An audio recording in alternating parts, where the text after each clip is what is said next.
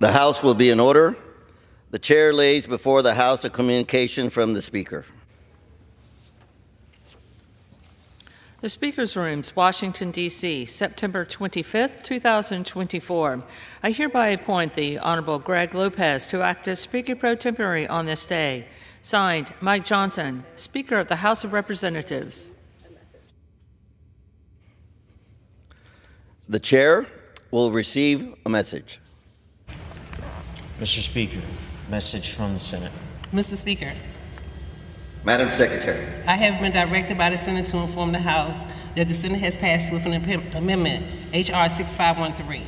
An act may be cited as the Help America Vote Act of 2002 to confirm the requirement that states allow access to designate congressional election observers to observe the election administration procedures in congressional elections in which concurrence of the House is requested. Pursuant to the order of the House of January 9th, 2024, the chair will now recognize members from lists submitted by the majority and minority leaders for morning hour debate. The chair will alternate recognition between the parties, the time equally allocated between the parties and each member other than the majority and minority leaders, and the minority whip limited to 5 minutes, but in no event shall debate continue beyond 11:50 a.m. The chair recognizes the gentlewoman from Iowa, Ms. Miller Meeks, for 5 minutes. Thank you, Mr. Speaker. One of the most joyous things we do in Congress is to speak about people in our district. So I rise today to celebrate a remarkable milestone for a fellow Iowan and a fellow veteran. Richard Keep Jr. is about to turn 100 years old on September 28th, 2024. Richard's life is a shining example of bravery and dedication. As a World War II Army veteran, he served in the 12th Armored Division and the 82nd Reconnaissance Squadron from 1943 to 1945 in Germany. His courage during a crucial time in our history is an inspiration to us all. Richard fought for the freedoms we enjoy today, demonstrating great strength and commitment to his fellow soldiers and our country. And he did this starting at age 19. But Richard's story doesn't end there. He met his wife, Carol, while they were students at Delta High School. They got married about 5 months before he was deployed to Germany. They graduated together in 1942, married in 1943 before deployment, and have now shared an incredible 81 years of marriage together. And they are about to celebrate their 100th birthday together, as well as their 81st anniversary. Their family includes 2 children, Kelly and Karen, 4 grandchildren,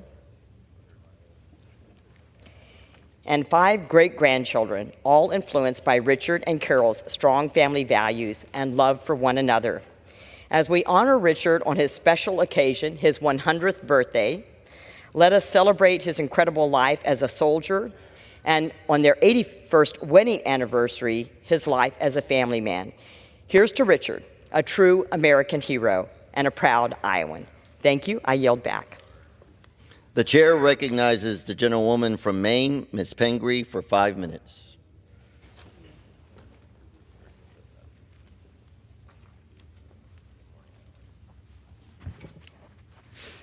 Thank you, Mr. Chair.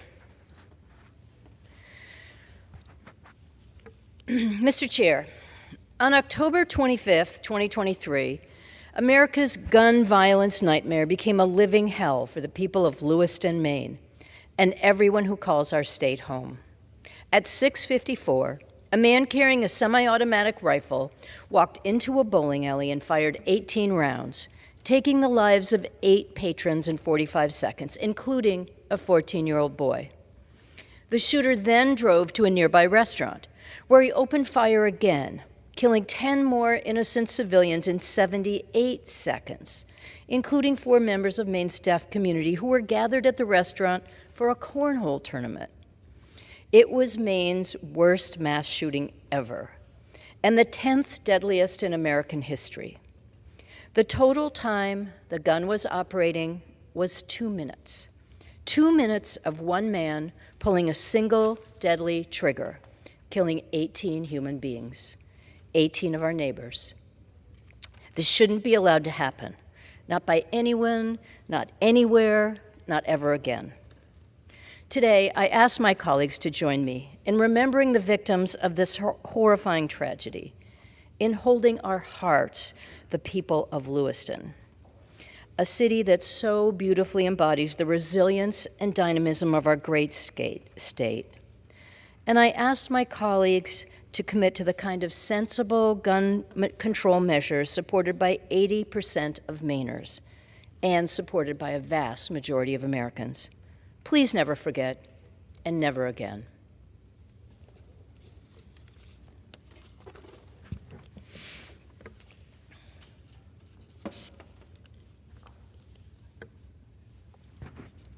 Mr. Speaker, maybe you've heard of New York Fashion Week, which was at the beginning of this month, but this week is New York Climate Week, giving us an opportunity to spur climate action. The fashion industry is a massive $2.5 trillion global industry and an economic driver with a presence in every state. But we cannot ignore the wide-ranging impacts of the fashion industry. Clothing production is surging, textile waste is rising, and workers' wages and conditions are worsening. Fashion, and particularly fast fashion, is a climate issue. The apparel industry is responsible for about 4% of the world's greenhouse gas emissions and 4% of the solid waste in the United States alone. In 2021, the World Economic Forum identified the fashion industry and its supply chain as the world's third largest polluter. In June, my colleagues and I took an important step by launching the first ever Congressional Slow Fashion Caucus. We're working to educate members and the public about the negative impacts of the fashion industry and to develop policies to support a more sustainable industry. There are important actions we can all take as individuals. We can buy less clothing. We can get more use out of our clothing by patching holes or buying secondhand. But there is a critical need for new policies to encourage brands to design better clothing and take responsibility for the end of life of their products. Other countries and states are already starting this work. We can not only make the planet healthier, but we can use these opportunities to create jobs and support communities and American businesses. The time for action is now. I invite my colleagues to join me in the Slow Fashion Caucus in raising awareness and making an impact for the future of our planet. Thank you, and I yield back. The chair recognizes the gentleman from Kentucky, Mr. Comer, for 5 minutes. Mr. Speaker, I rise today to recognize Sheriff Chris Squire of Franklin County for being named the Kentucky Sheriff Association Sheriff of the Year in recognition of his 25 years of dedicated service in law enforcement. Sheriff Squire has risen through the ranks from parking citation officer to captain before being elected sheriff in 2018. His time as sheriff has been defined by ensuring the safety of the people of Franklin County. Under his leadership, the Franklin County Sheriff's Office was able to fully staff each school in the county with a school resource officer. Sheriff Squire has earned the respect and support of Franklin County due to his ability to foster strong relationships and his commitment to the well-being of the community. Sheriff Squire's many years of service to Franklin County make him the perfect choice for Kentucky's Sheriff of the Year. I'm confident that Sheriff Squire will continue to serve as an exemplary role model for law enforcement officers all across the 1st Congressional District and the entire Commonwealth of Kentucky. Mr. Speaker, this is National Bourbon Heritage Month. Kentucky One is home to the world's finest bourbon industry, including such distilleries as Maker's Mark, Buffalo Trace, Jim Beam, Bullet, Jefferson's, Yellowstone, and many more of the world's finest bourbons. The Kentucky bourbon industry is a huge economic driver for my congressional district. In addition to hundreds of good-paying jobs and millions of dollars in revenue, tax revenue, it's a huge market for many of my farmers who grow corn and wheat. And the Kentucky Bourbon Trail is the state of Kentucky's single largest tourist destination. So let's all celebrate the Kentucky Bourbon Heritage Month and remember the huge economic impact it has, not just on Kentucky's 1st Congressional District, but on the whole Commonwealth of Kentucky. Mr. Speaker, I rise today to congratulate Debbie Lambert on being elected the first female Chief Justice of the Kentucky Supreme Court. She has served as a judge for 17 years, including 6 years on the Kentucky Supreme Court. I've had the privilege of getting to know Justice Lambert very well over the years. I've always admired her commitment to ensuring every person in Kentucky receives the impartial justice they deserve. During her time on Kentucky's Supreme Court, Justice Lambert has headed the Kentucky Judicial Commission on Mental Health, which works to address Kentuckians' mental health needs through improvements to the judicial system. Justice Lambert serves many counties in the 1st Congressional District, and they are served well due to her hard work and dedication on our state's highest court. Congratulations, Justice Lambert, on your election to this prestigious position. I'm confident Kentucky will continue to greatly benefit from your leadership. I yield back. The chair recognizes the gentlewoman from Alabama, Ms. Sewell, for 5 minutes.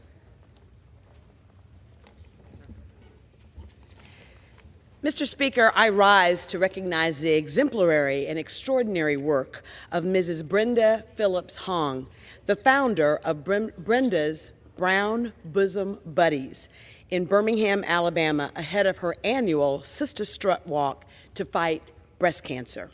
A survivor herself, Miss Brenda's organization is dedicated to supporting, educating, and advocating on behalf of breast cancer for minority, low-income, and underserved women and men.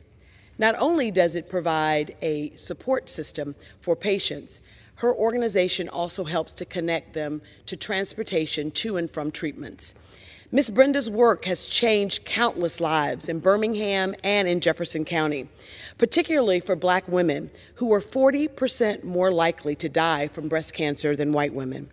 We are so grateful that she has decided to turn her pain into purpose and use her own story to make a difference in the lives of so many. As we prepare to observe Breast Cancer Awareness Month in October, let us remember that early detection is our best protection. I ask my colleagues to join me in recognizing the amazing work of breast cancer survivor and community leader, Ms. Brenda Phillips Hong. May this year's Sister Strut Walk be the best one ever. Thank you, and I yield back. The chair recognizes the gentleman from Pennsylvania, Mr. Thompson, for 5 minutes. Thank you, Mr. Speaker. Mr. Speaker, I rise to recognize National Hazing Prevention Week. For far too long, hazing has been a dangerous, unacceptable issue that has plagued college campuses nationwide. Hazing is often masked as a tradition or necessary step to joining many student organizations. But let me be clear, hazing isn't harmless fun or a rite of passage. It is a serious issue that puts the physical, emotional, and psychological well-being of students at risk. Hazing does not build genuine connections out of camaraderie or mutual respect. It creates a power dynamic based on fear. No student should ever be forced to endure demeaning or dangerous acts to feel accepted or to prove their loyalty to others.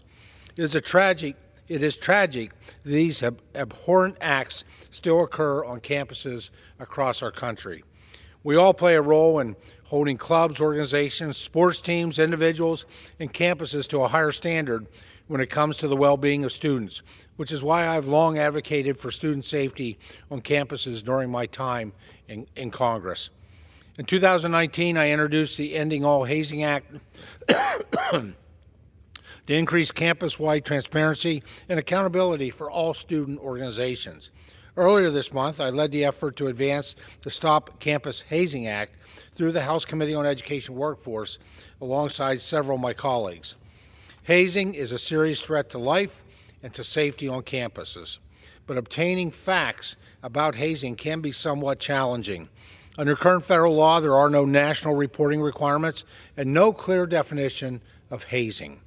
The Stop Campus Hazing Act, which includes provisions from my End All Hazing Act, would require institutions to report hazing incidents in their annual security report, also known as their Clery report, and enact a responsible definition of hazing that holds perpetrators accountable and protects students nationwide. This bill also streamlines reporting requirements by respecting state laws and includes several transparency measures to ensure students, parents, and the public can access information about hazing incidents within any student organization. The information of the Stop Campus Hazing Act would not have been possible without the long and tireless work of many advocates, including Evelyn and Jim Piazza. Evelyn and Jim are the parents of Tim Piazza, who tragically passed away in February 2017 at Penn State as a direct result of a hazing ritual at his fraternity. Today would have been Tim's 27th birthday. As a parent, I cannot imagine Evelyn and Jim's tremendous loss. In the face of this unspeakable tragedy, Evelyn and Jim have been at the forefront of efforts in Pennsylvania, here in Congress, and in other states around the country to speak about the dangers of hazing and enact change in Tim's honor. Their advocacy led to the establishment of the Timothy J. Piazza Center for Fraternity and Sorority Research and Reform at Penn State, whose research helped shape the Stop Campus Hazing Act and led to the enactment of some of the strongest anti-hazing laws anywhere in the country in Pennsylvania. Hazing is unacceptable behavior that can lead to great bodily harm and even death. These tragic actions leave families struggling with the loss of their loved one, changing the trajectory of their lives forever. Mr. Speaker, these are not isolated events. These are preventable tragedies. We must safeguard the dignity and safety of every student and ensure that our campuses foster an environment of learning and growth. And for these reasons, Mr. Speaker, I urge all Americans to recognize the significance of National Hazing Prevention Week and urge all my colleagues in this chamber to continue to support common sense reforms to protect each and every student nationwide. Thank you, Mr. Speaker, and I yield back the balance of my time. The chair recognizes the gentleman from California, Mr. Cardenas, for 5 minutes.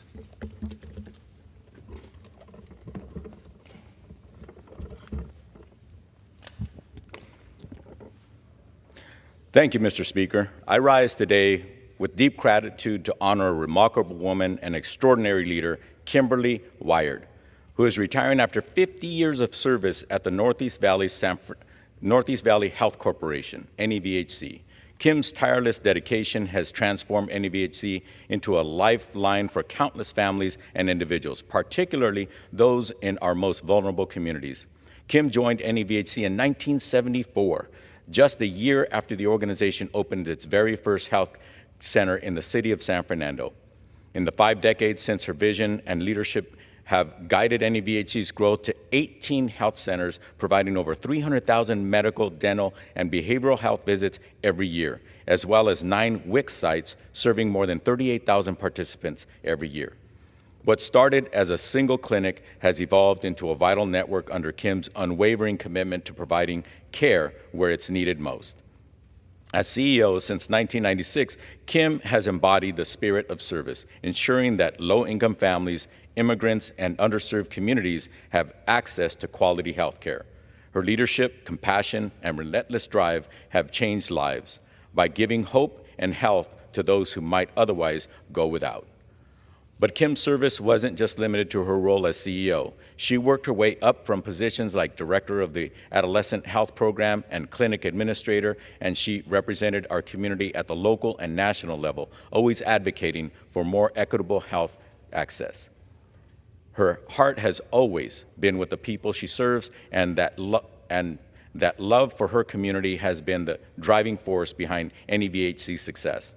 Today, as she steps into a well-earned retirement, I want to thank Kim Wired on behalf of so many of us. For her lifetime of service, she has built a legacy that will continue to enrich the lives of people in our community long after her work is done. Thank you, Kim, for everything you've done for the Northeast Health Corporation and for the thousands of families whose lives you have touched. Your dedication, compassion, and leadership will forever be remembered, even by my family. With 11 children, my parents used to go to Northeast Valley Health Corporation as well, way back about 50 years ago.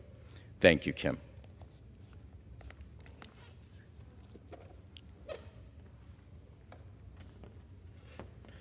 Mr. Speaker, I rise today to honor Graciela Casillas, the goddess, a Hall of Fame fighter from Oxnard, California.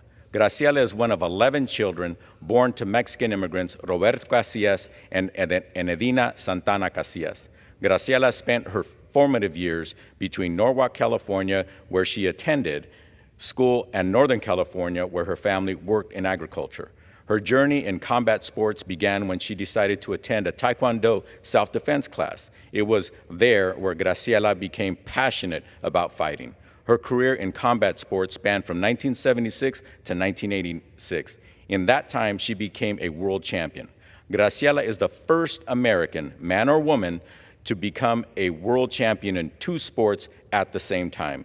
She accomplished the feat when she won the World Women's Boxing Association and the World Kickboxing Association's Bantamweight Championships. Graciela retired undefeated in 1986. In 2023, Graciela was inducted into the National Boxing Hall of Fame. Graciela's parents instilled in their children the pursuit of higher education. Graciela was able to honor her parents by attaining her bachelor's and master's degree. Today, after serving as the department chair of counseling at Oxnard College, she now balances her time between teaching as an adjunct and her martial arts pursuits like Filipino stick fighting. Graciela is a true warrior. Her fight today extends beyond the ring as she continues to fight on behalf of her community, and Graciela was subjected to a double standard between men and women athletes. Graciela has always been a strong voice, speaking the truth not only for women, for everyone. Graciela teaches self-defense classes to try to bring the lioness within out into women who would love to have more self-confidence and to be able to defend themselves in any situation. The lioness within is Graciela's mantra, and that is how Graciela has always carried herself, not only as a champion in the ring, but a champion for her community and for women, and she continues to do many, many things for her community in the many years to come. We wish her well in her continued fight to make sure that women and equality exist everywhere. Mr. Speaker, I yield back. The chair recognizes the gentlewoman from Texas, Ms. Van Dyne, for 5 minutes. Mr. Speaker, I rise in strong support of the Stop Campus Hazing Act. I rise on behalf of those who cannot, including Dalton Diebrich, an Irving native who tragically lost his life at the young age of 18. Dalton loved life and lit up a room with his smile. He grew up participating in sports, including baseball and other activities at the Irving YMCA. These experiences led Dalton to work with children, and after originally declaring an engineering major, inspired him to switch paths to pursue a career in coaching and teaching. A kind-hearted, bright young man, Dalton played baseball and made an impact in our North Texas community through his team sports and involvement in church programs. After 13 years of hard work, Dalton graduated from Nimitz High School and was excited to attend Texas Tech University in Lubbock. Like many of us, Dalton's parents, who are with us in the gallery today, were filled with mixed emotions when they dropped off their eldest child. Proud of their son for pursuing his lifetime dream of attending Tech, but nervous for his new chapter. On August 18th, 2014, Dalton turned 18. Days later, his loving family moved him into his freshman dorm. And by August 24th, 2014, Dalton went home to be with his Lord. He never got to experience his first day of college, nor the joy of graduating and beginning his adult career. The night before he was set to begin his freshman year, Dalton was killed in an alcohol-fused hazing incident. After being forced to drink a keg of beer in less than 30 minutes and a half-handle of whiskey, Dalton was left in a room unconscious and covered in vomit, guarded by a fraternity member so he wouldn't be seen, so he couldn't be helped. 911 wouldn't be called until 3 hours after he was found dead with a blood alcohol content 4 times the legal limit. Dalton's death was preventable. Since Dalton's death, his mom, Debbie, has spoken out and used her platform to urge students to look after each other and to be someone her son didn't have. In her discussions with colleges and universities, Debbie has been an incredible advocate working to fulfill Dalton's dream of educating children. And in doing so, Debbie and Dalton are saving lives. Debbie has worked with the Anti-Hazing Coalition to warn families about the dangers of hazing and to pass legislation that will help prevent other parents from experiencing this immeasurable loss.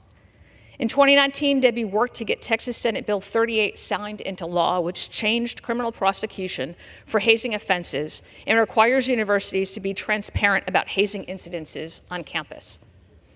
In the more than 10 years since Dalton was tragically taken from us, Debbie has saved countless students and families from suffering the same fate. Between 1959 and 2021, at least one hazing death occurred per year on a U.S. college campus. Currently, campus safety laws do not require colleges to report data about hazing, and state-level hazing definitions and penalties are inconsistent. The Stop Campus Hazing Act provides uniform anti-hazing guidance, mandating that institutions include hazing incidents in their annual reports, requiring them to implement hazing prevention programs and publish their hazing policies online, along with information about which student organizations have a history of hazing incidents.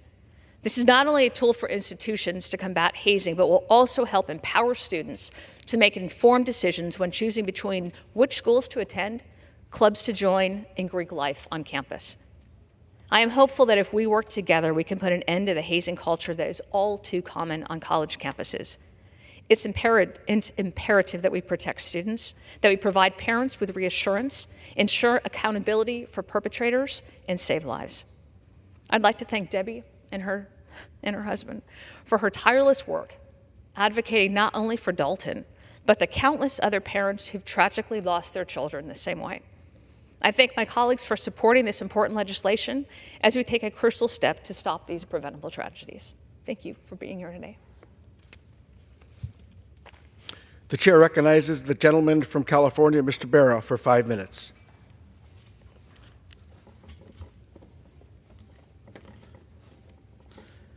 Mr. Speaker, I rise today to honor Dr. Susan Heredia for her service to the Natomas Unified School District and the greater Sacramento community. For nearly a quarter century, Dr. Heredia has worked tirelessly to ensure every Natomas student has access to the opportunities they deserve.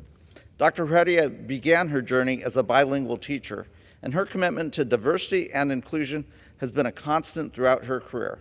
As a member of the Natomas School Board since 2000 and in her roles at UC Davis and Sac State, she has helped shape the education of thousands of students. Her leadership in bilingual and multicultural education has left a lasting impact on our community. Beyond Natomas, Dr. Heredia has played a critical role on the California Commission on Teacher Credentialing and as a leader with the California Schools Board Association, where she's been a strong advocate for improving educational access, opportunities, and outcomes for all students. As Dr. Heredia steps into a well-deserved retirement, we celebrate not just her decades of service, but the countless lives she's touched along the way. Dr. Heredia, thank you for your tireless work and unwavering commitment to the students and families of Natomas and our great state. I wish you all the best in your retirement and know your impact will be felt in our community for years to come.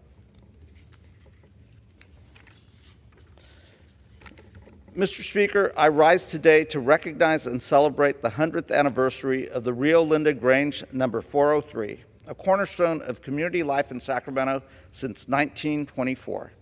For a century, the Rio Linda Grange has been a beacon of civic engagement and community spirit, embodying the Grange's tradition of being unspotted from the world while making significant contributions to the well-being of Rio Linda and Alberta. From the early days of installing the iconic Rio Linda arches to their ongoing efforts in education, infrastructure, and community support, the Grange has tirelessly worked to improve the lives of local residents. They have championed causes that led to the establishment of critical infrastructure, such as supporting the formation of reliable utility services, advocating for safer rail crossings, and petitioning for better street lighting. The Grange's influence is deeply woven into the fabric of the community, from offering practical workshops on homesteading and food preservation to serving as a gathering place for shared learning and support. As we celebrate this remarkable milestone, I am proud to honor the Rio Linda Grange for its enduring commitment to the community and its significant contributions to the social and civic fabric of Sacramento County. Their legacy of service continues to inspire and uplift all who have been touched by their work. Mr. Speaker, I rise today to honor the life of one of my good friends, Mr. Bill Camp. He passed this week, and it's with heavy hearts that those of us in Sacramento who got to work with Bill, celebrate and remember his extraordinary life. I first met Bill about 20 years ago through the American Leadership Forum and got to know Bill's life of service. He was an unsung hero. This was a gentleman who rose up in the civil rights movement in Mississippi and worked tirelessly to give voice to those that had no voice. In the words of our former colleague, John Lewis, Bill embodied that spirit of showing up, of standing up, and of speaking up. He came to Sacramento in the early 60s and became one of our labor leaders. In that, he really did fight tirelessly. We weren't always on the same side of each issue. We had our disagreements, but Bill showed up and stood up for those that didn't have any voice. Thank you, Bill, for a lifetime of service. Rest in power, Brother Bill. Your fight lives on in all of us. Thank you. Mr. Speaker, I yield back. The chair now recognizes the gentleman from Minnesota, Mr. Stauber, for 5 minutes. Mr. Speaker, I rise today to honor the life of Joe Quantrone, a legend on Capitol Hill who recently passed away at the age of 90. Joe was the barber in the Rayburn Barber Shop. He served for 52 years, and during the course of his service, he cut the hair of multiple presidents, including George H.W. Bush, Jimmy Carter, and the late Gerald Ford. Joe was known for his outrageous stories, wonderful sense of humor, and love for life. I first met him in 2019 when I got my start right here in Congress, and I was lucky enough to sit in his chair once a month, every month until he retired. I could always count on his positive attitude and his steady hands. Joe immigrated to the United States from Italy when he was 18 years old. He served in the Air Force and was married to the love of his life, Rita, for 65 years until she passed away. He is survived by his 2 grandchildren, his daughter-in-law and his son, Frank, who described his father as one-of-a-kind guy. To know Joe was to love him. He was kind, open-hearted, and possessed a unique ability to brighten anyone's day. We will miss the man who loved his family, worked hard, gave great haircuts, and made everyone laugh. Joe, may you rest in peace. Mr. Chair, I yield back. The chair recognizes the gentleman from Connecticut, Mr. Courtney, for 5 minutes. Thank you, Mr. Speaker. Mr. Speaker, one of the most ridiculous and really almost offensive narratives that's out there is that America is a nation in decline. You see it on social media, you see it at rallies that are being held all across the country. And I would suggest to all of my colleagues, if you really want to see the ultimate rebuttal of that argument, then you should go visit a facility like Naval Station Great Lakes, which is in North Chicago, and is the largest training facility for recruits going into the Navy since 1911. When I was at the National Convention back in August, I had a chance to stop by and visit Great Lakes Naval Station. I spoke at a graduation ceremony for 946 enlistees. It was just a magnificent sight. It was the melting pot of America.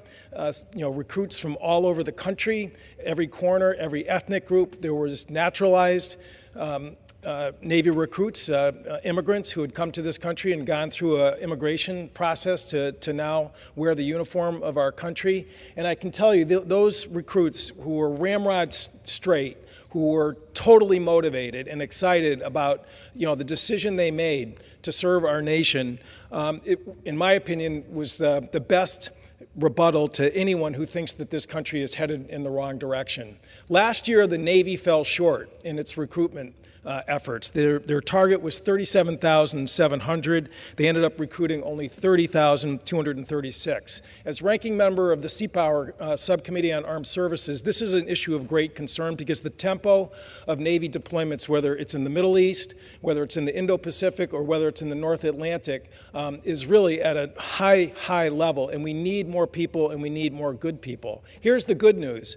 In 2024, the Navy is exceeding its recruiting targets. What we saw at Great Lakes in Chicago was that, in fact, this year they are having to defer some of the recruits that have signed up coming out of high school this year, and they had to find more beds to accommodate, again, the recruits that are coming into the service. So the young people of this country, in my opinion, that is the most powerful statement about the fact that they are willing to put their time and their lives into the decision to serve our nation. Another indicator, Mr. Speaker, is how do our allies regard us? Here's a picture from the Groton submarine base in southeastern Connecticut, which I have the honor to serve. Last year, we passed a measure to establish the Australia-UK-US Security Agreement, AUKUS, which provides for those three countries to unite in terms of pushing back and rebalancing the security environment in the Indo-Pacific. Crucial to that is joint training of Australian naval officers and enlisted persons who, again, are going to be undertaking nuclear-powered submarines in the early 2030s, built here in the U.S. This is a graduating class of Aussies in Groton, Connecticut, the first enlisted group. They were tops in the class. They actually ranked higher than our Native Americans who were part of the class that was there.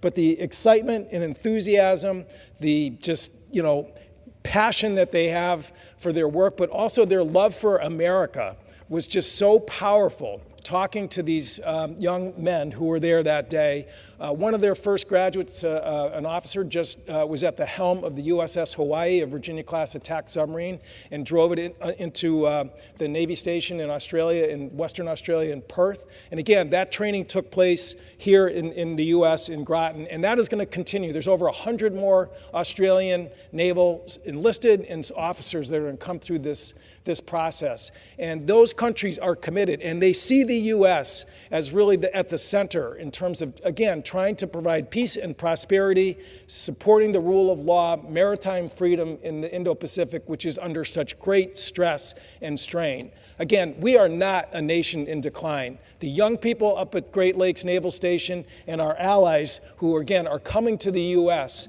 to, again, skill up and uplift in terms of making sure that the mission and the values and interests of democracies in this country are going to survive and prosper well into the 21st century. And again, I want to congratulate those sailors, and I want to congratulate particularly those enlisted young 17 and 18-year-olds who are out in Chicago who are going to do great things for our nation. I yield back the balance of my time. The chair recognizes the gentleman from North Carolina, Mr. Edwards, for 5 minutes.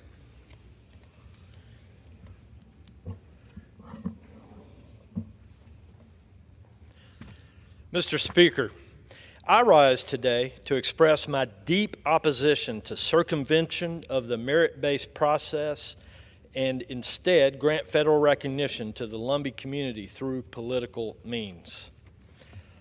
Mr. Speaker, I'm proud to have the representatives of the Eastern Band with us in the gallery today. The Eastern Band Cherokees are the descendants of those that fought to stay in their traditional homelands in the face of forcible federal removal efforts. Some Cherokee, including a man named Junaluska, made the forced journey and then walked back to the mountains of western North Carolina to return home. It must be noted that the Lumbee community has no standing treaties with the federal government, no reservation land, and no common language. As members of Congress, one of our most sacred duties is making sure that laws are drafted and implemented in an objective and an equal manner. For over 40 years, the Department of the Interior has carried out a merit-based process as set out by Congress and administered by the Office of Federal Acknowledgement, the OFA, to make determinations on federal recognition of tribes. If the administration or Congress allows the Lumbee to bypass the OFA, it sends a clear message that other groups with dubious claims for tribal recognition can also avoid the deliberation and scrutiny that the OFA petition process is designed to provide. We need the OFA process to protect Indian country and the public. The process requires verification that the persons who claim to be tribal members actually have a Native American descent. And believe it or not, the OFA has determined that some petitioning groups are comprised entirely of people that can't demonstrate Native American ancestry. Not a single person. Regarding the Lumbee, in one fell swoop, the federal government would recognize a tribe that would then soon be the largest in the country, and all enrolled members would likely gain full access to all federal benefits, which will further strain the Bureau of Indian Affairs and Indian Health Services' already stressed budgets. As a member of the Interior and Environment Subcommittee on House Appropriations, I'm proud that we funded the needs of the Indian Health Service and other critical priorities for our nation's tribes in fiscal year 2025, the bill that was recently approved in the House. That said, if the overall tribal population covered by those services is allowed to swell by tens of thousands of people, many of whom have no Native ancestry, I fear that necessary appropriations cannot feasibly keep pace. That's the crux of the issue. If there was an actual merit-based system behind the Lumbee case for federal recognition, they'd go through the OFA process as set out in the current law. But as they know, it won't hold up under a deliberative process. They've instead sought to seek special treatment through other avenues, all in the face of credible opposition by multiple federally recognized tribes. More than 140 established tribes from across the country have said that the Lumbee and other groups should go through the federal recognition process at the Department of Interior to demonstrate the merits of their claim to be a tribe. I agree. I urge all my colleagues to take these concerns into account, and I hope that the merit-based process put in place by Congress decades ago on federal tribal recognition will be adhered to. And Mr. Speaker, while I have the floor, I'd also like to urge you and my colleagues to move H.R. 7227, the Truth and Healing Commission on Indian Boarding School Policies Act, to create a commission to get a better understanding of the grievous wrongs done to Native American children in federally run school boards. Our tribal nations deserve the dignity to understand what happened to their family members at these schools. It's the very least this country can do. Mr. Speaker, I yield back. The chair would remind members that the rules do not allow references to persons in the gallery. The chair now recognizes the chair recognizes the gentlewoman from California, Ms. Kamala Dove, for 5 minutes. Thank you, Mr. Speaker. I rise today to honor the lives of Frankie Beverly, James Earl Jones, and Tito Jackson, 3 remarkable individuals who have left an undeniable mark on the arts and Black community. Frankie Beverly, the smooth-voiced gospel choir boy turned Maze frontman, was a cornerstone of R&B and soul music for over 5 decades. Timeless hits like Before I Let Go have become anthems in the Black community, serving as a soundtrack to countless celebrations, romances, and moments of reflection. Beverly's music, characterized by its blend of funk, soul, and gospel influences, speaks to the heart of the Black experience. His unwavering commitment to his craft and his refusal to compromise his artistic vision have earned him the respect of peers and fans alike, paving the way for Black artists to thrive after him. His impact extends beyond music. He's been a voice for unity and pride within the Black community, using his platform to promote positivity. I was honored to honor him when he performed in Los Angeles on his farewell tour just a few months ago. Frankie Beverly was a musical storyteller, poet, and icon. I am grateful he lived authentically and encourage us to do the same. James Earl Jones, a titan of stage and screen, captivated audiences worldwide for decades with his commanding presence and iconic voice.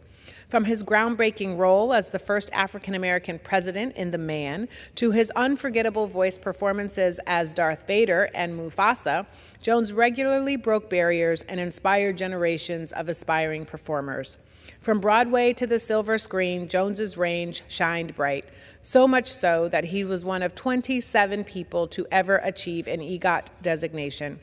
Beyond his artistic achievements, Jones was a vocal advocate for civil rights and a role model for aspiring Black actors. He proved that with talent and perseverance, you can reach the pinnacle of success in the entertainment industry. James Earl Jones will forever be remembered for his powerful, majestic voice that carries nostalgia across generational barriers.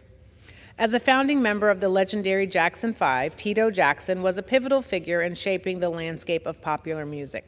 Alongside his brothers, Tito helped break down racial barriers in the entertainment industry during the 1970s. His distinctive guitar playing contributed to the group's unique sound, influencing countless musicians across genres.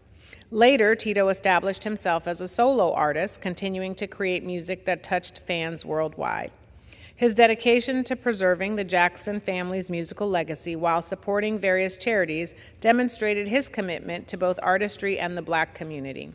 We shall honor his legacy by continuing to support Black artistry and encouraging youth in Black communities to pursue their musical dreams.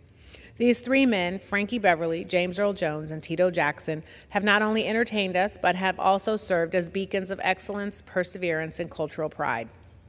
Their contributions to the Black community and to the arts are immeasurable, and their legacies will continue to inspire future generations. Please join me in honoring them today for their talent, dedication, and enduring impact on American culture. Thank you. Mr. Speaker, I rise today to honor the life of Sika Dwimfo, a prolific artist, jeweler, and business owner who was an integral part of fabric of our Los Angeles community. He was widely known as Sika and also the godfather of Leimert Park.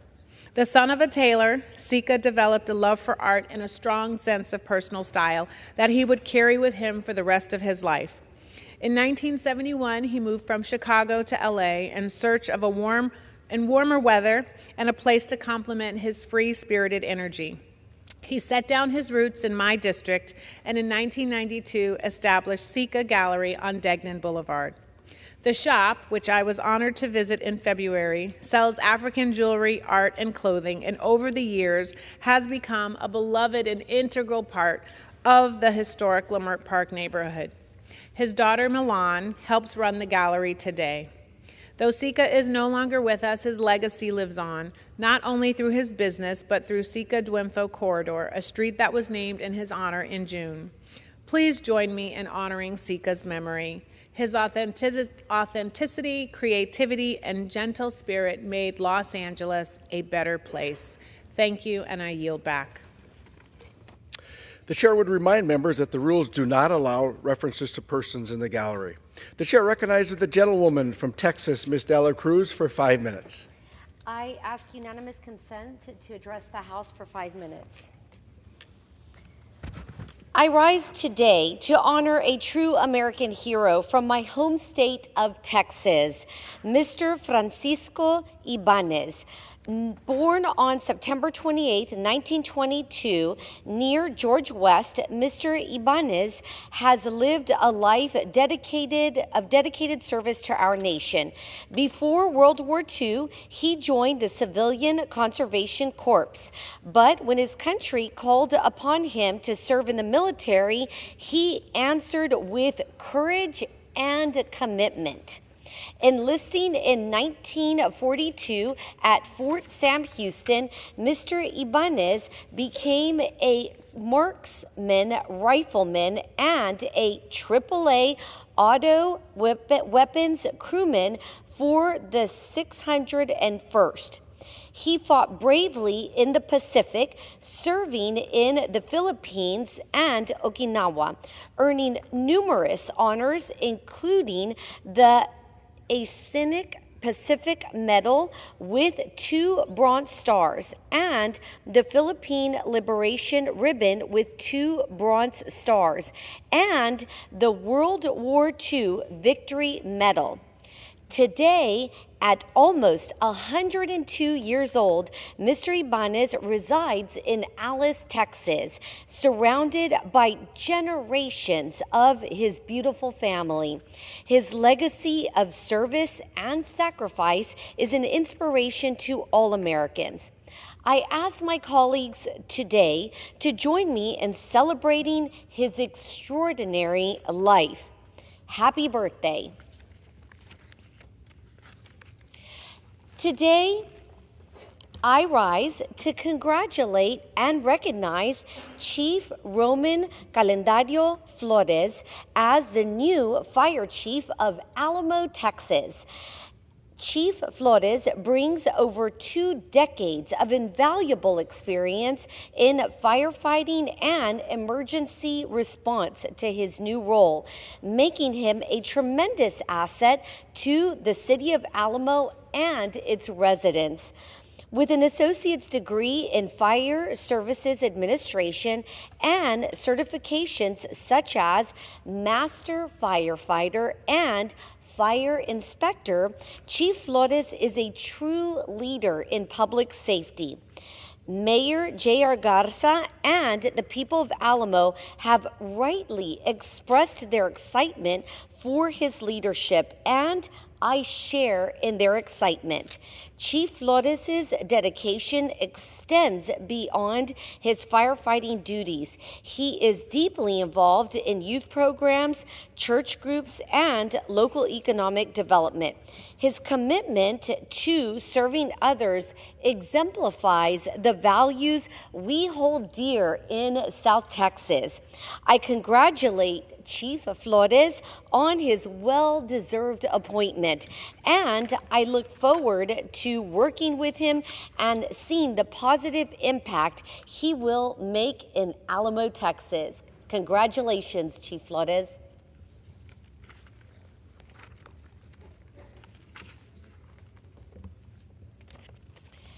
Mr. Speaker, today I rise in celebration of Hispanic Heritage Month, a time to honor the profound contributions of Hispanic Americans to the fabric of our nation.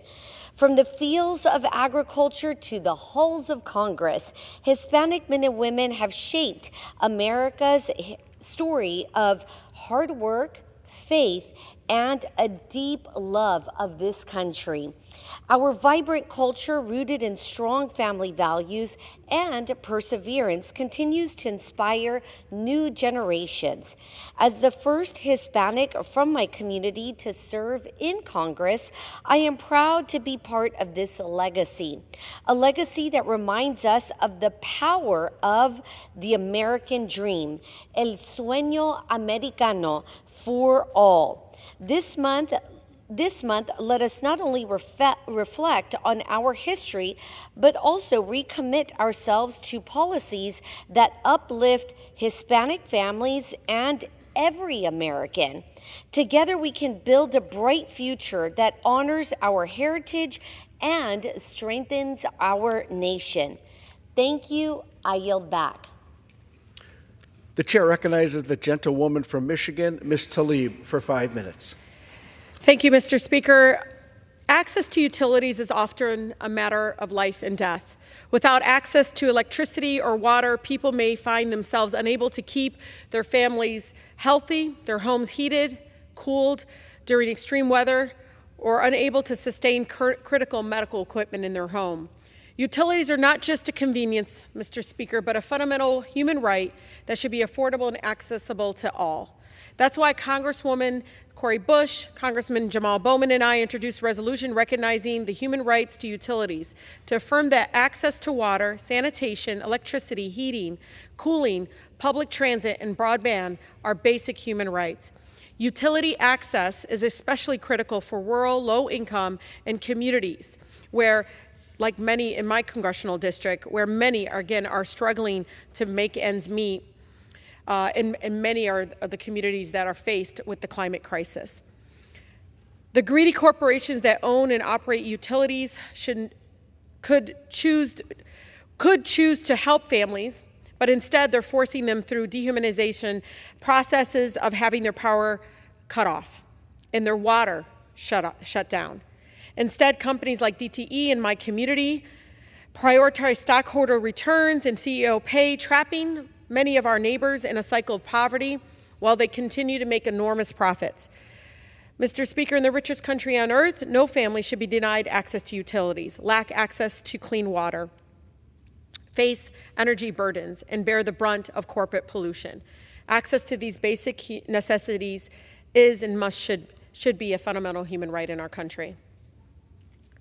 Mr. Speaker, our Haitian neighbors from Detroit to Springfield, Ohio are being targeted with hate, threatened with violence, and smeared with dehumanizing lies. Mega extremists, including the twice-impeached former president, are spreading disgusting lies about our Haitian neighbors.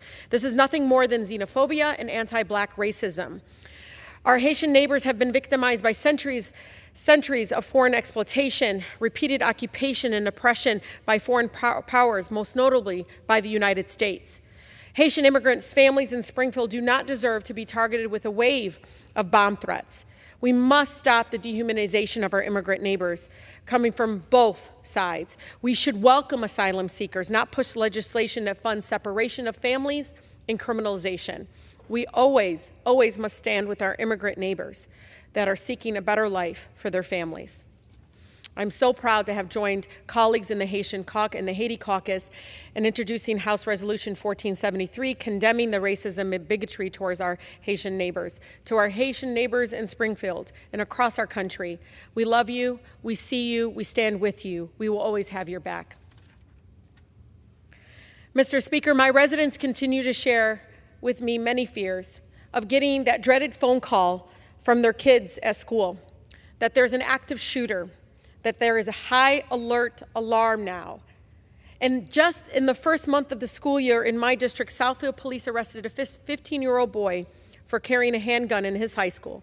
We are grateful for Michigan's OK to Say program that gave that student the ability to share that vital information that saved lives. But gun violence is everywhere, Mr. Speaker. It's not just in our schools. After a Lions game last week, gun violence took 2 innocent lives in the Eastern Market. We saw it at literally at a children's splash pad in Michigan. We also saw it at even a block club, many neighbors in the community celebrating. We must never get numb to the gun violence impacting our families, Mr. Speaker. The majority of our communities want more action on gun violence. That's why I'm really proud to have worked with so many folks to introduce the Safe Storage, Save Lives Act, which would require firearm sellers to provide each buyer with a secure gun storage and safety device and a gun lock for every gun they buy. Even in Michigan, Mr. Speaker, the Children's Hospital of Michigan is now passing out gun boxes, like literally storages for guns, because they know this is now the leading cause of death for our children. Of course, we have so much more work to do here in this Congress. It pains me that we continue to have inaction after continued over and over in high-profile shooting. Again, it cannot become the norm. We must work together. Congress cannot ignore survivors' families forever. With that, I yield. The gentlewoman yields back. The chair recognizes the gentlewoman from South Carolina, Ms. Mace, for 5 minutes. Thank you, Mr. Speaker. I rise today to let the Charleston County Sanctuary Sheriff in South Carolina know that she can run, but she cannot hide. In recent weeks, I've had sources and a whistleblower come forward about the damaging policies of Charleston County's Sanctuary Sheriff, letting off illegal aliens, criminal illegal aliens, onto the streets of Charleston County, South Carolina. She can say that the Charleston County Jail doesn't reside in my district, but when she lets out an illegal alien who's committing crimes against residents of South Carolina, she doesn't get that excuse. She can blame the release of illegal aliens on her department policies all she wants. But what she will not tell you is that she literally drafted and signed off on her own department policies for which she's blaming the reason why she's allowed over 50 criminal illegal aliens out onto the street of South Carolina. She can call me a liar all she wants, but anyone who knows me knows that in Congress or in an oversight committee hearing or any hearing, quite frankly, I bring the receipts, including a receipt from ICE showing she has let off over 50 criminal illegal aliens out onto the street of South Carolina. Most recently, as August 23rd, when she allowed a criminal illegal alien who is an alleged pedophile who tried to solicit a minor back out onto the streets. And she blamed that release because she said her department policy is that a judge has to keep him detained. Well, by the way, Sanctuary Sheriff Kristen Graziano, it's your own policies that you wrote and you signed your name to that you're blaming it on. And so when we're up here in Congress, I demand truth, I demand honesty, and I demand integrity. So too do the residents of South Carolina. They deserve to be put first. They deserve to be safe in their homes, safe on the streets, and safe in their communities. And until that changes, Charleston County Sanctuary Sheriff Kristen Graziano is to blame for what is happening in South Carolina today in her own county. Mr. Speaker, I also want to share that if you go out onto Sanctuary Sheriff Kristen Graziano's Twitter feed, you'll see in her header, she's proudly standing with border czar Kamala Harris. The Biden-Harris administration has allowed our borders wide open for the last 4 years, allowing over 10 million illegals to come into our country illegally. Every town has become a border town. Every county has become a border county. Every state has become a border state. And not on my watch at all, not one more day. ICE even responded to Charleston County's Sanctuary Sheriff Kristen Graziano yesterday and commented on how problematic her policies are, freely releasing criminal illegal aliens out onto the streets of South Carolina. I won't put up with her lies, and in fact, this morning at 10 a.m. she had a press conference for the local press. She spoke for barely 1 minute and refused to take any questions from any member of the press. That is cowardly, that is shameful, and that is disgusting. She doesn't deserve the privilege of serving as sheriff of Charleston County. Her policies are damaging to our residents, and I will not allow one more day of this behavior on my watch. Mr. Speaker, I rise today to praise my hometown of Goose Creek, South Carolina, who came together to celebrate the grand opening of the Joseph Danning Amphitheater. Named after former South Carolina House Rep Joseph Danning, who worked hard to secure the funding for this nearly $4 million project, this amphitheater can accommodate around 800 people, plenty of room for families and friends all at once. I feel truly blessed to represent a district so dedicated to our community, and I certainly enjoyed working with former State House Rep Joe Danning when we served in the state legislature together. So we appreciate all of his work and the town of Goose Creek's work to provide this amphitheater for residents of the Low Country. Thank you, and I yield back. The gentlewoman yields back. The chair recognizes the gentleman from New York, Mr. Kennedy, for 5 minutes. Mr. Speaker, I rise today to celebrate the 125th anniversary of the Polish Cadets of Buffalo, New York, an organization dedicated to honoring and preserving Polish heritage and providing a welcoming community for intercultural peace and unity. Founded in 1899, the Cadets emphasized athletics and physical and military training. Booming in popularity leading up to the First World War, the group, led by Anthony Schreiber, censor of the Polish National Alliance, laid the cornerstone for their clubhouse in September of 1913. A fixture of the Black Rock neighborhood in Buffalo, the community center would host speakers, hold celebrations, and organize fundraisers for Polish relief when the conflict started. When the war came, 18 members left to fight in Europe. All returned home. By the end of World War II, the Polish Cadets had over 1,200 members and formed their own credit union. During the post-war era, the Cadets opened their membership to individuals of non-Polish descent, fostering greater inclusivity. Today, the Polish Cadets preserve their traditions and create new ones. It maintains the Polish Library and Harmony Polish Folk Ensemble and hosts Dingus Day and Oktoberfest. For 125 years, the focus of the Polish Cadets has been to provide a welcoming space for coexistence, harmony, and community betterment. I offer my congratulations and gratitude to the Polish Cadets on the significant milestone of preserving the Polish heritage for future generations and honoring those who began this important Buffalo institution.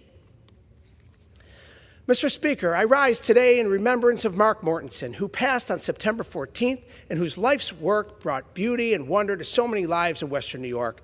After taking on his most recent role as president and CEO of the Buffalo and Erie County Botanical Gardens in 2022, Mark was ready to take on a multi-million-dollar expansion to fulfill its mission of delivering wow, wonder, and welcome to our region. In pursuit of doing so, he created an environment where people of all backgrounds felt a sense of welcoming and belonging.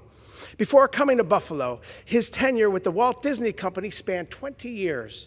But it was in Buffalo, his home since 2006, where Mark and his family put down roots. Throughout his career, his warmth, focus, and sense of humor cultivated partnerships and support for our cultural institutions, including as the CEO of the Richardson Center Corporation, the heart of Buffalo's cultural corridor, executive director of the Lipsey Architecture Center in Buffalo, and as president and CEO of the Buffalo Museum of Science and Tift Nature Preserve. His loving family is in our prayers, including his husband, Kurt Moranto, and children, Nicholas, Kiera, Mikey, Elliot, and Emily, and the late Clayton. He will be missed. May my friend, Mark Mortensen, rest in peace. Mr. Speaker, I rise today to condemn Trump's Project 2025. The American people need to know what's in this extreme MAGA Republican agenda and what it's all about. It would reject the power of the people. Trump's Project 2025 weaponizes the DOJ and the FBI, imposes loyalty tests to purge our civil service, and undermines congressional oversight. It would take away our rights and freedoms. Trump's Project 2025 goes after free speech, a woman's right to choose, LGBTQ protections, and the progress we've made towards racial equity. It would hurt middle-class families. Trump's Project 2025 raises taxes on working people, increases the cost of prescription drugs, stabilities, and jeopardizes Social Security and Medicare that our seniors rely on. It would be an un-American attack on each of us. Trump's Project 2025 erodes consumer protections, damages our election integrity, and harms our world standing. This is a blueprint to deny the rights and privileges of many in the pursuit of total power of a few.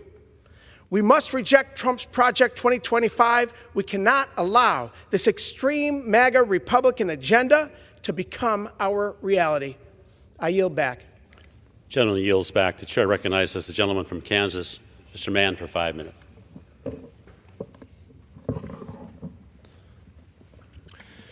Mr. Speaker, I rise to acknowledge this will be the very last time I speak in this chamber before the next presidential election. In the coming weeks, the American people will head to the polls and we'll have a choice before us. We can choose 4 more years of Vice President Harris' chaos and madness, or we can choose 4 years of law and order and American strength. When I came to Congress almost 4 years ago, America was strong. Our streets were safe and our border was more secure than at any time in recent history. Prior to the pandemic, the U.S. had one of the strongest economies we've had in the past 20 years. Even in the face of adversity, President Trump led the federal government in empowering America's small businesses and families. Just a few years before, House Republicans passed the Tax Cut and Jobs Act that put more money in the pockets of American families, put more food on their tables, and better positioned them to care for each other. 4 years ago, America's strength was well understood on the world stage. The Trump administration spearheaded the historic Abraham Accords, and the U.S. was tough on adversaries like Communist China, Iran, and their terrorist proxies. We saw an era of historic trade deals with the passage of USMCA, President Trump's trade deal with Japan, and his administration's work to hold China accountable for the deals it agreed to. It truly was an era of American greatness. Unfortunately, much of that greatness has been undermined. I once looked at the nation and felt optimistic about the future that awaited my children. I felt that when it was time for them to spread their wings and build their own lives, they'd inherit a country that gave them the opportunity to pursue their American dreams.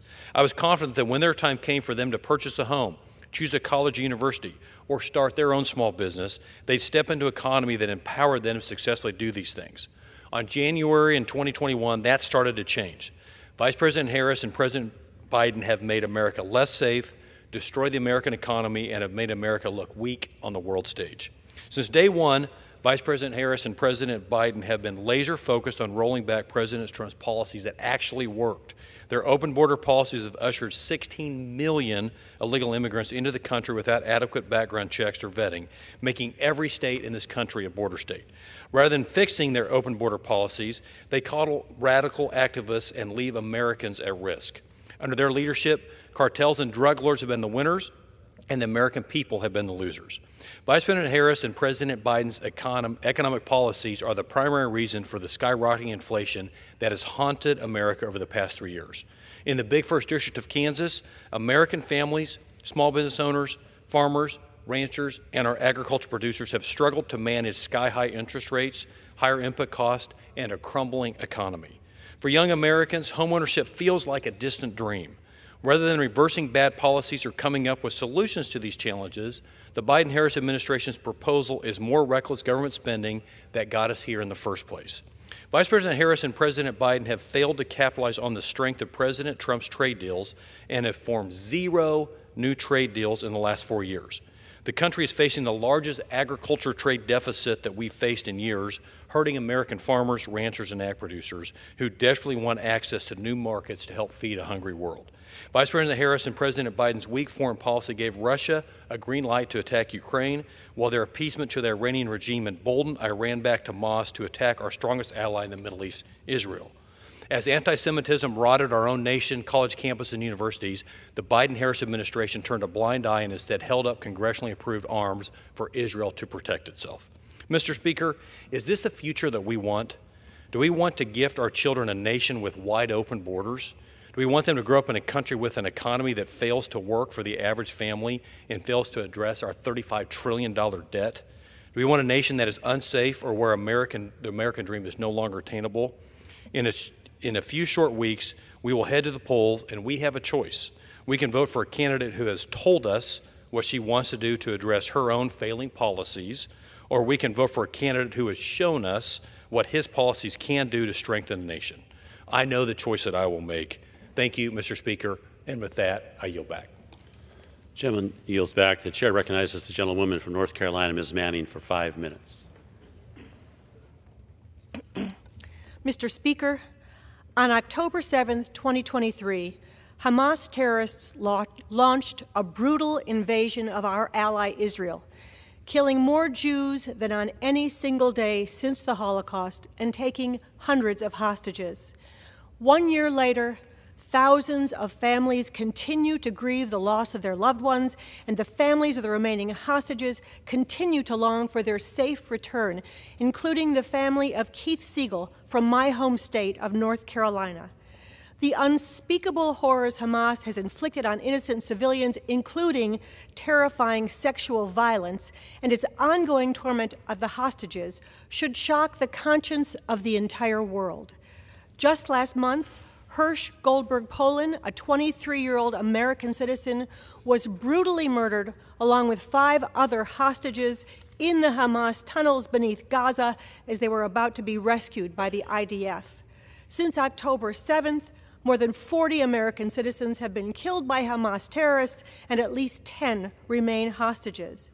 As we mark the anniversary of Hamas's devastating attack, I'm grateful to President Biden and Vice President Harris for their unwavering commitment to securing the return of all hostages, and for their clear recognition that the onus is on Hamas to accept a proposed deal.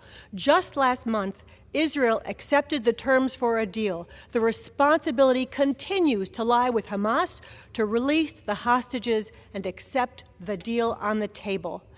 The release of the hostages and the surrender of the terrorist group Hamas is absolutely necessary to allow the international community to assist with the reconstruction of Gaza and bring about a stable government that is willing to live in peace with Israel.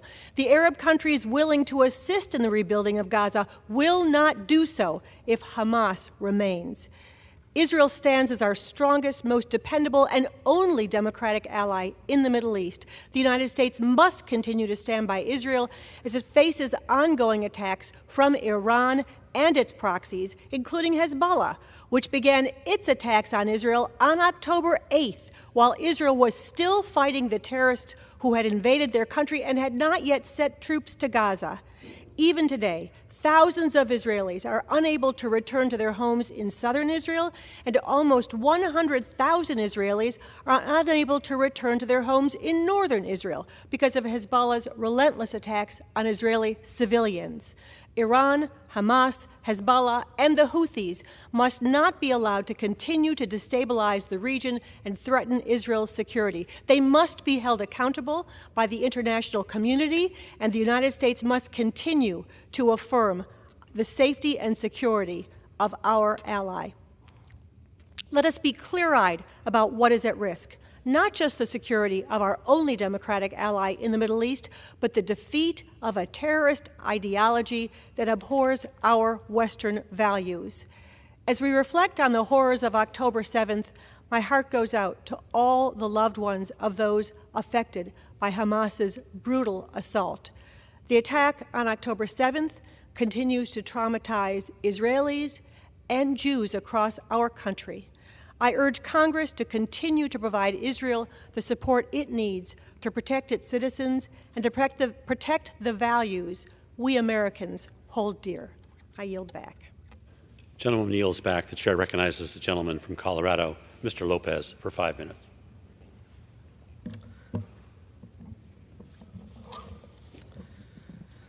I rise today in recognition of Hispanic Heritage Month to commemorate a people, my ethnicity, who are crucial to the prosperity of this nation.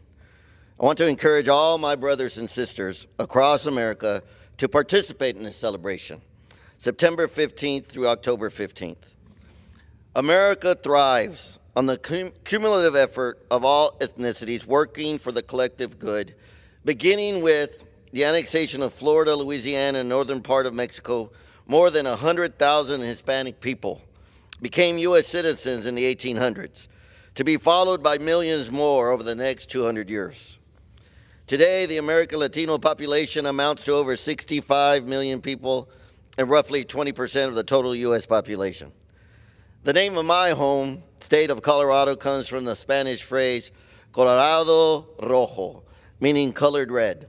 This name originates from the 16th century conquistadors who explored the area in search of gold over 400 years ago. Their journey paved the way for exchanges that continue to shape our society today. In the late 1800s, following the end of the Civil War, 25% of New Mexico's Hispanic population moved to Colorado and established towns throughout. One of the most notable was the trading post of El Pueblo, which at the time was the border between the United States and Mexico. This area became a hub of commerce and culture, illustrating the vital role of Hispanic communities in our nation's development. San Luis, the oldest town in Colorado, was founded by Hispanic settlers who came to farm and raise livestock. These pioneers laid the groundwork for agricultural practices that are still necessary to our economy today. Then in the early 1900s, Hispanic families moved to Greeley, Colorado, to work for the Great Western Sugar Company, which offered workers the chance to own a small home. This opportunity allowed families to build a foundation for future generations, demonstrating the enduring spirit of resilience and hard work. Some individuals in the Hispanic community have stood tall as leaders in Colorado, including Rodolfo Corky Gonzalez, a boxer and poet who led the crusade for justice during the Chicano movement in the 1960s and 70s, fighting for the rights of the Hispanic community nationwide. His dedication to social justice continues to inspire activists today. Joe Trujillo, a good friend of mine, that for years lived in Colorado and was an instrumental mentor, not only to myself, but to others, to always be proud of our heritage, to always be proud of what we came from, and never forget our humble beginnings. You see, I come from humble beginnings. My mom and dad grew up working in the fields. My dad had a 6th grade education and never learned to read and write. My mom has a 10th grade education, and yet I stand before you here in Congress as a true representation of what America offers the Hispanic community, and it's an honor to be an American. And just 6 years ago, Kendrick Castillo, a young Hispanic boy attending a STEM school in Highlands Ranch, sacrificed himself for his classmates when a shooter entered his school, saving their lives. His bravery serves as a reminder that any of us can have the courage to stand up for our communities. These individuals exemplify the resilience, character, integrity, and passion that is lifeblood of the Hispanic community. Moreover, the arts, the culture of the Hispanic community have enriched American life, influencing music, literature, politics, and businesses across the nation. Many of the Christian beliefs of our founding father constitute the pillars of the Hispanic community. Core values like family, faith, and freedom are instrumental to my culture and are essential to the success of a nation. These values unite us and provide a path for future generations to thrive as well. For centuries, members of the Hispanic community have legally migrated into the U.S. for the opportunity to achieve the American dream. The influx of illegal immigrants and criminals is damaging this crucial process and is unfair to those who have legally immigrated to America. It is imperative that we differentiate between those seeking refuge and opportunity and those who seek to undermine our laws. The term Latinx is a derogatory term, and when utilized is an insult to Hispanic Americans and should never be used. This term was invented to erase the male and female gender of the Hispanic community and culture. It is a perversion of the Spanish language and an insult to Hispanic heritage. It is vital that we continue to uphold our values of justice and fairness, ensuring that the paths of citizens remain open for those who seek a better life. We must support comprehensive immigration reform that honors the contributions of immigrants while addressing security concerns. In closing, let us celebrate the rich history and achievements of the Hispanic community, recognizing together we can create a future where all individuals, regardless of their background, can contribute to the American story. And for my Anglo brothers and sisters, I leave you with this. If you like tacos, you are one of us. With that, I yield back. Gentleman yields back. The chair recognizes the gentlewoman from Florida, Ms. Wasserman Schultz, for 5 minutes. Thank you, Mr. Speaker. I rise today to commemorate the approaching somber first anniversary of Hamas's horrific attack on Israel on October 7, 2023. This past year, we have experienced continued heartbreak and mourning, with fresh pain rearing its ugly head each time we learn the tragic fate of hostages who were captured that fateful day and subsequently murdered by their captors. Just a few weeks ago, on the eve of a rescue operation, Hamas executed 6 hostages in cold blood, including American Hirsch Goldberg, Poland. It was a gut punch. After surviving absolutely horrific conditions for nearly a year, they were brutally murdered by Hamas in the tunnels below Gaza, all because their rescue was imminent and because of Hamas's hatred of Jews and their commitment to destroy Israel. As a Jewish mother of 3, meeting with so many parents of the hostages, including Hirsch's parents, Rachel and John, has felt deeply personal. Their fortitude and strength in advocating for the return of their children is nothing less than heroic. I've met with Rachel and John countless times this past year, and something that always sticks with me is when Rachel shared her last embrace with Hirsch before he left for the Nova Music Festival for his 23rd birthday. No mother should ever have to think that when they kiss their child goodbye before a concert, it will be for the last time because they will be murdered by terrorists. This senseless evil compels us to hold our own children tighter and strengthens our resolve to end the terrorist threat that lives on Israel's doorstep, which no people should have to endure. I was in the region with a congressional delegation on October 7th and in Israel on October 10th. Since October 7th, I've traveled to Israel twice more. During a visit in March, the most searing moment for me was when our delegation paid our respects at the site of the Nova Festival.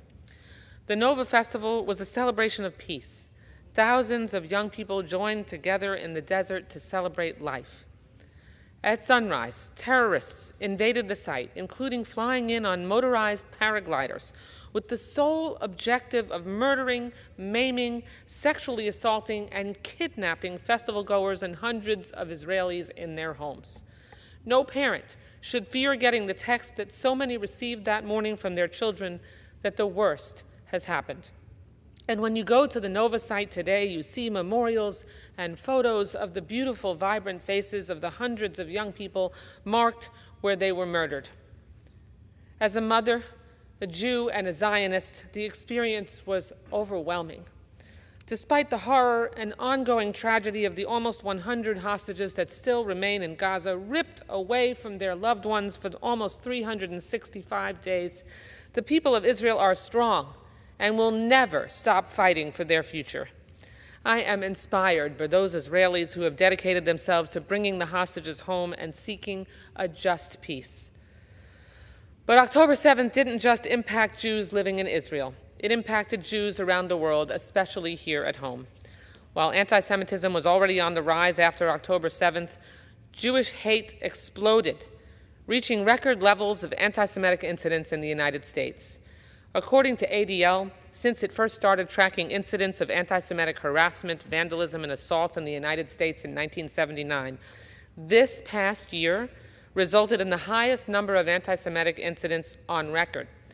The American Jewish Committee found that 2/3 of American Jews say the status of Jews in the U.S. is less secure compared to 1 year ago, and 62% of American Jews report facing anti-Semitism online or on social media in the past 12 months.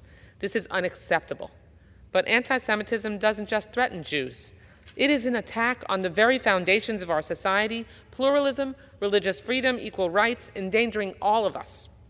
I am so grateful for President Biden and Vice President Harris's moral clarity and leadership in combating anti-Semitism. In May 2023, their administration took the unprecedented step to release the U.S.'s first ever whole-of-society national strategy to counter anti-Semitism. We must combat this hatred, and I urge all of my colleagues to call out anti-Semitism no matter where it comes from. And lastly, I have a plea for my colleagues. When you are home in your districts, please check in on your Jewish friends and neighbors. We are not okay. Local Jewish organizations are planning events around the October 7th anniversary, so I implore you to reach out and show up for your Jewish neighbors and constituents. Speak out against anti-Semitism and anti-Zionism, which is a form of anti-Semitism. Together, we will stand up against hate and stand up for Israel, and we will never forget the victims, the hostages, and their families. We must bring them all home now. Am Israel Chai. I yield back the balance of my time. Gentleman yields back. The chair recognizes the gentleman from California, Mr. Lamalfa, for 5 minutes. Thank you, Mr. Speaker. Well, I frequently make speeches and try and have the American people know and understand just what we face, especially in our western states. Every fire season, it's pretty much the same thing. As you see depicted here, just one of many fires it would have in California or Idaho or Oregon or Arizona or Montana, many of our western states. This is just a microcosm of what we see each year. And so you see these smoke plumes. Not only does it affect the West, but when you get a really, really large fire in the 6 digits, or one in my district 3 years ago known as the Dixie Fire, which ended up being just under 1 million acres, that smoke plume actually got up into the jet stream and it affected the East Coast, where there was low health days declared in places like New York City and Philadelphia and even in D.C. We experienced it here on the East Coast from Canadian fires earlier on, which is more proximate here, just up north of us in Canada, that they're affecting the whole East Coast. But we get the West Coast fires can even affect here. So we need to do a lot more about that. Here's what some of that damage looks like in the very real world in the communities that are affected. I've had several of my communities just in my district, and that's just one of 435 congressional districts that are negatively affected. You all have heard about the town of Paradise, where 85 people lost their lives, as well as about 90% of the town. A picture not unlike this. Town of Greenville, a couple years ago, in the Dixie Fire went up. Town of Canyon Dam right nearby, what was called as the North Complex Fire, near Oroville, California, devoured most of Berry Creek and Forbes-town. So this becomes very real to the people that are proximate to these forests. The Park Fire this year, at least 70, 80 homes. And so just to give you a quick recap of the acreage we're talking about, I mentioned Dixie Fire, just under 1 million acres. The Park Fire this year in my district, 430,000 acres. The Bear Fire, also known as the North Complex, was over 300,000 acres. So you can see we're getting really tired of these big numbers, and that's just my own district. Many other members of Congress can tell you about that. We see here that 7.3 million acres cumulatively have burned in the West this year. And you could say, like, well, we're getting into the fall. Is it going to get better? It might start tailing off somewhat here as temperatures come down, the conditions. But Fire season is still going to be upon us through the fall, maybe until the first rain and snow starts to fly.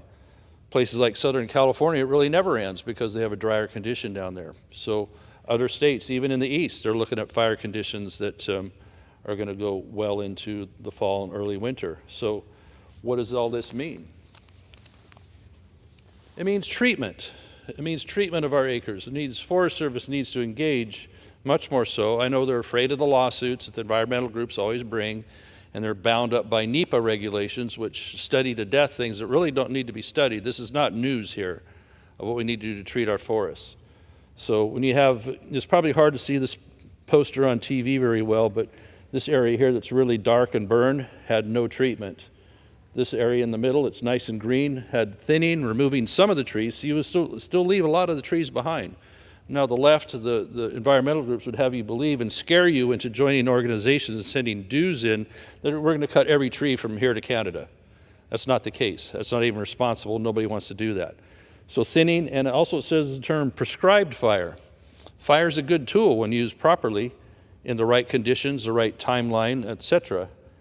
That makes actually a good condition left in mind, getting rid of a lot of the waste material that is on the forest floor that builds up over time. Because we've been putting fire out for about 100 years under the Smokey the Bear type thinking, which is good, but we have replaced what nature used to do with, in the last 50 years, inaction in our forests and managing those lands when we need to be done. Of course, you see down here thinning only, which works pretty well and is at least a positive step, but we need to do all these things that are making the lands more sustainable, so to speak, in a fire situation. You have overcrowding of trees. They compete for less and less water in an arid area or a drought period, or you want to say climate change. What are we doing about it during climate change? We're not doing much. We're letting the trees grow 500 per acre when a good forest is healthy at 50 to 70 adult trees per acre, a thin forest. So we need to use these tools. Prescribed fire. We can't just say, oh, we don't want the smoke. Well, you're going to get the smoke anyway. You're getting the smoke of 7 million acres at a time in a situation that is not timed or a good structure for doing so. So fix our forests is a bill we passed yesterday. Gentleman's time has expired. It's going to be a good tool towards getting started on that. We've got a lot to do. I yield back. Gentleman yields back. The gentlewoman from New Jersey, Ms. Watson Coleman, is recognized for 5 minutes.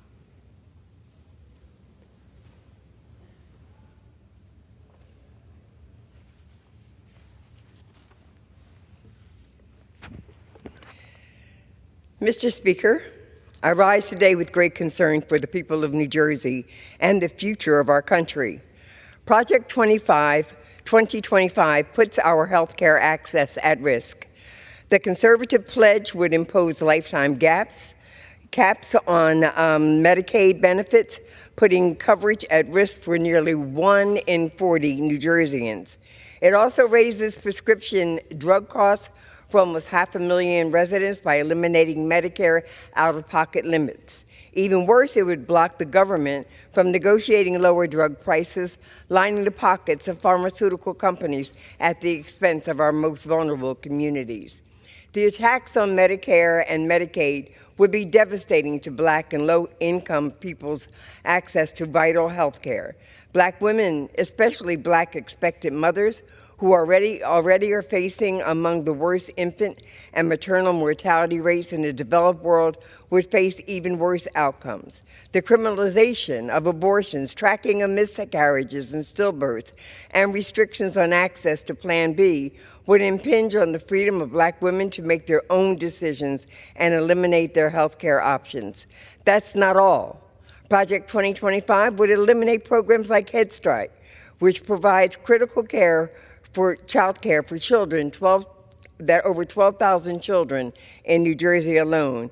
It would force 167,200 student loan borrowers to pay thousands more each year and dismantle the U.S. Department of Education, cutting vital funding for schools serving low-income students and putting nearly 4,000 New Jersey teachers and their students at risk. Project 2025 just isn't a political pledge, it's a direct attack on families, our values, and the future of our country. I urge my colleagues to stand together against the dangerous assault, and let's get back to work for the not for the uber wealthy and mega corporations behind the 2025 agenda, but for the people. Thank you. Mr. Speaker, in 2023, we lost over 50,000 people to suicide across the country. This year, more than 1.6 million individuals attempted to take their own lives. These deaths of despair disproportionately affect some communities more than others. Systemic issues, generational trauma, racism, economic disparities, and historical oppression have compounded mental health challenges, leading to an environment that has been devastating to our Black youth. For example, between 2007 and 2020, the suicide rate among Black youth ages 10 to 17 increased by 144%.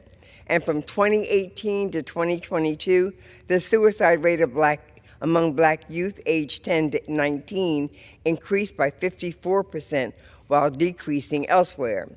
Every life lost to suicide is an incomprehensible tragedy, and the heartbreaking truth is that these deaths are preventable. That is why it's so important that we act. Our choices can make a real difference in people's lives.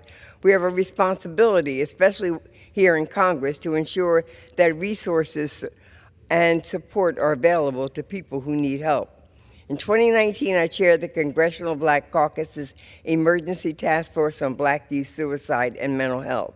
The product of that task force, the Pursuing Equity in Mental Health Act, would provide resources to increase access to mental health care among America's youth, as well as help train a new generation of culturally competent mental health professionals.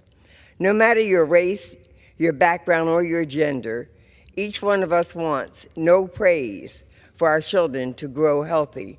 When we see them struggle, we struggle. When we see they're in pain, we feel that pain deeply. Democrat, Republican, Independent, it does not matter. But it doesn't have to be this way. Children who have access to help can thrive. They've shown an ability to bounce back and become strong, happy, and resilient, to be active and productive in their communities. We can create the conditions in which all of our children have a shot at happy, fulfilling lives. All that is required is for us to break through the partisan gridlock. Our children and grandchildren's lives depend upon it. Mr. Speaker, I yield back. Gentlewoman yields back. The chair recognizes the gentleman from California, Mr. Garcia, for 5 minutes.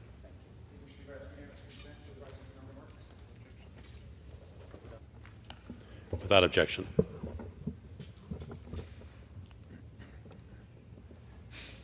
Mr. Speaker, in the past 18 months, Republicans have gathered 3.8 million documents and 80 hours of witness testimonies on a baseless inquiry against President Joe Biden. But now that Joe Biden is not running for president, they've ended their political impeachment stunt. Now, the investigation that we should be focusing on is Jared Kushner and his $2 billion from the Saudis just months after leaving the Trump White House. Now, new reporting today from the New York Times has noted that Jared Kushner collected $112 million in fees, but hasn't made a single dime for the Saudis through this fund. Now, we don't know if the Saudis expected profits or if they just wanted to reward Jared for his service. This $2 billion payment for this investment fund represents the reward of sitting next to former President Trump and pushing for pro-Saudi policies. During his time in the White House, Mr. Kushner consistently ignored the recommendations of top foreign policy experts at the State Department and even ignored the warnings of Trump's own Secretary of State. These conflicts of interest and the national security threats are obvious, but House Republicans are not interested in uncovering the truth about Kushner's actions or the suspicious actions of the Saudi government and other foreign governments. While the Senate is beginning to finally move on this investigation, the House has done nothing. Mr. Speaker, we can no longer wait to hold the Kushners accountable for their shady dealings. Our democracy is not for sale, and we need to ask ourselves the question, why did Jared Kushner receive $2 billion for an investment fund just months after leaving the White House? The American people deserve answers, and we should never stop until we get them. I yield back. Gentleman yields back.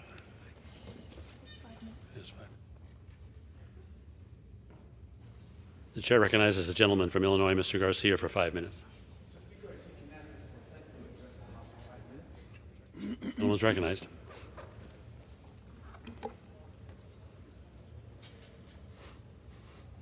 Mr. Speaker, this Hispanic Heritage Month, I rise to celebrate the iconic landmark in my district, the Little Village Arch, El Arco de la Villita.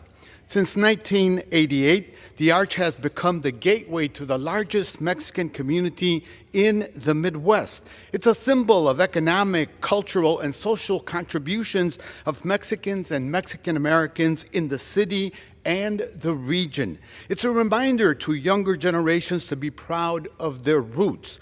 The arch is located on West 26th Street, a commercial corridor, which is also the second highest revenue generator in Chicago, with businesses predominantly owned by Mexican Americans and immigrants. As an alderman in 1987, I had the vision of a marker that would celebrate the growing Mexican population in the city and foster community pride. I wanted a monument modeled after the Mexican architecture, something that would make 26th Street stand out. I got to work and secured the funds with the support of numerous community members, small business owners, and the Little Village Chamber of Commerce, and together we began the process to make the dream come true. The design was commissioned to architect Adrian Lozano, also an immigrant from Mexico, and the contractors who helped build it were Ron Valtierra and Dave Ramirez, both Vietnam veterans. All of them poured their hearts and souls in the design and the construction of the arch. The Little Village Arch has become the heart of the Mexican community in the Midwest. People come from all over the U.S. to visit it. The annual Mexican Independence Parade that just celebrated its 53rd year kicks off from the arch. 2 years ago, the City Council officially approved the landmark status for the arch, thus beginning much-needed restoration process. I'm proud to say that the clock that hangs on the arch, a gift from the Mexican government, was successfully restored by the original makers. Relojes Centenario, the oldest clockmakers in Mexico. It's an honor and pride to be part of the origin story of the arch, and when you come to my neighborhood, I will take you to the arch and say, Bienvenidos a la Villita.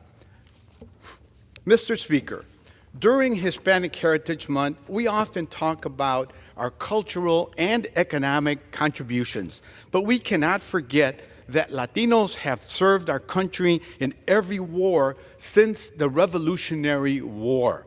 Today, I rise to honor the contributions and patriotism of one of those heroes, Benito Morales.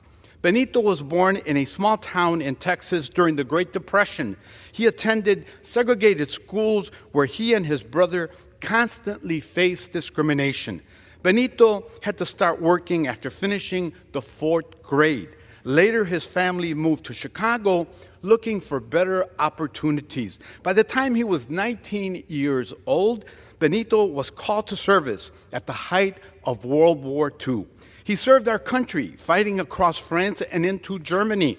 During the crossing of the Ludendorff Bridge across the Rhine River on March 8, 1945, an enemy artillery shell burst directly in front of his vehicle in which Private Morales was riding.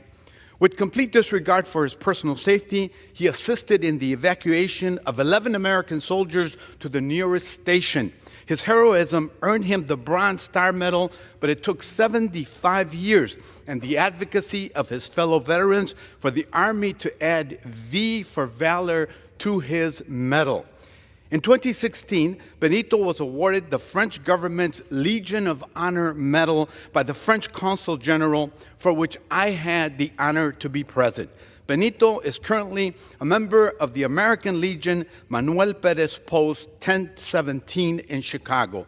He is now 101 years old, and his life is a perfect example of the contributions that the Latino community has made to the United States.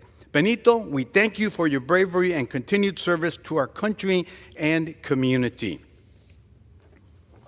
Mr. Speaker, I rise today to honor my friend and community leader, Sylvia Puente, who has served for nearly 18 years as president and CEO of the Latino Policy Forum and will step down at the end of this year. Sylvia is a public policy expert whose activism began at the age of 13, walking the picket line with her mom in support of farm workers. She has spent her career advocating for justice, equity, and economic prosperity. Sylvia's last name, Puente, means bridge in Spanish and translates into her own personal mission statement, which is to build bridges and understanding and opportunity within and between the Latino community and the larger society. We wish her Godspeed in her new endeavors and celebrate Hispanic Heritage Month. I yield back. Gentleman yields back. The chair recognizes the gentleman from Texas, Mr. Pfluger, for 2 minutes. Thank you, Mr. Speaker. I rise today to recognize Pastor Darren Wood of the First Baptist Church of Midland, Texas, who will be opening the House floor in prayer tomorrow. Pastor Wood grew up in Joshua, Texas, and started his career in pastoral ministry in 1999. The Wood family later moved to the Permian Basin and started preaching at First Baptist Church of Midland in February of 2016. His leadership is truly inspirational in the Permian Basin. He's no stranger to lending a hand to others, and he's opened the congregation's doors to the public during times of need. In his own words, and I quote, "You may enjoy the title of pastor, but truthfully, it is an earned role, one bit by bit." His wife, Julie, and son, Joshua, will be joining them tomorrow. Let me just tell you, Pastor Wood is an inspiration to so many. If you live in Midland, the Permian Basin, Midland, Odessa, you know Pastor Darren Wood. You know the inspiration that he brings to the community. Not only is he a voice of reason and of wisdom, but he also urges discernment, and he has personally helped me since I've been here. In fact, just recently, he was telling me about his study on Ezra and Esther and Nehemiah, and talking about the stories of the Old Testament and how they apply to us today. And I want to thank Pastor Wood. If you live in Midland, you know how inspirational he truly is. And I want to tell you that he's been inspirational to me and so many others around Washington, D.C., as he prays for us continuously. And I think our country needs prayer right now. Pastor, thank you for what you do to serve the Permian Basin, to serve First Baptist, to serve so many people. And thank you for your inspiration, your education, and your prayers for me and so many other leaders. With that, I yield back. Gentleman yields back. Pursuant to Clause 12A of Rule 1, the chair declares the House in recess for a period of less than 15 minutes.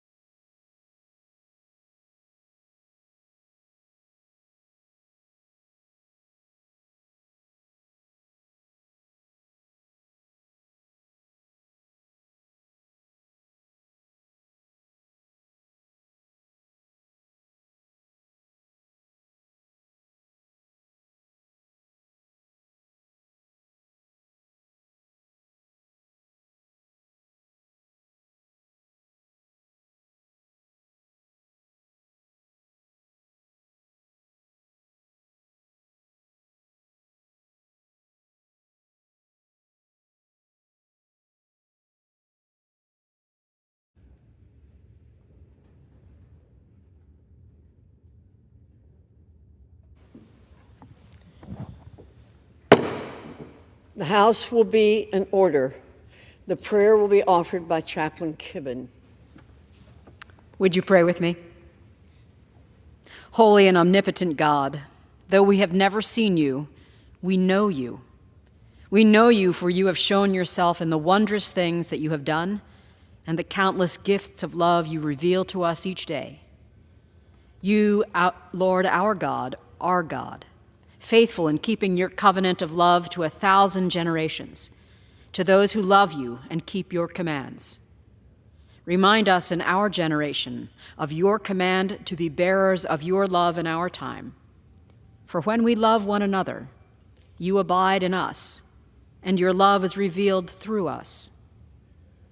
And when love is scary, when there seems to be no reason or return in loving those around us, remind us that there is no fear in love, for your perfect love casts out fear. Your love will prevail. Remind us again that we love because you first loved us, with all our faults and flaws, doubts and divisions, and that we are commanded to love even the most aggravating of our brothers and sisters. How great is your love, O God our Father, that you have lavished on us that each one of us should be called children of God. Today, may we live believing that we are, and that those whom we encounter this day are your children too. In your gracious name we pray. Amen. Amen. The chair has examined the journal of the last day's proceeding and announces to the House the approval thereof.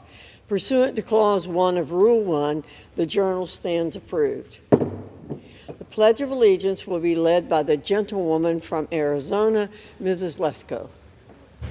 Please join me in the pledge. I pledge allegiance to the flag of the United States of America and to the republic for which it stands, one nation, under God, indivisible, with liberty and justice for all. The chair will entertain up to 15 requests for 1-minute speeches on each side of the aisle. For what purpose does the gentleman from California seek recognition?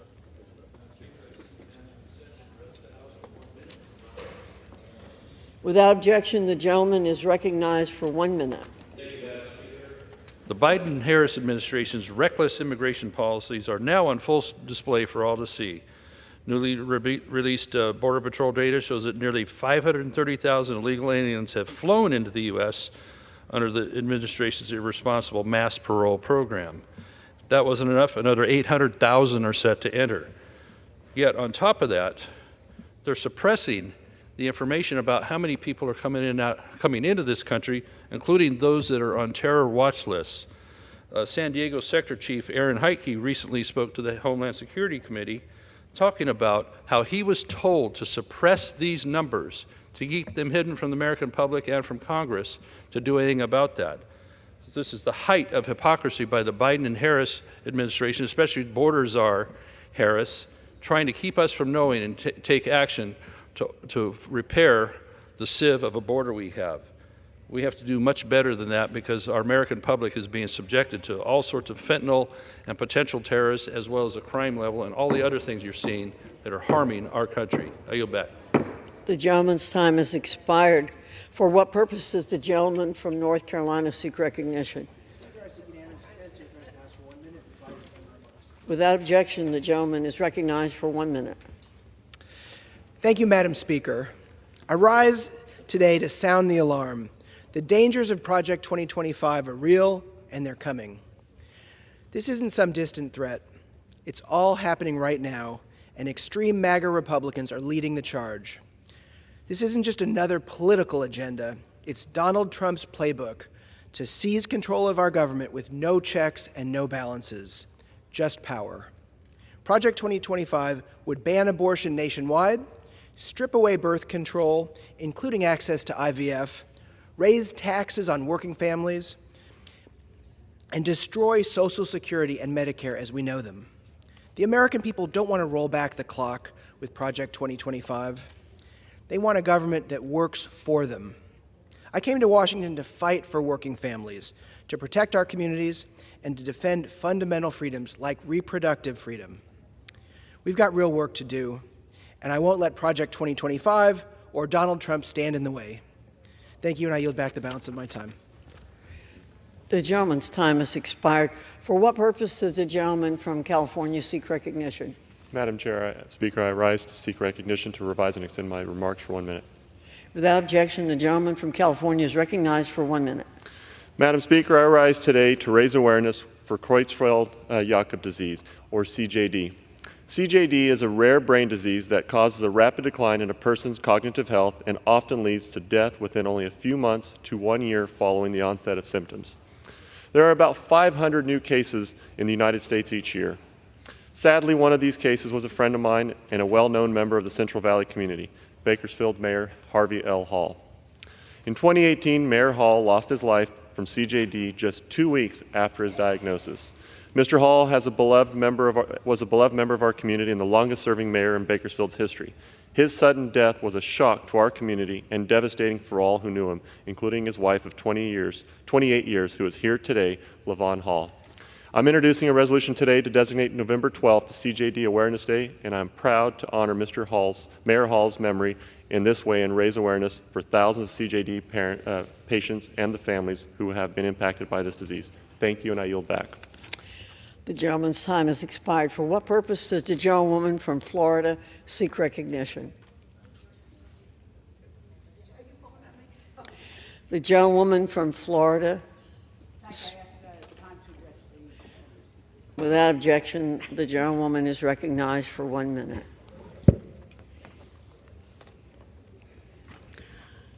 I rise today to sound the alarm about the former president's Project 2025. It's a cruel and reckless plan that threatens the health and welfare of women in every corner of this nation. Project 25 would end access to medication abortion, create an abortion surveillance state, and criminalize abortion services. These policies are more than restrictions. They are a direct assault on women's lives. Just ask Anya Cook from my home state. At 16 weeks pregnant, suffering from a miscarriage, she was turned away from treatment because of Florida's cruel 6-week abortion ban. Anya nearly bled to death, delivering her fetus alone in a bathroom. This is the future of Project 2025. Women in pain, bleeding, abandoned by a broken system.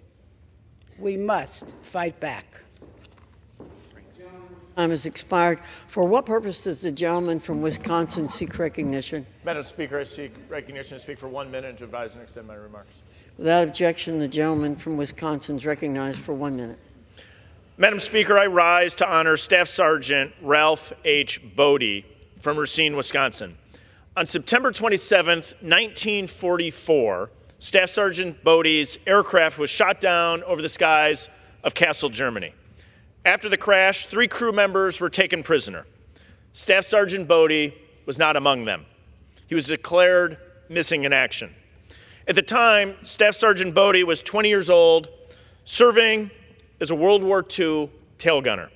He played a vital role in the bombing mission aimed to disrupt Nazi operations over Kassel, Germany. For 80 years, no one knew what actually happened to Staff Sergeant Bodie, but recently his remains were identified. This Friday, 80 years to the day of his last mission, he will be returning home to Racine, Wisconsin. Welcome home, Staff Sergeant Bodie. We're a nation forever grateful for those who gave their lives defending our freedoms. Madam Chair, I yield back. The gentleman yields back. For what purpose does the gentlewoman from Texas seek recognition? Madam Speaker, I ask for unanimous consent to address the House for 1 minute and advise and extend my remarks. Without objection, the gentlewoman from Texas is recognized for 1 minute. Thank you, Madam Speaker.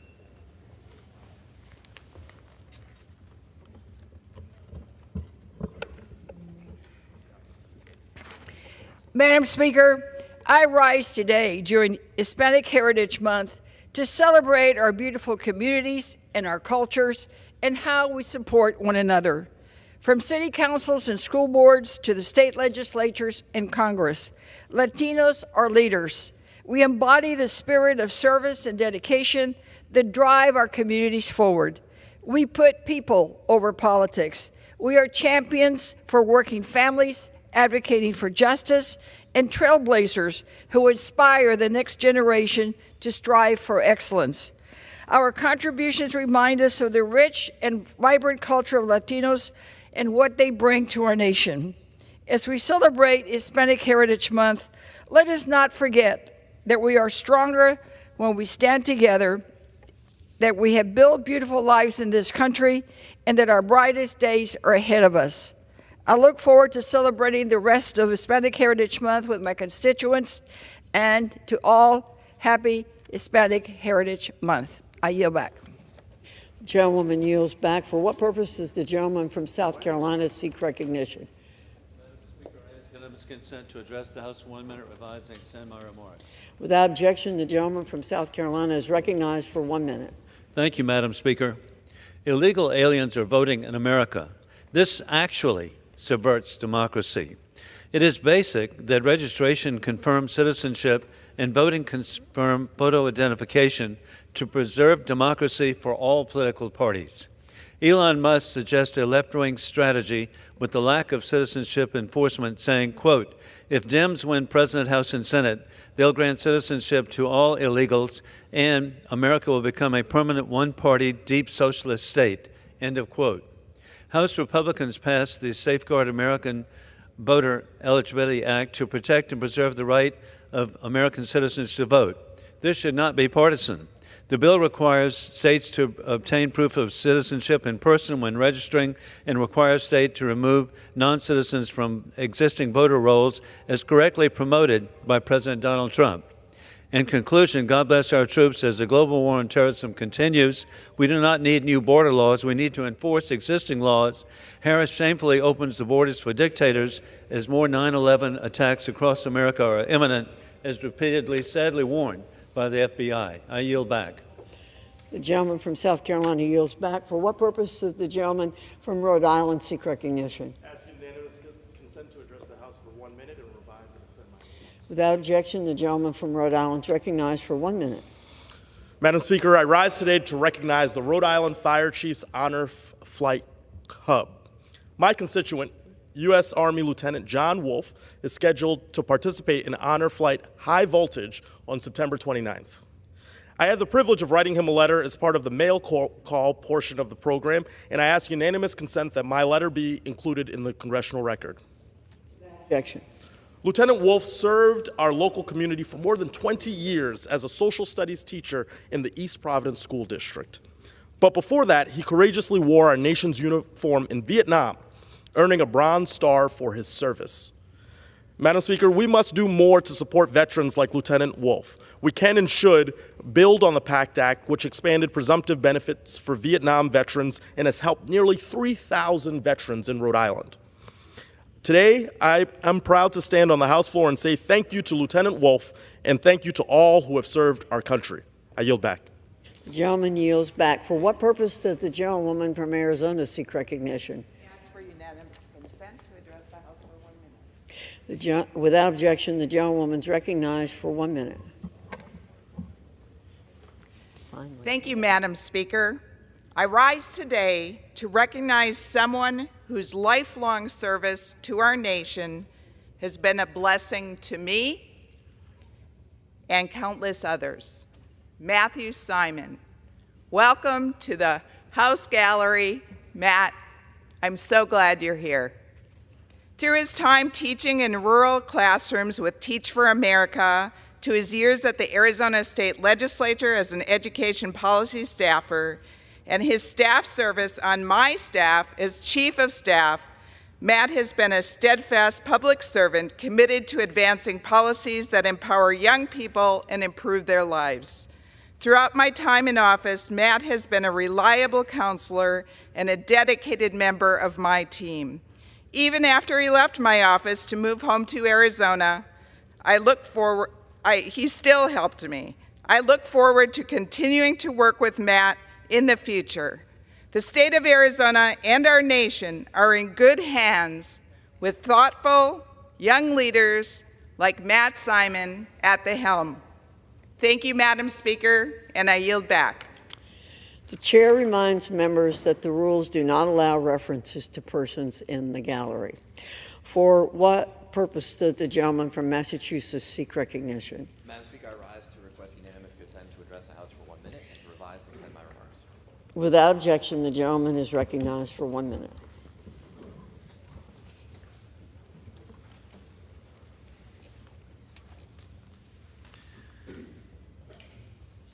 A second American Revolution will be bloodless if the left allows it to be. Ominous words from the lead architect of Trump's Project 2025. The founding fathers must be rolling in their graves.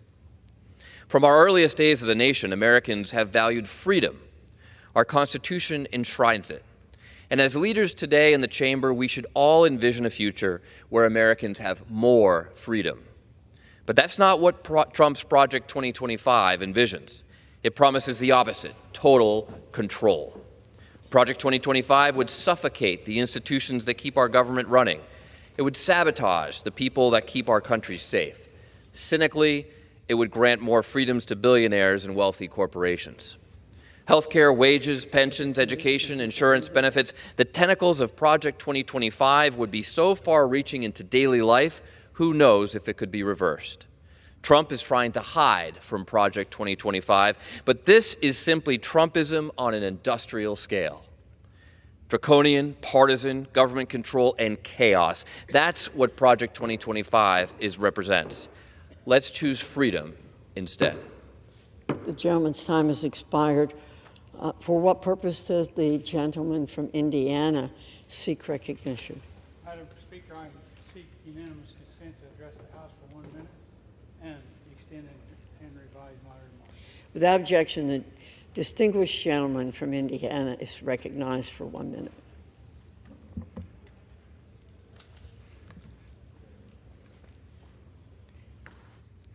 Madam Speaker, I rise today to honor Mr. Joseph Allen, a native Hoosier from Crawfordsville, Indiana, and a renowned astronaut.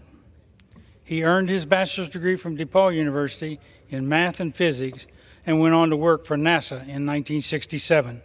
While at NASA, Joe Allen flew on the first operational mission on Columbia in 1982 and the first satellite salvage mission on Discovery in 1984. On Columbia, Allen helped deliver the first satellites to orbit for paying customers, marking the first commercial deployment from a shuttle. On Discovery, he retrieved 2 satellites that had been stranded in a useless orbits.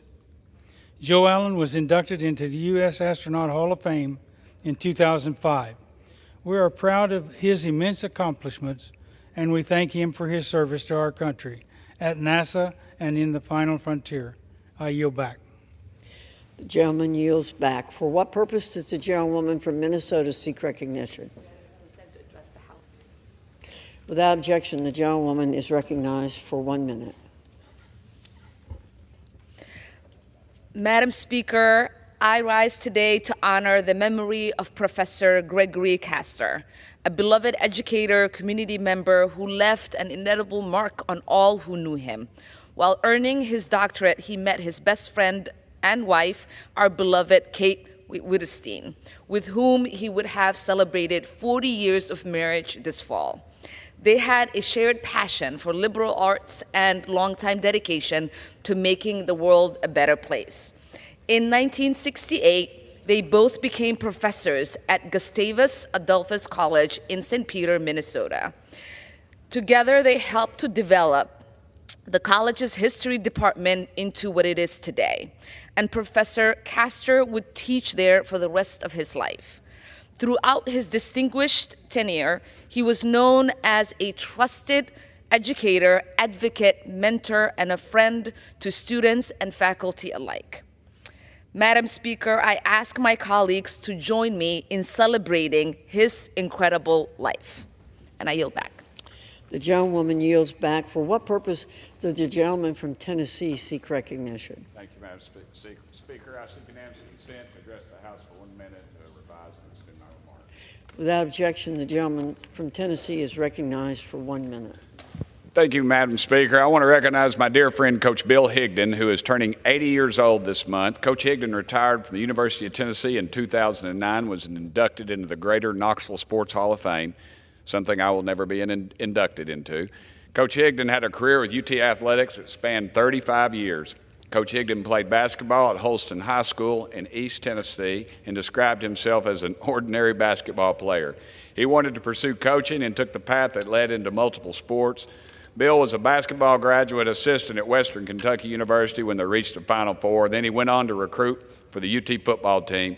He was still working in an administrative role when the Volunteers played in the College World Series not once, not twice, but 3 times. Bill loved his work as a recruiter, and he was great at it. He was named one of the top recruiting coordinators of the year under Coach Johnny Majors when Coach Majors returned to the University of Tennessee. Happy birthday, Coach. Your work at UT is legendary, and you deserve your spot in the Greater Knoxville Sports Hall of Fame. You and Susu have an incredible life. You have 2 wonderful children, 4 grandchildren, and on a very personal note, you always were so kind to my parents before they left this earth, and you took care of us. You're a great man, Coach, and I love you, brother. The gentleman's time has expired. For what purpose does the gentleman from California seek recognition? Without objection, the gentleman is recognized for 1 minute. Madam Speaker, I rise during Hispanic Heritage Month to commemorate the life and legacy of Richard Alatorre, who served on the Los Angeles City Council and the California State Assembly. His life's work was dedicated to delivering for the east side of Los Angeles and the Latino community. He was tough, smart, and dedicated. He worked hard to get his community the same rights and representation as everyone else. Early in his career, he helped collect funds and lowered bail for protesters arrested during the 1968 Chicano walkouts. As an assembly member, he authored bills for bilingual services to be offered in communities that needed them and for farm workers to be allowed to collectively bargain. He co-founded the Latino Caucus in the California legislature in 1973 and helped expand Latino representation in the legislature. He strengthened historically black council seats and ensured they stayed that way for decades. That's the kind of man he was. He got things done. He prioritized everyday working class Angelinos, and he will be missed. East LA will never forget our luchador. May Richard Alatorre rest in peace, and may his family may his memory be a blessing to him, to his family, and to his community. Thank you so much. I yield back. For what purpose does the gentleman from Massachusetts seek recognition? To address the House for 1 minute and to revise and extend my remarks. It may be a long 1 minute, Madam Speaker. The gentleman from Massachusetts is, without objection, the gentleman from Massachusetts is recognized for 1 minute. So I want to take this opportunity to commemorate the 50th anniversary of Robert Caro's The Power Broker. As one of the great literary accomplishments over the last 5 decades, The Power Broker is more than a biography of Robert Moses.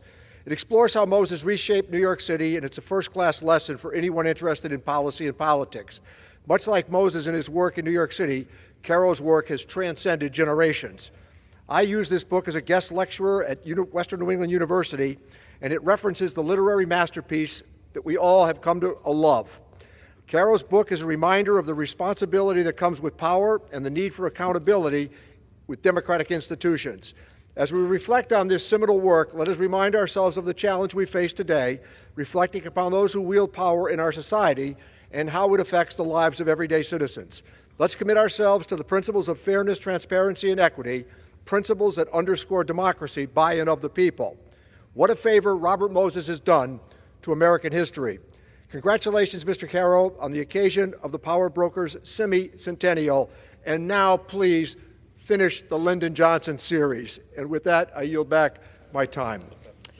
The gentleman yields back. For what purpose does the gentlewoman from Pennsylvania seek recognition? Madam Speaker, I ask unanimous consent to address the House for 1 minute and to revise and extend my remarks. Without objection, the gentlewoman from Pennsylvania is recognized for 1 minute. Thank you, Madam Speaker. While IVF is a major news story, fertility treatments are deeply personal journeys, full of loss and hope. I see it in my own family. For 2 years, my daughter-in-law Stephanie and my son Patrick have struggled to have a second child, to give their precious daughter Ella a sibling, a lifelong best friend. And for 2 years, they've had hope extinguished by heartbreak, 2 failed IUIs, 2 IVF egg retrievals, a failed embryo transplant, and 2 miscarriages. For them, IVF has opened the door to growing the family they've always hoped for, and after that, so many doors were shut. IVF is not a cure-all, and it will never eliminate the trauma of infertility. But Stephanie and Patrick's latest IVF embryo transfer worked, and God willing, we will be blessed with another grandchild this spring. Their story is like so many other young families, yet it's rarely discussed. Infertility affects 1 in 5 women in the United States, many of whom suffer this in silence. That's why I'm on the floor today, and why Stephanie gave me the blessing to tell their story. Let's end the stigma, and as lawmakers, let's protect and expand access and coverage for IVF. The I yield back. gentleman's time has expired. For what purpose does the gentleman from Michigan seek recognition? Thank you, Madam Speaker. I ask unanimous consent to address the House for 1 minute. Without objection, the gentleman from Michigan is recognized for 1 minute. Thank you, Madam Speaker. I rise today to say congratulations to the West Point class of 2024 for graduating this past spring and for their continued commitment to service. It is no small feat. I myself, a West Point class graduate of 2004, am celebrating my 20th reunion this fall, and time has flown. But I ask each of you to lead with the West Point motto in mind: duty, honor, country. It's not just a slogan, it's a way of life as you embark on your lifetime of service. I also want to briefly congratulate you on going 3-1 against Navy. You are winners, and on a more serious note, our country will be better off for your leadership. I'm honored to ask my colleagues to join me in congratulating the following 3 grads from 2024 class from Michigan's 10th Congressional District: Lucas Dickerson from Sterling Heights, Alexandria Goss from St. Clair Shores, and Chelsea Tene Kuate of Macomb, also in my district. God bless you, class of 2024. Your service and your sacrifice will never be forgotten. Godspeed, and God bless you all. The gentleman's time has expired. For what purpose does the gentlewoman from Hawaii seek recognition? Madam Speaker, I ask unanimous consent to address the House for 1 minute and to revise and extend my remarks. The gentlewoman from Hawaii is recognized for 1 minute. Thank you. Madam Speaker, Project 2025 is Donald Trump and MAGA Republicans' manifesto against everyday Americans. It is based on an extreme ideology of inequity that envisions a chilling future in which the rich get richer on the backs of working families. From Keiki to Kupuna, Project 2025 would take away our ability to feed and care for our ohana. In my district, it would raise taxes for working families in Hawaii just to hand out tax cuts to millionaires. Project 2025 would impose limits on Medicaid benefits that almost 58,000 people in Hawaii depend on for health care coverage. It would raise out-of-pocket prescription drug costs for over 82,000 people on Medicare in my state alone. Project 2025 would eliminate Head Start in Hawaii for almost 3,000 keiki from low-income backgrounds, many who live in rural communities and whose families depend on it for childcare, and for over 1 million Hawaii residents. Working hard towards a dignified retirement, Project 2025 would raise the retirement age from 67 to 69 and drastically cut their hard-earned Social Security benefits seniors depend on. We cannot allow Project 2025's terrifying vision to become our future. Our people deserve better, and I won't stop fighting to reject this radical extreme agenda. The gentlewoman's time has expired. For what purpose does the gentleman from New York seek recognition?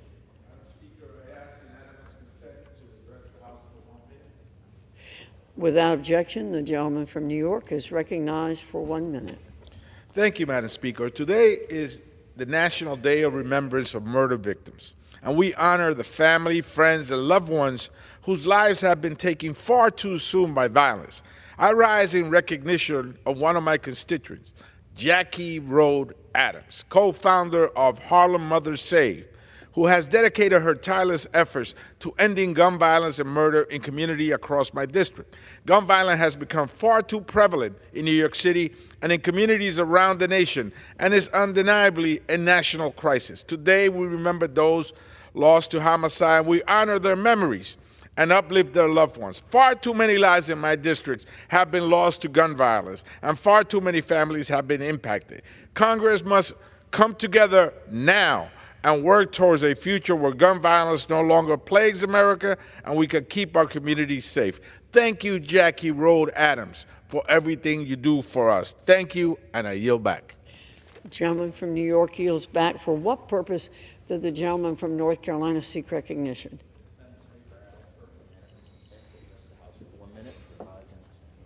Without objection, the gentleman from North Carolina is recognized for 1 minute. Madam Speaker, I rise to recognize Rock Ridge Elementary in Wilson County, North Carolina, as a 2024 National Blue Ribbon School. The National Blue Ribbon honor demonstrates the outstanding achievements of the Raiders and their unwavering commitment to excellence. Rock Ridge, led by Principal Emily Chilton, is to be commended for tirelessly pursuing academic excellence. The journey to this honor has involved collaboration, innovation, and a shared vision among students, teachers, educational support, professionals, families, and the community.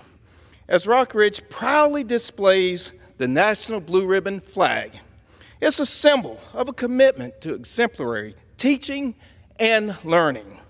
Congratulations, Raiders. Madam Speaker, I yield back. For what purpose does the gentleman from Guam seek recognition? Mr. Speaker, I ask unanimous consent that all members may have 5 legislative days to revise and extend their remarks and to include extraneous material on H.R. 3334. Without objection. I yield my time. I yield my. The gentleman will suspend. Okay. Pursuant to House Resolution 1486 and Rule 18, the Chair declares the House in the Committee of the Whole on the State of the Union for the consideration of H.R. 3334. The Chair appoints the gentlewoman from North Carolina, Ms. Fox, to preside over the Committee of the Whole.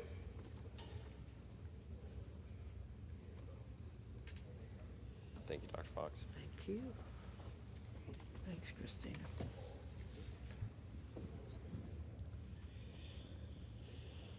The House is in the Committee of the Whole House on the State of the Union for the consideration of H.R. 3334, which the clerk will report by title. A bill to provide for the imposition of sanctions on members of the National Communist Party Congress of the People's Republic of China and for other purposes. Pursuant to the rule, the bill is considered read the first time. General debate shall be confined to the bill and shall not exceed 1 hour, equally divided and controlled by the chair and ranking minority member of the Committee on Foreign Affairs or their respective designees. The gentleman from Guam, Mr. Moylan, and the gentleman from New York, Mr. Meeks, each will control 30 minutes. The chair recognizes the gentleman from Guam. Madam Chairwoman, I yield myself as much time as I may consume. The gentleman is recognized. Madam Chairwoman, I rise in support of H.R. 3334, the Stop CCP Act, which was introduced by my colleague from Michigan, Congresswoman McClain, and ordered favorably reported by the Committee on Foreign Affairs. The Chinese Communist Party is responsible for some of the world's worst human rights violations and threats to international security. In Xinjiang, CCP-led genocide seeks to erase history and culture of Uyghur Muslims who live in constant fear. While Hong Kong was once known for its vibrant civic society and the rule of law, today it is under the iron fist of Beijing, and many brave democracy advocates sit in jail. our close friends in Taiwan live under constant military pressure, with incursions into their air defense identification zone. An oppressive PRC Coast Guard keeps pushing closer and closer to Taiwan's shores. The Tepana people have and continue to suffer from decades of brutal repression designed to undermine their identity and culture. I am glad that we have the opportunity today to support an amendment to shine a spotlight on the abuse they endure. All of these abuses and urgent threats are being directed and implemented by leaders of the Communist Chinese Party. The party's Central Committee, which this bill targets, is like the board of directors of the CCP. As key party decision makers, the Central Committee directs CCP abuse and aggression, which threatens our friends and partners in the Indo-Pacific. Therefore, it is critical to use targeted sanctions to hold these top party leaders accountable. Sadly, the weakness of the Biden-Harris administration's foreign policy has invited aggression around the world, in Ukraine and in the Middle East. We hope it will not invite aggression toward Taiwan. In the face of chaos, I'm sorry that the Biden-Harris administration and some of my friends on the other side of the aisle feel that we cannot afford to put action to our words with these modest sanctions. The administration opposes this bill, claiming that it needs to maintain flexibility to avoid, quote, veering into conflict, end quote. Sadly, I fear that our adversaries have grown to depend on Biden-Harris administration's flexibility. Just last night, the PRC launched an ICBM near my district of Guam, which landed just below Hawaii. Clearly, we need to draw our line in the sand now. This bill is not an act of war. It includes exceptions for UN, intelligence, law enforcement, and national security purposes. And it even gives the president the ability to waive sanctions if the president deems it necessary. We are only ensuring that the CCP officials most responsible for the party's crimes, crimes that include genocide, do not routinely get to enjoy the benefits of the U.S. financial system or travel to our great country. We must stand up for our founding values and security interests. The defense of liberty and human rights is not escalation. Our partners then hesitating while our adversaries are on the march. This bill is a strong display of U.S. foreign policy and the values that guide it, and I urge my members to support this bill. I reserve the balance of my time. The gentleman from Guam reserves. The gentleman from New York is recognized. Thank you. I give myself as much time as I may consume. The gentleman is recognized. Madam Chairman, I rise in strong opposition to this legislation. We all recognize the challenges posed by the People's Republic of China. The Biden-Harris administration and this body are clear-eyed about the PRC, who is our foremost geopolitical challenge. But how we manage this relationship will have consequences not just for us, but for the entire world. This requires sober policies and shrewd diplomacy, not fear or partisan grandstanding. And it's for that reason I oppose H.R. 3334 because if signed into law, this bill would sabotage high-level diplomacy at Beijing. Why else would we sanction all of the PRC's top leaders, including the president, the premier, the senior ministers, in one fell swoop, an action that would immediately rupture the U.S.-China relationship? Such a unilateral action would undermine the United States' interests, divide us from our partners and allies, and endanger our national security by making a conflict more likely in the Indo-Pacific. Over the last few years, the Biden-Harris administrations has competed rigorously with China. They have sanctioned Chinese officials and companies for human rights abuses in Xinjiang and Hong Kong. They have provided Taiwan with weapons that it needs to enhance its self-defense. They have imposed unprecedented export controls against China to ensure our technology isn't bolstering China's military or its human rights abuses. And they have done so while revitalizing our alliances and partnerships in the region and stabilizing relations with Beijing so that our competition does not slide into conflict. All of this is endangered because or by this bill before us. The State Department has warned that this bill will bluntly curtail the United States' ability to engage with Beijing at senior levels of our civilian and military leadership to advance our national interests. For an example, earlier this month, the head of U.S. forces in the Indo-Pacific spoke to his Chinese counterpart for the first time in years.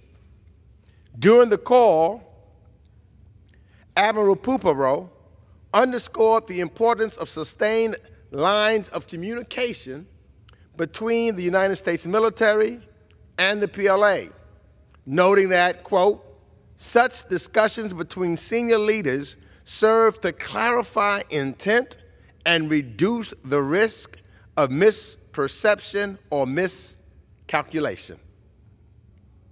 So if we want to keep the American people safe and lower the chance of an accidental crisis on the Taiwan Strait or in the South China Sea, we have to talk to China. We already know that sanctioning its leaders is counterproductive. Beijing's last defense minister refused to meet with Secretary Lloyd Austin because of U.S. sanctions. Engagement is necessary. Engagement through senior level conversations, engagements between Biden and President Xi. The Biden-Harris administration has restored open channels of communication with Beijing. Remember, even during the Cuban Missile Crisis, and we were talking with Russia at the time, there was always dialogue and conversation that probably prevented a nuclear war back then. So that is something that we should take knowledge of. Conversation, diplomacy, preventing an accidental war. That's why this bill is not the right bill. So I say thank you to the Biden-Harris administration. For the first time in years, Beijing has agreed to take action to crack down on fentanyl precursors chemicals and pill presses that are killing 100,000 Americans a year. We still have to deal with issues that most people believe in, that there is a climate crisis. We cannot solve problems like that unless we're also talking with, and Beijing takes action. And so, just this month, the Biden-Harris administration's diplomatic efforts led to the release of an American citizen, David Lin, who was unlawfully detained in China for over 18 years. So let me assure you, if this bill becomes law, it will be next to impossible to secure the return of the 2 remaining wrongfully detained Americans in China. Sanctioning the top 200 plus CCP officials all at once would limit the United States' future leverage if China engages in more problematic policies and behaviors. The legislation does not include basic exceptions that are standard in all bipartisan sanction legislation. And while the waiver in this legislation sunsets after just 2 years, the authority to impose sanctions does not. This is poor policy making, plain and simple. So I oppose this dangerous and counterproductive bill, which will do nothing to help the Uyghurs, the Hong Kongers, and the people of Taiwan, while making it incredibly difficult to engage China to advance any U.S. interests, whether it's fentanyl, regional security, Taiwan, human rights, or IT theft. So I must oppose this measure and urge all of my colleagues, all members, to do the same. And with that, I reserve the balance of my time. From Guam is recognized. Madam Chairwoman, I yield as much time as she may consume to the gentlewoman from Michigan, Congressman Lisa McClain, the author of this bill. The Congresswoman from Michigan is recognized. Thank you, and thank you, Madam Chair. And I'm just confused. There's nothing in the bill that says we can't talk to them, right? We're not. There's nothing in the bill that says we can't talk to them. There's nothing in the bill that says we can't have diplomacy. What the bill says is we don't need to fund our destroyers. So I'm all for talking. How's that working for us, right? We talk to them ad nauseum. And what do? They continue to push the envelope and push the envelope and push the envelope. So I'm sharing maybe what we should do, since our talking doesn't work, is provide some sanctions, right? But I want to remind us that let's stick with the facts of the bill, and it talks about sanctions. You can talk to them. There's nothing in the bill, unless I'm missing something, and I'd like you to show me in the bill where it says we are not allowed to talk to them. Okay, stop with the fear-mongering. Let's stick with the basics. I rise today the stress, the need for the Stop the CCP Act. The Chinese Communist Party has grown to be our greatest geopolitical threat.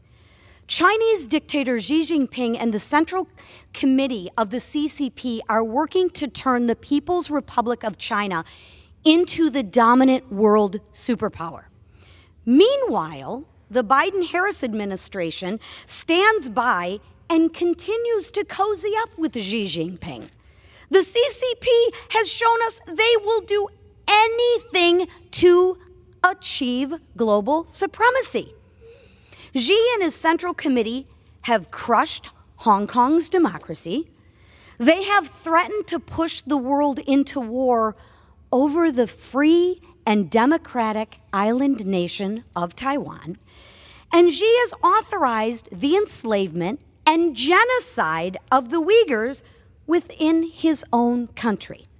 Recently, the CCP has used their navy to ram other vessels into the South China Sea to intimidate neighboring nations. How's the talking going? And today, the talking has gone so well, and the strategy of diplomacy has gone so well that the CCP launched an ICBM into the Pacific Ocean. Maybe we should just call them and say, hey, just don't do that anymore, because they respond so well to that. For far too long, these atrocities and aggression have gone unchecked and without consequence. Well, I say not anymore. Congress and the United States must send a message that the deliberate disregard for human rights, International norms and blatant bullying will no longer be tolerated. And I wish words would work, but they don't. They haven't. Let me remind everyone who may be skeptical about the Chinese Communist Party's intentions. Nothing happens in China without the approval of Xi Jinping and the Central Committee of the CCP. Nothing.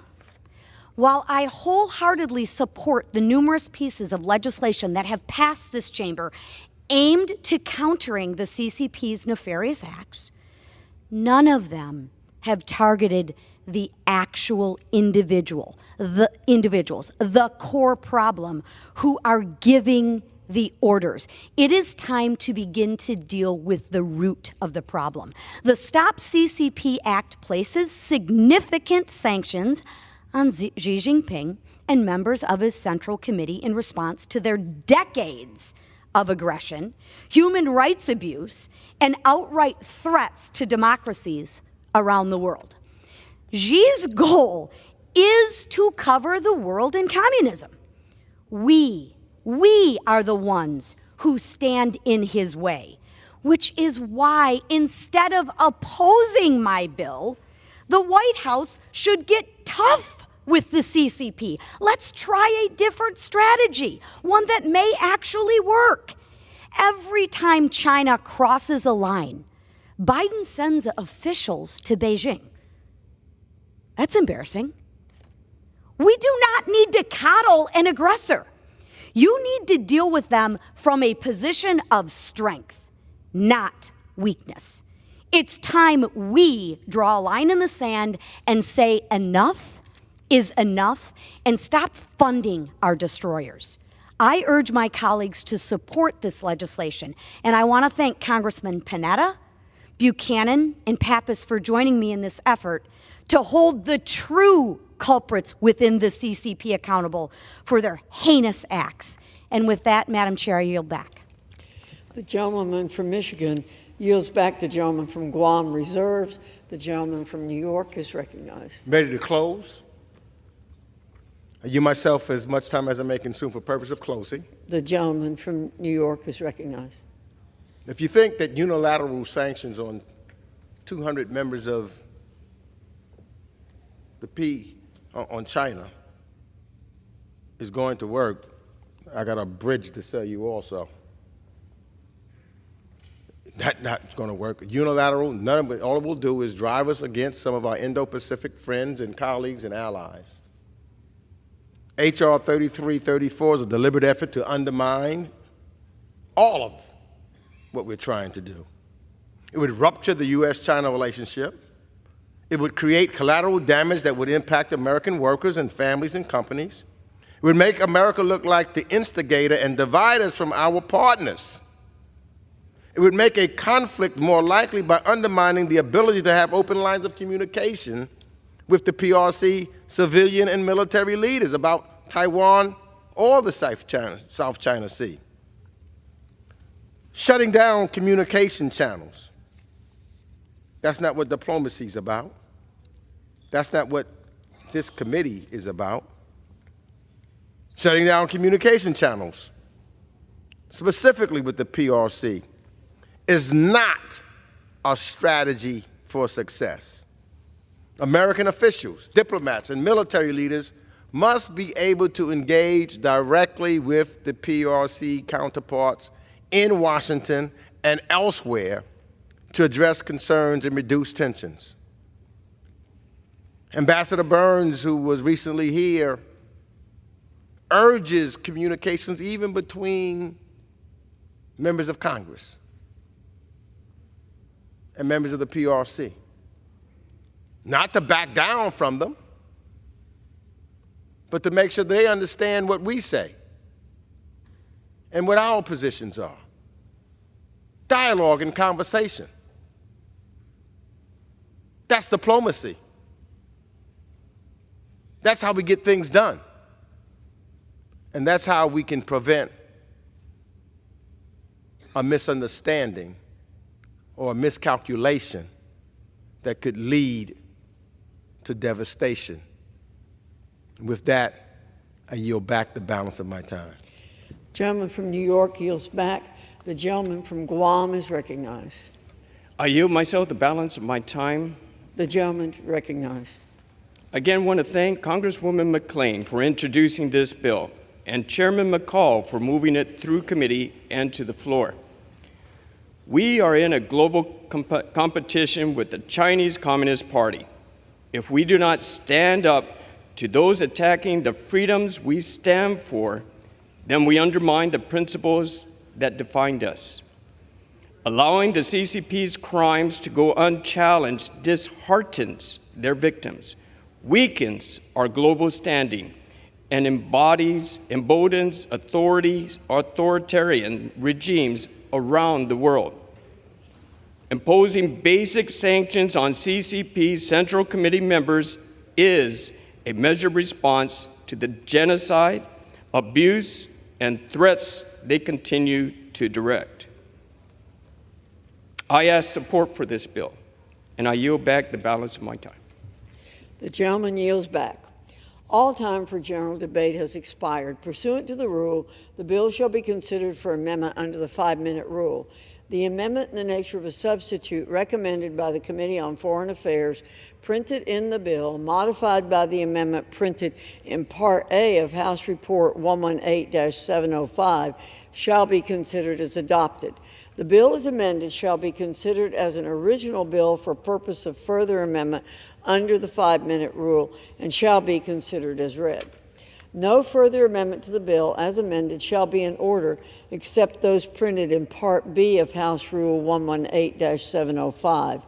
Each such further amendment may be offered only in the order printed in the report by a member designated in the report, shall be considered as read, shall be debatable for the time specified in the report, equally divided and controlled by the proponent and an opponent, shall not be subject to amendment, and shall not be subject to a demand for division of the question.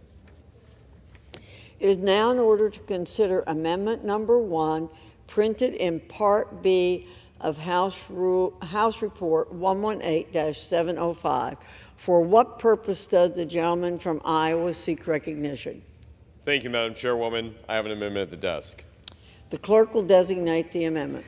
Amendment number 1, printed in Part B of House Report number 118-705, offered by Mr. Nunn of Iowa. Pursuant to House Resolution 1486, the gentleman from Iowa, Mr. Nunn, and a member opposed each will control 5 minutes. The chair recognizes the gentleman from Iowa. Thank you, Madam Chairwoman. I rise in support of H.R. 3334 and the good work by the Foreign Affairs Committee to sanction the tyrannical and oppressive peoples within the Chinese Communist Party Act, and I present my amendment, Amendment Number 1. The illegal production and distribution and the sale of fentanyl has contributed to a surge of overdoses across the world and severe addiction right here in the United States as well. Cheap but deadly fentanyl is flooding into the United States across our open southern border, wreaking havoc on communities across our country and locally in our neighborhoods, and killing a record number of Americans, including in Iowa's 3rd District, my hometown. In Iowa alone, over the last 2 years, we've seen a 34% increase in drug death overdoses, with fentanyl implicated in more than 83% of those. Among Iowans, those 25 and under, drug overdoses have increased by 120% in the last 24 months alone, a staggering figure.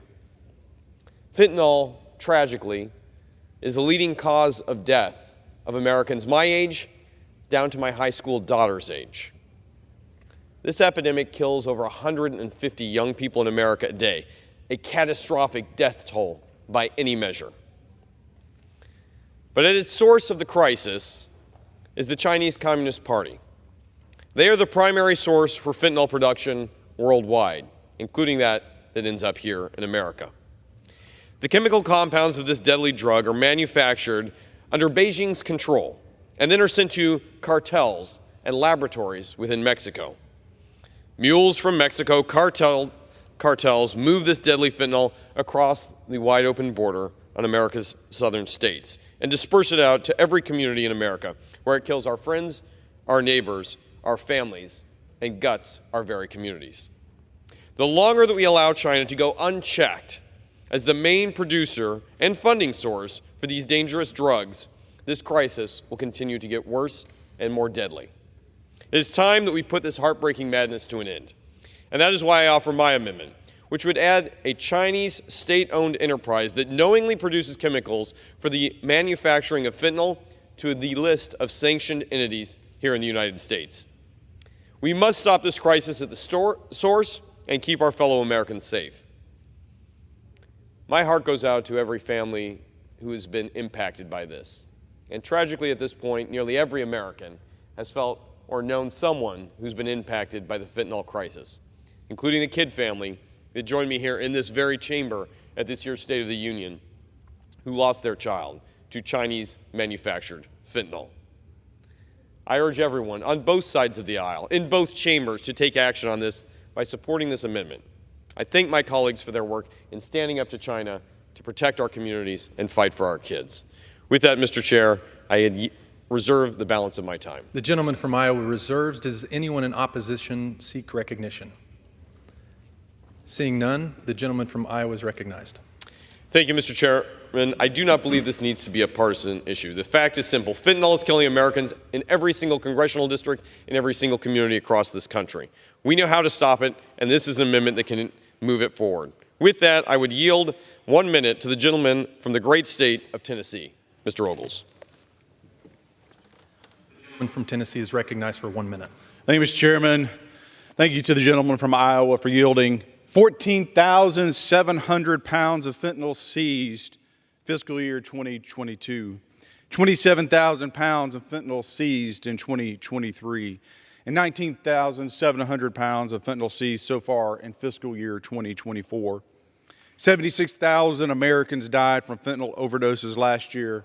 Tens of thousands or more of Americans have died from fentanyl overdoses since this administration took office. Hundreds of thousands have died from drug overdoses in general. Chinese state-owned enterprises are seeing an opportunity to profit off of the deaths of Americans, and this administration is letting it happen. Americans are crying out for new leadership, and until they have their say on November 5th, we should be sanctioning the daylights out of every single one of these Chinese Communist Party GOP genocidal thugs.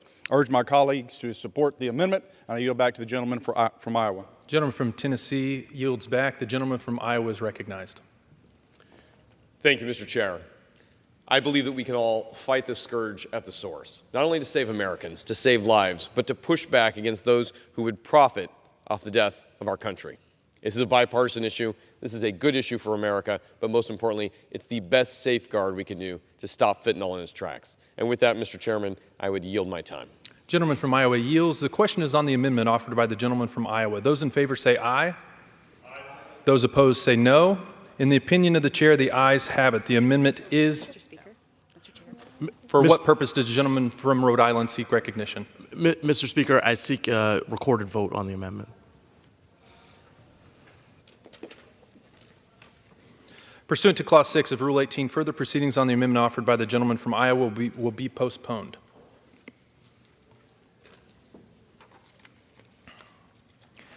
It is now in order to consider Amendment Number 2, printed in Part B of House Report 118-705. For what purpose does the gentleman from Rhode Island seek recognition? I rise as a designee for the gentlewoman from Texas, and I have an amendment at the desk. The clerk will designate the amendment. Amendment Number 2, printed in Part B of House Report Number 118-705, offered by Mr. Amo of Rhode Island. Pursuant to House Resolution 1486, the gentleman from Rhode Island,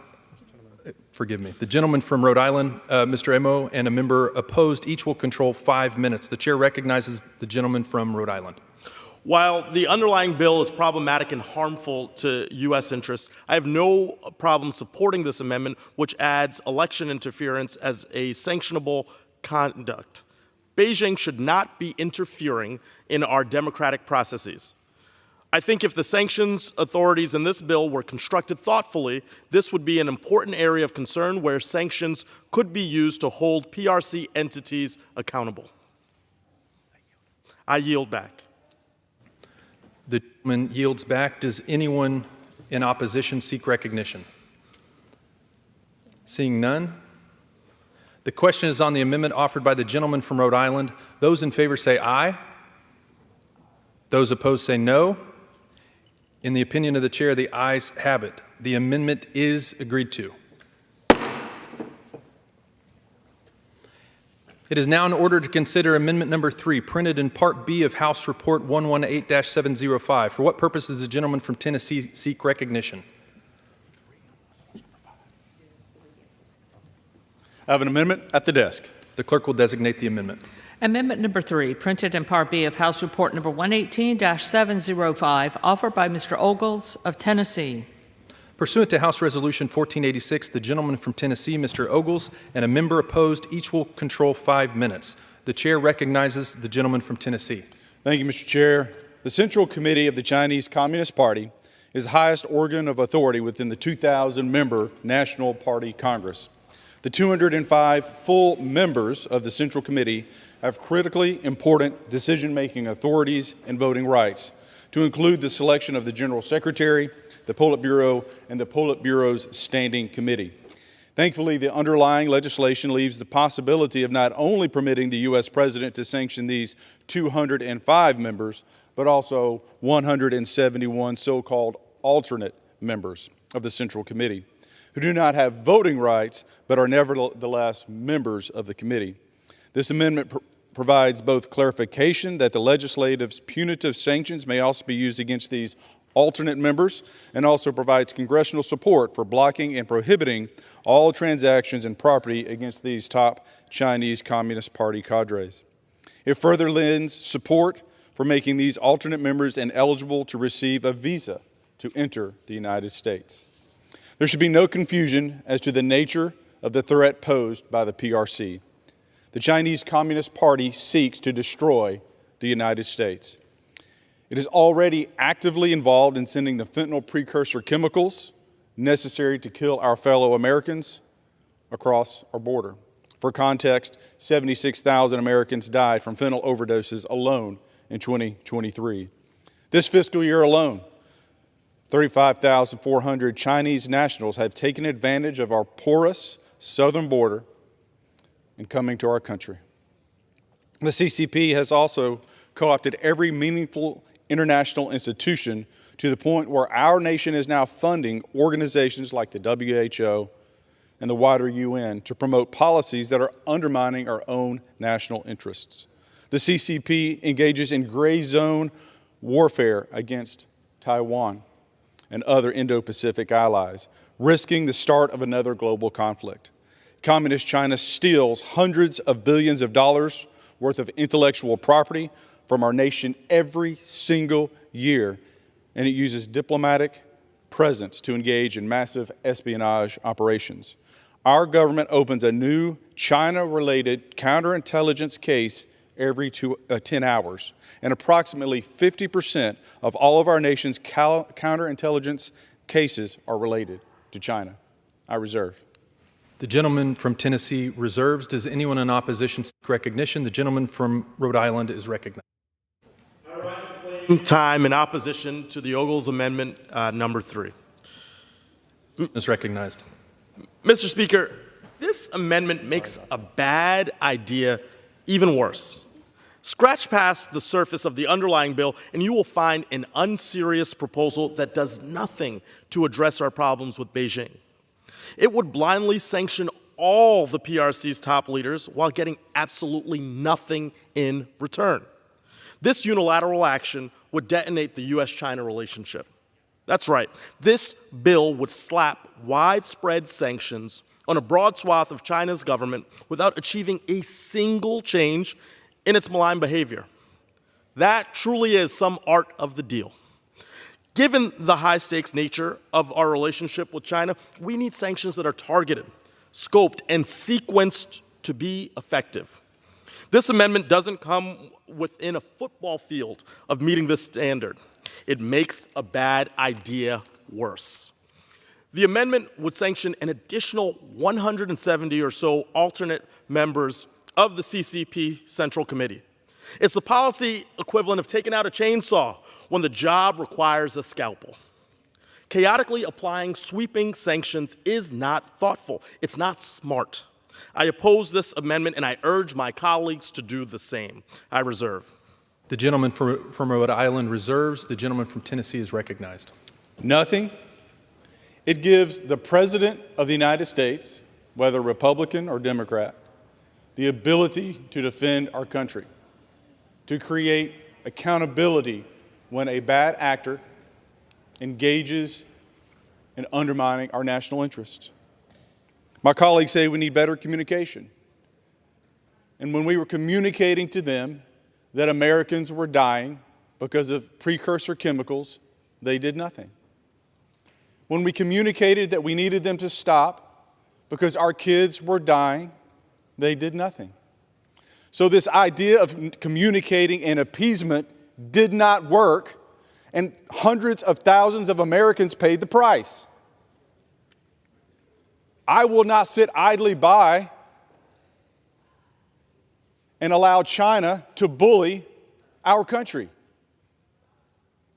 Now, if others want to do that, then that's up to them. But this bill is permissive. It gives the President of the United States another tool, another opportunity to hold China accountable. I reserve. The gentleman from Rhode Island is recognized. Once again, this short-sighted amendment makes a bad idea even worse. I yield back. Gentleman from Rhode Island yields back. The gentleman from Tennessee is recognized. Thank you, Mr. Chairman. I think it's short-sighted to allow Americans to die on our streets because the Chinese Communist Party is flooding our country with fentanyl. I think it's short-sighted that we allow the Chinese Communist Party to influence our foreign policy. I think it's short-sighted that we don't stand up for Taiwan and let them take full control over their own destiny. It's time that America stands up for its allies, Israel, Taiwan, and all of those beacons of democracy around the world. Mr. Chairman, I urge adoption of my amendment, and I yield back. The gentleman from Tennessee yields back. The question is on the amendment offered by the gentleman from Tennessee. Those in favor say aye. Those opposed say no. In the opinion of the chair, the ayes have it. The amendment is agreed to. It is now in order to consider Amendment Number 4, printed in Part B of House Report 118-705. For what purpose does the gentleman from Tennessee seek recognition? I have an amendment at the desk. The clerk will designate the amendment. Amendment Number 4, printed in Part B of House Report Number 118-705, offered by Mr. Ogles of Tennessee. Pursuant to House Resolution 1486, the gentleman from Tennessee, Mr. Ogles, and a member opposed, each will control 5 minutes. The chair recognizes the gentleman from Tennessee. Thank you, Mr. Chair. The underlying bill rightfully includes a robust set of preconditions prior to lifting any sanctions on members of the Central Committee of the Chinese Communist Party. However, when it comes to those who have been sanctioned for their role in the political oppression of minority groups in the PRC, the bar of accountability ought to be set even higher. The ones suffering in communist China aren't just the people of East Turkestan. Over the years, the United States has demonstrated its solidarity with the people of Tibet and with the plight of the Tibetan people. 7 decades after the CCP began its illegal occupation of the country of Tibet, the Chinese Communist Party continues its policy of wholesale persecution of the Tibetan people. This amendment simply states that the sanctioned members of the PRC Central Committee must also cease any and all oppression of the Tibetan people. The amendment references the State Department's 2023 Country Reports on Human Rights Practices, a report which details the numerous different ways the PRC authorities are oppressing the Tibetan people. I reserve. The gentleman from Tennessee reserves. Does any member in opposition seek recognition? Seeing none, the gentleman from Tennessee is recognized. Thank you, Mr. Chairman. Just to be clear, the persecution is rather stark. Enforced disappearance, torture or cruel, inhumane, and degrading treatment or punishment, harsh and life-threatening prison conditions, arbitrary arrests or detentions, serious problems with the independence of the judiciary, particularly regarding political prisoners, transnational repression against individuals located in other countries, arbitrary or unlawful interference with privacy, punishment of family members for alleged offenses by a relative, serious restrictions on freedom of expression and media freedom, including censorship, serious restrictions on internet freedom, substantial interference with the freedom of peaceful assembly. This is the Chinese government. This is who some on the other side of the aisle seek to appease. It is important that we leverage every tool to stand firm as the dominant superpower in the world, that we continue to be the light of freedom and hope for our entire world. It is time we take a stand. It's time that we say no to China. It's time that we pass my amendment. Mr. Chairman, I urge adoption, and I yield back. The gentleman from Tennessee yields back. The question is on the amendment offered by the gentleman from Tennessee. Those in favor say aye. Those opposed say no. In the opinion of the chair, the ayes have it. The amendment is agreed to.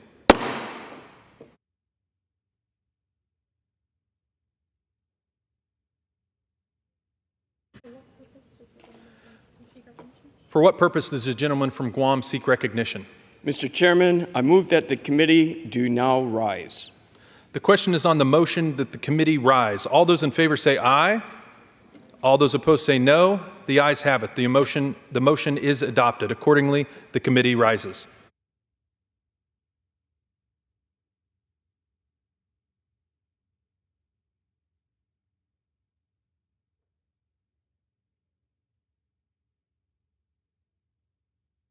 Mr. Chair.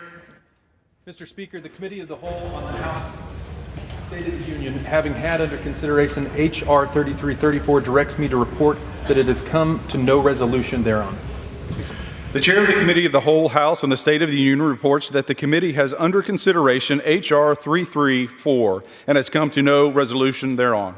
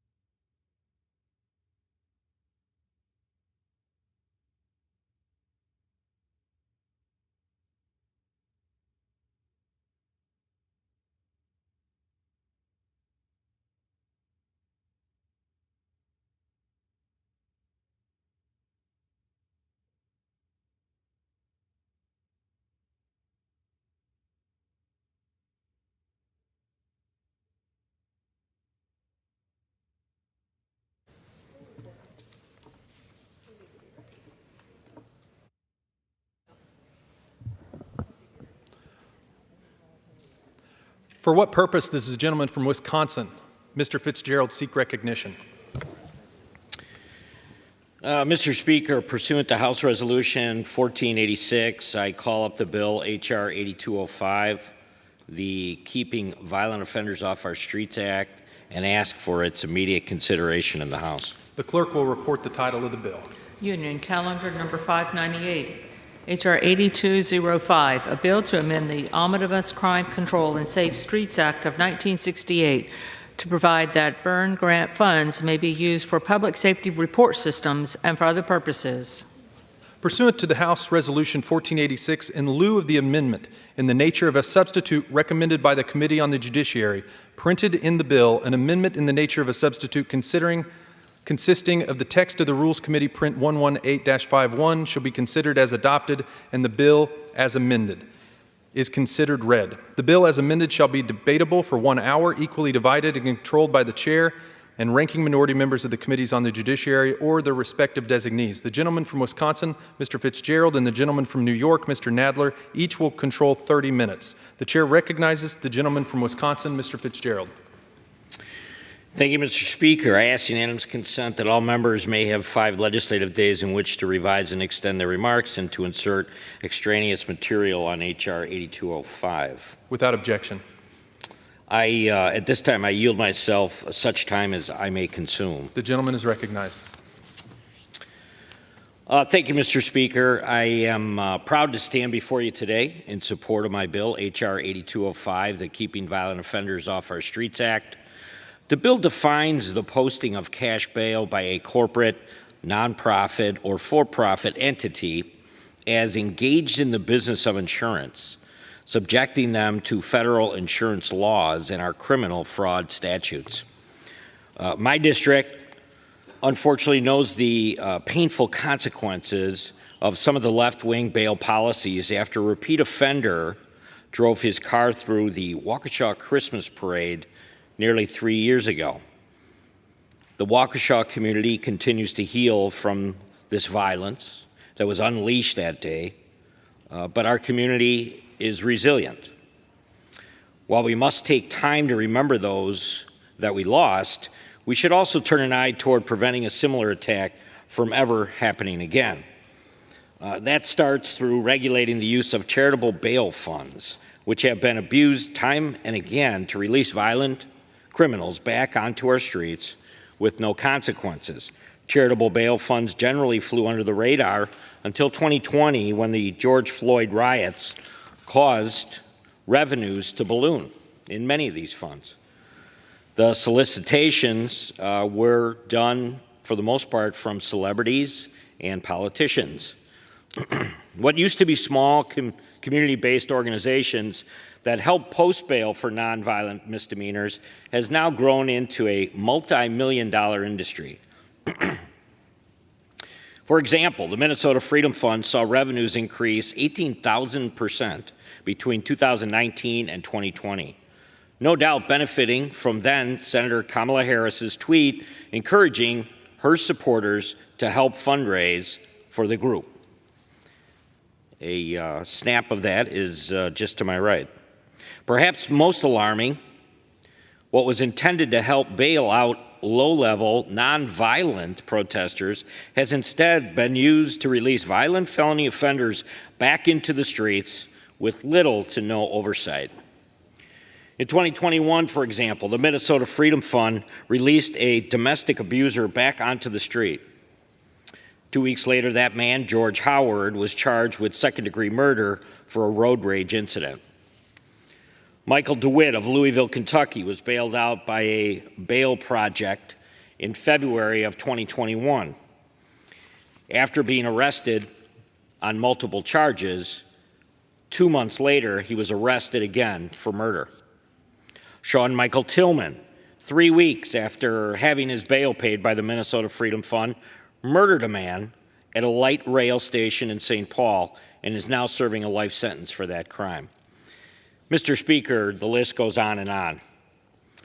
According to an investigation conducted in Hennepin County, Minnesota, the Minnesota Freedom Fund has bailed out at least 65 defendants who are awaiting trial on felony charges involving violence, physical threats, or sex crimes. And because these funds are often anonymous or at least unrelated to the defendant, there's no incentive to show up for the court date. Makes no sense. And many of them don't. According to CNN, that took a look at this issue, nearly 42% of the roughly 500 defendants bailed out by the Minnesota Freedom Fund later failed to appear at one or more court hearings between 2021 and 2022. Commercial bail companies, by comparison, had a failure to appear rate of only 22% during that same period of time. This is why many states have begun regulating the use of charitable bail funds, and unfortunately, state-by-state patchwork is now developed, and it will not solve this problem. That's why we introduced the Keeping Violent Offenders Off Our Streets Act. The bill makes a small but important change to our criminal code to define bail bonds as an insurance product. Doesn't seem that significant. It's very simple. But thereby subjecting them to the same federal background check and regulatory requirements as those for-profit bail agencies under the Federal Comprehensive Crime Control Act of 1994. This change would also bring charitable bail funds under state insurance regulation, giving states the ability to better scrutinize the use of the funds. There is no mandate on any of the state insurance regulations. Let me be clear, this bill does not outlaw the use of charitable bail funds. It does not, nor does it regulate the posting of cash bail by family and friends of the accused. This bill merely says that if you're operating a not-for-profit with the purpose of posting cash bail, you should be subjected to the same regulation and oversight requirements as those operating as for-profit entities. This will bring needed oversight to organizations that for years have gone unregulated now. $42 million in the Minnesota Freedom Fund. And while ensuring accountability of these funds, be subjecting them to federal insurance fraud statutes, if they misappropriate funds or misrepresent the use of these funds in any financial reports, we now will have some oversight. It's a critical step towards reversing efforts by the Democrats, like Vice President Harris, to remove bail safeguards and let violent criminals back into our communities to cause further damage. I want to thank my colleagues from Ohio, Chairman Jordan, for his leadership on this important issue, as well as Congressman Troy Nails, Congressman Brian Stile, Congressman Tom Tiffany, Congressman Clay Higgins, and Congressman Calvert from California for their support of H.R. 8205. I encourage a yes vote on the bill. I want to thank you and reserve the balance of my time. The gentleman from Wisconsin reserves. The gentleman from New York is recognized. Mr. Speaker, I yield myself such time as I may consume. The gentleman is recognized. Mr. Speaker, H.R. 8205 is yet another vehicle for Republican campaign messaging that does nothing to help the American people. It is simply another attempt by Republicans to baselessly claim that Democrats are soft on crime and to distract the American people from the indisputable fact that crime rates continue to drop across this country as they have for each of the last several years. This legislation, which would amend the federal insurance fraud statute to define, quote, the business of insurance to include the posting of any kind of monetary bail, would do nothing to actually keep violent offenders off our streets. Instead, it targets non-profit bail funds that try to address the clear inequities that result when people without financial means are held pending trial, simply because they cannot afford to pay the bail amounts set by the court. Defendants who can afford to pay the bail amounts set by the court are set free. In New York, we have such a person, well-known person, who was accused of many felonies, set free on bail pending trial, convicted of 34 felonies, and is now free on bail pending sentencing. I refer, of course, to Donald Trump.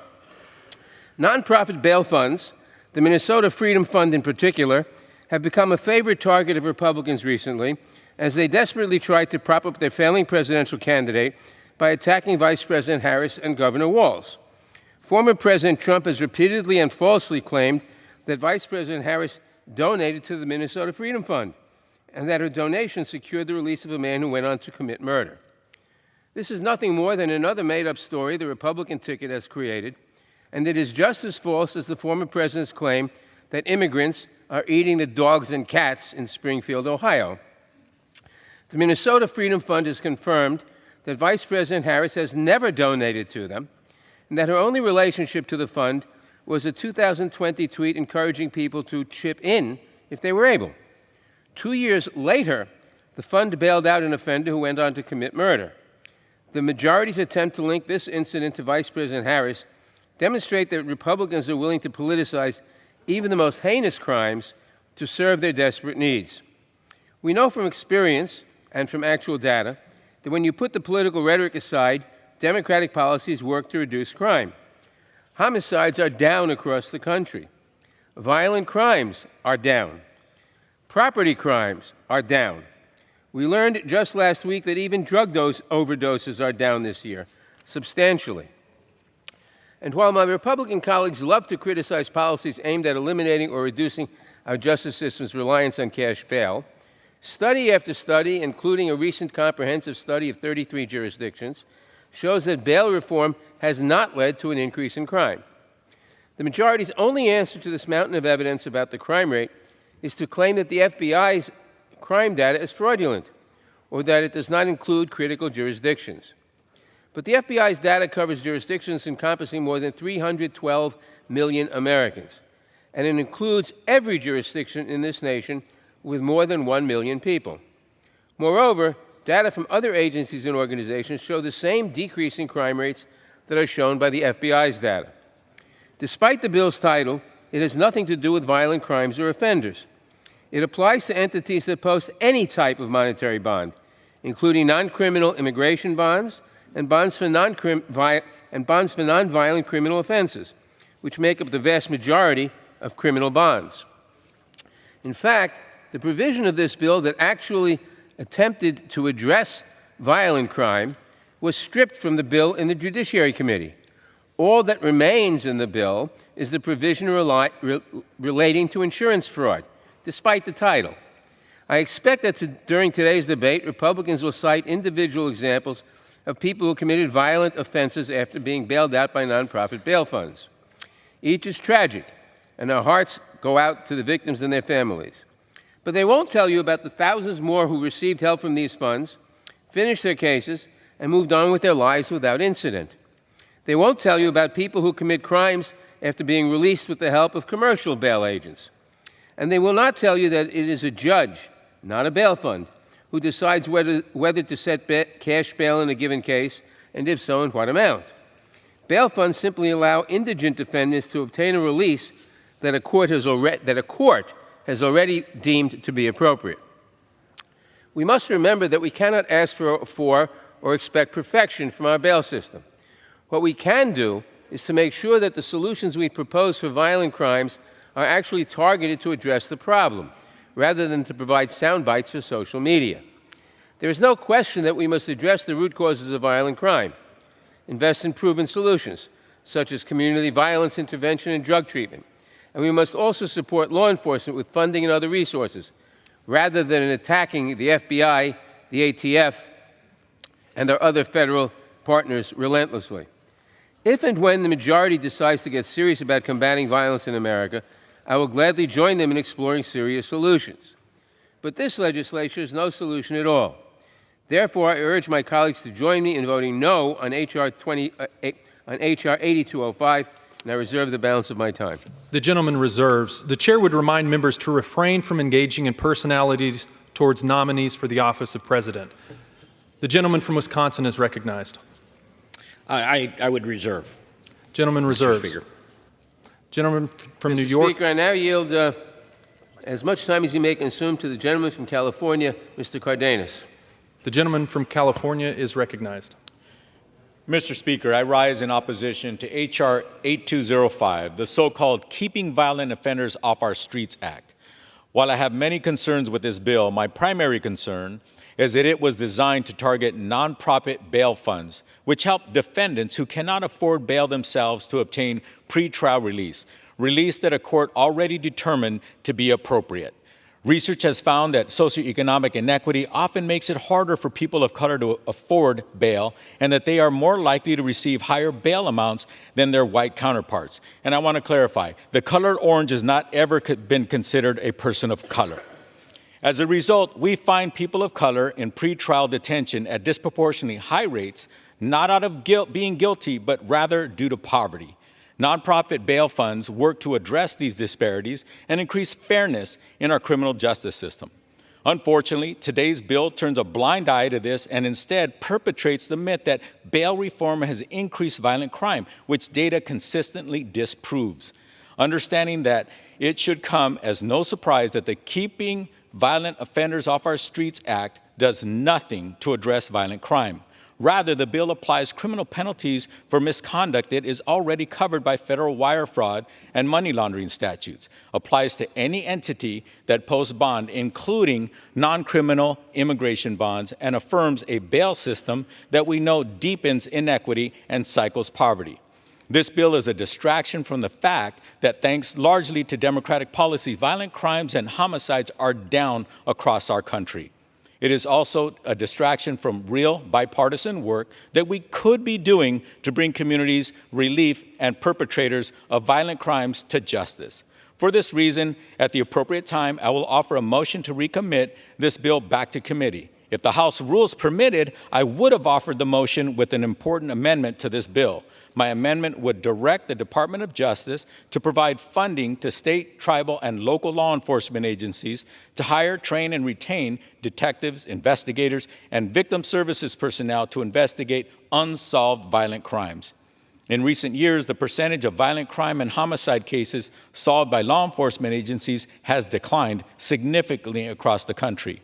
To give a clearer picture of what that means, today, nearly half of murders in the United States go unsolved, depriving victims of healing and grieving families of justice.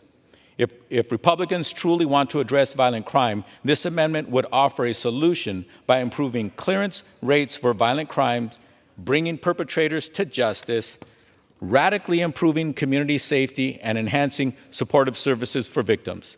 I ask unanimous consent to insert into the record the text of this amendment. I hope my colleagues will join me in voting for the motion to recommit. The gentleman yields back. Thank you. The gentleman from New York is recognized. The gentleman from New York reserves. The gentleman from Wisconsin is recognized. Mr. Speaker, we have nobody else to speak, so we would reserve. Gentleman reserves. Prepared to close. Gentleman from New York is recognized to close. Mr. Speaker, I yield myself the balance of my time. The gentleman is recognized. Mr. Speaker, once again, Republicans have brought us to the brink of a government shutdown, threatening to cut off essential services for millions of Americans. Instead of addressing the real needs of the American people, Republicans are poised to advance legislation that does little more than advance false Trump campaign rhetoric. Although the majority claims that the bill is necessary to provide oversight of bail funds, the bill provides no oversight. It simply applies criminal penalties of up to 10 years or 15 years in some cases for misconduct that is already covered by federal wire fraud and money laundering statutes. The majority does not even attempt to explain how this bill will live up to its title of, quote, keeping violent offenders off our streets, close quote, as the bill has nothing to do with addressing violent crimes. Like their failed hearings in blue cities across the country, this bill is another baseless attempt by Republicans to engage in fear-mongering and to label Democrats as soft on crime, while ignoring their own documented red state murder problem, the mountain of data showing that crime has been steadily declining throughout the U.S. under the Biden-Harris administration, and that bail reform policies have not contributed to increases in crime that occurred during the pandemic. In bringing up this legislation, they seek to distract the American people from the fact that their own actions have repeatedly made every American, from presidential candidates to school children, more at risk at every turn by failing to support law enforcement funding and common-sense gun safety measures. I urge members to oppose this flawed legislation, and I yield back the balance of my time. The gentleman yields back. The gentleman from Wisconsin is recognized.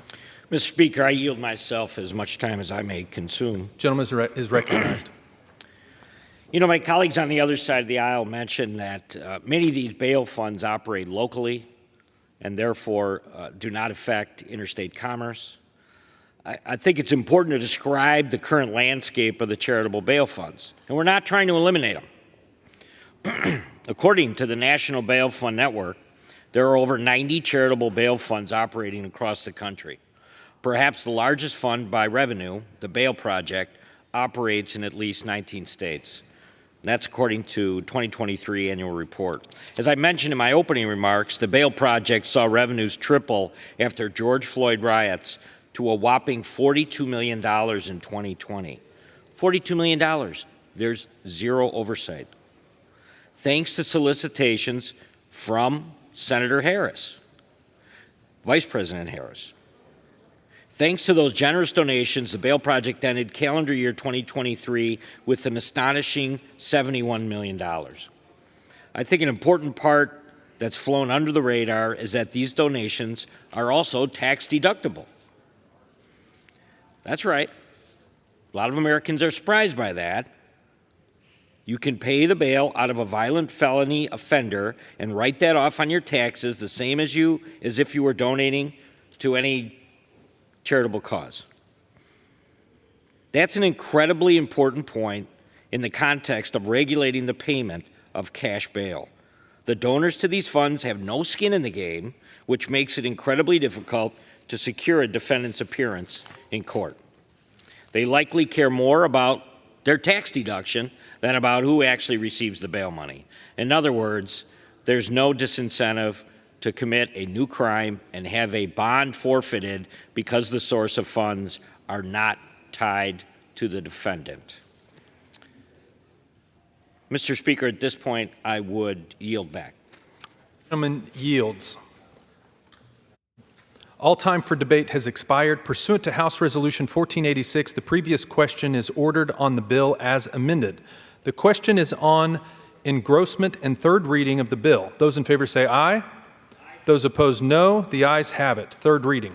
A bill to amend the Omnibus Crime Control and Safe Streets Act of 1968 to provide that burn grant funds may be used for public safety report systems and for other purposes. For what purpose does the gentleman from California seek recognition? Mr. Speaker, I have a motion to recommit at the desk. The clerk will report the motion. Mr. Cardenas of California moves to recommit the bill H.R. 8205 to the Committee on the Judiciary. Pursuant to Clause 2B of Rule 19, the previous question is ordered on the motion to recommit. The question is on the motion. All those in favor say aye. Those opposed, no. The ayes have it. The motion. For what purpose does the gentleman from Wisconsin seek recognition? Mr. Speaker, I request the yeas and nays. The yeas and nays are requested. Those favoring a vote by the yeas and nays will rise, a sufficient number having risen. The yeas and nays are ordered. Pursuant to Clause 8 of Rule 20, further proceedings on this question will be postponed.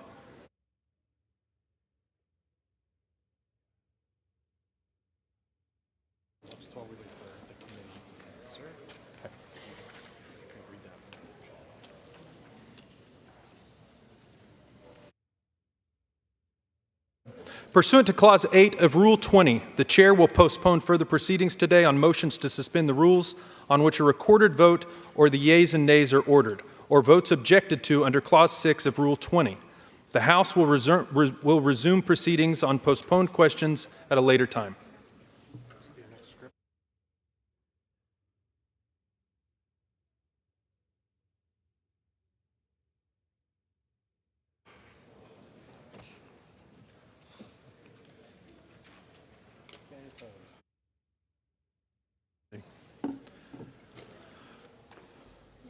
For what purpose does the gentleman from Illinois seek recognition? Speaker, I move to suspend the rules and pass H.R. 6656, the Stuck on Hold Act, as amended. The clerk will report the title of the bill. H.R. 6656, a bill to direct the Secretary of Veterans Affairs and the Commissioner of Social Security to implement automated systems with callback functionality for each customer service telephone line of the Department of Veterans Affairs and the Social Security Administration, respectively, and for other purposes. Pursuant to the rule, the gentleman from Illinois, Mr. Bost, and the gentleman from California, Mr. Takano, will each control 20 minutes. The chair recognizes the gentleman from Illinois. Speaker, I ask unanimous consent that all members have 5 legislative days in which to revise and extend their remarks on H.R. 6656 as amended. Objection. Thank you, Mr. Speaker. Speaker, I yield myself as much time as I may consume. The gentleman is recognized. Thank you, Speaker. Speaker, I rise today in support of H.R. 6656, offered by my good friend and colleague, the representative from California, Representative Calvert. The Stuck on Hold Act would require VA to implement an automated callback system. This bill would inform veterans of the expected wait time for their call to be answered. This change would make life easier for veterans while ensuring VA responds to them in a timely manner. During my time in Congress, I have long heard horror stories from veterans about waiting on hold for over an hour to talk to someone at the VA. That's unacceptable. In today's digital age, the VA needs to do better. Representative Calvert's bill is in lockstep with the House Republicans' effort to modernize VA care and services. I thank the VFW and the DAV for their support of this bipartisan legislation, and I urge my colleagues to support H.R. 6656 as amended. And with that, Mr. Speaker, I reserve the balance of my time. The gentleman reserves. The gentleman from California is recognized. Mr. Speaker, I yield myself such time as I may consume. The gentleman is recognized. Mr. Speaker, I rise to express my support for H.R. 6656, the Stuck on Hold Act as amended. This bill mandates that the Department of Veterans Affairs implement automated callback systems for their customer phone lines and aim to limit wait time for veterans on hold no more than 10 minutes. Now, since we skipped regular order on this bill, we were not able to mark it up in committee and make the needed improvements to the bill.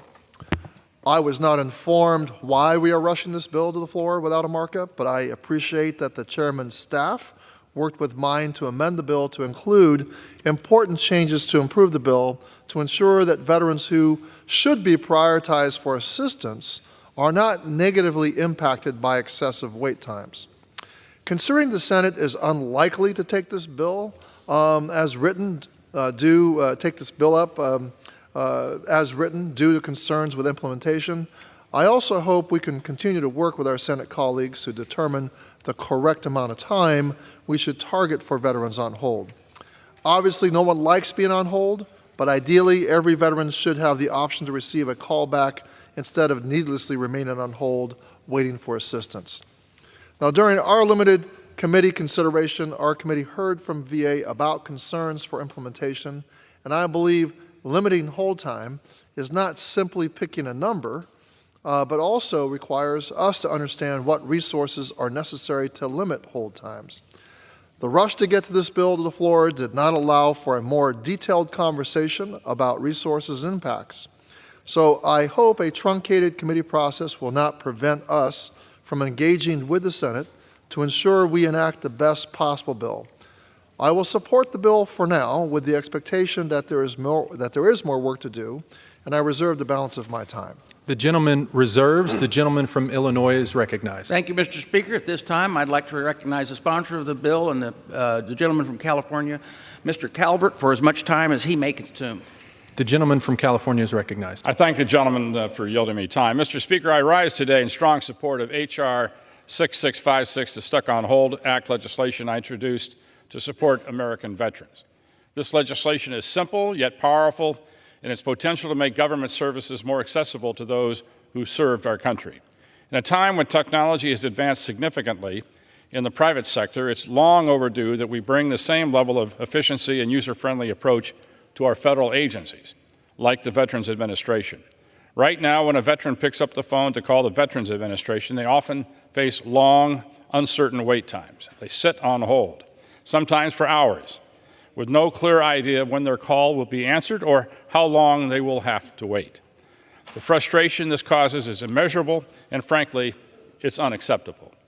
That's why the Stuck on Hold Act is so crucial. The bill requires the VA to implement a system to inform callers of their estimated wait times, and when those times exceed 10 minutes, give them the option to receiving an automated callback when it's their turn.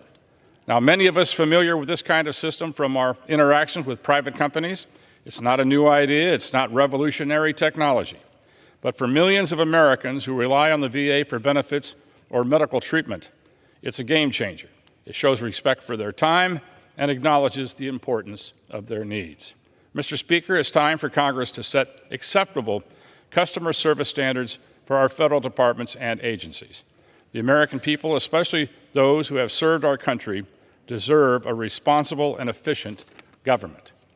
That's why the Stuck on Hold Act is supported by the veteran service organizations, including the Veterans of Foreign Wars, the Disabled American Veterans, and others. In closing, I'd like to thank Chairman Bost and the Ranking Member Takano and the Veterans Affairs Committee, as well as Chairman Van Orten, Ranking Member Levin of the Economic Opportunities Subcommittee, and their respective staffs for helping us bring this important legislation to the House floor. And with that, I yield back the balance of my time. The gentleman from Illinois is recognized. We have no more speakers. I'm ready to close, and I reserve.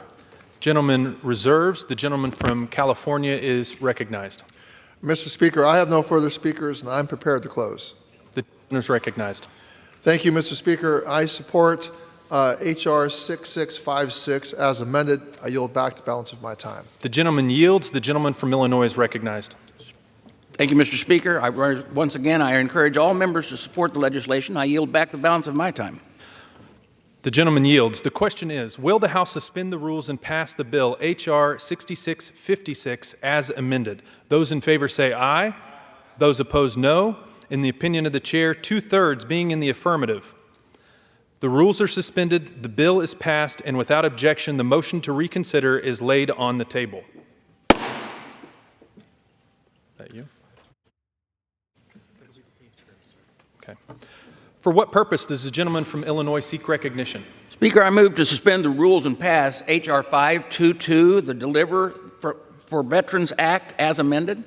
The clerk will report the title of the bill. H.R. 522, a bill to amend Title 38 United States Code to authorize the Secretary of Veterans Affairs to provide or assist in providing a vehicle adapted for operation by disabled individuals to certain eligible persons to pay expenses associated with the delivery of such vehicle and for other purposes.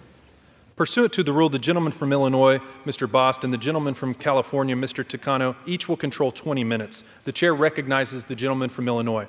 Speaker, I ask unanimous consent that all members have 5 legislative days in which to revise and extend their remarks on H.R. 522 as amended. Without objection.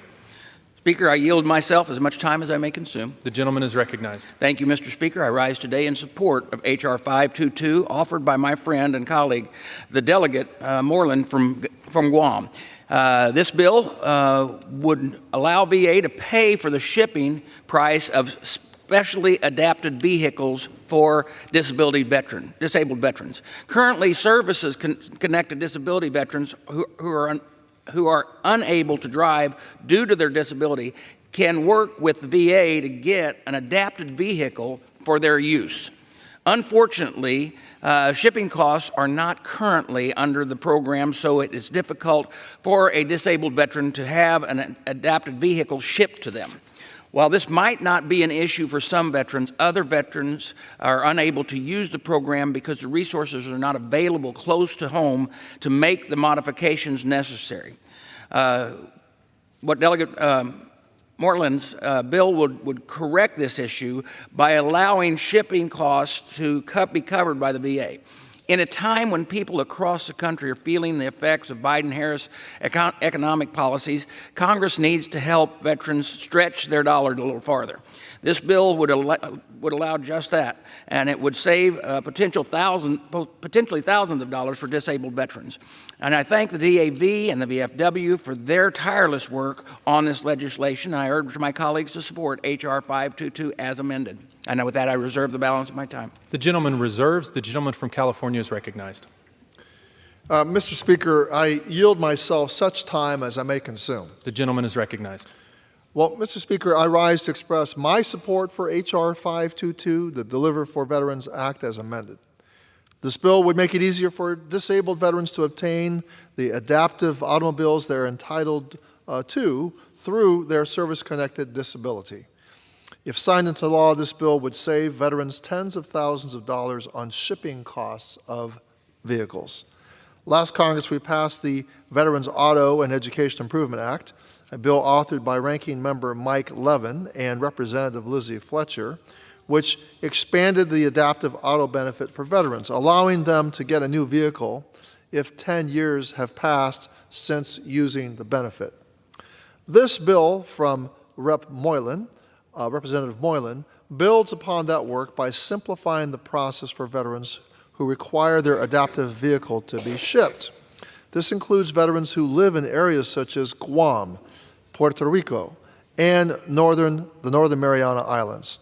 I urge my colleagues to support this bill, and I reserve the balance of my time. Gentleman reserves. The gentleman from Illinois is recognized. Mr. Speaker, at this time, I would like to yield as much time as he may consume to Representative Moylan from Guam, the sponsor of this bill. The gentleman from Guam is recognized. Thank you, Mr. Speaker. I'd like to talk about a significant piece of legislation that will benefit many of our nation's heroes residing in very remote locations. H.R. 522, the Deliver for Veterans Act. This bill is a significant step forward in ensuring our veterans receive the care, support, and service they not only deserve, but are also legally available. However, obtaining some of these benefits can be challenging because of their location. Currently, a program with the Department of Veterans Affairs allows disabled veterans to receive about $25,000 to purchase an adaptive vehicle. However, veterans residing in remote areas such as Guam, Hawaii, Alaska, or other jurisdictions throughout the nation would have to pay the rates to ship the vehicle to their homes. It would easily cost at least between $3,000 to $4,000 for a vehicle to be shipped to Guam or Hawaii. Imagine the shipping cost if it came from the West Coast. H.R. 522 addresses this problem by including shipping costs as part of the program. This ensures that a veteran with disability can obtain an adaptive vehicle from this program and have it delivered to their home. The legislation would assist many veterans residing in my district of Guam, which has among the nation's highest number of veterans per capita. H.R. 522 would also benefit veterans residing in other territories, such as the Northern Marianas and American Samoa. Moreover, it would support those residing in non-contiguous states, such as Hawaii and Alaska, and greatly help veterans living in rural communities throughout the nation. This legislation needs to be passed. This bill is another step towards closing many gaps of inadequate care for veterans living in remote areas. I would appreciate your support in continuing to deliver our promise to those who served. Veterans have sacrificed so much for our freedoms. It is our duty and moral obligation to ensure they receive the highest standard of care and support when they return home. In closing, I urge you all to support H.R. 522 and work together to give back to our veterans who have already given so much to our country. Thank you. I yield back. Gentleman yields. The gentleman from Illinois is recognized. I have no more speakers. I'm ready to close, and I reserve the balance of my time. The gentleman reserves. The gentleman from California is recognized. Mr. Speaker, I have no further speakers, and I'm prepared to close. The gentleman is recognized. Mr. Speaker, I urge all of my colleagues to join me in passing H.R. 522, the Deliver Act, as amended, and I yield back the balance of my time. The gentleman yields. The gentleman from Illinois is recognized. Speaker, once again, I encourage all members to support this legislation, and I yield back the balance of my time. The gentleman yields back. The question is, will the House suspend the rules and pass the bill H.R. 522 as amended? Those in favor say aye. Aye. Those opposed, no. In the opinion of the chair, 2/3 being in the affirmative, the rules are suspended, the bill is passed, and without objection, the motion to reconsider is laid on the table. For what purpose does the gentleman from Illinois seek recognition? Speaker, I move to suspend the rules and pass H.R. 7323, the Montgomery GI Bill Selected Reserve Tuition Fairness Act, as amended. The clerk will report the title of the bill. H.R. 7323, a bill to amend Title 38 United States Code to direct the Secretary of Veterans Affairs to disapprove courses of education offered by a public institution of higher learning that does not charge the in-state tuition rate to a veteran using certain educational assistance under Title 10 of such code. Pursuant to the rule, the gentleman from Illinois, Mr. Boston, the gentleman from California, Mr. Takano, each will control 20 minutes. The chair recognizes the gentleman from Illinois. Speaker, I ask unanimous consent that all members have 5 legislative days in which to revise and extend their remarks on H.R. 7323 as amended. Without objection. Thank you, Mr. Speaker. I yield myself as much time as I may consume. The gentleman is recognized. Thank you, Mr. Speaker. I rise today in support of H.R. 7323, offered by my friend and fellow veteran, our subcommittee on economic opportunity chairman, Representative Van Orton. This bill would reduce tuition cost for Montgomery GI Bill selected reserves by making them eligible for the same in-state tuition waiver that the other GI Bill recipients receive. Representative Van Orton's bill would also reduce the cost for veterans seeking to become pilots. Veterans attending flight training schools would not be charged unlimited fees, but instead would pay fees equal to those charged by a 4-year private college or university. Student veterans would also be able to complete their flight training faster because they would be able to attend flight training year-round under this bill. I fully support this bill that would ensure VA can protect its integrity of the GI Bill and provide veterans with the best economic and educational opportunities out there. I thank the VFW, the ROA, and the DAV for supporting this bill. And I also want to thank my friend and colleague from New Jersey, Representative Kane, for his work on the flight school enhancement that are included in this bill. And finally, I ask unanimous consent to enter into the record an exchange of letters on H.R. 7323 between Chairman Rogers of the Committee on Armed Services and myself as Chairman of the Committee on Veterans Affairs. Without objection. And I urge all of my colleagues to support H.R. 7323 as amended, and with that I reserve the balance of my time. Gentleman reserves. The gentleman from California is recognized. Mr. Speaker, I yield myself such time as I may consume. Gentleman is recognized. Mr. Speaker, I rise to express my support for H.R. 7323, the Montgomery GI Bill Selected Reserves Tuition Fairness Act of 2024. This bill mandates that the Department of Veterans Affairs deny courses that they do not charge in-state tuition rates to veterans using certain educational assistance under Title 10. Now, VA already has the authority to disapprove courses at higher education institutions that do not offer in-state tuition rates for other GI Bill beneficiaries. Mandating in-state tuition rates is a good policy. It ensures only schools who prioritize quality education at a fair price participate in the programs, and it preserves GI Bill benefits for student veterans, and it makes the entire GI Bill program more solvent and sustainable so that the GI Bill stays available for veterans for generations to come. It is also crucial to ensure that selected reservists receive the same benefits as their active duty counterparts by ensuring that in-state tuition is granted regardless of their residency. Now, this bill will expand educational opportunities by providing them with more affordable education options. Their dedication to serving our country deserves nothing less. So, I urge, Mr. Speaker, my colleagues to support this bill, and I reserve the balance of my time. The gentleman reserves. The gentleman from Illinois is recognized. Thank you, Mr. Speaker. At this time, I would like to yield as much time as he may consume to the gentleman from Wisconsin, Representative Van Orton. Thank you, Mr. Chairman. Thank you, Ranking Member Takano. The gentleman from Wisconsin is recognized. Thank you, Mr. Chairman. Thank you, Ranking Member Takano, and thank you, Mr. Speaker. I'm honored to speak today on behalf of my legislation legislation H.R. 7323, the Montgomery GI Bill Select Reserve Tuition Fairness Act. The bill holds special meaning to me because the issue is brought to my attention by one of my constituents, a fellow veteran, Mr. Greg Tremeling, during a Veterans Day listening session. And his voice, along with many other reservists and veterans, made clear that we have to change our policies.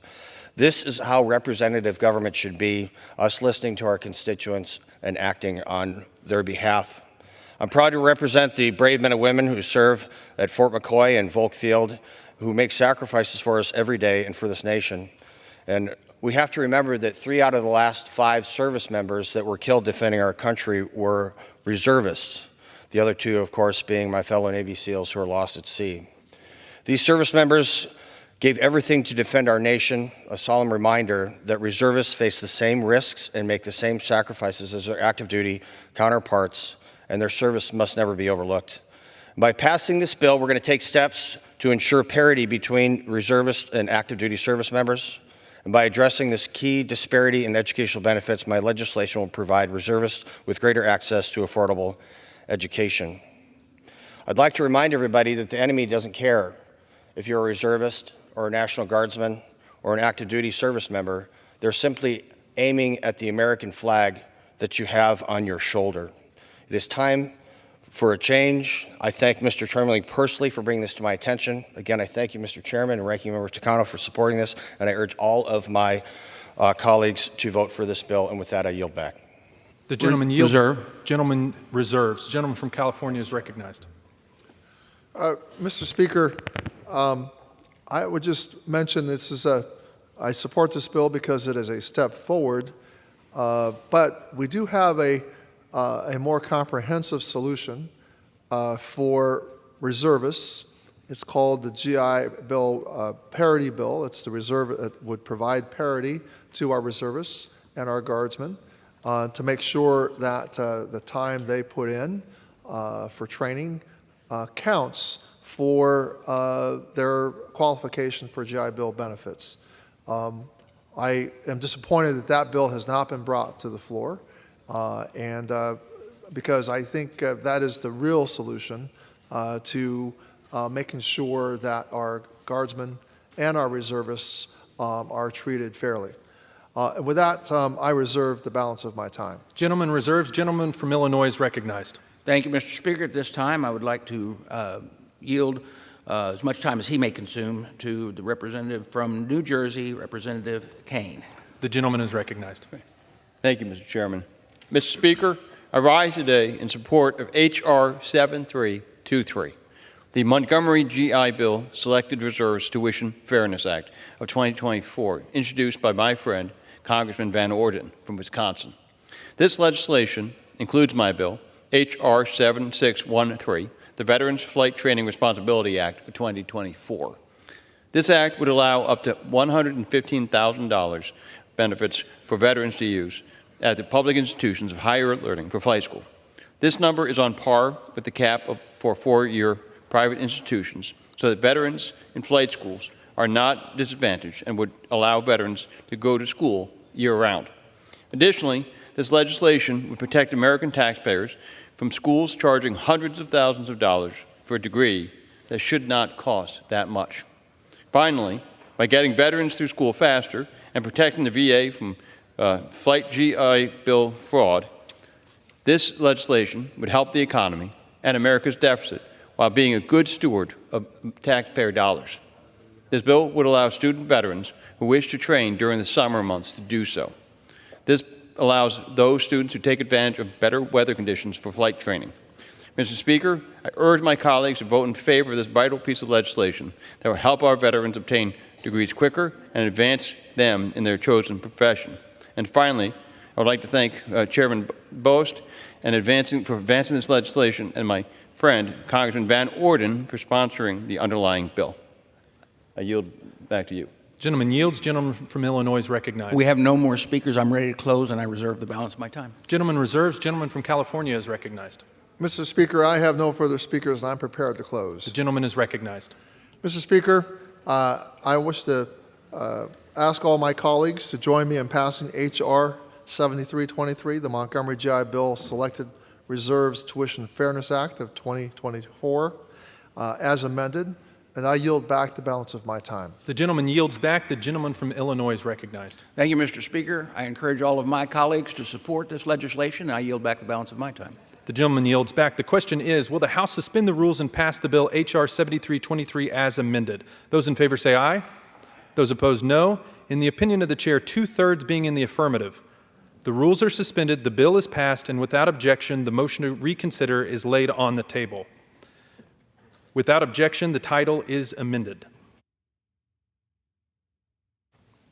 For what purpose does the gentleman from Illinois seek recognition? Speaker, I move to suspend the rules and pass S656, the Veterans Improvement Commercial Driver's License Act of 2023.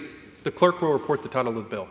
Senate 656, an act to amend Title 38 United States Code to revise the rules for approval by the Secretary of Veterans Affairs of the commercial driver education programs for purposes of veterans educational assistance and for other purposes. Pursuant to the rule, the gentleman from Illinois, Mr. Boston, the gentleman from Illinois, Mr. Takano, will each control 20 minutes. The chair recognizes the gentleman from Illinois. Speaker, I ask unanimous consent that all members have 5 legislative days in which to revise and extend their remarks on S656. Without objection. Speaker, I yield myself as much time as I may consume. The gentleman is recognized. Thank you, Mr. Speaker. I rise today in support of S656 offered by my colleague, Senator Fisher from Nebraska.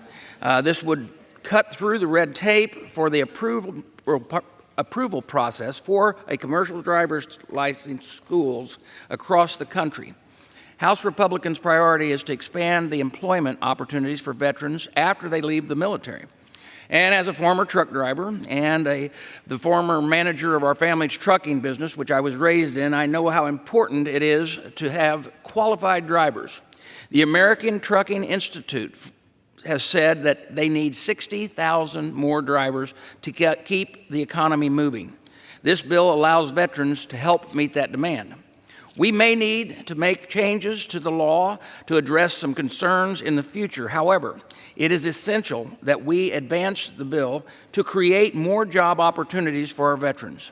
And I look forward to continuing to improve CDL programs, and I urge my colleagues to support S656. And with that, I reserve for the balance of my time. The gentleman reserves. The gentleman from California is recognized. Mr. Speaker, I yield myself such time as I may consume. The gentleman is recognized. Well, Mr. Speaker, I rise to speak on S656, the Veteran Improvement Commercial Driver License Act of 2023.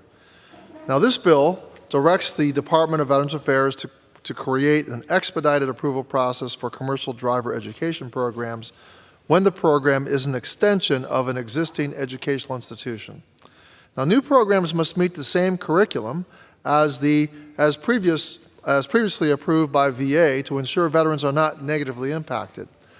Now, while I'm considering supporting this bill today, I do wish to point out our committee has been working on this bill for months, and we reached a House and Senate bipartisan agreement on improved language for S656 that would empower state improving agencies to conduct proper oversight and limit automatic approval of these programs if they're opening in states without existing CDL programs. However, despite these negotiations, for some unknown reason, this text is the same which passed in the Senate, ignoring the hard work our staff put in to reach a final agreement. Now, this is unfortunate, and I hope this won't be our last word or last work on this language. It is critically important that we include important oversight provisions in bills such as these to ensure that veterans get the best possible training and that schools who access veterans' hard-earned GI Bill benefits are held accountable for the quality of their programs. And that is why I wish to yield to my colleague, Chairman Bost, for a question to ensure that we can still work to get this bill to a better state. So, Mr. Chairman, I understand both our staffs have spent quite a bit of time working on bipartisan language to S656. Can I get your commitment that we will continue these discussions and pass an updated bill as soon as possible? You can have my word. We will continue to work with your staff to do the best we can. I think this bill is in very, very good shape the way it is. And as as the only one that actually has a CDL, we should probably realize that the safety's here. That's all good. But I would be willing to work on it in the future to move it on out today. I appreciate that, and we can get to work on an updated bill as soon as possible. Yes. I appreciate that pledge. And my second question to you, Mr. Chairman, can I count on your support for that amended bill whenever it may be, this Congress or next? Ask that question again. I'm sorry. I just want to ask if I can count on your support for that amended bill, the amended bill, and if, whenever it may be, this Congress or next. Right, and the updated language is also in the Dole Act if we get the opportunity to have the Dole Act too. So. All right, well, thank you. I appreciate that. Well, I want to thank the chairman. I will reclaim my time. While this bill will head to the president's desk, I hope our committee can continue to work on this issue in the meantime. Despite my concerns and reservations, I will support this bill now, and I reserve the balance of my time. Gentleman from California reserved. Gentleman from Illinois is recognized. Thank you, Mr. Speaker. I now yield as much time as he may consume to the gentleman from North Carolina, Representative Edwards. The gentleman from North Carolina is recognized. Thank you, Mr. Chair. Thank you, Mr. Speaker.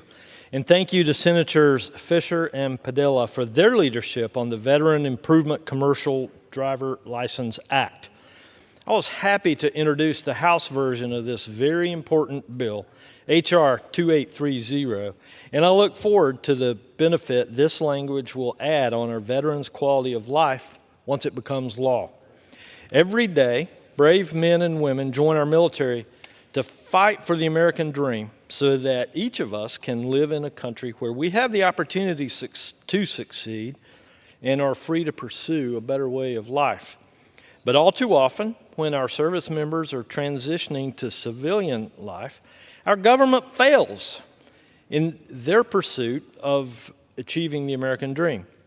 A 2016 study by the U.S. Chamber of Commerce Foundation found that 53% of all veterans were unemployed for at least 4 months after leaving the military. These are our country's strongest citizens, yet we repeatedly fail to sufficiently support them as they make the biggest transition in their life from service member to civilian. S-656 and H.R. 2830 make a much-needed change to the Veterans Educational Assistance Programs, expanding job opportunities for the brave men and women who serve our great nation. The VA CDL Act will increase veteran access to timely, quality commercial driver's license training, reduce veteran unemployment or underemployment, and reduce the strain on our nation's supply chain by increasing the truck driver workforce pool. Currently, roughly 8,400 commercial driving programs are approved for use by eligible veterans under the GI Bill. But a bureaucratic 2-year rule prevents these training facilities from accepting GI benefits as secondary locations for 2 years. This burdensome red tape has excluded many veterans from attending closer secondary branch training and dissuaded service members from joining the trucking industry. And who better knows how to drive big stuff than our veterans? Because of the rule, veterans must decide between finding a new career path, waiting 2 years to pursue their commercial driver's license, or traveling hundreds of miles in some cases away from their home for immediate training.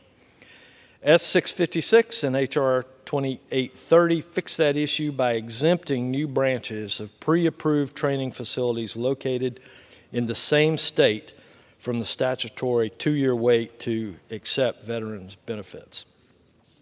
It's high time that we take meaningful steps towards better supporting a veteran's transition into the civilian workforce. Too many arbitrary rules are impeding a veteran's ability to achieve the very American dream that they're fighting for others to pursue. But the VA CDL Act helps to eliminate one of those barriers. Ultimately, this is a common sense reform bill that will reduce unnecessary roadblocks to veterans' training and workforce opportunities, and I urge all my colleagues to support it. Thank you, and I yield back. Gentleman from North Carolina yields back. Thank you, Mr. Speaker. We have no more speakers. I'm ready to close, and I reserve. The gentleman in reserves. The gentleman from California is recognized. Mr. Speaker, I have no further speakers, and I'm prepared to close. The gentleman from California is recognized. Thank you, Mr. Speaker. I, again, say I support S656, the Veteran Improvement Commercial Driver License Act of 2023, and I yield back the balance of my time. The gentleman yields. The gentleman from Illinois is recognized. Thank you, Mr. Speaker. As a veteran and as a person that drove big stuff, I encourage all of my colleagues to support this bill, and I yield back the balance of my time. The gentleman yields. The question is, will the House suspend the rules and pass Senate 656? Those in favor say aye. Those opposed say no. In the opinion of the chair, the 2/3 being in the affirmative, the rules are suspended and the bill is passed. And without objection, the motion is reconsidered and is laid on the table.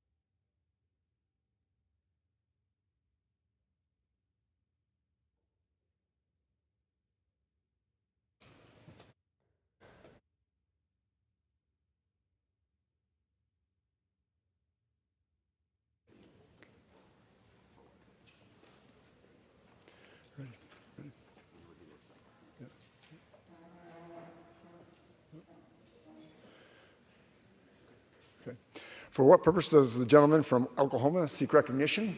Mr. Speaker, I move that the House suspend the rules and pass H.R. 9747. The clerk will report the title of the bill. H.R. 9747, a bill making continuing appropriations and extensions for fiscal year 2025 and for other purposes. Pursuant to the rule, the gentleman from Oklahoma, Mr. Cole, and the gentlewoman from Connecticut, Mr. Laurel, each will have 20 minutes of control time. For what purpose does the gentleman from Texas arise? Rise to seek time in true opposition to the legislation. Is the gentleman from Connecticut opposed to this? No, I'm not opposed. The gentleman from Texas will control the time in opposition. The gentleman from Oklahoma is recognized. Thank you, Mr. Speaker. Mr. Chairman, I ask unanimous consent to yield to the gentlelady from Connecticut, the distinguished ranking member of the Appropriations Committee, Ms. Delora of Connecticut, 1/2 of my time, and that she be allowed to control that time. Mr. Speaker, I ask unanimous consent that all members have 5 legislative days to revise and extend their remarks and include extraneous material on H.R. 9747. Without objection. Mr. Speaker, I yield myself such time as I may consume. I rise today in support of H.R. 9747, the Continuing Appropriations and Extension Act of 2025. In a matter of days, funding for the fiscal year 2024 will run out, and it's Congress's responsibility to ensure that the government remains open and serving the American people. We are here to avert harmful disruptions to our national security and vital programs our constituents rely on. Before I discuss the underlying bill, I'd like to note the progress this body has made so far on the appropriations process. After a late start due to the delay of fiscal year 2024 process and a late presidential budget request, the Appropriation Committee succeeded in passing all 12 of our fiscal 2025 bills out of committee, all of which were within the bounds of the Fiscal Responsibility Act, which is enshrined in law. The House then passed 5 of those bills across the floor, representing nearly 71% of overall discretionary spending. Despite House Republicans' strong momentum, time is drawing short, and our colleagues in the Senate, who have yet to pass all of their bills out of committee or to pass a single fiscal year 2025 bill across the floor, have not kept pace with the House. It's clear we're unable to complete the full appropriations process by September 30th. That means that a continuing resolution is needed. The bill before us is narrow in scope and continues government operations through December 20th. It includes extensions for critical programs that must remain in place, such as WIC, TANF, and the National Flood Insurance Program. It also includes additional resources for the Secret Service to ensure candidates and government leaders are protected, while also guaranteeing the full cooperation of the Secret Service with congressional investigations. Mr. Speaker, governance by continuing resolution is not ideal. Like most, my preference would be to pass full-year individual appropriations bills through regular order, but we are out of time. We cannot afford a shutdown, which would be greatly damaging to our national security, to critical government programs, and to the American people, not to mention the enormous cost of government shutdowns. I commend the Speaker for his efforts to find a path forward. He was dealt a very difficult hand and has delivered once again for the good of the country. This path ensures Americans aren't needlessly punished with a costly shutdown and allows the people and, importantly, the next president to have a say in the appropriations process. For these reasons, I urge all of my colleagues to vote in support of H.R. 9747 today. Thank you, and I reserve the balance of my time. The gentleman from Oklahoma reserves. The gentlelady from Connecticut is recognized. Mr. Speaker, I yield myself such time as I may consume, and let me first say a thank you to the gentleman from Oklahoma for allowing me the 10 minutes time. I'm much appreciative. I rise in support of this continuing resolution, which will avert a costly and pointless government shutdown and provide Congress with the time required to enact bipartisan full-year funding bills for 2025.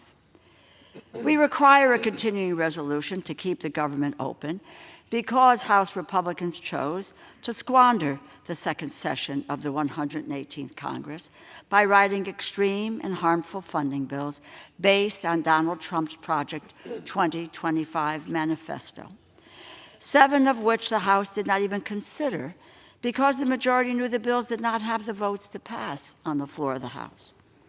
It is never ideal to govern with a continuing resolution, but this is a responsible and sober measure that avoids many of the problems that would have been created with a 6-month funding bill. After the continuing resolution is enacted, the appropriations committees should begin bipartisan negotiations to finish full-year bills by December 20th. This will be a difficult task.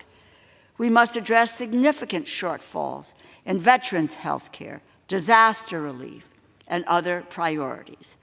These problems demand bipartisan solution, and so we must drop poison pill writers and massive cuts to the services that American families depend on so that this Congress can finish its work.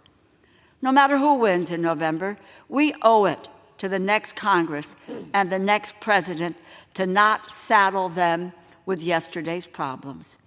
We know where we must end up, and it is my hope that this bill will provide the bipartisan momentum needed to arrive there. I urge your support, and I reserve the balance of my time. The gentlelady from Connecticut reserves. The gentleman from Texas is recognized. I thank the chair. The last time we moved all 12 appropriations bills through the House, I believe, was in FY 2010. The last time that we did not have to use a continuing resolution to be able to fund government, I believe, was 1997. I think 4 times in my lifetime have we been able to pass all 12 appropriations bills through both bodies and get them signed by the President of the United States. This institution is failing. It's failing to do the one core thing it's supposed to try to figure out what to do. And that isn't the spending bills. It's actually defending the United States of America, securing the border of the United States, doing what the Constitution actually prescribes, what the preamble lays out, securing the blessings of liberty. We're not doing that. And we end up in a vicious circle every single year, the same vicious circle. And the American people are watching, and they're wondering, why on earth cannot the 435 people sent here to represent them figure out how to do what every other family and business and nonprofit in the United States has to do? And the short answer is, it's because we can and do print money.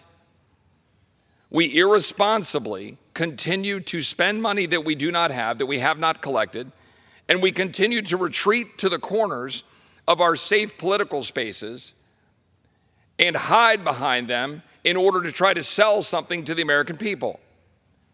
My colleagues on this side of the aisle tend to hide behind national defense and say, well, we must do this, and therefore we must spend more money that we don't have in order to accomplish the goal of defending the United States, which, by the way, I would question whether we're actually defending the United States when our borders are not secure.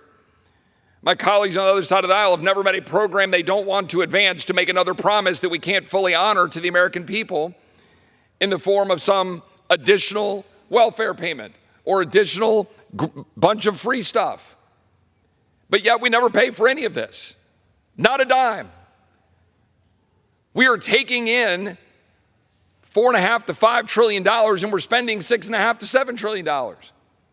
Like, what are we doing? I mean, it's absurd. And the American people look at us and they go, what on earth is wrong in Washington? We end up back at the same spot every single year. This year, the Speaker put forward a proposal that would have had the continuing resolution extend into 2025, and then would have guaranteed that we know that only American citizens vote in American elections, in federal elections. Now, my colleagues on the other side of the aisle like to dismiss that as an issue that is not a problem, non-existent, despite the data rolling in from states with their limited tools to go determine the citizenship. We have the Secretary of State of Florida testify in front of the subcommittee on the Constitution that they don't have the tools they need. They had to sue the federal government to get the limited tools they're using. Other states, Texas, identified people that were on the rolls who are non-citizens. We know it's a real issue. So you have this simple measure that just reinforces existing law to ensure that issue, and we have violent opposition from our colleagues on the other side of the aisle, and then inexplicably, a handful of people on this side of the aisle who wanted to oppose that measure out of some sort of deference to opposition to a CR, and then set the circumstances for where we are right now today, where we find ourselves with the Speaker putting a short-term CR into December, which was the natural outcome, the predictable outcome of the opposition of the plan put forward by the Speaker 2 weeks ago. It's more of the same games that get bemoaned by the very people complaining about the games. You can't complain that the games are going on and then play games. That's the truth. I appreciate the Appropriations Committee chairman for working and trying to work across the conference, across the entire body to figure out how to get something done. We passed 5 appropriations bills. It's better than none, it's not 12. Last year we passed 7 appropriations bills. Better than none, not all 12. The Senate, led by our Democratic colleagues over there, have passed 0. Not one. Not one appropriations bill has the Senate sent out of that chamber to this chamber. So who is it who's serious about wanting to do our job? Because I will say that despite my concerns, publicly stated concerns about some decisions on this side of the aisle, the truth of the matter is that had our Democratic colleagues been in charge of this chamber, what we would have seen is a massive increase in spending. The non-defense spending would have gone up, whereas we have kept it flat. The defense spending that did go up, we paid for out of the IRS expansion. We pulled that back so you didn't have IRS agents in your living rooms if you're a middle-class taxpayer. And we took COVID money and we paid for that defense increase. And we were able to stop what the Democrats would have done, which would have passed legislation in the name of border security that would codify the dangerous release of individuals onto the streets of the United States that have led directly to the death of Americans. Americans like Jocelyn Nungray, whose beautiful 27-year-old mom testified in the Judiciary Committee because her daughter went missing after she put her to bed on Sunday night, and on Monday she finds out that she was gagged, bound, and raped in Houston, Texas, and murdered. Alexis Nungray is a hero and had the courage to come testify about that, about what happened to her daughter. And are we doing anything about that? No. Our Democrat colleagues refuse. Instead, they want to hide behind a bill in the Senate that they couldn't even get out of the Democrat-controlled Senate, that never had any chance of passage, and they want to say somehow that that was a grand bipartisan bill. Because what? A couple of Republican senators had a couple of conversations with them about it? But the bill had no chance of moving, and that bill would have codified Kamala Harris, the border czar's mass release policies into the United States. Laken Riley is dead. Jocelyn Nungray is dead. Kayla Hamilton is dead. Rachel Marin is dead. I could go down the laundry list of Americans who have died at the hands of people released into the United States by this administration. I could go down a laundry list of examples of non-citizens voting and our colleagues on the other side of the aisle not caring about it, wanting to continue to fund an executive branch that is refusing to follow the law, blatantly disregarding asylum laws, blatantly disregarding parole laws to endanger the American people. That's why some of my colleagues here, by the way, didn't want to support a CR, because they don't want to fund an executive branch that's at war with the people. Because if you're a Texan, and now increasingly across the country, like Laken Riley in Georgia or Kayla and Rachel in Maryland, you can't help but believe that this administration is in fact at war with your well-being. You have gangs now operating in Dallas, gangs operating in Colorado. You've got expansive criminal activity and fentanyl pouring into our streets. And we're not doing anything about it as the Article I branch that is set here to check the Article II executive branch. So here we are again, kicking the can down the road, to quote my friend, and he is my friend, the gentleman from Kentucky, Thomas Massey, with whom I disagreed on our tactical strategy with respect to the CR plus SAVE Act. But the CR plus SAVE Act was designed for a reason. We should secure American elections. We should guarantee that only American citizens vote in American elections. And we should not be kicking the can down the road to December 20th, a mere 5 days before Christmas, which is what this town always does. Because this town is built around K Street. It is built around people believing they need to spend more money. And when we do that, then we just take another chunk out of the hide that is the fabric of this country, racking up more debt. 2 years ago in 2022, a $1.7 trillion omnibus bill was passed when? December 23rd. That is not an accident. It's by design. It's on purpose. That's what people in this town want. They want the pressure so that everybody will clap and get on their planes and go home to open their gifts and be around the Christmas tree with their kids while they destroy the very country that they're here to represent. That's what will happen unless we fight it. So now we're going to have to spend a lot of time, and I will, fighting against whatever massive omnibus bill is tried to jam down our throats on December 20th before Christmas so that everybody can enjoy their jet fumes and roll out of D.C. Last time we threw in $45 billion for Ukraine for good measure in that massive omnibus spending bill right before Christmas. We shouldn't be in this place. We shouldn't be in this position. I think the Speaker was correct. I think the Appropriations Chair was correct in working with the Speaker, and our body was correct in putting forward a bill that would have extended spending into next year, allowed the next president, allowed the next Congress to deal with this issue while we try to preserve and protect American elections. That's what we should have done without a reserve. Gentleman from Texas reserves. The gentleman from Oklahoma is recognized. Mr. Speaker, I reserve. The gentleman from Oklahoma reserves. The gentle lady from Connecticut is recognized. Mr. Speaker, I yield 2 minutes to the gentleman from California, the distinguished ranking member of the Veterans Affairs Committee, Mr. Takano. The gentleman is recognized. I thank my good friend and colleague, the gentlewoman, for yielding. Mr. Speaker, I rise in reluctant support of H.R. 9747, which does the bare minimum to avoid a government shutdown, keeping the bus moving only until we ultimately face another Republican-induced funding crisis just before Christmas. But I say reluctant support because for some unknown reason, this bill lacks a crucial $12 billion that we direly need for the Veterans Health Administration. No one in the majority has come to even remotely close to explaining why. Not Speaker Johnson, not Majority Leader Scalise, not even my counterpart on the Veterans Affairs Committee, Chairman Bost. Not a single person can articulate why we aren't helping veterans right now in this vehicle. We know VHA requires this funding to be able to care for veterans, and we know Congress will provide this money eventually. So I'm baffled as to why we are waiting. We can and should be doing it now, yet the bus remains stuck in the station. What do we gain by holding veterans' health care hostage to the majority's political whims? The answer is nothing. And yet we still wait, our wheels spinning round and round, and veterans and their families are left in the lurch. Mr. Speaker, how much longer must we continue to idle while the majority party deludes themselves into thinking they can govern? This has been the least productive Congress in modern history.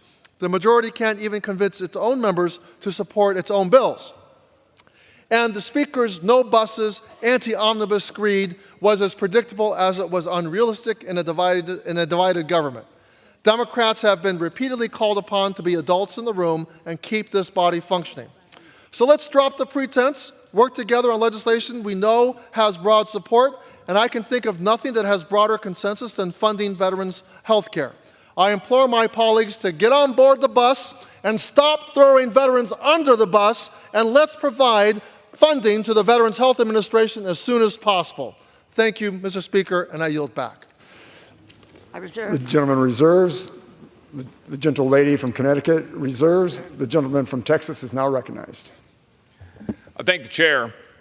I would note that the reason that there's a question about veterans funding is because despite the observation and protests of many on at least this side of the aisle, that the PACT Act, which was passed, I believe 2 years ago, was not going to be able to deal with the claims against it and would create funding problems in addition to this massive mandatory block of funding. And this was all laid bare, and now here we are. And we've got to pay the piper. And now you got to say, okay, well, we passed the PACT Act with this kind of open-ended amount of funding, all in the name of doing something righteous that we all want to do to care for veterans who were harmed with burn pits, but we did it the worst way possible because we're Congress and that's what we do. We identify a problem and we come up with literally the worst possible solution you can come up with, and then the American people kind of look at you and go, well, here we are again. So you got to go write a check like we did last week for $3 billion. And then guess what happens? The CBO, in all of its infinite wisdom, will come forward and actually, with a straight face, say something about the baseline and how that $3 billion that we needed to appropriate really doesn't cost anything and doesn't score. That's what your CBO will do, because that's what it just did. And guess what? The $12 billion that we're talking about and the additional veterans money that we know we're going to go ahead and fund that the gentleman was just referring to. CBO will say the same thing. They'll say it again. They'll say, well, mandatory spending, we have baseline, it's already built in, this doesn't cost anything. Well, then why do we have to appropriate it? Why do we have to come down here and write the check? This is why you're $35.6 trillion in debt, ladies and gentlemen, because nobody here is serious. There's literally not serious. Because if we were serious, then we would say, well, we messed up when we passed the PACT Act, and it's now costing more than they said it was going to cost. And like, if this were my home, so, oh, well, I thought that if I spent this amount of money, it was going to all be fine, or I bought the house, the mortgage, and have to redo the interest rates. Well, now it costs more. Do I just walk away from that? Do I just go print some money to go pay for my bills at my house? But that's what we do. We just go say, let's go to the magic tree, print more money for the $3 billion that we messed up. And then we'll go back and do it again and say, well, $12 billion next year, Don't worry, it won't score. Nobody in America knows what the hell that means. What it means is you're racking up more debt because of our incompetence. That's what that means. And it's done in the name of veterans, because you're not allowed to oppose a bill if the word veteran is in the title. You're not allowed to oppose a bill if the word teacher or firefighter or police officer is in the title. You know how many bills last week we passed on suspension, racking up more billions because it had something in there about autism or something in there for a study or more funding for something else? Because you don't dare oppose it because you put something like that in the title. And then all of the people are left holding the bag. At what point are we going to actually be serious? My friend, the chairman of the Budget Committee, Jody Arrington, posed this question in the Budget Committee a little bit earlier. Are we ever going to come together and have an actual conversation? Are we just going to say every tax cut, no matter what it is, magically pays for itself? Let me give a little hint to Republicans. They don't all pay for themselves. They don't. It's simple math. Some tax cuts do because they create economic growth. Some tax cuts don't. So can we be serious about that on this side of the aisle? Can my colleagues on the other side of the aisle admit that there's any limit at all to another feel-good program that they want to pass to be able to go buy votes because they put a nice little title in the bill? I doubt it. And that's why we're $35.6 trillion in debt. I reserve. Gentleman from Texas reserves. The gentleman from Oklahoma is recognized. Mr. Speaker, I reserve. The gentleman from Oklahoma reserves. The gentle lady from Connecticut is recognized. Mr. Speaker, I'm prepared to close. The gentle lady reserves. The gentleman from Texas is recognized. I thank the chair. I appreciate the time. And I do say with respect to the Appropriation Committee, and by the way, shout out to their staff processing a lot of amendments this year, the hard work of the Appropriations Committee. When you process 1,000-odd amendments or whatever it's been, it's an extraordinary amount of work. So deeply appreciative of the Appropriations Committee. Those amendments are important. They're an important part of the process. I'm proud of the fact that we process amendments. I'm proud of the bills that we produced, the 5 bills that we passed. And my colleagues on the other side of the aisle are not wrong. There are some divisions on this side of the aisle. You know what? I'm proud of those divisions too, because at least we're having a debate. At least we're having a full-throated debate about how we can try to get out of this mess while our colleagues on the other side of the aisle bury their head in the sand. We're trying to figure out how you can possibly continue to spend money like this without consequences. That's why those, 14, 16 Republicans opposed the CR plus SAVE. I understand why. I'm sympathetic to some of their arguments. But I don't believe that you can come down here, do that, and then complain about the result of where we now find ourselves, which is now we have before us the continuing resolution into December, which many of us wanted to avoid, and it was the logical outcome of the tactics chosen by a handful of my colleagues. I'm proud of the Republican conference. When we have been united over the last 20 months, we've done some extraordinary things. We have reopened the process with amendments in the appropriations process. We have passed appropriations bills, which we hadn't been doing for a while. We did pass a budget out of the Budget Committee. I wish we'd brought it to the floor. We did pass H.R. 2, one of the strongest border security measures we've ever passed, vehemently opposed by our colleagues on the other side of the aisle while they hide behind legislation that had no chance of passing out of the Senate. We passed strong National Defense Authorization Acts. We were able to get real reforms, real changes in terms of policies through the National Defense Authorization Act, pulling back on DEI, pulling back on the excessive climate policies of this administration because we went through that amendment process, both for appropriations and the NDAA. I'm proud of those things. I'm proud of passing a strong ICC sanction bill to go after the International Criminal Court that's trying to go after and make a war criminal out of our friend, Prime Minister Netanyahu, who came and addressed this chamber, and the Vice President of the United States wouldn't even come here to the chamber and stand behind the Prime Minister. I'm proud of doing that. I'm proud of standing alongside Israel. I'm proud of the colleagues coming together to do those things and fight for the American people and ensure that non-defense spending stayed flat. Defense spending went up, but it was paid for. I'm proud of culling back on the IRS. We've done a lot of good things when we're united and when we've done it. My colleagues on the other side of the aisle are committed to spending money we don't have. My colleagues on the other side of the aisle are committed to wide open borders, endangering the American people. They're committed to wide open borders, allowing non-citizens to vote, and they wouldn't even allow us to move the legislation on the appropriations bills to try to make sure we solve that problem. Chuck Schumer has a bill right now, the SAVE Act, that he won't bring to the floor of the Senate. That's a choice. So my colleagues on the other side of the aisle are for open borders, spending money we don't have, watering down our national defense with woke priorities and DEI and critical race theory. All true. So no, I am proud of the debate being had on this side of the aisle, sometimes with strong disagreement. But we are, in fact, each 1/435th of 1/2 of 1/3 of this federal government. So we have to figure out how to come here and figure out how to work together to get this done. With that, I yield back the balance of my time. Gentleman yields. Gentlewoman from Connecticut is recognized. Mr. Speaker, I just want to ask my colleagues to please support this continuing resolution.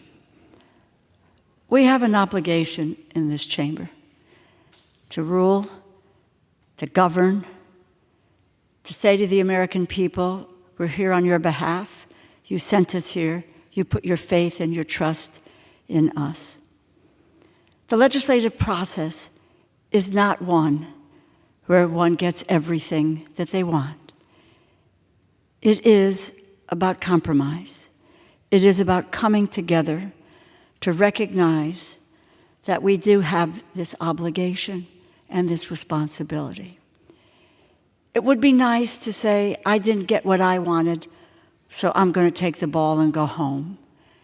That's not the responsible thing to do. This continuing resolution, as I said in my remarks, it's a somber document. It achieves some goals. There are some areas that have not been covered that need to be covered, like disaster relief, like the $12 billion shortfall for veterans. But we have a process to undertake as we move forward, and that is hammering out the 12 appropriations bills, which fund the U.S. government. That is our responsibility. If we do not do this today, the government shuts down. We don't suffer. We continue to get our paychecks. Maybe if there was a threat of a furlough for members of Congress, the outcome might be different. But there are men and women out there who serve this country whose economic stability is in jeopardy. And we hold that in our hands. So we say yes today, not because it's everything that we wanted, but yes to continue a process that gets us to fund the goods, the services of the American people. That is what they expect us to do. They expect us to govern. That is what this bill about is today. Again, I urge my colleagues to vote yes. I yield back the balance of my time. The gentleman yields. The gentleman from Oklahoma is recognized. Thank you very much, Mr. Speaker. I yield myself the balance of my time. And I'd like to begin just with a quick personal reflection and tell both my colleagues what an honor it is to share this floor with them today. And I mean that quite sincerely. These are two of the most principled people that we have in Congress. They don't always agree with one another. We don't always agree with one another, but I've had the privilege of serving with my good friend, the distinguished ranking member on the Appropriations Committee for many years. Nobody that I like to debate with, bargain with, and eventually come to an agreement with more than my friend. And I've had the great privilege of serving with Mr. Roy on the Rules Committee in this Congress, and I have enjoyed every minute of it, quite frankly, because like my friend on the other side of the aisle, he approaches things with a great deal of passion, a great deal of care, and always enriches the debate. And it is true that my friend, Mr. Roy, and I have worked on a lot of stuff together. We're on the same side more times than not. And, I was very proud to work with him last week when we tried to submit a little bit longer CR and tried to get the SAVE Act done. I like the short one, but I could accept the compromise that the Speaker offered to get the SAVE Act. We didn't quite get that done. Frankly, I've often worked with my friend, and I think he's right on the spending issues. I'm proud of this Congress because we have pulled that back. There's no American Rescue Plan coming out of this Congress, thanks to the Republicans. There's no Inflation Reduction Act coming out of the Congress because we're in the majority in the House. And frankly, even this year, we did have the Fiscal Responsibility Act overall governing our spending. But as my friend from Texas knows, there were quote-unquote side deals. Those aren't the law of the land. Those weren't things that we literally were operating by things that, honestly, many of our members didn't know about. And to my Democratic friends who like to still talk about that, why aren't we honoring that deal? Maybe you should have kept the guy that made the deal, Speaker McCarthy. But the reality was it's not in law. We appropriated to what was in the law. And we lived that way, and I'm proud that we did that. I'm proud of the progress we made on the Appropriations Committee. The fact that we got all the bills out of the committee when the Senate has not. The fact that we got 5 of them constituting the great majority of spending across the floor when the Senate has yet to do a single bill. This committee, and frankly this institution, is not the reason why we face the challenge we face today. But let's be honest, too, about the challenge we do face. It's a binary choice. We're either going to shut the government down without achieving anything by shutting it down, or we're going to keep it open and keep working on our problems and, frankly, give the American people an opportunity in the election through their votes and their voice to decide who's coming back here and who the president-elect is going to be, and I suspect that will clarify a lot of the decisions in front of us. I agree with my friend from Connecticut. I am not for shutting down the government. It is a disservice to the American people. We inconvenience them. We endanger them. Our responsibility, if we can't come to an agreement, is to still keep the country safe, still keep it operating, and frankly continue to work on and allow the American people to intervene and tell us what they want us to do. So, Mr. Speaker, pretty clear to me, the right thing to do is to join together in a bipartisan sense, and later we hope in a bicameral sense, and pass this bill. Keep the government open and functioning. Let the American people make a decision a few weeks from today and then return. And I agree with my friend Connecticut. I would like to finish our business before the end of the year. I don't know if that's possible, but I agree very much the next president and the next Congress should not be forced to do the work of this administration and this Congress. They should be able to start. They're going to have plenty of problems. They're going to come here in a dangerous world. President-elect is going to have to create a budget, get their people in place, and rewrite the tax code. Let's not throw a potential government shutdown in front of them as well. That's more than enough to deal with. So with that, Mr. Speaker, I sincerely urge the passage of this legislation, H.R. 9747. I urge my colleagues to support the bill and yield back the balance of my time. Gentleman yields. The question is, will the House suspend the rules and pass the bill H.R. 9747? Those in favor say aye. Those opposed, no. In the opinion of the chair, 2/3 being in the affirmative, the rules are suspended, the bill is passed, and without objection, the motion to reconsider is laid on the table. Mr. Chairman. For what purpose does the gentlewoman from Connecticut seek recognition? Ask for the yeas and nays. Yeas and nays are requested. All those in favor of taking this vote by the yeas and nays will rise and remain standing until counted. A sufficient number having risen, the yeas and nays are ordered. Pursuant to Clause 8 of Rule 20, further proceedings on this question will be postponed.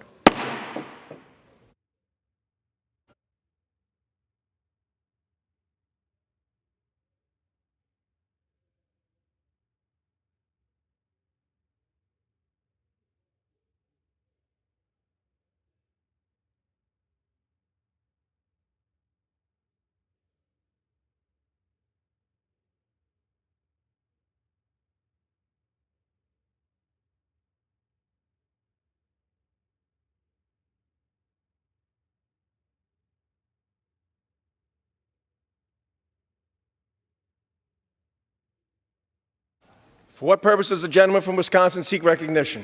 Mr. Speaker, I move to suspend the rules and concur in the Senate amendment to the bill H.R. 6513. The clerk will report the title of the bill.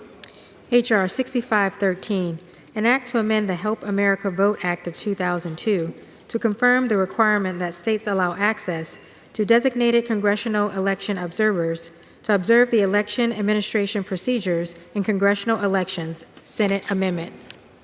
Pursuant to the rule, the gentleman from Wisconsin, Mr. Stile, and the gentleman from New York, Mr. Morelli, each will control 20 minutes. The chair now recognizes the gentleman from Wisconsin. Mr. Speaker, I ask unanimous consent that all members may have 5 legislative days to revise and extend their remarks and submit additional material on the Senate amendment to the bill H.R. 6513. Without objection. Mr. Speaker, I yield myself so much time as I may consume. The gentleman is recognized. Mr. Speaker, I rise in strong support of the Senate amendment to H.R. 6513, the Confirmation of Congressional Observer Access Act, or the COCO Act.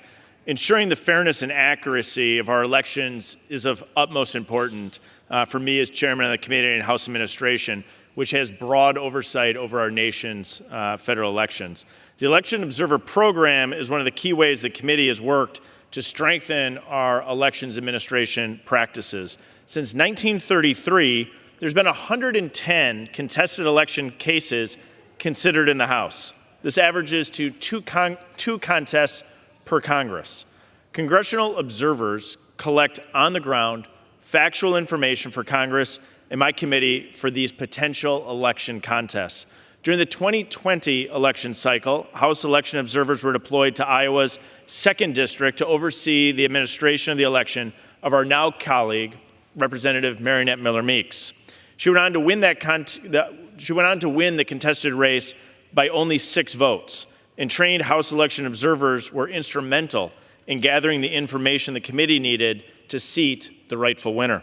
The Constitution grants Congress the authority to, quote, be the judge of the elections, returns, and qualifications of its own members. It is under this constitutional authority that the House established the nonpartisan election observer program. In the 2022 election cycle, observers were deployed to roughly 25 sites across the country. Dozens of offices have already signed up to participate in this year's program for the election that concludes in just 41 days.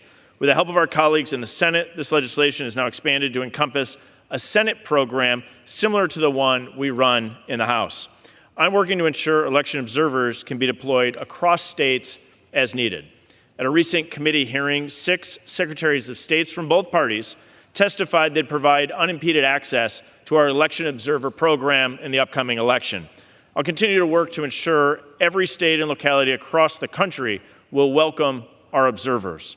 Strong election integrity increases confidence and participation in our elections, which is a good thing. Providing a federal statutory citation for these elections observers to monitor election administration practices will achieve that goal. Elections are partisan, but the administration of our elections should never be partisan. I urge my colleagues to support this bill, and Mr. Speaker, I yield back. I reserve the balance of my time. The gentleman reserves. The gentleman from New York is recognized. Thank you, Mr. Speaker. I yield myself such time as I may consume. The gentleman is recognized. Thank you, Mr. Speaker. First, let me thank my distinguished colleague and friend from Wisconsin, the chair of our committee, Mr. Stile. And I, as well, rise today in support of the Senate amendment to H.R. 6513. I'm proud to say this measure is the byproduct of bipartisan and bicameral agreement. As was noted, Article 1, Section 5, Clause 1 of the Constitution grants Congress the authority to, quote, be the judge of the elections, returns, and qualifications of its own members, end quote. The House of Representatives serves as the final arbiter over any contest to the seating of any member-elect and is the ultimate authority over who may serve in the chamber.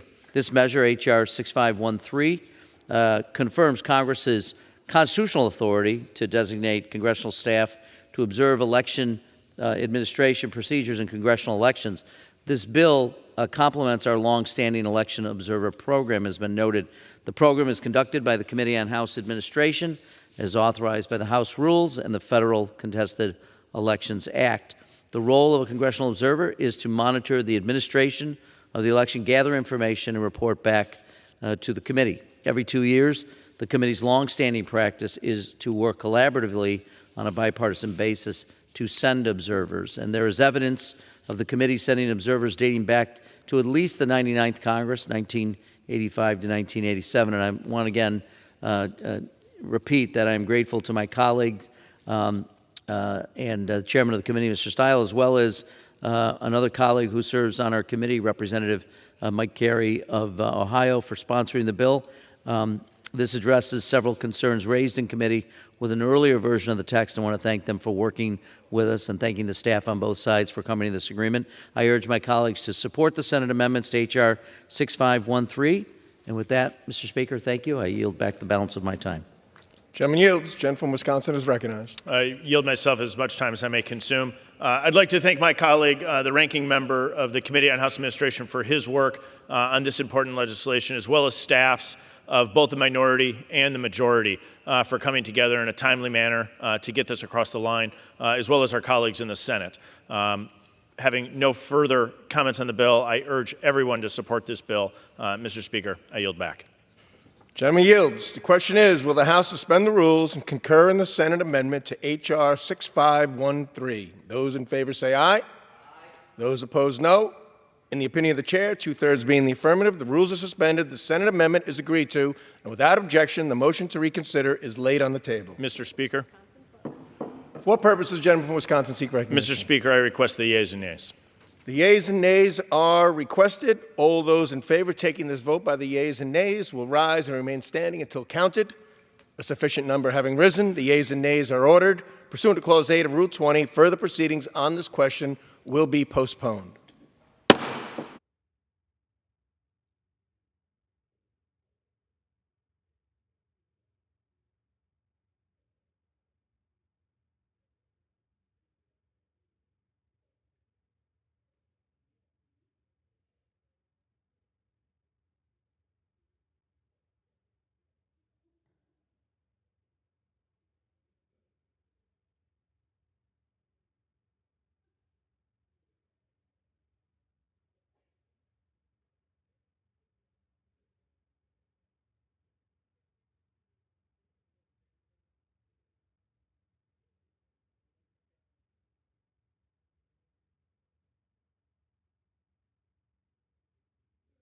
For what purpose does the gentleman from Texas, Mr. McCall, seek recognition? Speaker, pursuant to House Resolution 1486, I call up House Resolution 1469 and ask for its immediate consideration in the House. Clerk will report the title of the resolution.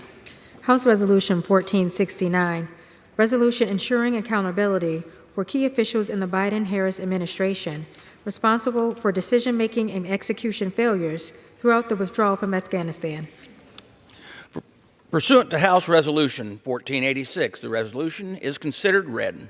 The resolution shall be debated for 1 hour, equally divided and controlled by the chair and ranking minority member of the Committee on Foreign Affairs or their representative designees. The gentleman from Texas, Mr. McCall, and the gentleman from New York, Mr. Meeks, each control 30 minutes. The chair recognizes the gentleman from Texas, Mr. McCall. Speaker, I ask unanimous consent that all members may have 5 legislative days to revise and extend their remarks and to include extraneous material on the measure. Without objection. Also, you ask unanimous consent to place into the record an exchange of letters with the chairman of the Armed Services Committee. Without objection. I yield myself as much time as I may consume. Gentleman is recognized. Speaker, 3 years ago, the world witnessed one of the most devastating foreign policy disasters in American history. The Biden-Harris administration withdrew all U.S. forces from Afghanistan with no plan, no care, and no remorse. As a result, 13 brave U.S. service members and over 170 Afghan civilians were murdered, and 45 U.S. service members and countless others were injured. Just this month, the National Security Council spokesperson John Kirby was asked whether there had been any accountability for the administration's deadly and chaotic withdrawal from Afghanistan. He responded, quote, "We've all held ourselves accountable," end of quote. That answer, Mr. Speaker, is detached from all reality. Today, the administration touts that deadly withdrawal as a success, and they have yet to hold a single person accountable for their role in this tragedy. In fact, many of those responsible for this catastrophe have actually been promoted. If the administration refuses to hold itself accountable, then Congress must. On April 14th, 2021, the President announced the Biden-Harris administration would withdraw all troops from Afghanistan, no matter what the cost or the consequences. They ignored the Taliban's violations of the Doha Agreement. They ignored objections by our nation's top military and intelligence experts, and they ignored objections by our NATO allies. According to the administration's own admission, the Doha Agreement was, quote, immaterial, end of quote, to that decision. Following President Biden's go-to-zero order, the Taliban captured province after province in Afghanistan, and the collapse was all but set in stone.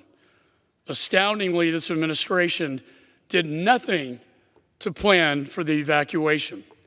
Instead, they denied threats to Americans' interests, American citizens, and our decades-long Afghan partners.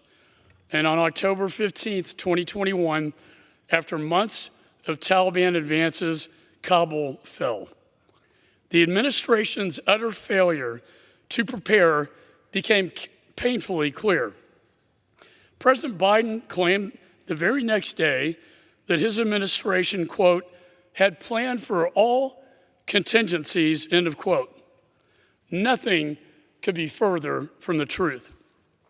At every step, the administration prioritized the optics and the politics of the withdrawal over the security of U.S. personnel and diplomats on the ground. To protect their partisan aims, they ignored the well-known terrorist threats from ISIS-K and the Taliban to our service members, diplomats, citizens, and allies. The Biden-Harris administration instead chose to treat the Taliban, the very terrorists that we have been fighting for 20 years, as security partners, for God's sakes, security partners during the evacuation. This administration created the very environment that allowed an ISIS-K terrorist to pass through a Taliban checkpoint because, Mr. Speaker, we put the Taliban in charge of the checkpoint. And guess who let the suicide bomber through? The Taliban. The result?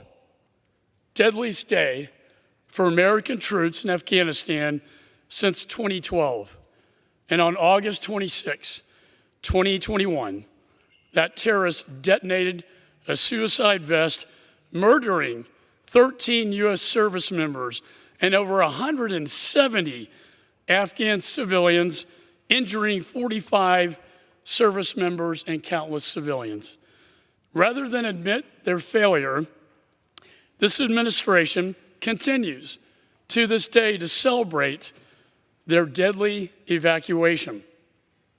Never once have they said, "I'm sorry," to the Gold Star families. It took the Speaker of the House in the Congressional Gold Medal ceremony to say, "I am sorry for what your government did to you." Just yesterday, President Biden proclaimed to the world that his withdrawal was, quote, the right decision, end of quote. I believe that is shameful. When I became chairman, I launched an investigation so that we, the Congress, could work to ensure that what happened in Afghanistan never happens again. And as everyone here knows, you cannot fix a problem without first admitting that there is a problem. That's what accountability is all about. My 353-page report on this investigation works to provide that accountability. So today, we take the first step in fixing the problem by holding those accountable, those leaders who were derelict in their duty and are responsible for this disaster. They are Joseph Biden, President of the United States; Kamala Harris, Vice President of the United States; Jake Sullivan, National Security Advisor; Jonathan Feiner, Assistant to the President and Deputy National Security Advisor; Elizabeth Sherwood Randall, Assistant to the President for Homeland Security and Deputy National Security Advisor; John Kirby, National Security Council spokesperson and former Defense Department spokesperson; Jen Psaki, former White House press secretary; Anthony Blinken, U.S. Secretary of State; Brian McKeon, former Deputy Secretary of State; Ross Wilson, U.S. Ambassador and former Chief of Mission to the U.S. Embassy, Kabul; Zal Khalizad, U.S. Ambassador and former Special Representative for Afghanistan Reconciliation; Ned Price, Deputy to the U.S. Representative to the United Nations and former State Department spokesperson; Lloyd Austin, U.S. Secretary of Defense; Derek Chollet, Chief of Staff to Secretary Austin and former counselor to Secretary Blinken; and finally, Colin Kahl, former Undersecretary of Defense for Policy. The American people, U.S. service members, veterans, and most importantly, the Gold Star families deserve this. They deserve transparency, and they deserve, Mr. Speaker, accountability. This measure is the first step towards that, and I urge my colleagues to support it. With that, I reserve the balance of my time. The gentleman from Texas reserves. The gentleman from New York is recognized. Thank you, Mr. Chairman. And thank you, Mr. Chairman. I yield myself as much time as I may consume. Gentleman is recognized. Mr. Chair, I rise in strong opposition to this resolution, which is clearly just another attempt by Republicans to politicize their investigation, not a bipartisan investigation, their investigation into the United States withdrawal from Afghanistan. For what purpose? Solely to attack the Biden administration in an election year and deflect the scrutiny of their own partisan claims. You know, Mr. Chair, we had a committee markup yesterday, just yesterday. Why avoid regular order? Well, I'll tell you why. If this resolution had gone through committee, we would have been able to go line by line and address either their misleading or outright falsehoods that was made throughout the text. We could have made clear, for example, how Republicans cherry-picked testimony to reinforce their own predetermined, they made a determination before it was included, their own predetermined narrative about the Biden administration, while omitting any facts showing that former President Trump initiated the withdrawal, that President Trump's actions undercut U.S. leverage in negotiating with the Taliban, and that President Trump's order to withdraw more and more troops set it into an irreversible motion. But their investigation and this resolution, of course, is not concerned about the facts. What it's really concerned about is the politics. Why do I say that?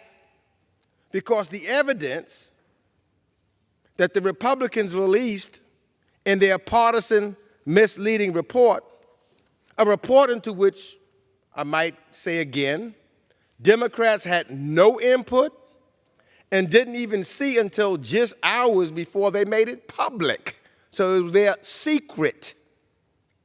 It is evidence by Republicans' rush yesterday to basically hold Secretary Blinken in contempt, even though the Secretary of State, who was with President Biden engaging in high-level diplomacy with world leaders at the UN yesterday, has stated time and time again, Secretary of State Blinken, that he's willing to testify. Why? What is the rush? What is the urgency? It's not to get answers. It's not to get the facts. The withdrawal was completed more than 3 years ago. Why?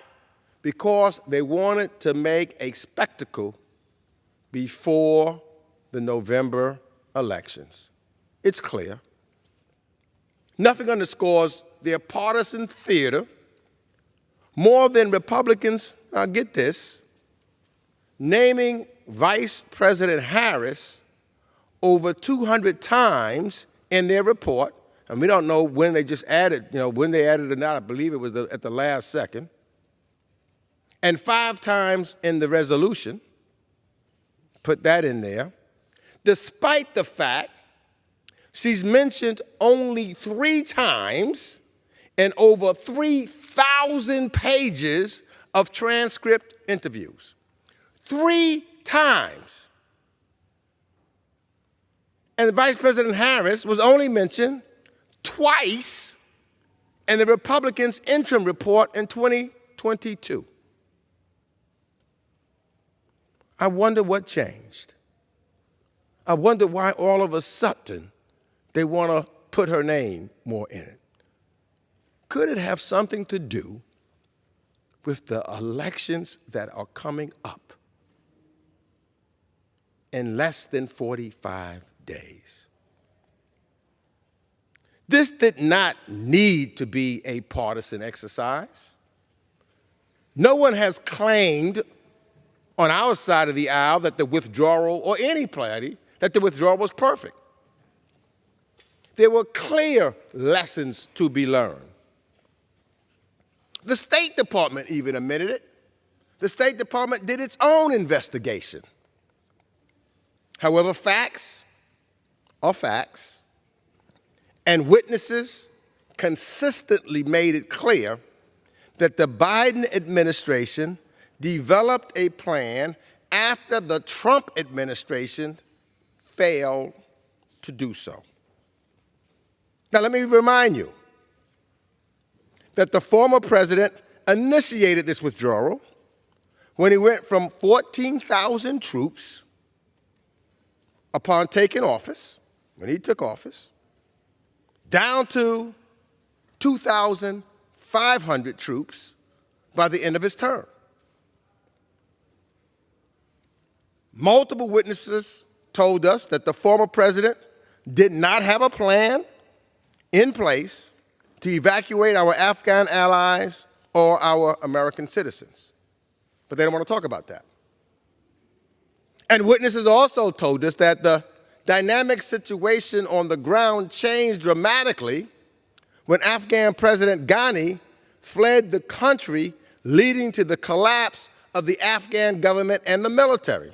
And I would remind you, Ghani was here in Washington, D.C. in a meeting with leaders that I was there and the Republican leadership was there, where he had said that he and the Afghan government would stay and they would be there to monitor things. Just a week later, they fled. Witnesses in the GOP investigation repeatedly told us that while the situation in Kabul was chaotic, the administration's response was not. Our military and diplomats adapted quickly to facilitate the largest airlift in U.S. history to relocate over 120,000 people, and that's why President Biden said it was a success, and pulling out of Afghanistan was the right thing to do. So despite what my Republican colleagues say, our withdrawal did not begin the moment that President Biden took office, though planning for it did. It was the Trump administration's flawed deal with the Taliban that they don't want to talk about. It's called the Doha deal that initiated our withdrawal, forced the Afghan government to release 5,000. Don't want to talk about this either. They forced the Afghan government to release 5,000 Taliban prisoners back into the battlefield and fundamentally change the power dynamic in Afghanistan. That's not in their report. They don't want to talk about that. Testimony reaffirmed that Trump's troop drawdowns were not conditions-based, but even erratically ordered a full withdrawal in his last days of office, a decision that the military leaders essentially overruled. They don't want to talk about that. Trump had also frozen the SIV program, leaving the Biden administration with a backlog of more than 17,000 cases to start addressing. And they did. But that's not in the report. They don't want to talk about that either. Republicans are trying desperately to clean up a candidate that truly has a flawed record, Trump's record, on this withdrawal. But President Trump himself has bragged that the Biden administration couldn't stop the process if they wanted to. And in this case, President Trump's rarity was accurate. Witnesses said that if the withdrawal was reversed, then the only condition in the Doha deal that the Taliban had honored to stop firing on U.S. troops would be broken, and we would be back at war, and we would have had to send more troops back into Afghanistan. So the president had two options upon taking office: end America's 20-year war in Afghanistan, or massively surge troops for an undeterminable amount of time. Yes, as President Biden has said, yes, he made the right decision not to send another generation of Americans to spill blood in Afghanistan. That was the right decision. Our country owes our gratitude, a deep debt of gratitude, to the 2,461 Americans who made the ultimate sacrifice in Afghanistan, including the 13 service members tragically killed in the ISIS-K attack at Abbey Gate. They deserved honest oversight of our longest war, which spanned 4 administrations. An honest oversight would look over all 4, as we thought on our side of the aisle was the appropriate thing to do if we really wanted to get the facts and make sure that we correct things that took place over that long 20-year time.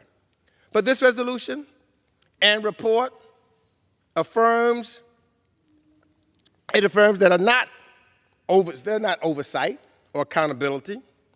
It's really there are election season props used for political gain. Thankfully, the nonpartisan Afghan War Commission will provide that serious oversight that's necessary. And there is legislation that Congress can pass now to move forward, something impartial, something that will have real credibility, something that I believe could really console all of those that lost their lives for our great country in Afghanistan. We've reported bipartisan legislation by Rep. Titus to authorize the coordinator for Afghan relocation efforts. I know negotiations continue on legislation by Rep. Crow to improve how the State Department responds to crises, responsible legislation. The Afghan Adjustment Act and the Afghan Allies Protection Act, which are long-standing, bipartisan proposals, would keep the faith with the Afghans who fought and worked alongside us. We're going to do these kind of reports? Should be bipartisan. So I deeply regret that one of the final bills we are likely to take up before election, I don't think it's by accident, we're getting out of here tomorrow, Last thing we're going to be doing is this. I know Republican leadership wanted to make sure of that. Politics. But even before we voted to keep our government open, this is what they want to do. It is instead, this is an unfounded partisan attack. We should be focused on at least have this vote, the CR, to keep this government open. The American people deserve better. Let's reject this resolution, and I reserve the balance of my time. The gentleman from New York reserves. The gentleman from Texas is recognized. Yeah, I'd like to, Speaker, address some of the points. I can tell my good friend from New York has some prosecutorial background like myself, and I commend him for his skills at arguments. But I do want to address some. This is all political, is the argument. The timing of our investigation and of this report was not of my making. It was not my timeline. It was deliberately delayed by this administration, I think, in a plan to take it well beyond this election, well beyond this Congress. Fortunately, we had it done in September, and we invited the Secretary to testify about the report. He declined to show up, saying he had no time for the Congress, not one day in September. Secondly, they had nothing to do with this report. Every transcribed interview had full participation by members in the minority, members on the other side of the aisle. They were full participants. And I would have to say, with respect to the report itself, we have 1,812 citations with a very thorough historic document. Their report is a 50-page memorandum that doesn't even cite to a single piece of the 20,000 pages the administration presented to us after a threat of holding the Secretary in contempt. The dissent channel, the after-action report, these were the testimonies of the diplomats themselves on the ground. That's what's in our report. That's not political. It's not opinion-based, other than what the generals were thinking on the ground and the diplomats were thinking on the ground at the time of the fall. What is despicable is that Ambassador Wilson abandoned his own Afghan employees and left them to the mercy of the Taliban. And I'm sure many of them were executed, along with many of the diplomats in the embassy. I find there's just so much more that I could talk about, and I'm sure we will. But the fact is, I take pride in the work we did. I did it as a federal prosecutor would, along with my team, who is also a former federal prosecutor, methodically building our case.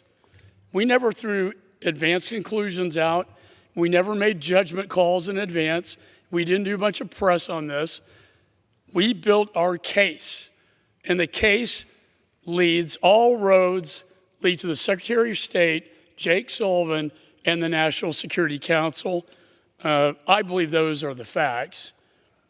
And with that, I want to recognize the gentleman from South Carolina, Mr. Wilson, the chairman of the Subcommittee on Middle East, North Africa, and Central Asia. For how many minutes? How many minutes? How much time? I'm sorry, as much time as you may consume. Thank you. The gentleman is recognized. Thank you very much, Chairman Mike McCall, and thank you very much, Speaker Mike Bost. I rise in support of the resolution, quote, ensuring accountability in the Biden-Harris administration, end of quote. Sadly, as a student of history, the Biden-Harris administration failures in Afghanistan, I believe, have been the most catastrophic ever in American foreign policy and national security. 13 Americans murdered at Abbey Gate, and 3 Georgia Army reservists murdered January 28th this year, with dozens of Georgia reservists also suffering permanent traumatic brain injury. Americans left behind, Afghan mothers giving up their babies over the wall so that their children could live in freedom, and patriotic Afghans falling from the planes as the Biden administration deserted the people of Afghanistan. Surrender in Afghanistan, with Afghanistan becoming a safe haven for terrorists, has opened borders for every American family to be at risk of mass murder, as we see dictators who have the ability to now come into our country and the potential of mass murder, as has been warned by the FBI. War criminal Putin has been encouraged, as we see dictators, to conduct the mass murder in Ukraine. The Iranian puppets have slaughtered innocent people in Israel.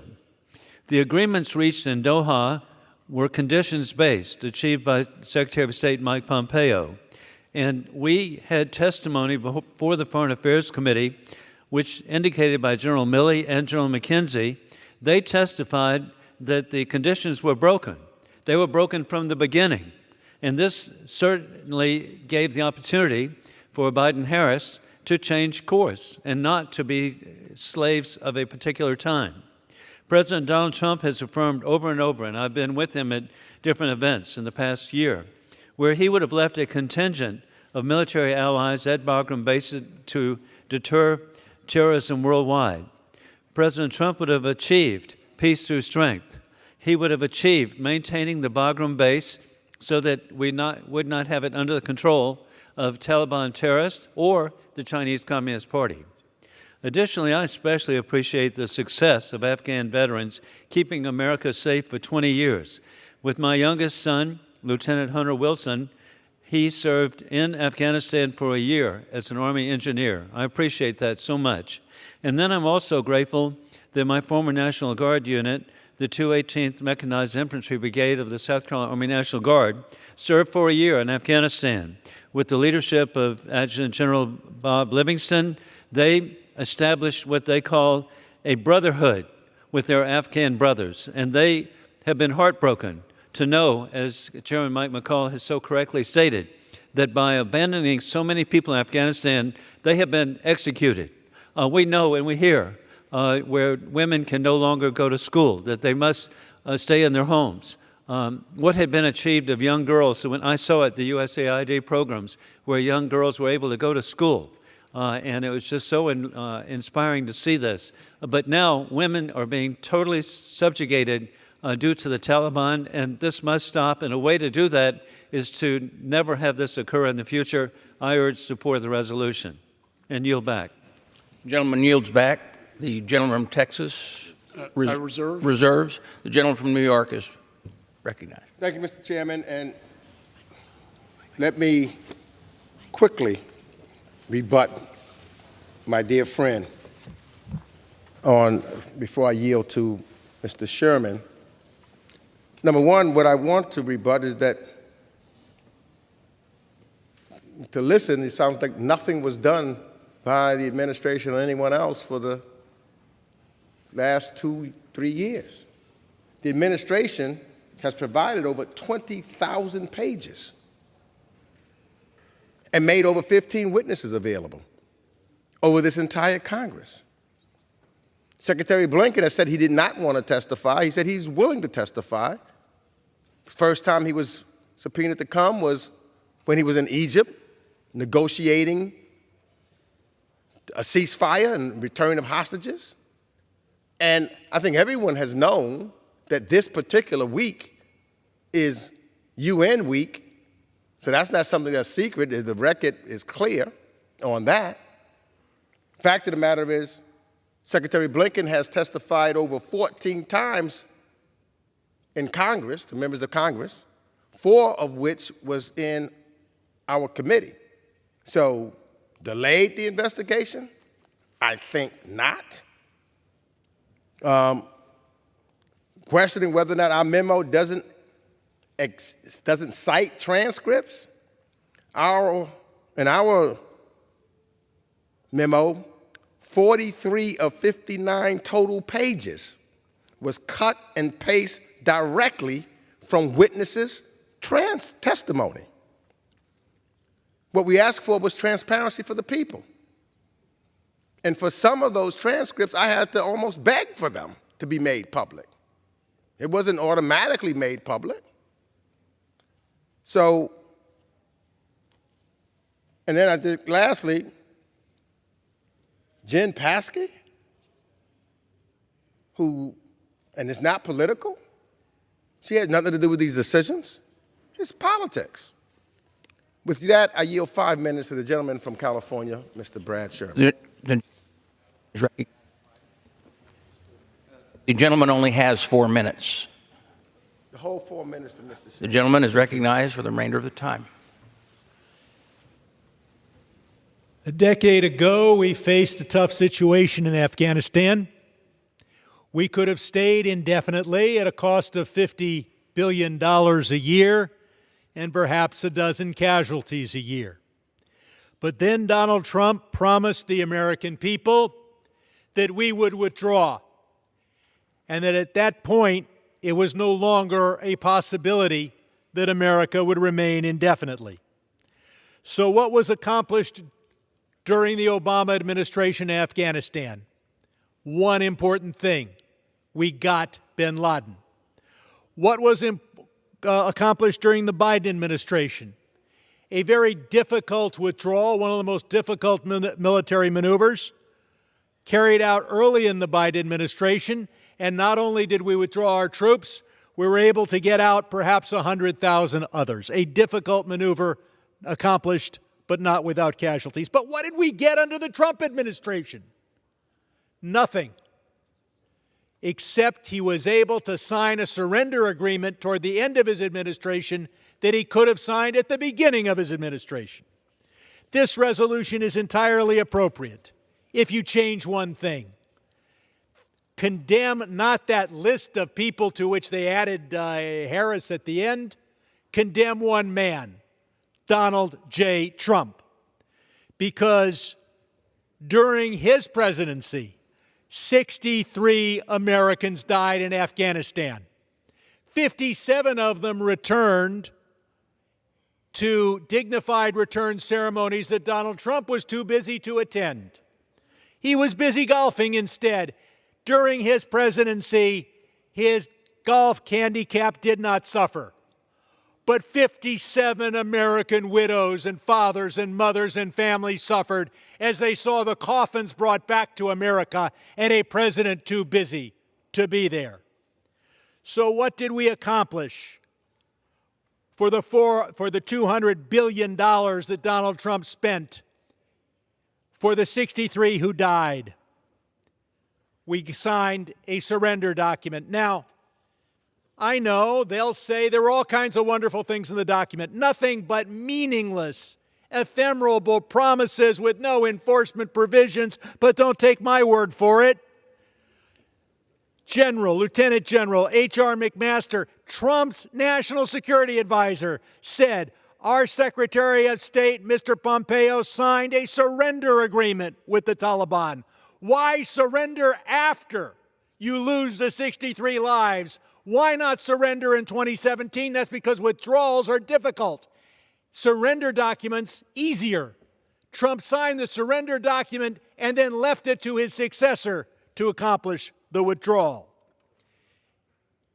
So we're told, oh, well, Donald Trump somehow would have enforced these meaningless conditions, all without enforcement provisions.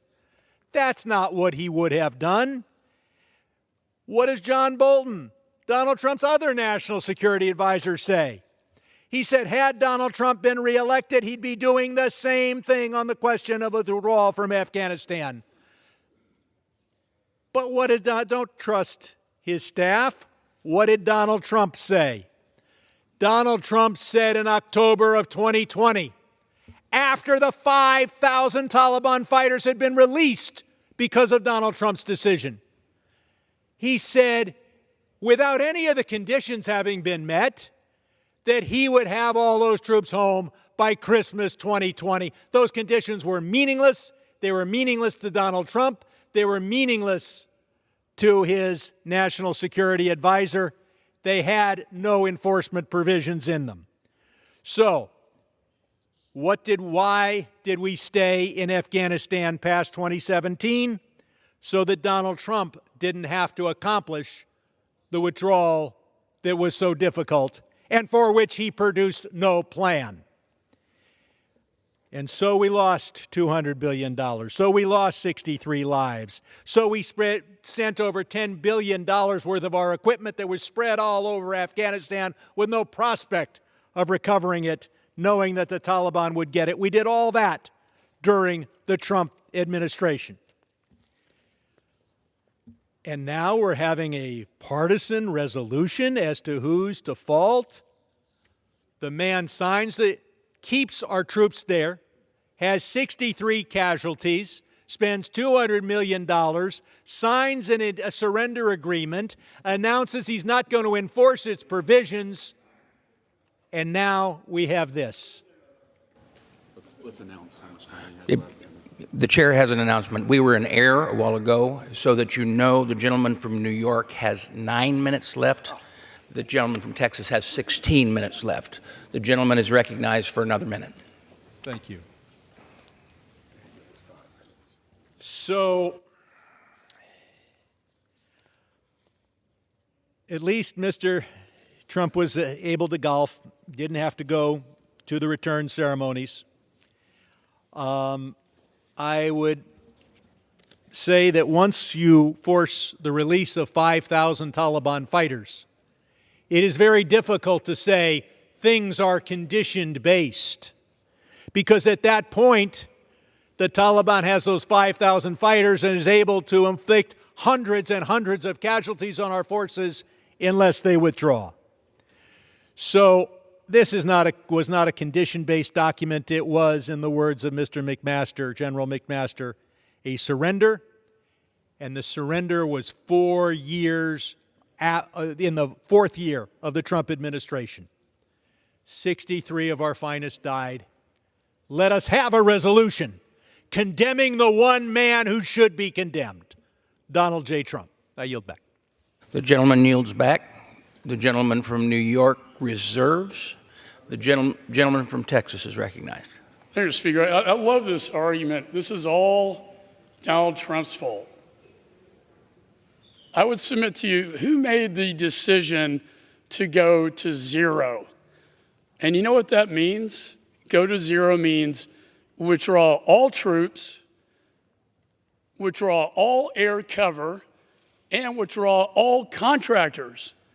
And that is precisely why Afghanistan imploded as fast as it did, and why President Ghani, like a coward, left his people behind. All this talk about Doha is immaterial. Don't take my word for that. That's exactly what the White House said. The Doha agreement was immaterial to the president's political decision, which, by the way, was going to happen on September the 11th.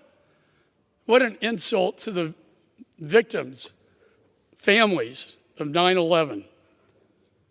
The fact is, Donald Trump left troops in Afghanistan after his advisors told him that the Doha agreement was being violated by the Taliban. They didn't cut their ties to Al-Qaeda. They did hit our troops. And as a result, Donald Trump kept 2,500 troops, American troops, in Afghanistan and 6,500 NATO. They will tell you that wasn't sufficient. Don't take my word again. Take the word of his top military generals, Milley, McKenzie, and Miller. As for investigations, what did they do when they were in charge? They had one hearing, no investigation. You talk about political, to cover up the tracks of this administration's disastrous withdrawal. With that, I'm prepared to close, but I reserve my time as I have no further speakers. The gentleman from Texas reserves. The gentleman from New York is recognized. First, let me just say this. because I heard this at the hearing the other day. When we were in charge, we held the first hearing after the withdrawal for a cabinet secretary on September 21st. Who was that witness? Tony Blinken. The administration sent several cabinet officials to Congress to discuss the withdrawal. We held hearings with members because our position, trying to work in a bipartisan way, trying to make sure that we were going to get to the facts and understand so that we'd never have the situation again after 20 years. What did we do? We had hearings from people from the Bush administration, from the Obama administration, from the Trump administration, to look at the entire 20-year period of time. Not playing politics, not looking at a month or two, because they all were interconnected. Wasn't about politics for us. As clearly stated here, there was no delay. The administration is cooperative. Fact of the matter is, this Congress, the 118th Congress, doesn't end until January, December 31st. If it's about the facts, if it's about learning the lessons, the Secretary has already said he's willing to testify. He doesn't want to turn his back on his responsibility as the Secretary of State, where he is now meeting. Unfortunately, I know maybe some of my Republican colleagues don't want him to talk to President Zelensky to talk about what's going on in Ukraine and Russia's invasion into Ukraine. That's what he's doing. And so maybe some of my Republican colleagues don't want him to have that discussion. Well, I think my side of the aisle want him to have that discussion because that's his job. To have the discussion to try to have a ceasefire and return of hostages, to talk to our allies in the Indo-Pacific and NATO that is now stronger than ever because of Joe Biden. That's his job. That's what he's doing. Maybe some don't want him to do that. So let me just say, well, how much time I have left? The gentleman has 5 minutes. I'll give you your 1 minute, mister. I yield a minute. I just want to say that some say that we should have left Americans there for this or that reason, or the Taliban doing this or the Taliban doing that.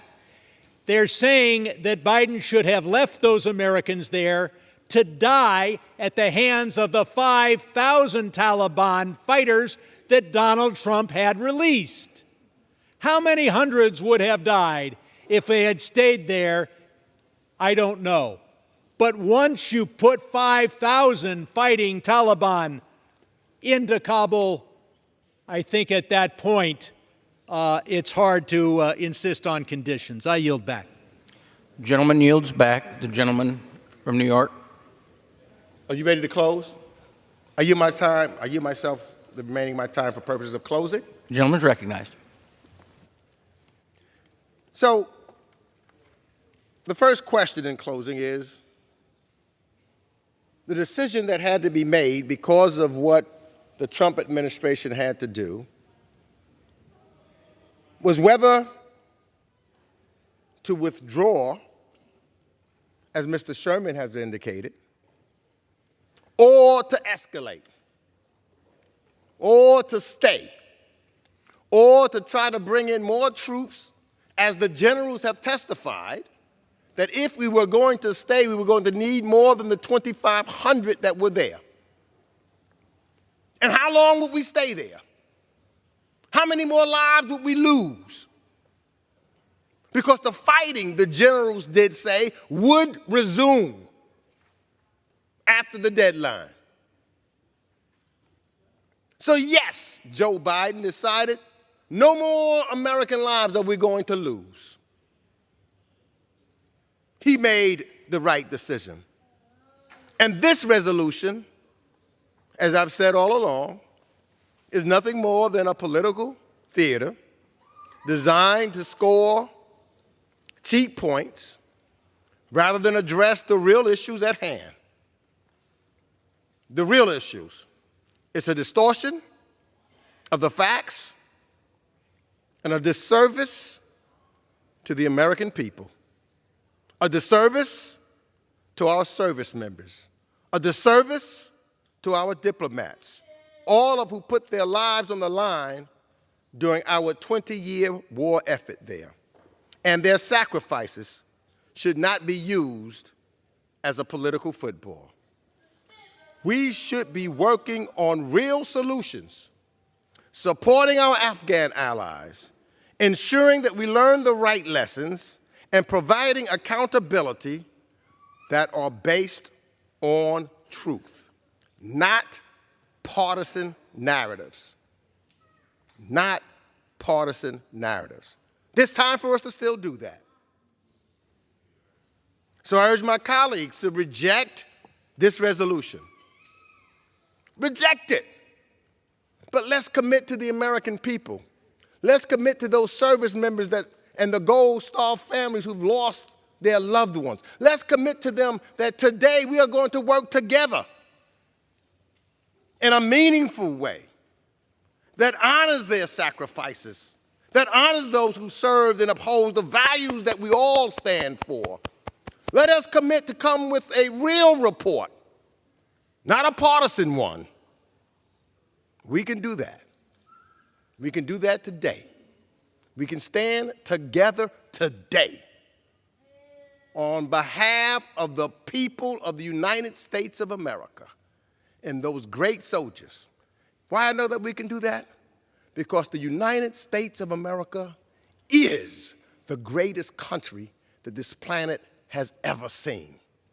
It is that when we do things together. With that, I yield back the balance of my time. Gentleman from New...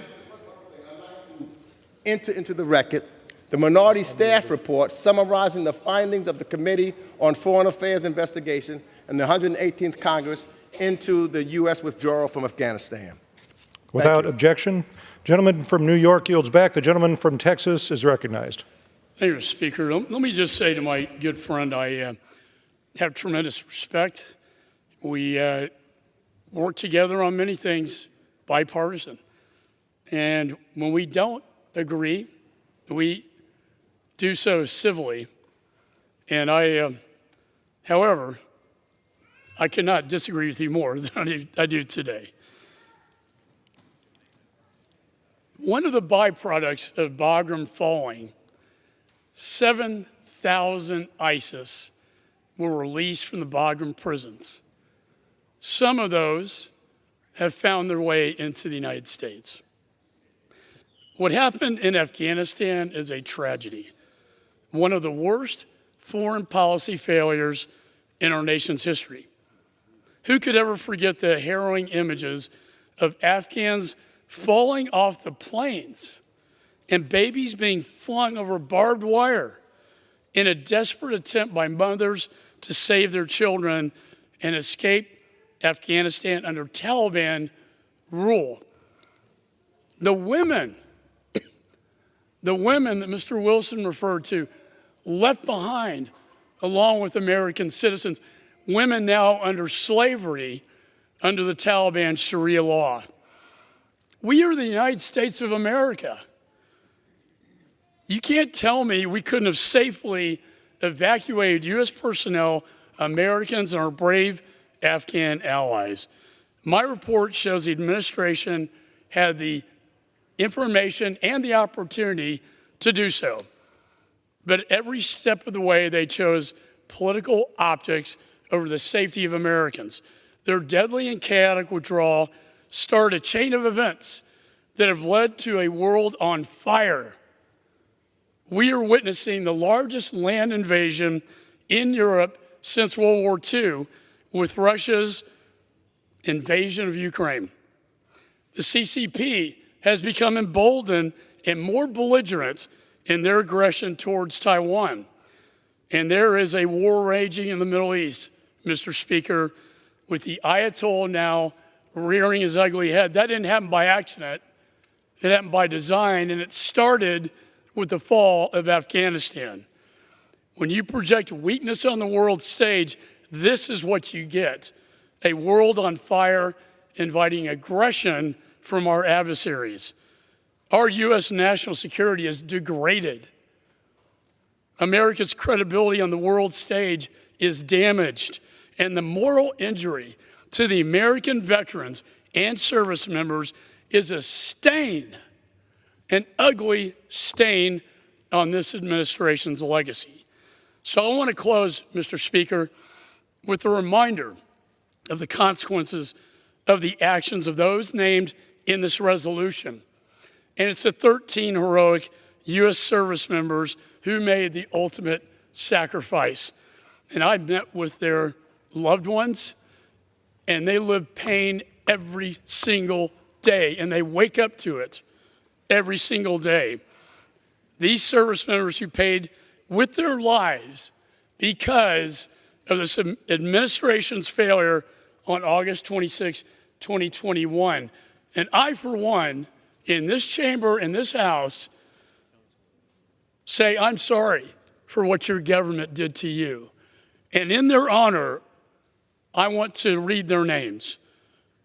Marine Lance Corporal David Lee Espinoza, Marine Sergeant Nicole G., Marine Staff Sergeant Taylor Hoover, Army Staff Sergeant Ryan Christian Konaki, Marine Corporal Hunter Lopez, Marine Lance Corporal Riley McCollum, Marine Lance Corporal Dylan Marola, Marine Lance Corporal Kareem Nakui, Marine Sergeant Jahani Rosario Picardo, Marine Corporal Hermundos Sanchez, Marine Lance Corporal Jared Schmitz, Navy Corpsman Maxton Soviak, and Marine Corporal Dagan William Tyler Page. Nothing will bring their lives back. Nothing will bring these children of these parents back. But we can hold those responsible accountable, and that's what this resolution does. And I urge my colleagues to support it, and I yield back the balance of my time. Gentleman from Texas yields. All time for debate has now expired. Pursuant to House Resolution 1486, the previous question is ordered on the resolution and the preamble. The question is on adoption of the resolution. All those in favor so signify by saying aye. Aye. Those opposed say no. In the opinion of the chairs, the ayes have it. The resolution is agreed to. For what purpose does the gentleman from New York seek recognition? Personally requested the yeas and the nays. All right, we'll say the gentleman from the Texas requests the yeas and nays. The yeas and nays are requested. Those favoring a vote by the yeas and nays will rise. A substantial number having risen, the yeas and nays are ordered. Pursuant to Clause 8 of Rule 20, further proceedings on this question will be postponed.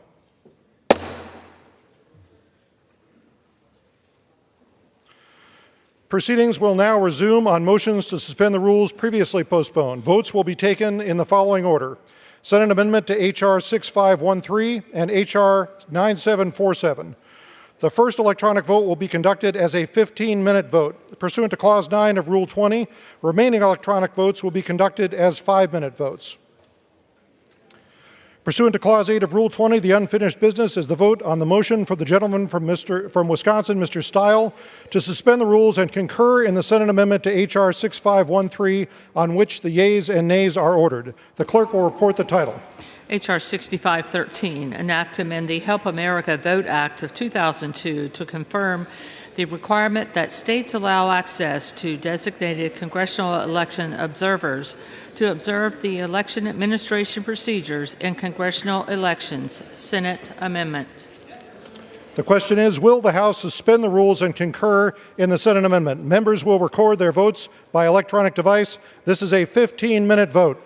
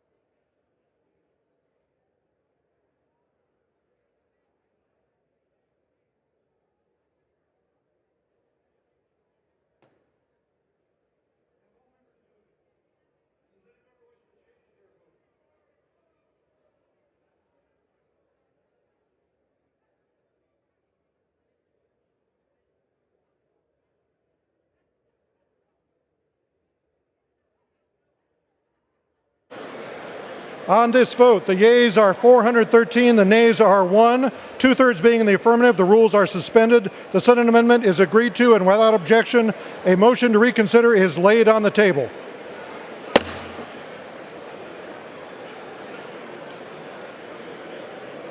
Pursuant to Clause 8 of Rule 20, the unfinished business is the vote on the motion of the gentleman from Oklahoma, Mr. Cole, to suspend the rules and pass H.R. 9747, on which the yeas and nays are ordered. The clerk will report the title. H.R. 9747, a bill making continuing appropriations and extensions for fiscal year 2025 and for other purposes. The question is, will the House suspend the rules and pass the bill? Members will record their votes by electronic device. This is a 5-minute vote.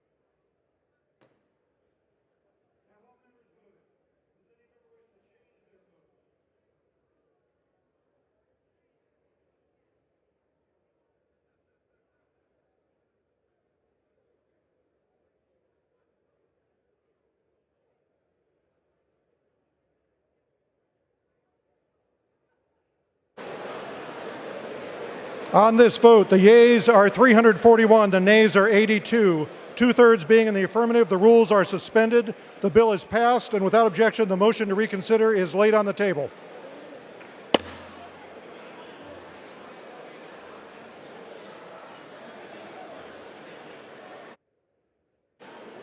Pursuant to House Resolution 1486 and Rule 18, the Chair declares the House in the Committee on the Whole House on the State of the Union for the further consideration of H.R. 3334.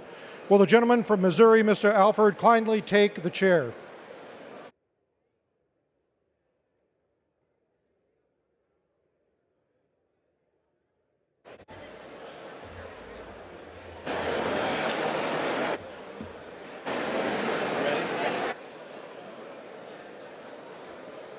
The House is now in the Committee of the Whole House on the State of the Union for the further consideration of the bill, H.R. 3334, which the clerk will now report by title.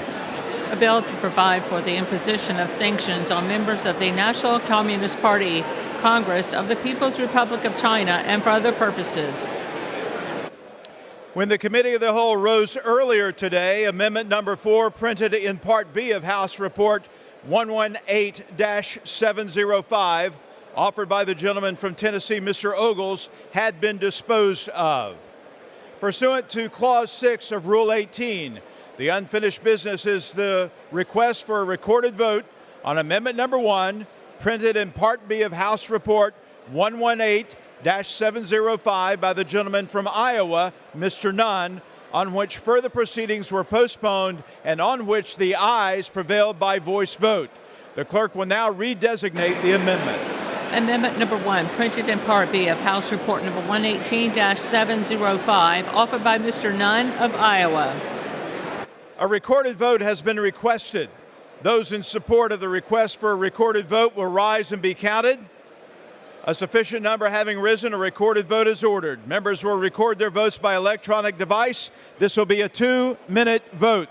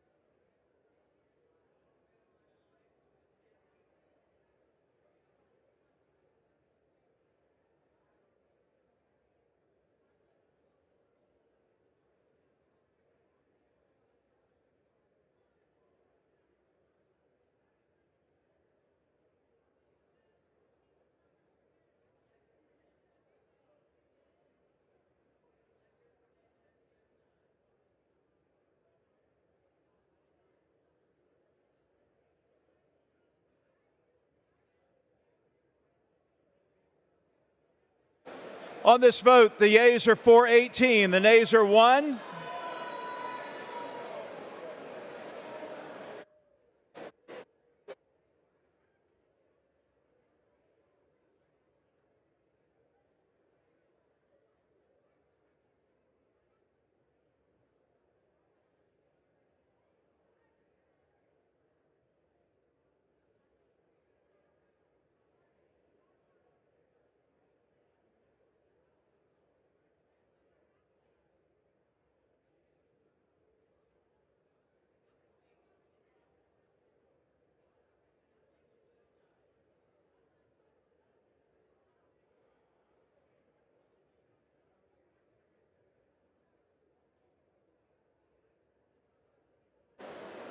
On this vote, the yeas are 419, the nays are 1.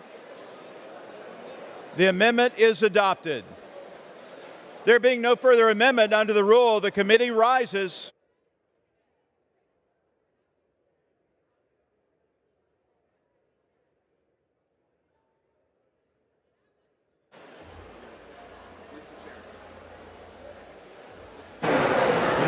Mr. Chair. Mr. Speaker, the Committee of the Whole House on the State of the Union has had under consideration H.R. 3334 and pursuant to House Resolution 1486. I report the bill is amended by that resolution back to the House with sundry further amendments adopted in the Committee of the Whole.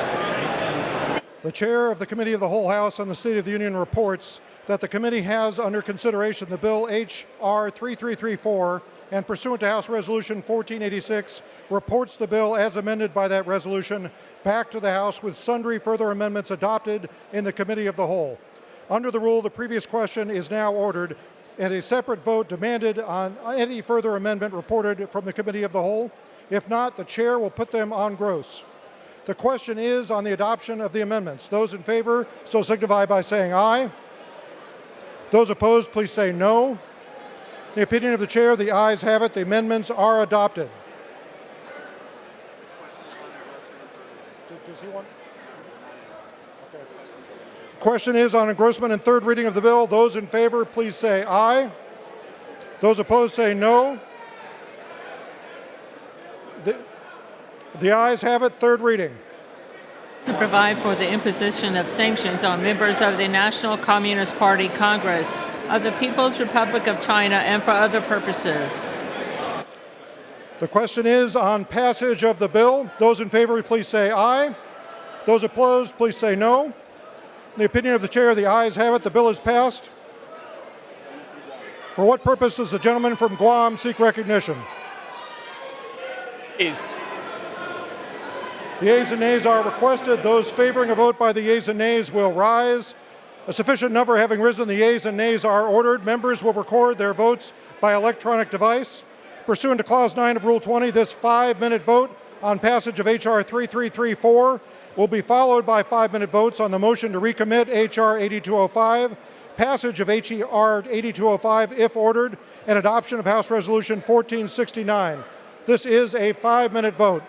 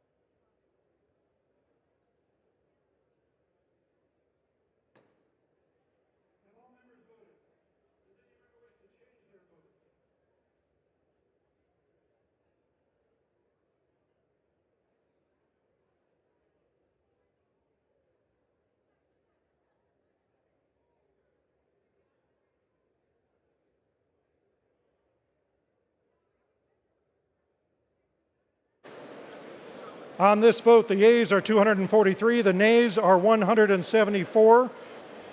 The bill is passed without objection. Motion to reconsider is laid on the table.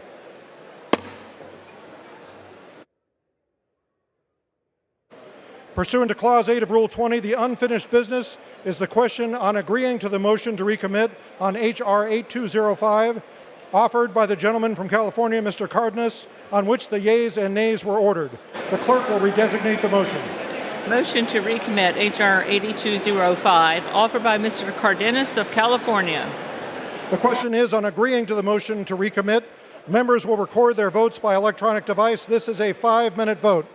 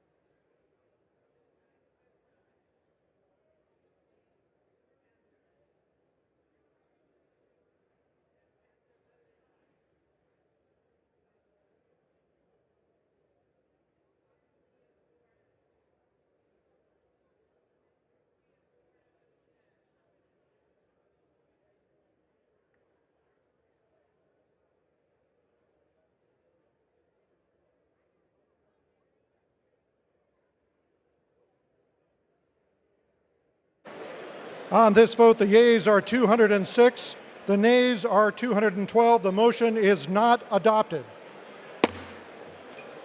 The question occurs now on passage of the bill. Those in favor, please signify by saying aye.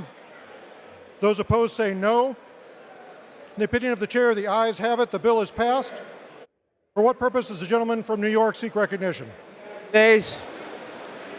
The yeas and nays are requested. Those favoring a vote by the yeas and nays will rise. A sufficient number having risen, the yeas and nays are ordered. Members will record their votes by electronic device. This is a 5-minute vote.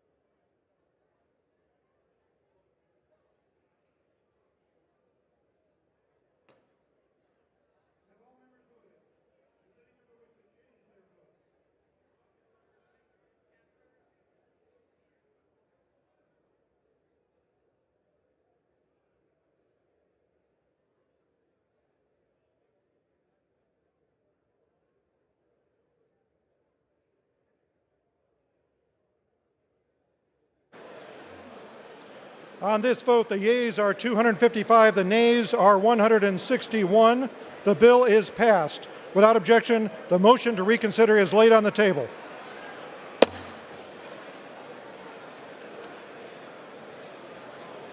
Pursuant to Clause 8 of Rule 20, the unfinished business is the vote on adoption of House Resolution 1469, on which the yeas and nays are ordered. The clerk will report the title of the resolution. House Resolution 1469, resolution ensuring accountability for key officials in the Biden-Harris administration responsible for decision-making and execution failures throughout the withdrawal from Afghanistan. The question is on adoption of the resolution. Members will record their votes by electronic device. This is a 5-minute vote.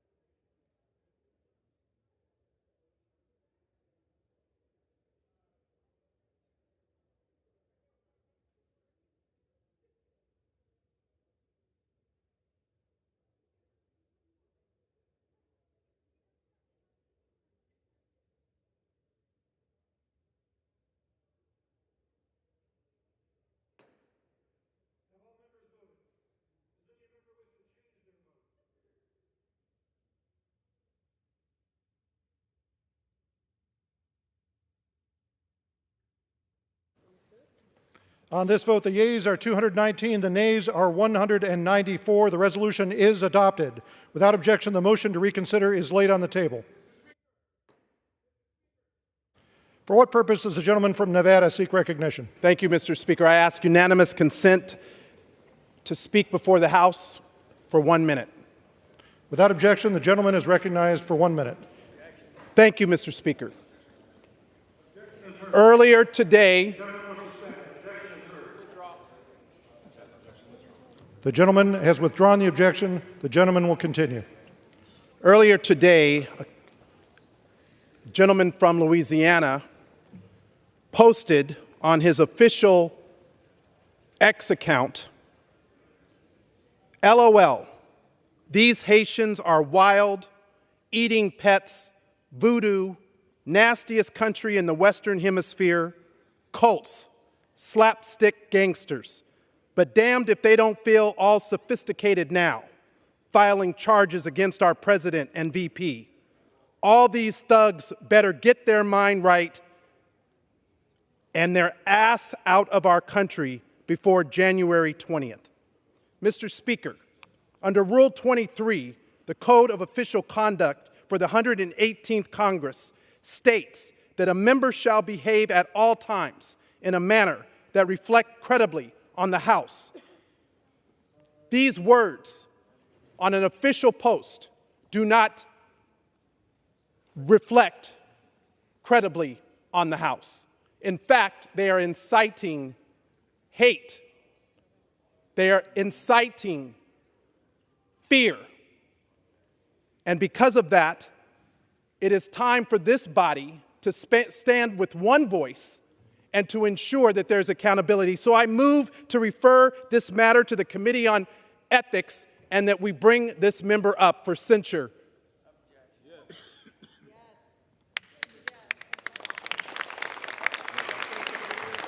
Does the gentleman yield back?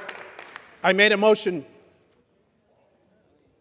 There is no matter pending before the House. I made a motion based on Rule 23, point of parliamentary inquiry. The gentleman is not stating a proper motion at this time. The motion, Mr. Speaker, may I inquire under Rule 23 whether this is a violation of the official code of conduct before the House.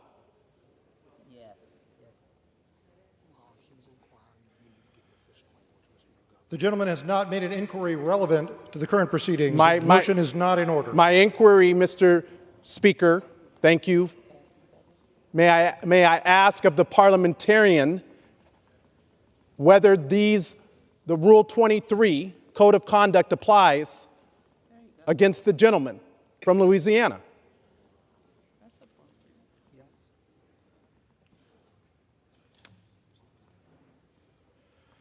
The chair will not provide an advisory opinion on this matter. Mr. Speaker, point of inquiry. The gentleman will state the inquiry. Is it appropriate for a member to use their official equipment in violation of Rule 23?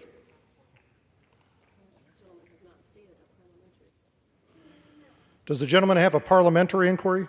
Yes. The gentleman will state the inquiry. My parliamentary inquiry is a member allowed to use their official equipment of the House of Representatives and platform in violation of Rule 23? Sir, this is not an issue that the chair is prepared to rule on at this time. This is a matter for the House to determine.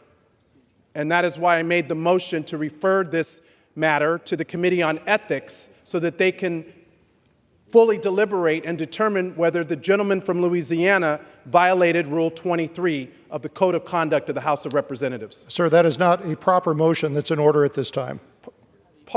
Point of order. The gentleman will state the point of order. What is the proper motion for me to refer this matter to the Committee on Ethics?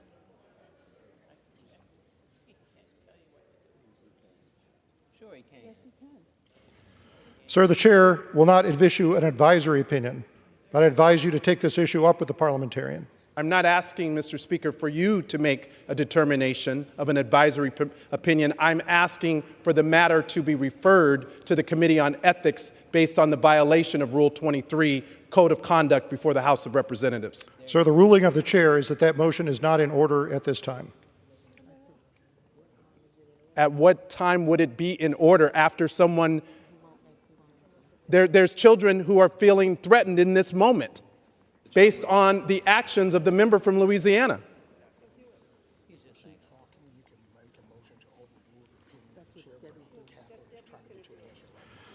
The chair advises the member to pursue this matter through the proper channels under Rule 9 of the House Rules.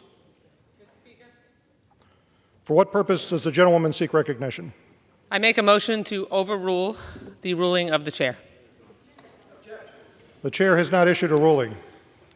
Point of order, Mr. Chairman. You have made a ruling. Gentlewoman will state their point of order. You have made a ruling that the gentleman's motion is not in order.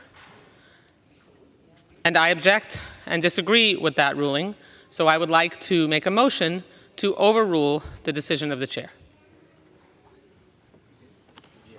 The chair advises the gentlewoman that there was no valid motion made and therefore no ruling made that can be objected to.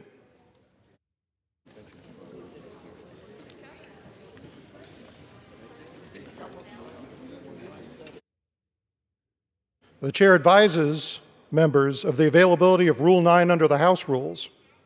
I make a motion that this gentleman's words be stricken from the official record that he used by using official property and platform of the U.S. House of Representatives.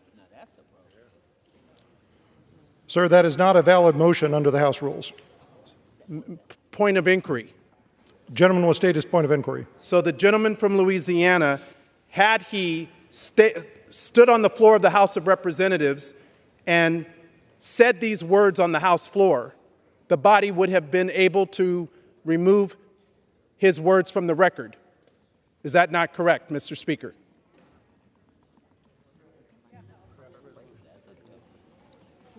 Sir, the chair cannot respond to a hypothetical inquiry.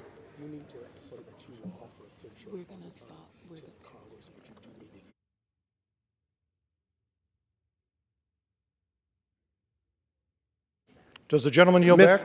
Mr. Speaker, it is unfortunate that on the last day of this body's work on behalf of the people, after we came together just last week in a bipartisan way to protect and to provide dignitary protection for our national party candidates, that we have a member who is choosing to use an official platform, and therefore it is my intention to bring to this body a motion of censure, and therefore I yield back. I move to censure Representative Clay Higgins for violating Rule 9 by bringing discredit and disgrace to the House of Representatives. And I'm submitting this motion. A gentleman has not made a proper motion. The gentleman, I move to censor. I am entering this as a resolution. Again, the chair reminds members of the availability of action under Rule 9.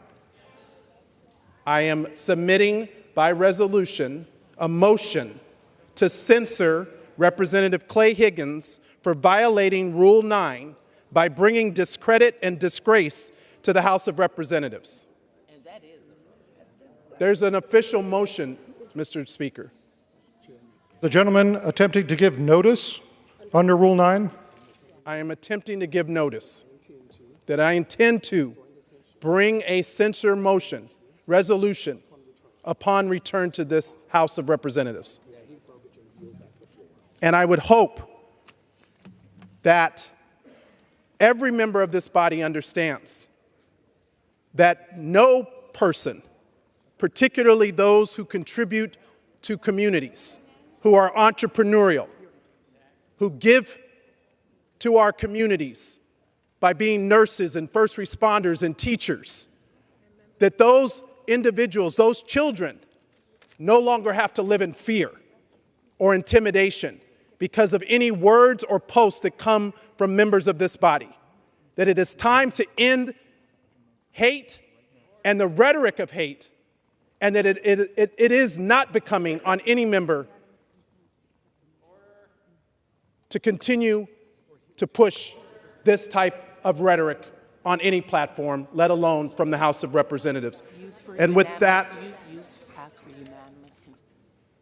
I ask unanimous consent to accept my motion to censor Representative Clay Higgins for violating Rule 9 by bringing discredit and disgrace to the House of Representatives. An objection is heard. For what purpose does the gentleman from Louisiana seek recognition?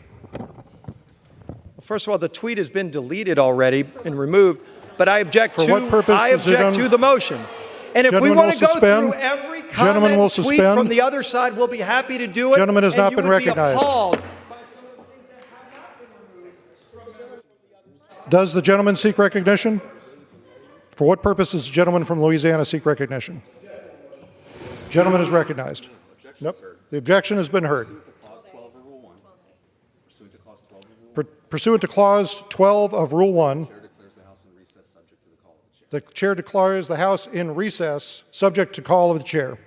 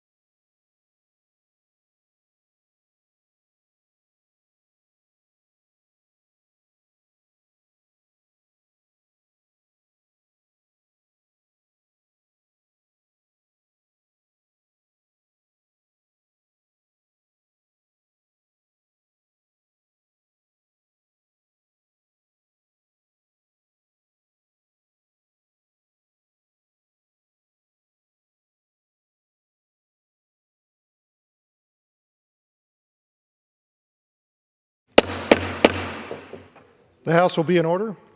The chair lays before the House a communication. The Speaker's Rooms, Washington, D.C., September 25th, 2024. I hereby designate the period from Wednesday, September 25th, 2024 through Monday, November 11th, 2024 as a district work period under Section 3Z of House Resolution 5. Signed sincerely, Mike Johnson, Speaker of the House of Representatives. For what purpose does the gentleman from Nevada seek recognition? Mr. Speaker, I hereby give notice of my intent to offer a question of the privileges of the House. The form is as follows. H-Res 1500, censuring Representative Glenn Clay Higgins of the 3rd Congressional District of Louisiana.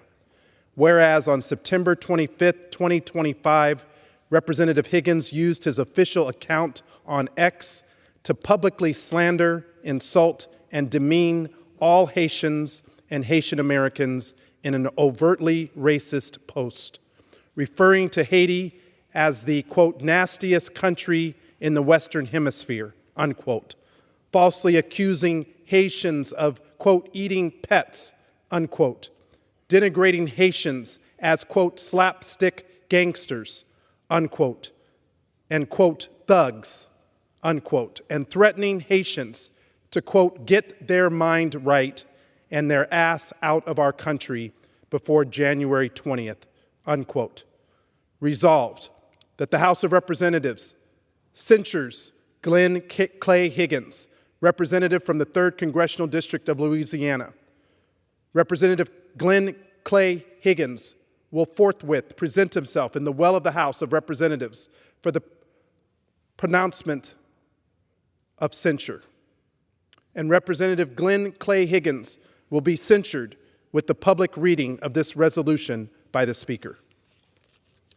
Under Rule 9, a resolution offered from the floor by a member other than the Majority Leader or the Minority Leader as a question of the privileges of the House has immediate precedence only at a time designated by the Chair within 2 legislative days after the resolution is properly noticed. Pending that designation, the form of the resolution noticed by the gentleman from Nevada will appear in the record at this point. The Chair will not at this point determine whether the resolution constitutes a question of privilege. That determination will be made at the time designated for consideration of the resolution. Thank you, Mr. Speaker.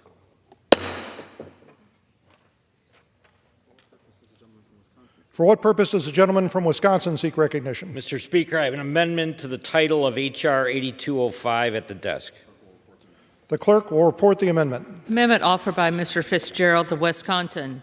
Amend the title so as to read, a bill to amend Title 18, United States Code to prohibit fraud in connection with posting bail.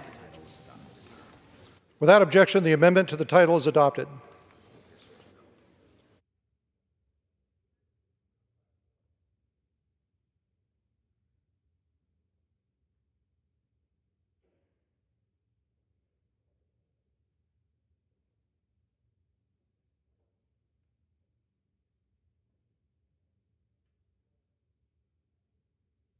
What purpose does the gentleman from Florida seek recognition? Thank you, Madam Speaker. I ask unanimous consent that I may hereafter be considered the first sponsor of H.R. 1719, a bill originally introduced by Representative Pascrell of New Jersey for the purpose of adding co-sponsors and requesting reprintings pursuant to Clause 7 of Rule 12. Without objection.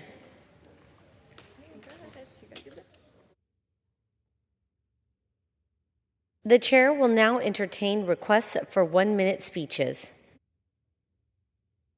Purpose does the gentleman from Utah seek recognition?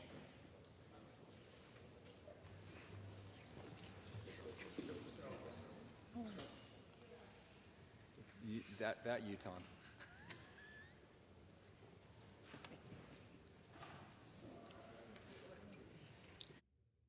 Four-minute speech. Without objection, the gentleman is recognized for 1 minute.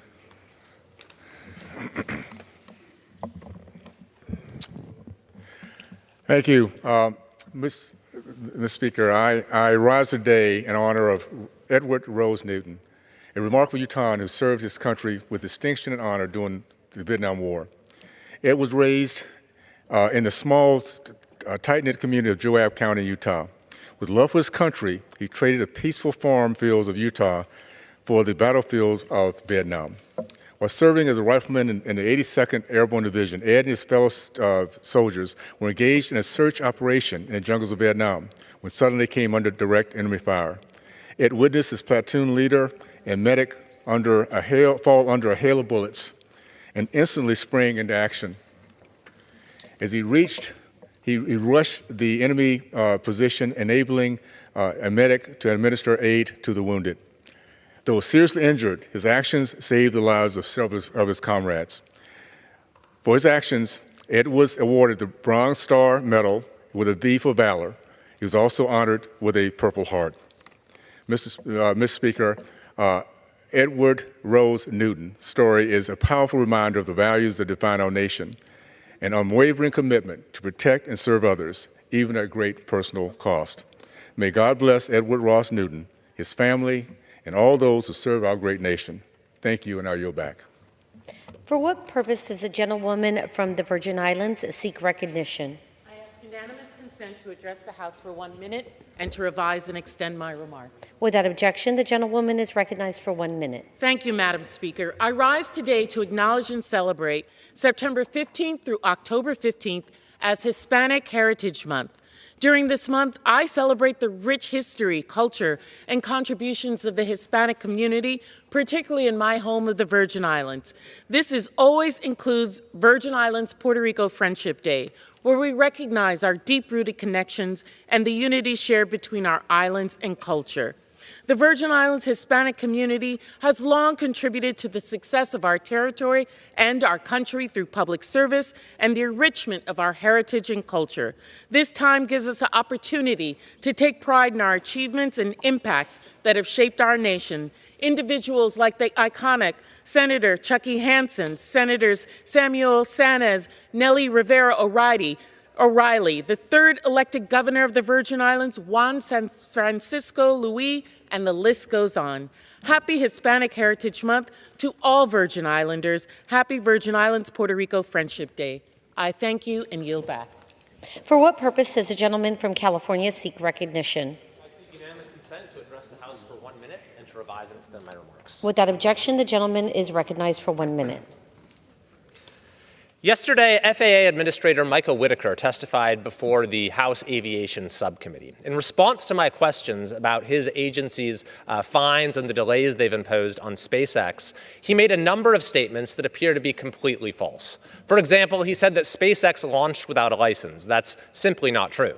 So there are two possibilities. Either number one, he doesn't know what's going on at his own agency, or number two, he deliberately deceived a congressional committee.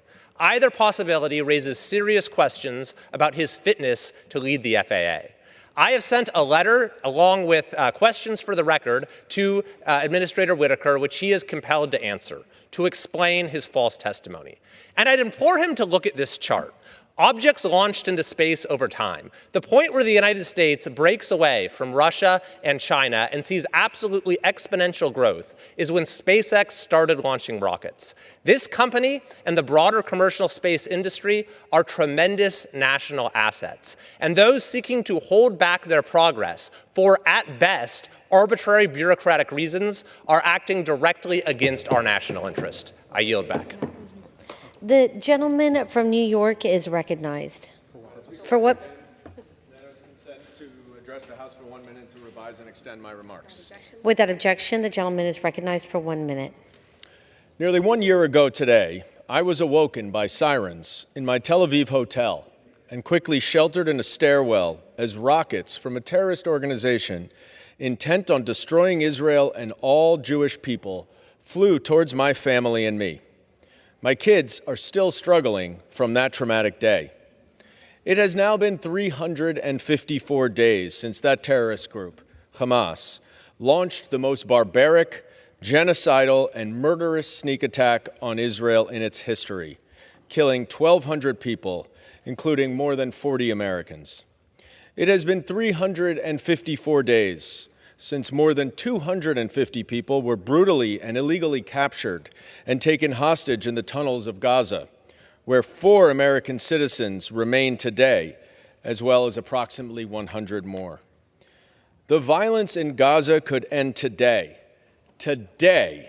if Hamas would simply release the hostages they illegally hold.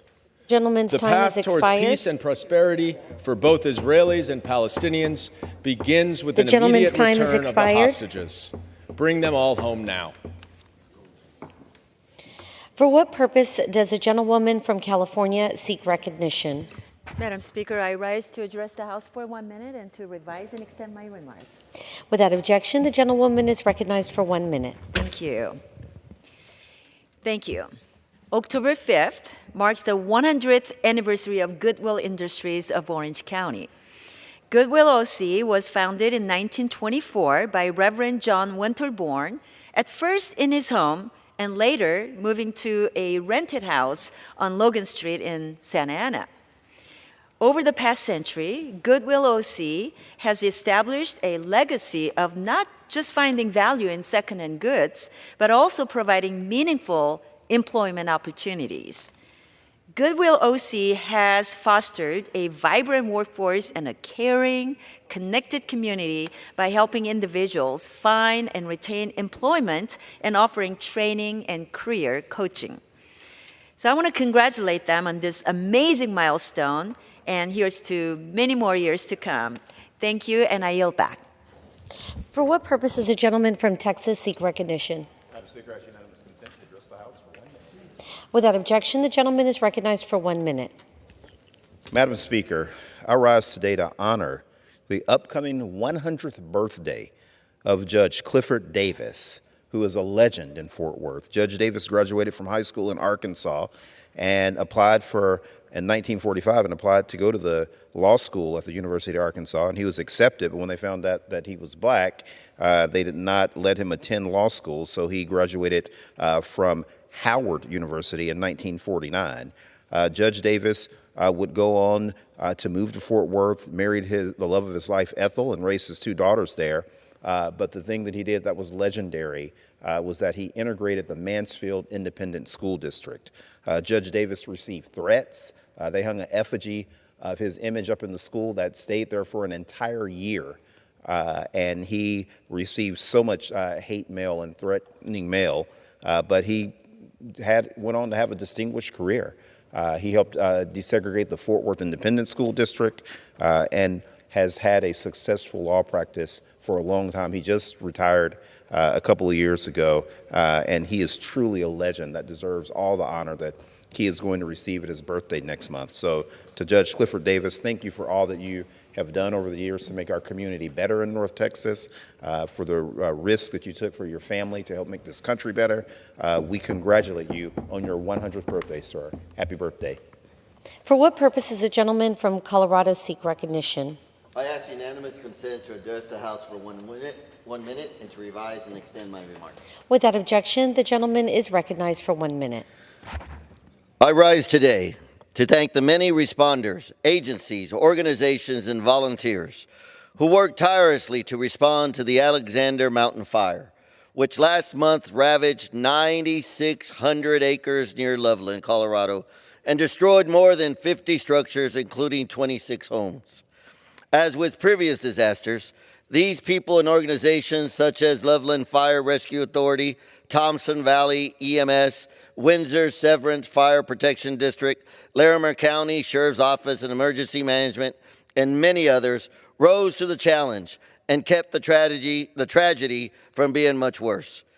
We know from experience that when faced with adversity, the people will come together in the spirit of community during and after emergency to respond vigorously and recover profoundly.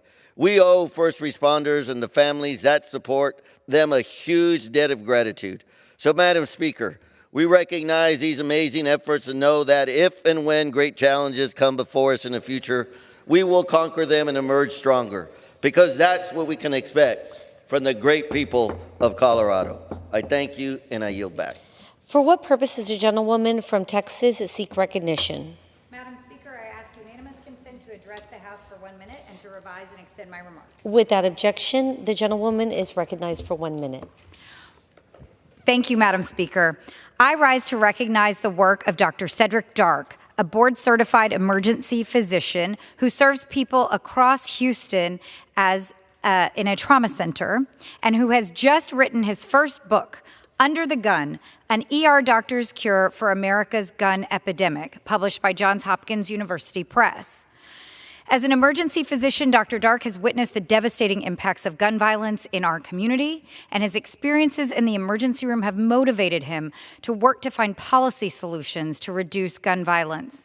Under the Gun reminds us that making public policy and keeping our communities safe are collaborative efforts that benefit from the wisdom, experience, and participation of many. And while some people tell our doctors to stay in their lane, through this insightful and compelling work, Dr. Dark demonstrates that gun violence prevention is and must be all of our lane. Thank you, Madam Speaker. I yield back. For what purpose does the gentleman from Illinois seek recognition? To address the House for 1 minute and revise and extend my remarks. Without objection, the gentleman is recognized for 1 minute. Thank you, Madam Speaker. 1 year ago, UAW members across the country went on strike and won a historic victory by securing agreements with the big three auto manufacturers. That included an agreement with Stellantis to retool and reopen the Chrysler assembly plant in Belvidere, Illinois. Thanks to the solidarity of UAW members across the country, Stellantis agreed not only to reopen the Belvidere plant, but to also build a brand new battery factory there and an automobile parts distribution center. That agreement was only possible because of strong federal and state incentives put in place to secure a bright economic future for places like Belvidere. Now, nearly a year later, Stellantis has yet to follow through on the commitments they made, leaving hundreds of workers in limbo and delaying the promised investments. One cannot but wonder if they are waiting until after the election to see if Trump's Project 2025 will destroy those investments and with it the future of Belvidere. So I rise today to reiterate my support to the UAW workers who fought hard for this contract, and I call on Stellantis to honor the agreement they made. I yield back. For what purpose does the gentlewoman from Ohio seek recognition? I ask unanimous consent to address the House for 1 minute, to revise and extend my remarks. Without objection, the gentlewoman is recognized for 1 minute. Thank you, Madam Speaker. I rise to thank my colleagues who voted in support of the Care for Military Kids Act, vital legislation Congresswoman Jen Kiggins and I introduced together. The Bipartisan Care for Military Kids Act ensures service members can maintain critical health care coverage and medical services for their children, no matter where their service takes them. Relocation is a fact of life for many of our servicemen and women, and this can lead to uncertainty around Medicaid and CHIP coverage for their children due to these services being handled at the state level. Our legislation will save military families from facing this added burden of health care insecurity by establishing streamlined Medicaid plans. This clarity and consistency ensures that no child of a service member will go without essential medical services. I look forward to the Senate's passage, so let us stand together in full support of our military families, the kids, and send this legislation to the President's desk to be signed into law. Thank you to all the members who supported us in this endeavor. Thank you, Madam Speaker, and I yield back. For what purpose does the gentleman from Connecticut seek recognition? Without objection, the gentleman is recognized for 1 minute.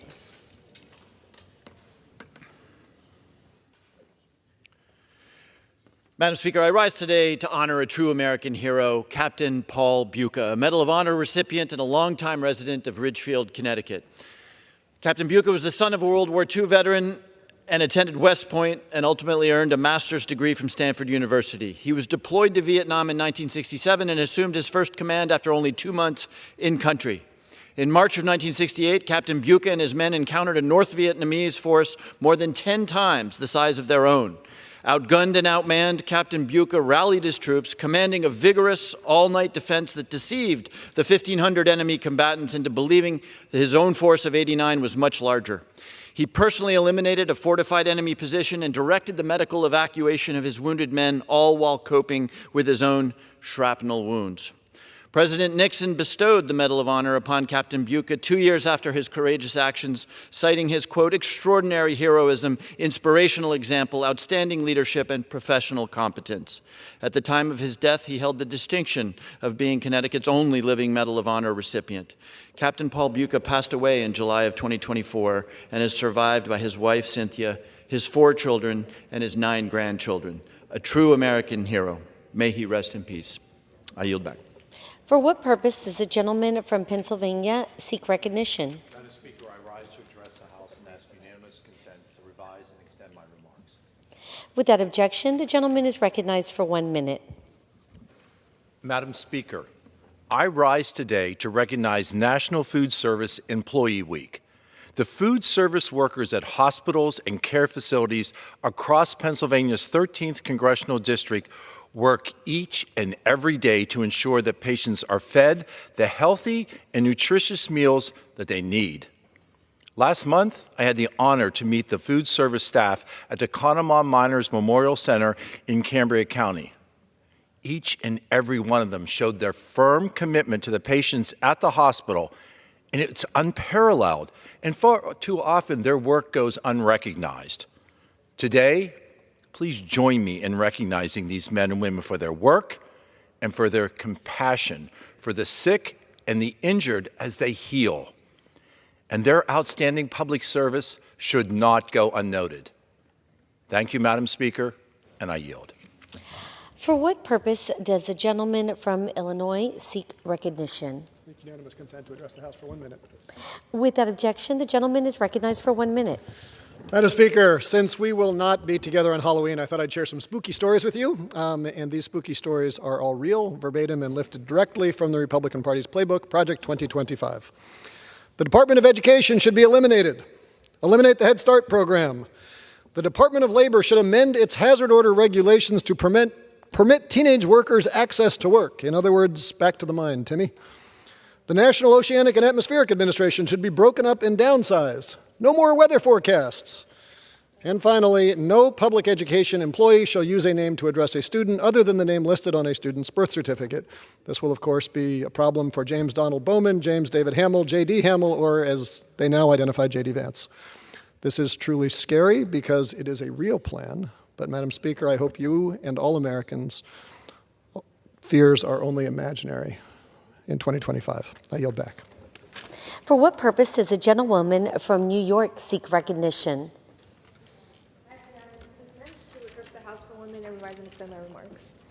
Without objection, the gentlewoman is recognized for 1 minute.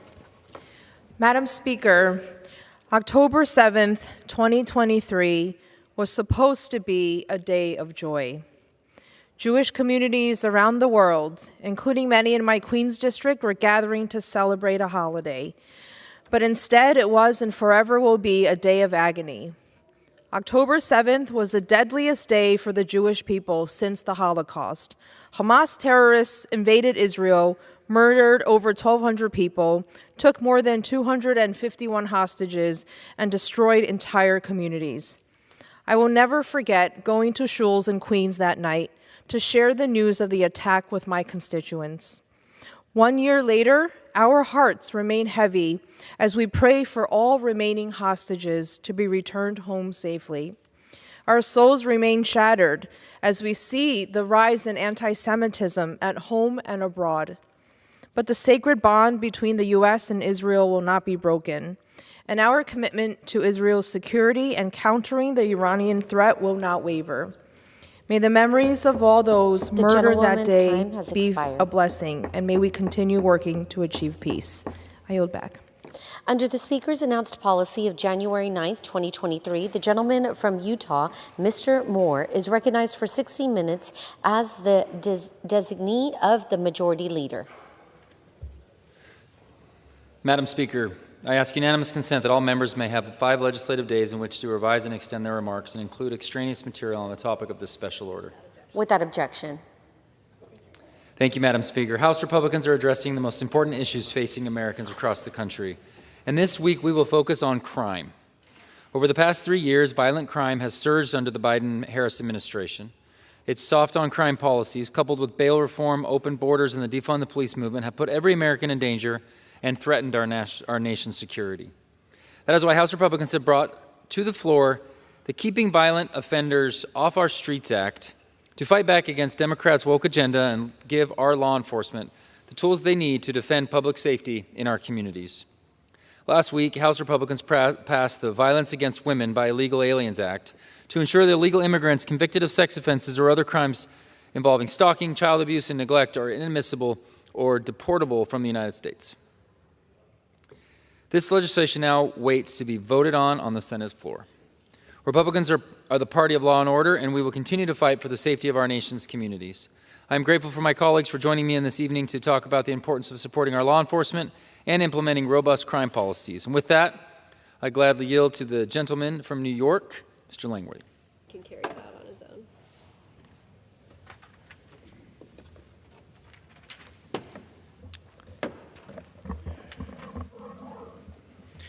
Thank you to our Vice Chair of our conference, Blake Moore.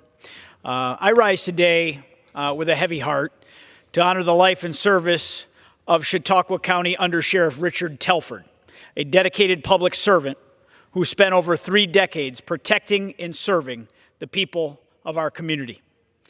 Rich's passing is a profound loss for Chautauqua County. Those who had the honor of knowing him say that they knew they could always count on Rich. In remembering him, Sheriff Jim Quattrone said, "Rich was a man of integrity. He can always be counted on to do the right thing." Throughout his service, his sense of duty and his commitment to the community he grew up in ran very deep. After graduating from Jamestown High School and studying criminal justice at Jamestown Community College, Rich began his law enforcement career in 1991 with the Chautauqua County Sheriff's Office. He quickly rose through the ranks, serving as a deputy and a sergeant overseeing the county's 911 center, a lieutenant, and later a supervisor for court security. His hard work and his leadership were undeniable, and in 2021, he was appointed Undersheriff of Chautauqua County, a role in which he continued to lead by strong example. Rich's dedication to the community wasn't limited to his badge.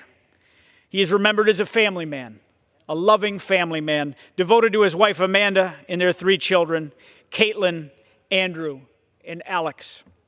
Throughout his career, Rich embodied the qualities that we look for in public servants: integrity, courage, and respect.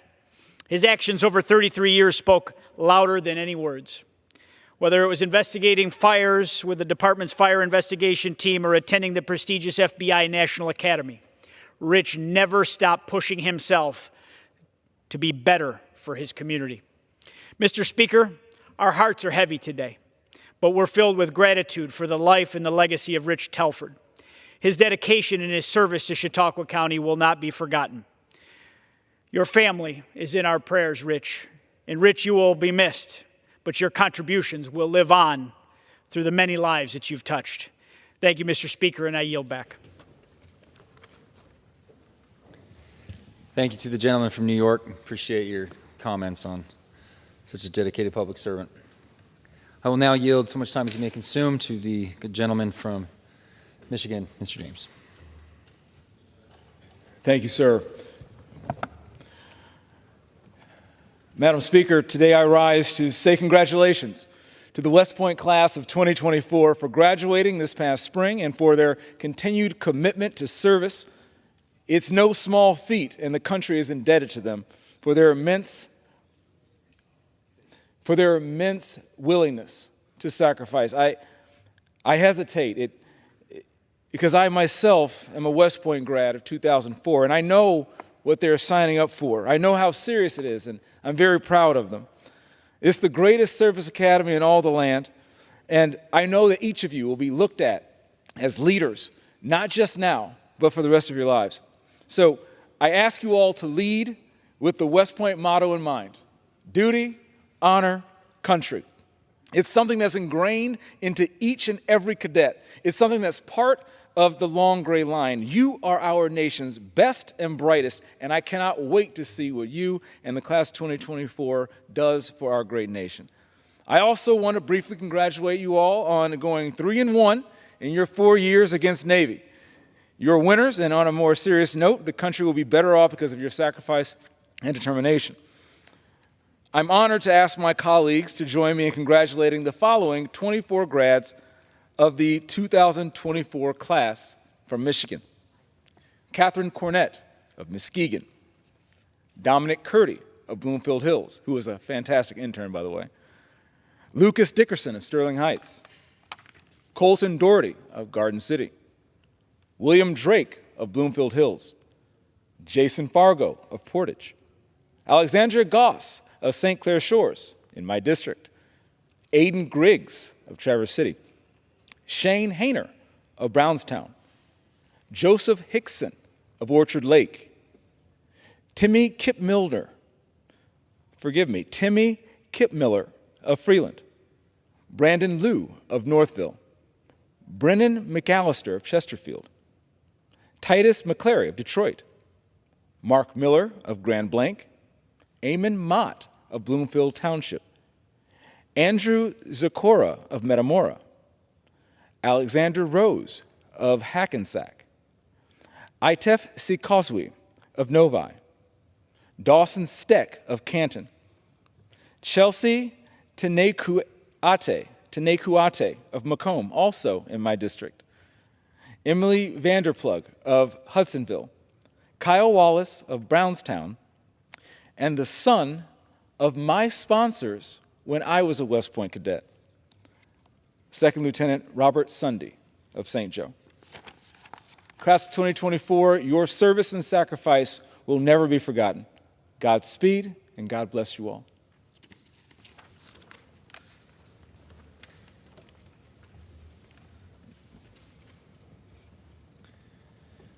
Thank you to the gentleman from Michigan.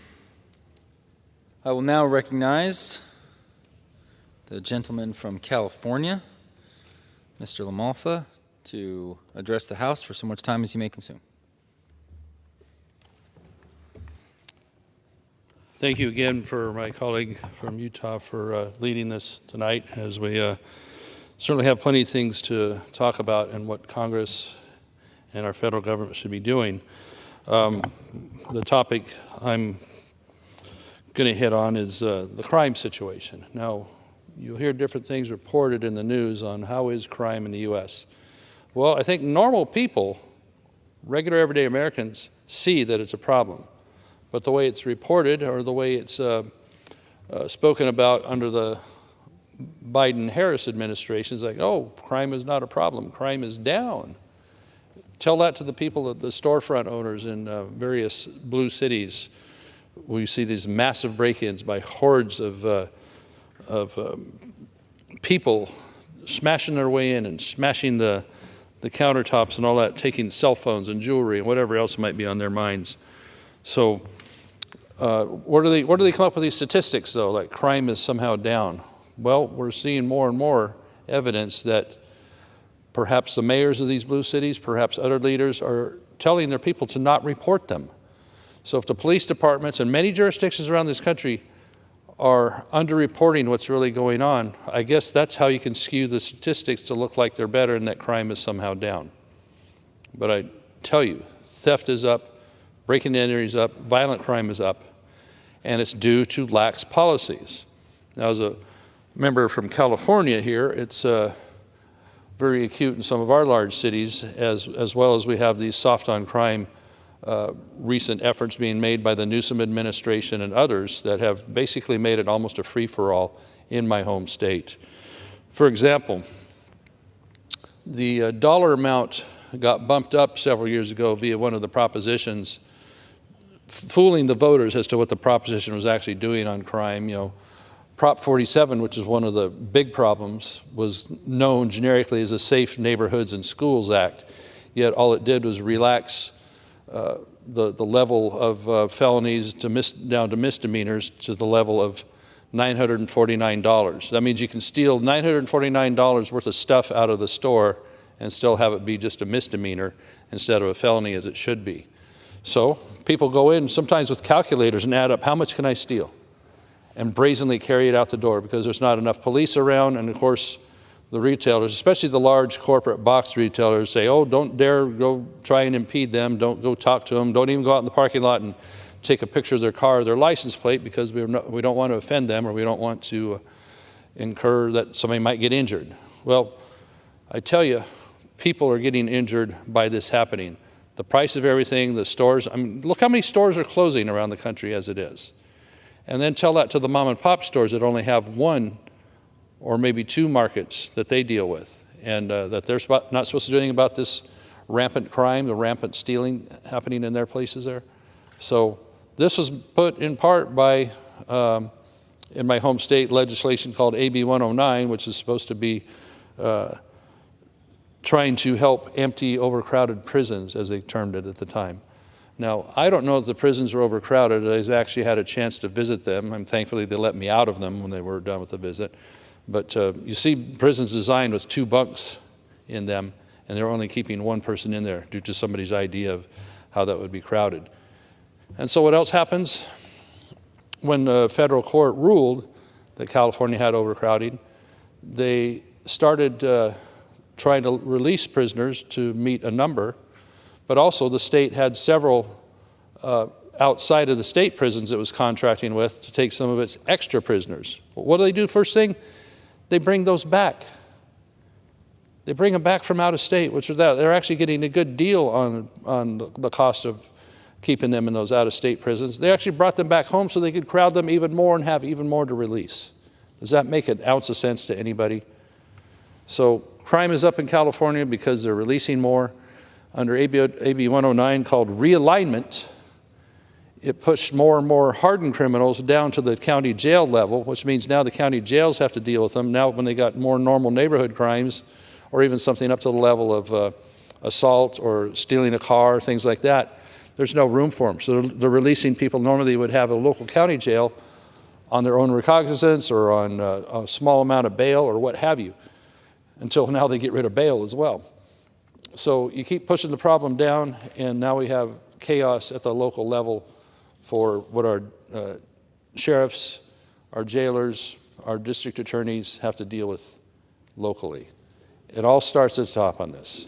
And so with the crime wave you saw during the riots that one summer, like in Portland and Seattle and Minneapolis, especially I want to underline Minneapolis here, because where the Biden-Harris administration wants to claim crime is down, you saw Kamala Harris actually advocating for people to send in money so they could bail out the people that were there, that were arrested for all the chaos and damage and vandalism and burning of Minneapolis. Oh, let's chip in to help get them out, because she thought that was some form of justice.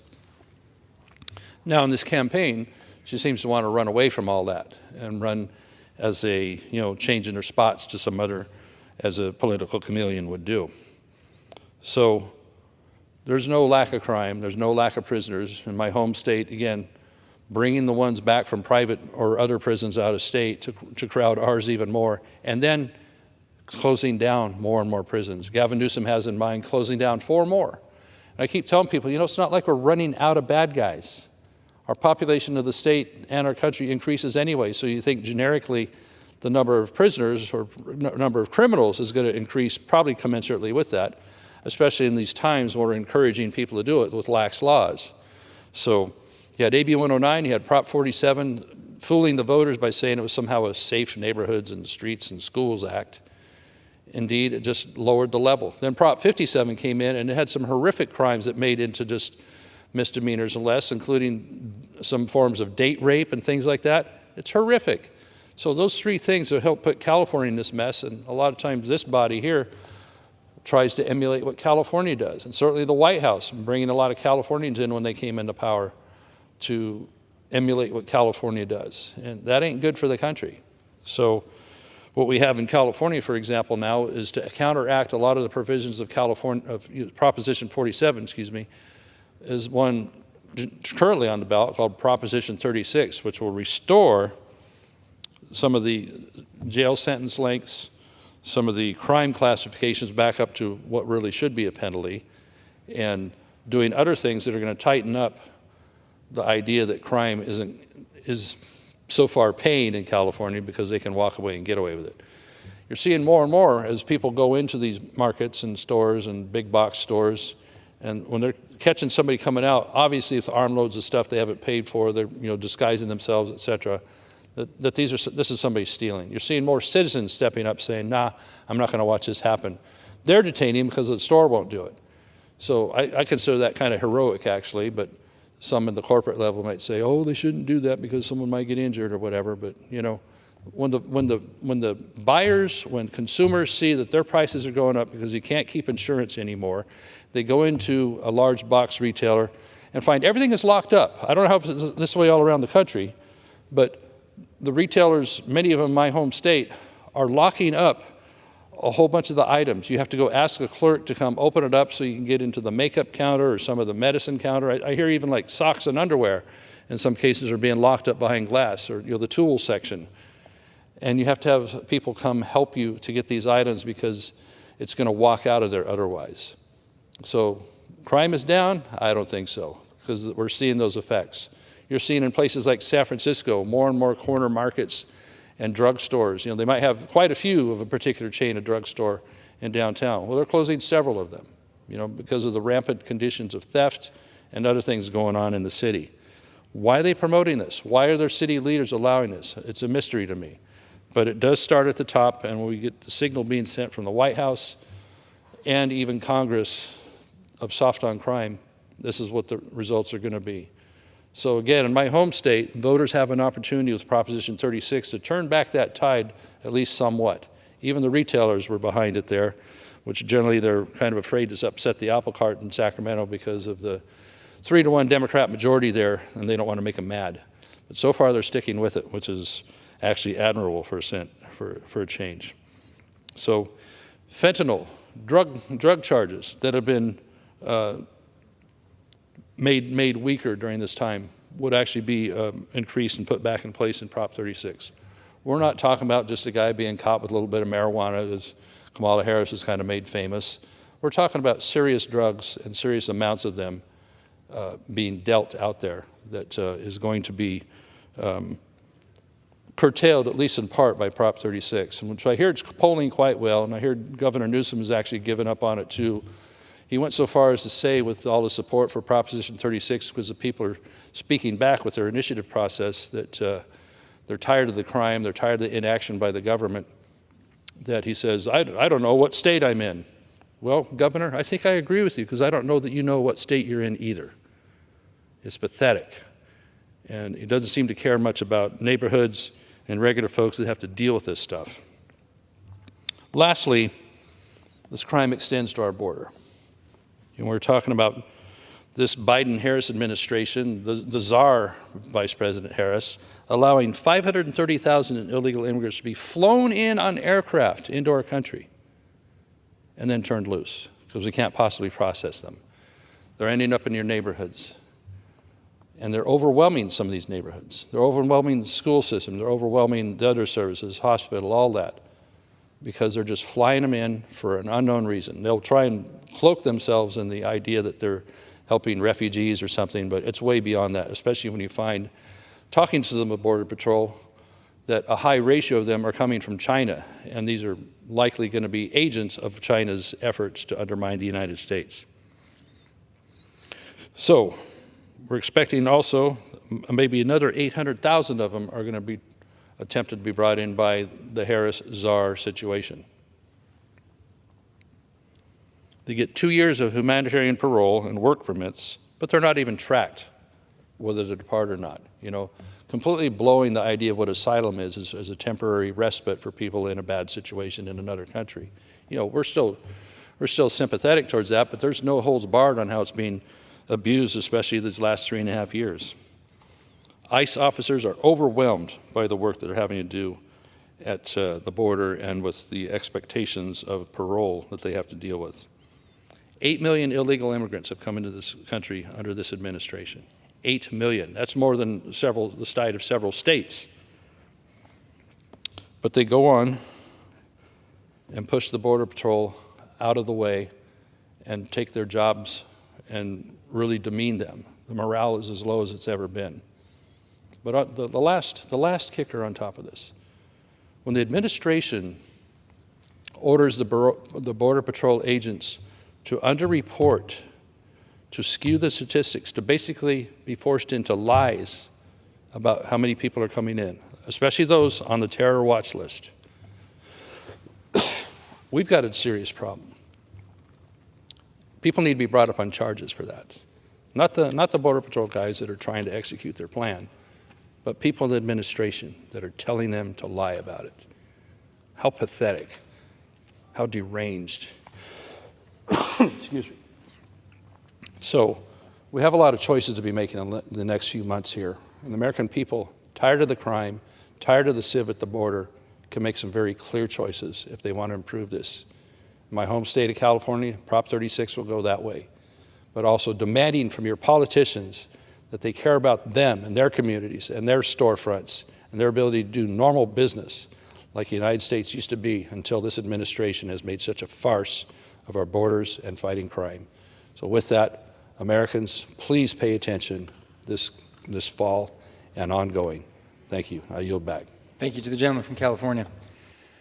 Madam Speaker, I just quickly reiterate, I appreciate my colleagues for not only tonight, but the last several months in communicating some of the reality that we see on the ground. And policy matters. Policy leads directly to good or bad outcomes back home in our districts, and we need to be recognizing what is going to create better outcomes. And if we've made mistakes, be willing to own it and move forward and find better ways to address the issues that our nation faces. Thank you so much. And with that, I yield back the remainder of my time to the chair. The gentleman yields back.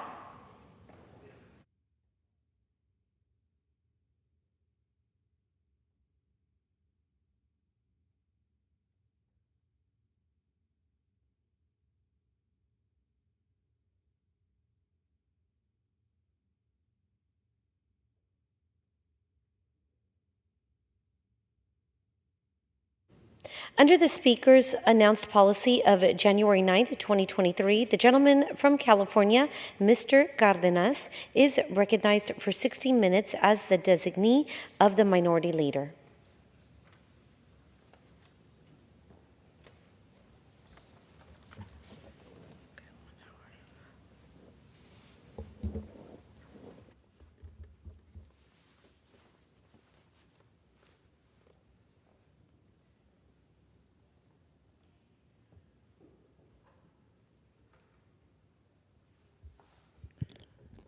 Thank you, Madam Speaker. I rise today with deep gratitude to honor a remarkable woman and an extraordinary leader, Kimberly Wired, who is retiring after 50 years of service at Northeast Valley Health Corporation, NEVHC.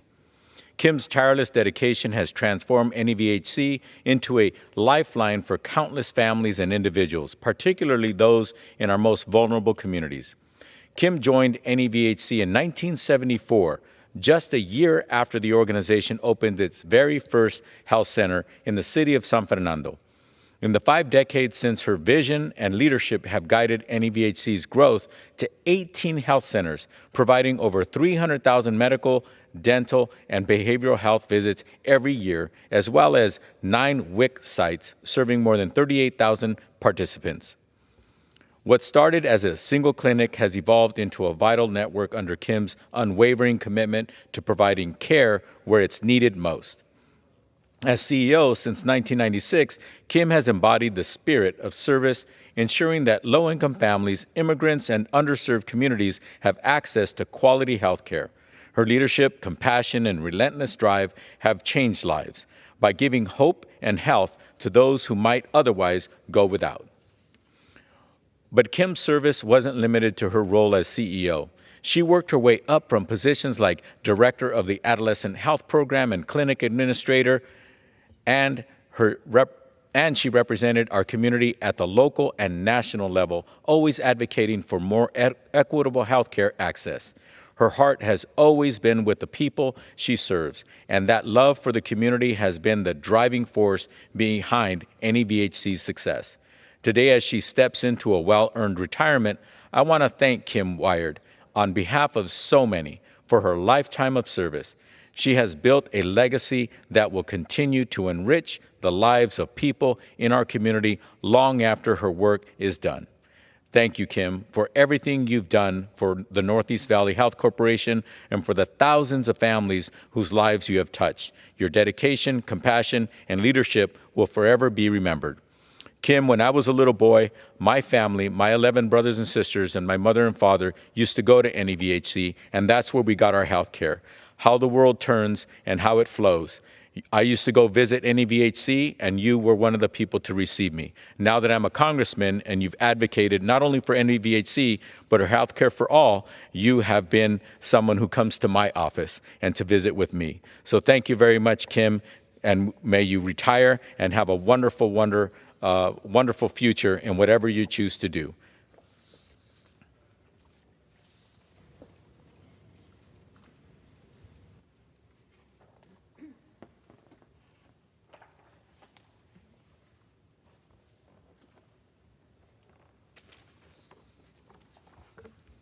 Madam Speaker, on this important day of Hispanic Heritage Month, I rise to honor my friend and my colleague and a true pioneer of Latino empowerment, Richard Alatorre. Richard Alatorre was born on May 15, 1943 in Boyle Heights, California, the son of Joe Alatorre of El Paso, Texas, a repairman at a stove factory, and Mary Alatorre of Arizona, a beautician. Richard and his sister Cecilia were brought up in East Los Angeles. Richard found his passion for politics and civil service. Very early in his life, when he was a class president at Garfield High School and volunteering on John F. Kennedy's presidential campaign. Richard would also volunteer for Leopoldo Sanchez, who became the first Latino judge elected in California. Richard attended Cal State Los Angeles, where he earned a BA degree in sociology. He would go on to earn his master's in public administration from the University of Southern California.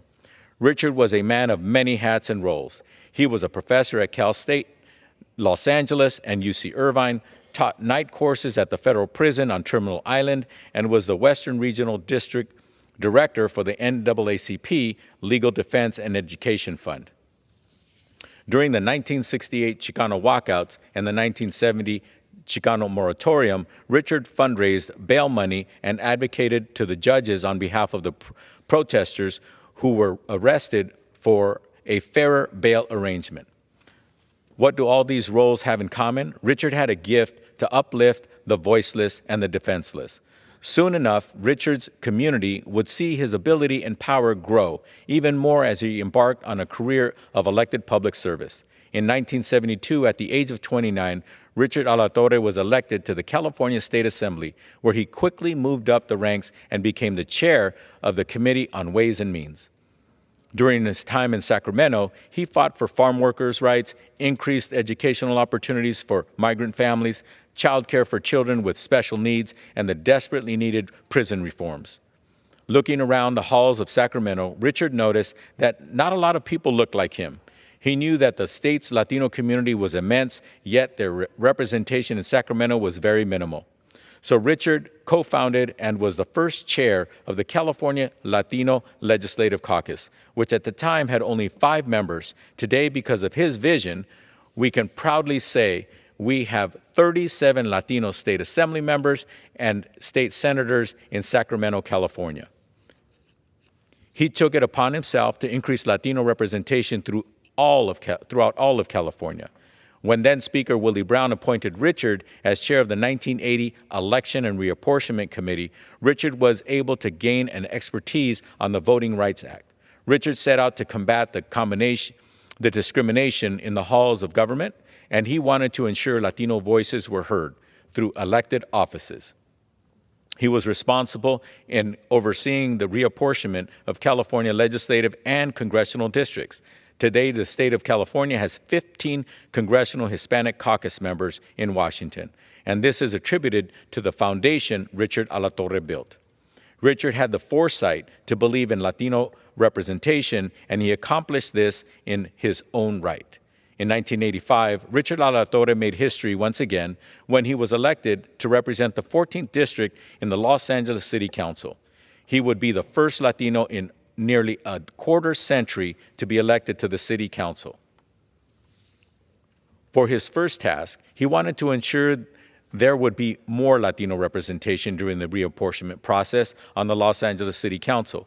Richard Alatorre can be credited with increasing the number of 2 predominantly Latino districts that existed during his time to the current 5 Latino district seats that the community has today. In addition, Richard ensured that Black representation was also present during his time, and he worked to strengthen the 3 council districts for the Black community. His work extended beyond just diversifying elected positions and districts. On the Los Angeles City Council, Alatorre was successful in diversifying the city's workforce, especially the Los Angeles Fire and Police Departments, expanded city support for anti-gang programs, ensured Los Angeles County Metro projects such as the Gold Line were started. He mentored countless people, not just in the east side of Los Angeles, but throughout California and the United States. Richard's unvarnished manner in expressing himself represented the authenticity and passion needed to push for Latino families in these halls of power. We unfortunately lost Richard last month, on August 13th, 2024. Richard was a man of the people. His funeral at the Cathedral of Our Lady of Los Angeles was attended by hundreds, from elected officials to business owners, from members of academia to the working class people from the East Side he once proudly represented. As it was said by one of his former staffers at his funeral service, Richard didn't just see our potential, he nurtured it. And this is who Richard Alatorre was, someone who saw our people's potential and moved mountains to help reach our full promise. Powerful words for a powerful man. Richard deserves our recognition and our eternal gratitude. Assemblymember and Councilman Richard Alatorre is survived by his beautiful wife of 33 years, Angie, by their sons Derek and Daryl, by their daughter Melinda, granddaughters Gabriela, Mariela, Daniela, and Casey. His sister Cecilia, son-in-law Patrick, daughter-in-law Diana, and his faithful black lab Reggie. Gracias, Richard Alatorre, for being a mentor, a teacher, and most importantly, a friend to so many of us.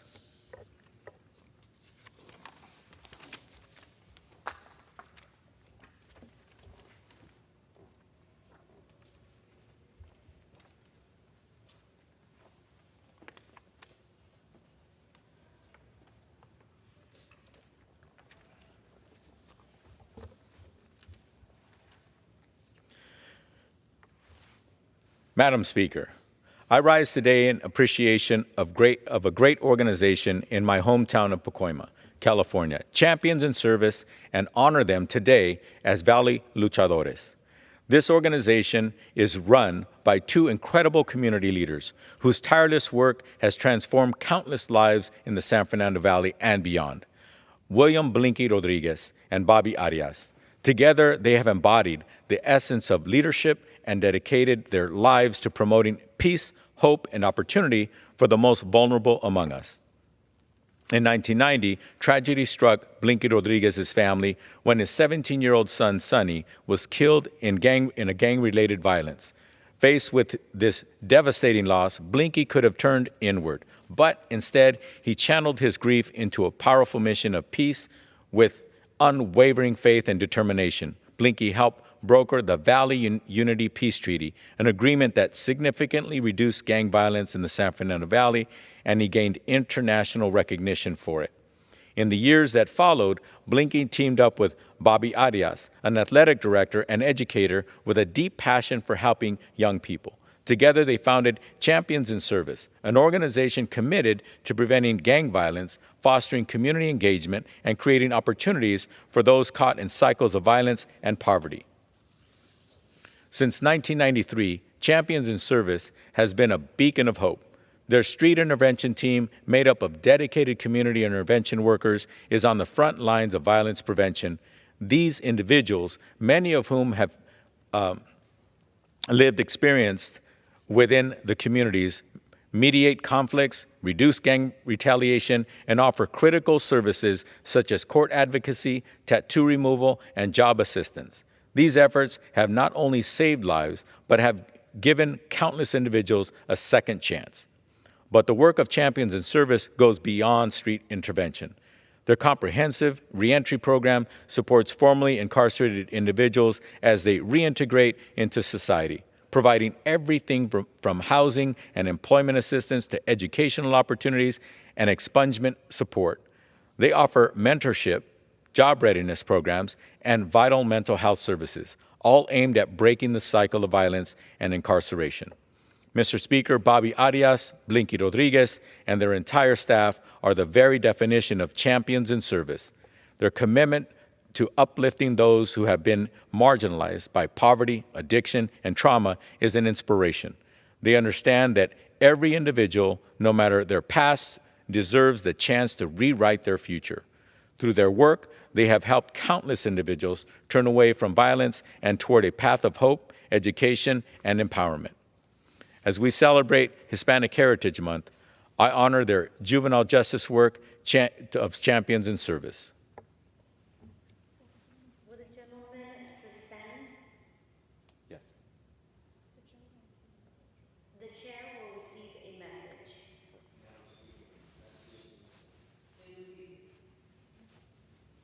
Madam Secretary.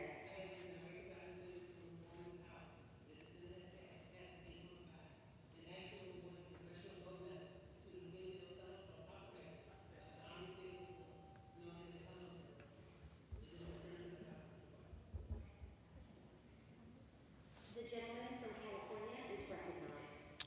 Thank you, Madam Speaker. I rise today to recognize an extraordinary leader in education, Dr. Armida Ornelas, the president of Los Angeles Mission College as a Valley Luchadora. For nearly 30 years, Dr. Ornelas has been a tireless advocate for educational equity, ensuring that community college students, particularly from disenfranchised communities, have access to the resources and opportunities they need to succeed. Dr. Ornelas' journey is a testament to the transformative power of education. Raised in East Los Angeles by immigrant parents from Jalisco, Mexico, she grew up understanding the value of hard work and perseverance. A proud graduate of Garfield High School, Dr. Ornelas went on to pursue her undergraduate studies at UCLA, earning a double major in Chicano Studies and Sociology. She continued her academic journey with a master's degree in public policy studies from the University of Chicago, and later earned her doctorate from UCLA's School of Education. Dr. Ornelas has had a successful and enduring career in Los Angeles Community College District. Dr. Ornelas served as a faculty member in political science and then served as the vice president of instruction at East Los Angeles College before becoming president at Los Angeles Mission College 3 years ago. Dr. Ornelas' leadership as Los Angeles Mission College has been pivotal. Her vision for the college goes beyond providing quality instruction. She understands that education is a tool that can transform lives and uplift entire communities. Under her guidance, the college has expanded its programs and services to ensure that students not only succeed academically, but are also prepared for the workforce and empowered to make meaningful contributions to their communities. Her dedication to economic and educational opportunities extends beyond the classroom. Dr. Ornelas serves on the boards of the Valley Economic Alliance and the Valley Industry and Commerce Association, where she continues to champion initiatives that improve access to education and job opportunities for low-income and underrepresented individuals. Mr. Speaker, Madam Speaker, Dr. Armida Ornelas' work has touched the lives of countless students and families, giving them the tools to achieve their full potential. It's my honor to pay tribute to Dr. Ornelas for her tireless efforts in advancing education and recognize her as a luchadora during this Hispanic Heritage Month.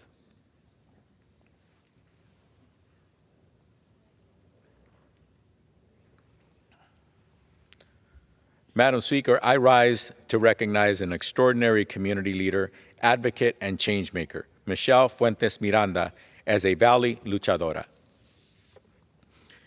As the founder and CEO of the Alliance for Community Empowerment, ACE, Michelle has dedicated over 30 years of her life to transforming the futures of at-risk youth and adults. Her unwavering commitment to justice, empowerment, and community building has made a profound impact, not only in Los Angeles, but across California. Michelle's story is one of resilience and dedication. As a granddaughter of migrant farm workers who became successful business owners and community leaders in California's Central Valley, she was inspired by her family's legacy of service. She channeled that inspiration into her life's work, founding ACE in 2013 with a clear mission to provide leadership development, education, and supportive services to high-barrier youth in some of the most underserved communities. Through Michelle's visionary leadership, ACE has grown to become essential in the San Fernando Valley, offering programs that change lives. One of her hallmark achievements is the Youth Build Leadership Development Program, which provides opportunity for younger individuals with hands-on vocational training and support services. ACE's innovative approach empowers young people to create meaningful change in their lives and their communities, breaking the cycles of poverty and violence that too often define their experiences. In 2023, recognizing a growing gap in housing for formerly incarcerated individuals, Michelle launched House of Ruth: Resilience, Unity, Transformation, and Hope, a transitional reentry house that provides a fresh start for those reentering society after incarceration. Her commitment to creating pathways to success for justice-impacted individuals through education, workforce development, and trauma-informed care has been a lifeline for many. Madam Speaker, Michelle Fuentes Miranda is a tireless advocate for justice, and her impact reaches far beyond the walls of ACE. As Vice Chair of the CARES First Community Investment Council, she advises Los Angeles County on alternatives to incarceration. Her expertise is also sought on the California DOJ Reentry Roundtable, where she continues to shape policies that promote rehabilitation and community resilience. Michelle's work has been recognized locally, regionally, and nationally. She has received numerous awards, including Woman of the Year in the 45th District of the California State Assembly and the Human Rights Award from the California Association of Human Rights Organizations. Madam Speaker, Michelle Fuentes Miranda has dedicated her life to lifting others up while continuing to inspire generations to come. It is my honor, it's my honor to honor her for her incredible community service during Hispanic Heritage Month.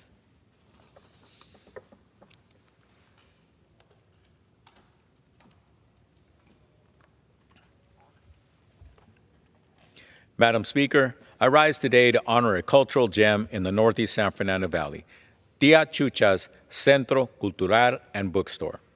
As we celebrate Hispanic Heritage Month, it is fitting that we recognize the profound impact this institution has had on the arts, literacy, and cultural empowerment in our community. For over 23 years, Tia Chucha's has been a transformative force, providing a space where ancestral knowledge and creative expression intersect to enrich lives and foster growth in my district. Founded by renowned author Luis J. Rodriguez, cultural bearer Trini Rodriguez, and community activist Enrique Sanchez, Tia Chucha's emerged from a vision to address the neglect of a historically marginalized community. At a time when the Northeast Valley had no bookstores, art galleries, or cultural spaces, these three visionaries created a sanctuary for wellness, artistic expression, and empowerment. Inspired by the spirit and creativity of Luis Rodriguez's aunt, Maria de Jesus, affectionately known as Tia Chucha, this center has become a home for artists, activists, and community members alike. Tia Chucha's provides a wide range of free to low-cost programs, including visual arts, music, dance, creative writing, Mexica, indigenous language, and cosmology, healing arts, and more. Their intergenerational and bilingual programming is a lifeline for so many, offering opportunities to connect with culture, art, and community. Tia Chucha's is more than a bookstore. It is a source of inspiration and transformation for many.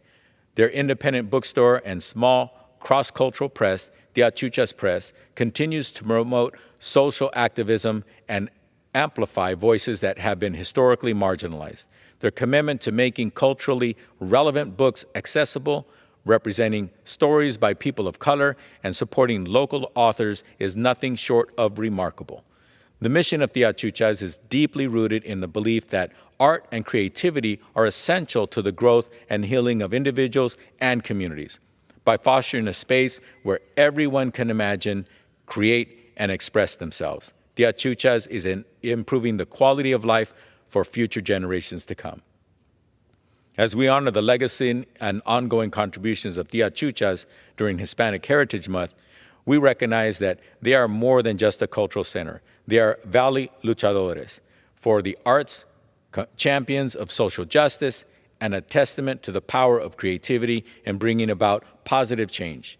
Congratulations to Tia Chuchas Centro Cultural and Bookstore on nearly 23 years of transformative work. We thank you for your continued dedication to the arts, literacy, and community empowerment.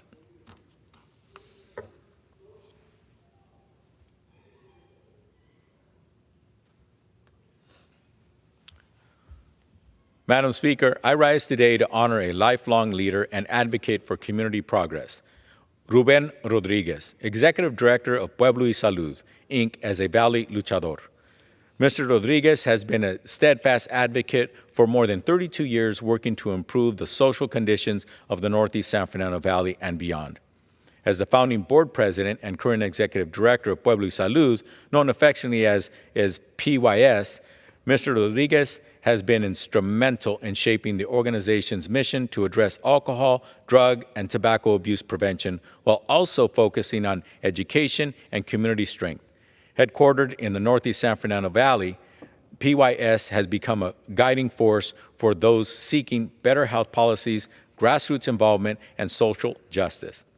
Under his leadership, the organization has grown its reach, partnering with local hospitals and community organizations to tackle critical issues like COVID-19 mitigation, youth education, and environmental justice. Mr. Rodriguez's work goes far beyond the walls of Pueblo y Salud. He has been a founding member of the Los Angeles Drug and Alcohol Policy Alliance and the California Alcohol Policy Alliance. His leadership in these coalitions has been vital in shaping alcohol and drug prevention policies throughout California. He has also served as a member and board president of Alcohol Justice, an organization dedicated to holding the alcohol industry accountable for its impacts on our communities. In addition to his work in substance abuse prevention, Mr. Rodriguez has been an enduring advocate for social justice. He has spent decades fighting for better wages, equal access to education, Latino political representation, and comprehensive immigration reform, and the removal of harmful substances from minority communities. His dedication to these issues has inspired countless individuals to join him in the fight for a more just and equitable society. As a proud husband, father, and grandfather, and great-grandfather, Mr. Rodriguez has also made it his personal mission to raise a family of social activists. His daughter, Celeste Rodriguez, has followed his footsteps, serving as the mayor of the city of San Fernando, further extending the legacy of community service and leadership that Mr. Rodriguez has cultivated. I have known Mr. Rodriguez since childhood, and our families shared decades of friendship. This connection has only strengthened our commitment to advancing the well-being of the people of the Northeast San Fernando Valley. As we honor Ruben Rodriguez during Hispanic Heritage Month, we recognize his lasting dedication to our community, his leadership at Pueblo y Salud, his advocacy for social justice, and his commitment to the health and well-being of our neighborhoods have earned him the title of a true Valley Luchador for community progress. Once again, thank you, Ruben Rodriguez, for your tireless work and for motivating future generations.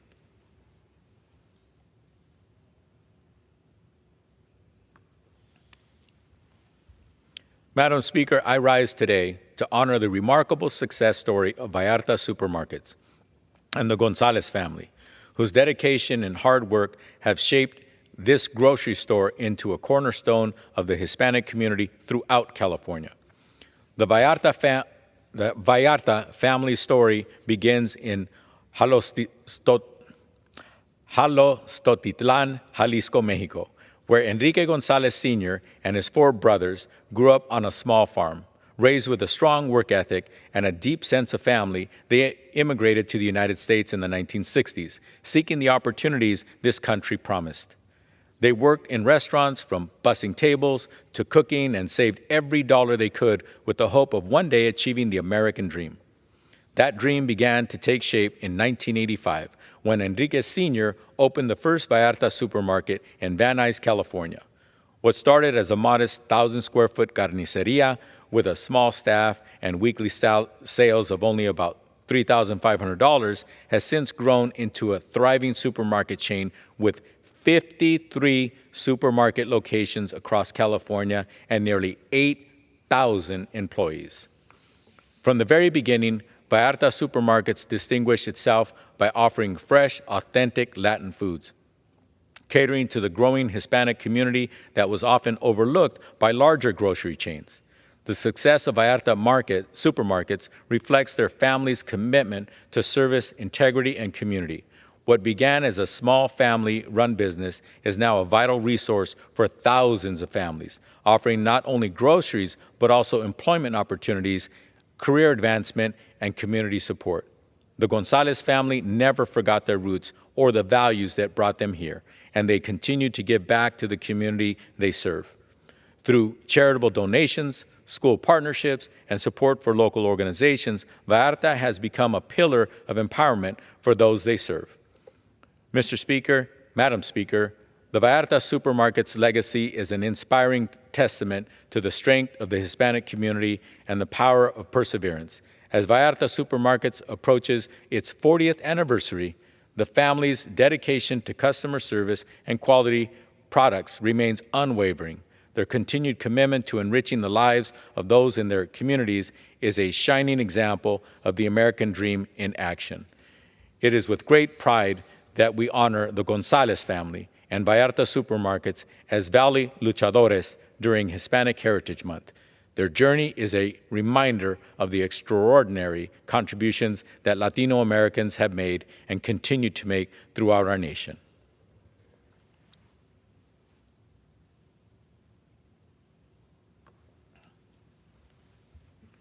Madam Speaker, I rise today to honor my good friend and mentor, James Acevedo, as a Valley Luchador.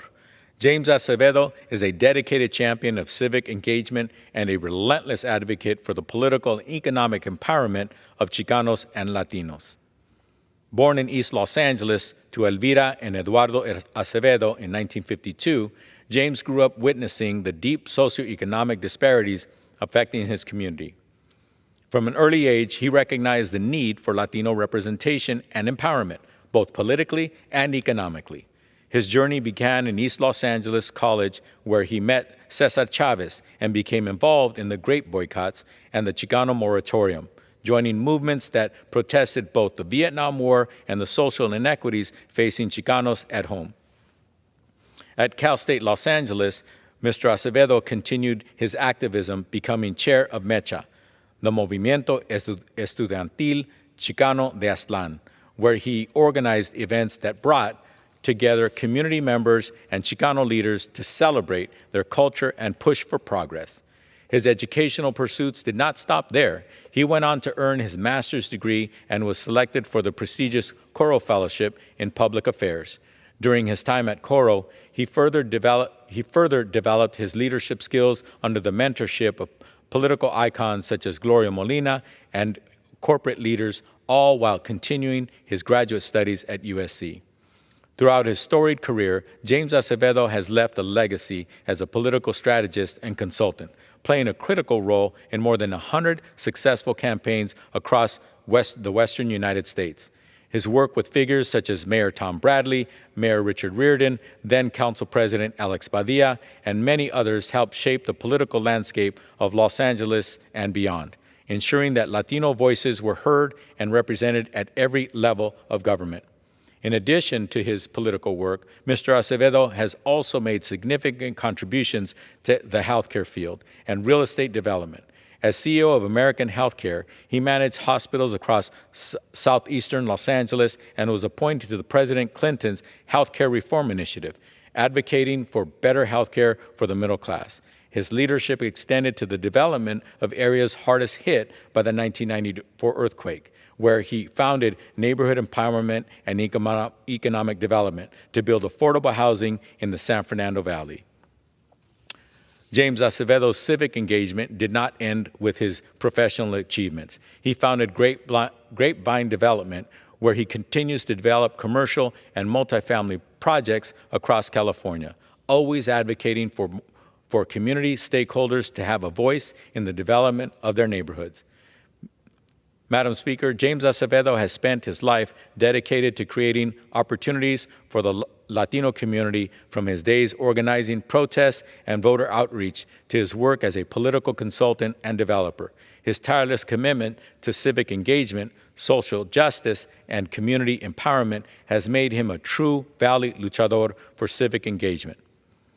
I want to personally also thank James Acevedo for taking an entire 6 months to never accept my answer of no, I'm not running for office. And after 6 months of him approaching me and convincing me that I needed to be the first person from my community to be elected to high office, I went home to my wife, Norma. She didn't know any better, and she said, yes, why don't you do that? 28 years later, I was able to achieve that opportunity then in 1996 to be the first state assemblyman Latino to represent the San Fernando Valley, and then to join the city council along with my good friend, now United States Senator Alex Padilla, and now I get to serve for 12 years now in the United States Congress. Thank you, James Acevedo, for not taking no for an answer. And thank you so much for helping so many of us to achieve what we did not see for ourselves, but what you saw in us to make sure that we can give back to our community. You deserve this recognition and much, much more.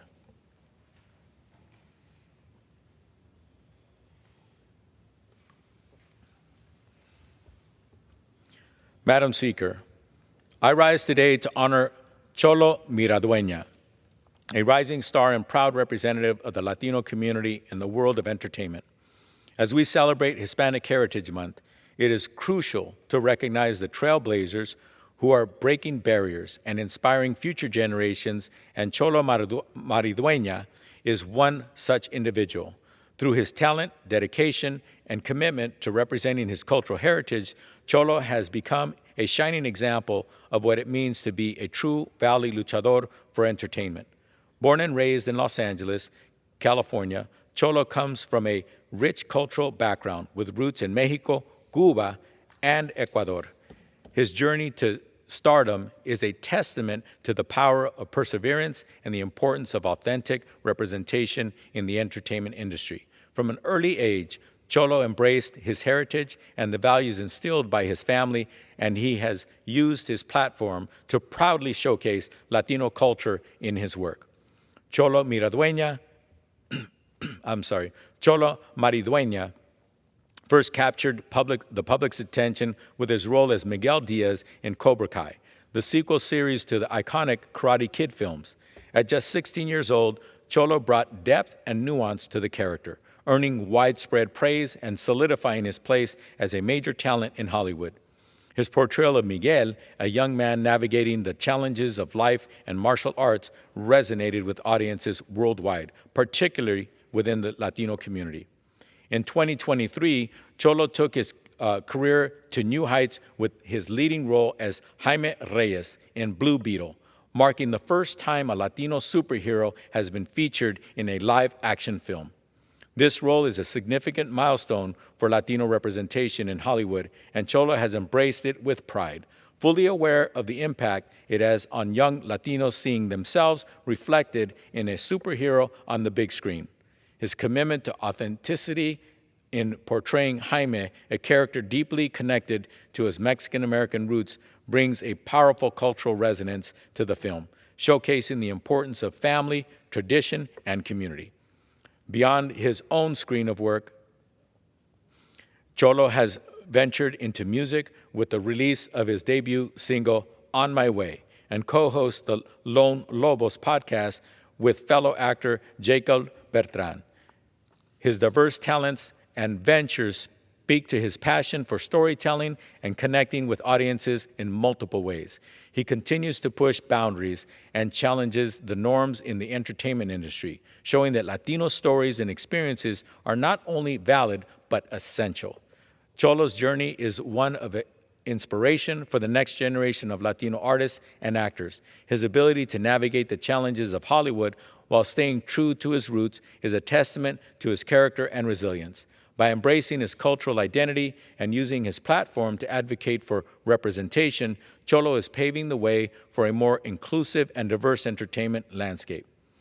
Madam Speaker, it is my great honor to recognize Cholo Maridueña as a Valley Luchador for entertainment. His accomplishments as an actor, musician, and advocate for Latino representation makes him a source of pride for the entire Latino community. We are excited to see what the future holds for Cholo as he continues to break barriers and inspire us all.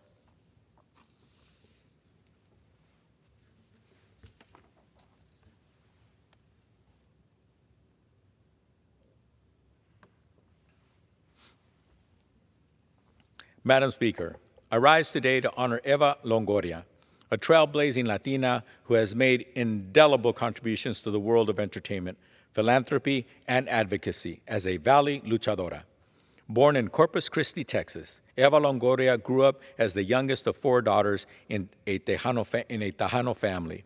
Her early life experiences in South Texas shaped her deep understanding of the socioeconomic disparities that Latinos face. Longoria's pursuit of education led her to earn a Bachelor of Science in Kinesiology from Texas A&M University, Kingsville, and later a master's degree in Chicano Studies from California State University, Northridge in California. Her academic journey reflects her deep commitment to understanding and advocating for the Latino community, especially Latina women in STEM careers.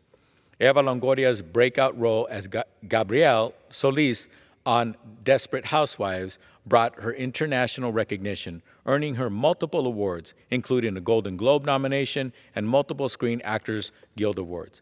But her career in entertainment extends far beyond acting.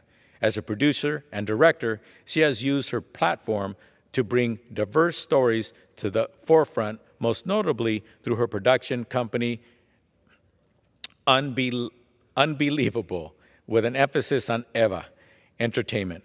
Her directorial debut with Flamin' Hot garnered critical acclaim and highlighted her versatility and skill in the industry.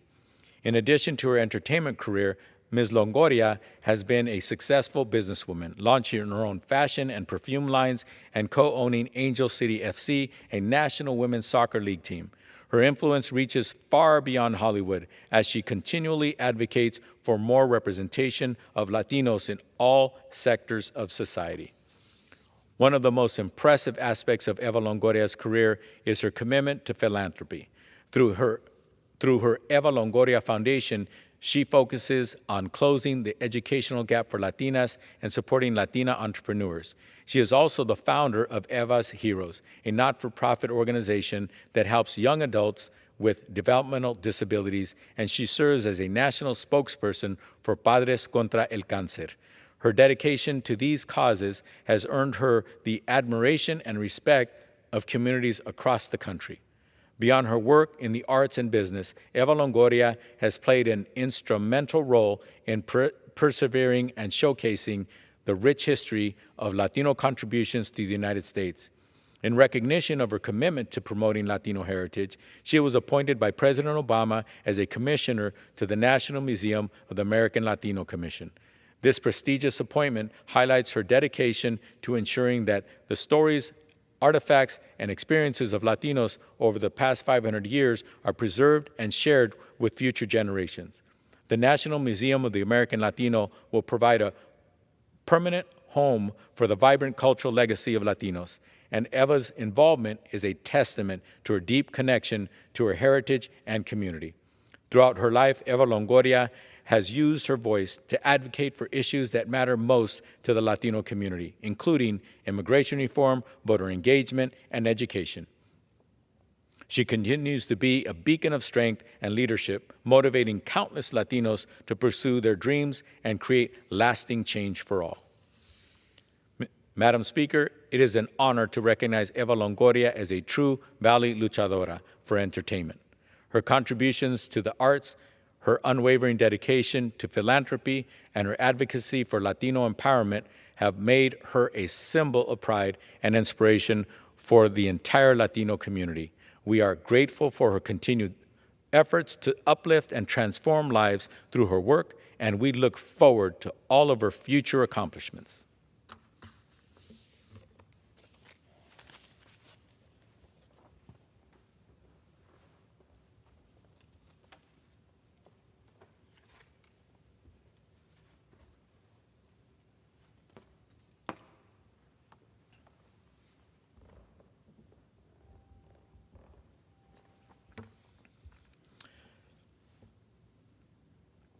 Madam Speaker, I rise to celebrate and memorialize a fellow Californian who passed away recently at the young age of 38, Jessica Alana Sanchez.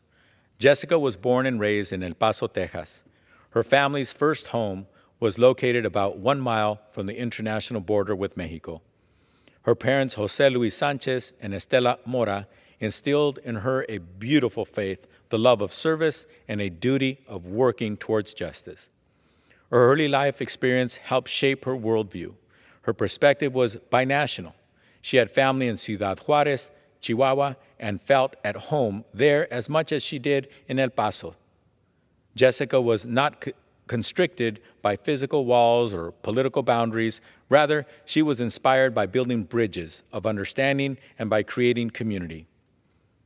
Although she was a Texan through and through, she made her mark in California.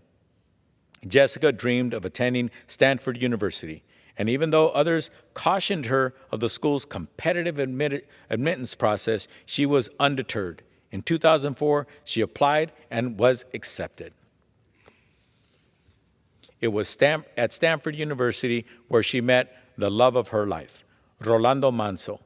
After completing her undergraduate studies and internships at Stanford, Jessica and Rolando moved to Boston in 2009, where Jessica attended Boston University School of Law, graduating with a Juris Doctorate degree in 2012.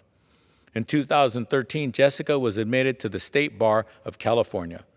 Her first job was with a corporate law firm, but she realized that her true calling would be to use her profession in that of service to others. In 2016, Jessica began working for the Coalition for Humane Immigrant Rights Los Angeles, otherwise known as CHIRLA. There, she championed social justice and advocated on behalf of migrants and refugees. Her calling was public service, but her love and passion was her family. As her professional career was taking off, Jessica and her husband, Rolando, embarked on their most important adventure, one that would give new meaning to their lives, becoming parents to Leila Itzel. Sadly, in 2020, Jessica was diagnosed with cancer. For 4 years, she courageously battled. She didn't waste any time. Jessica was constantly surrounded by those she loved most. She got to hug and kiss her beloved daughter, Leila, every chance she got. Jessica passed away on June 24th, 2024.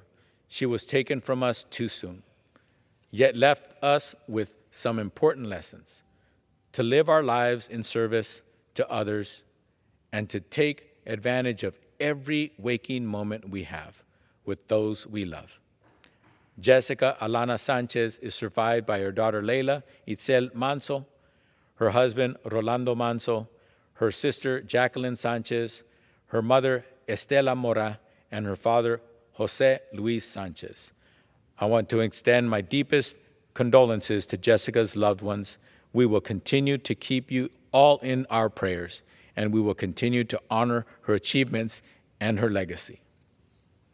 Descansa en paz. Rest in peace, Jessica.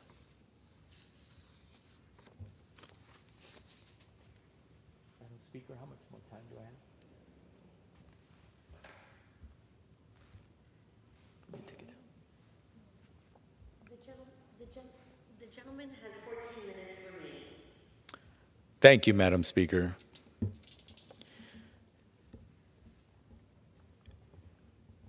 Today, I've taken the opportunity to use the privilege and the honor that has been bestowed upon me by the voters of the 29th District of California to share stories and recognition of people in my district and people throughout California who have given so much of themselves. Some of them have passed and some of them are still with us.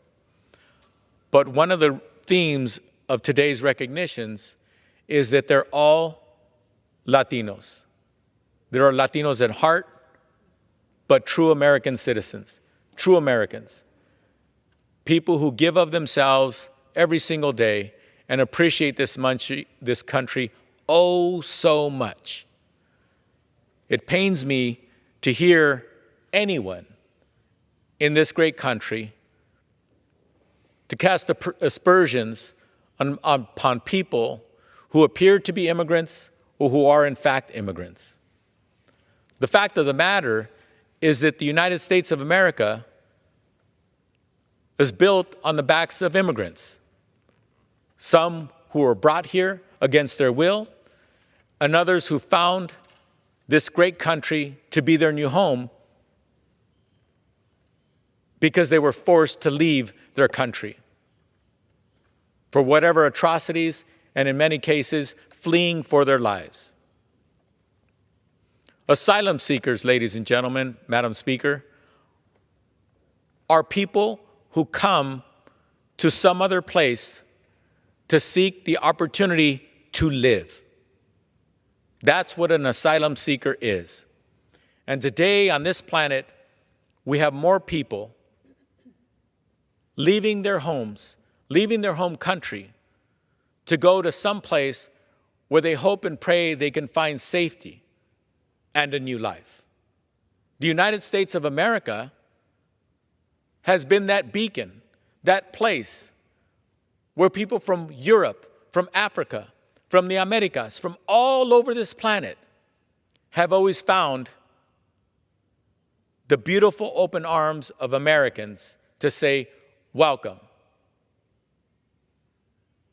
It pains me to hear people say anything other than that, and they call themselves true Americans. To me, the United States of America truly is at its best when we give of ourselves and we welcome others to do the same as best they can in their new life. Not everybody who flees their country comes to the United States. Some do. And not every country welcomes them with open arms.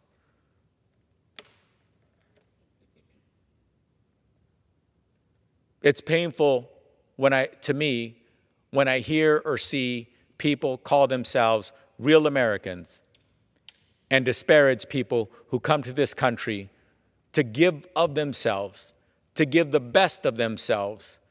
And some people say, you're not welcome. That's disgraceful. That is un-American. To some people, they may look at me and assume that I wasn't born here. I was born here. And I'm so proud to call myself an American citizen. And some people may look at my parents who are now, they passed away, and look at them and hear their voice or their accent or hear them speak in Spanish and assume that they don't belong here. I'm sorry.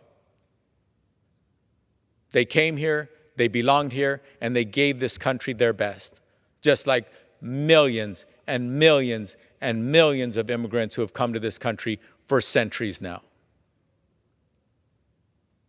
It is my prerogative to share what I believe is true about our country. It is my prerogative to stand here in the well of the House of Representatives and to speak the truth about our country and the truth about people who don't all look alike and people who don't all speak perfect English and people who don't look like some people who believe that if you don't look like them, you don't belong here. I say this because I hope and pray that bigotry, that xenophobia stops.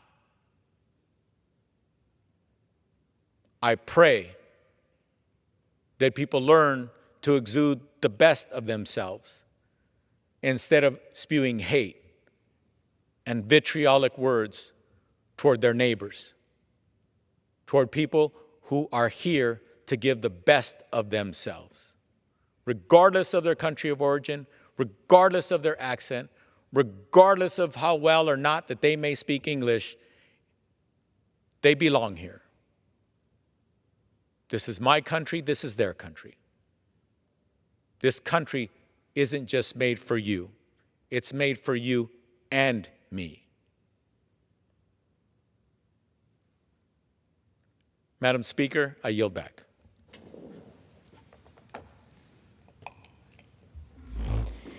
Under the Speaker's announced policy of January 9th, 2023, the Chair recognizes the gentleman from Arizona, Mr. Schweiker, for 30 minutes. Thank you, Madam Speaker Pro Tem. It's the hazard of having a very difficult last name. Imagine putting it on a campaign sign. Schweikert. But don't feel bad. I have family members that can't pronounce it. Madam Speaker, we're actually, we have 30 minutes here, and I'm trying to do sort of a wrap-up. As folks know, the House actually passed a continuing resolution, which, personally I wish we had battled it out and stayed and just tried to see if we could get the Senate to do some of their work. But I've been trying to find ways to get this place, the U.S. Senate, but also voters, heaven knows the presidential candidates, to take seriously the demographics and what's going on in our country, but also the world. We're not the only one. So I'm going to bring, as I often do, the boards, but let's probably put this in a type of perspective. Article, the world has now surpassed its record of debt.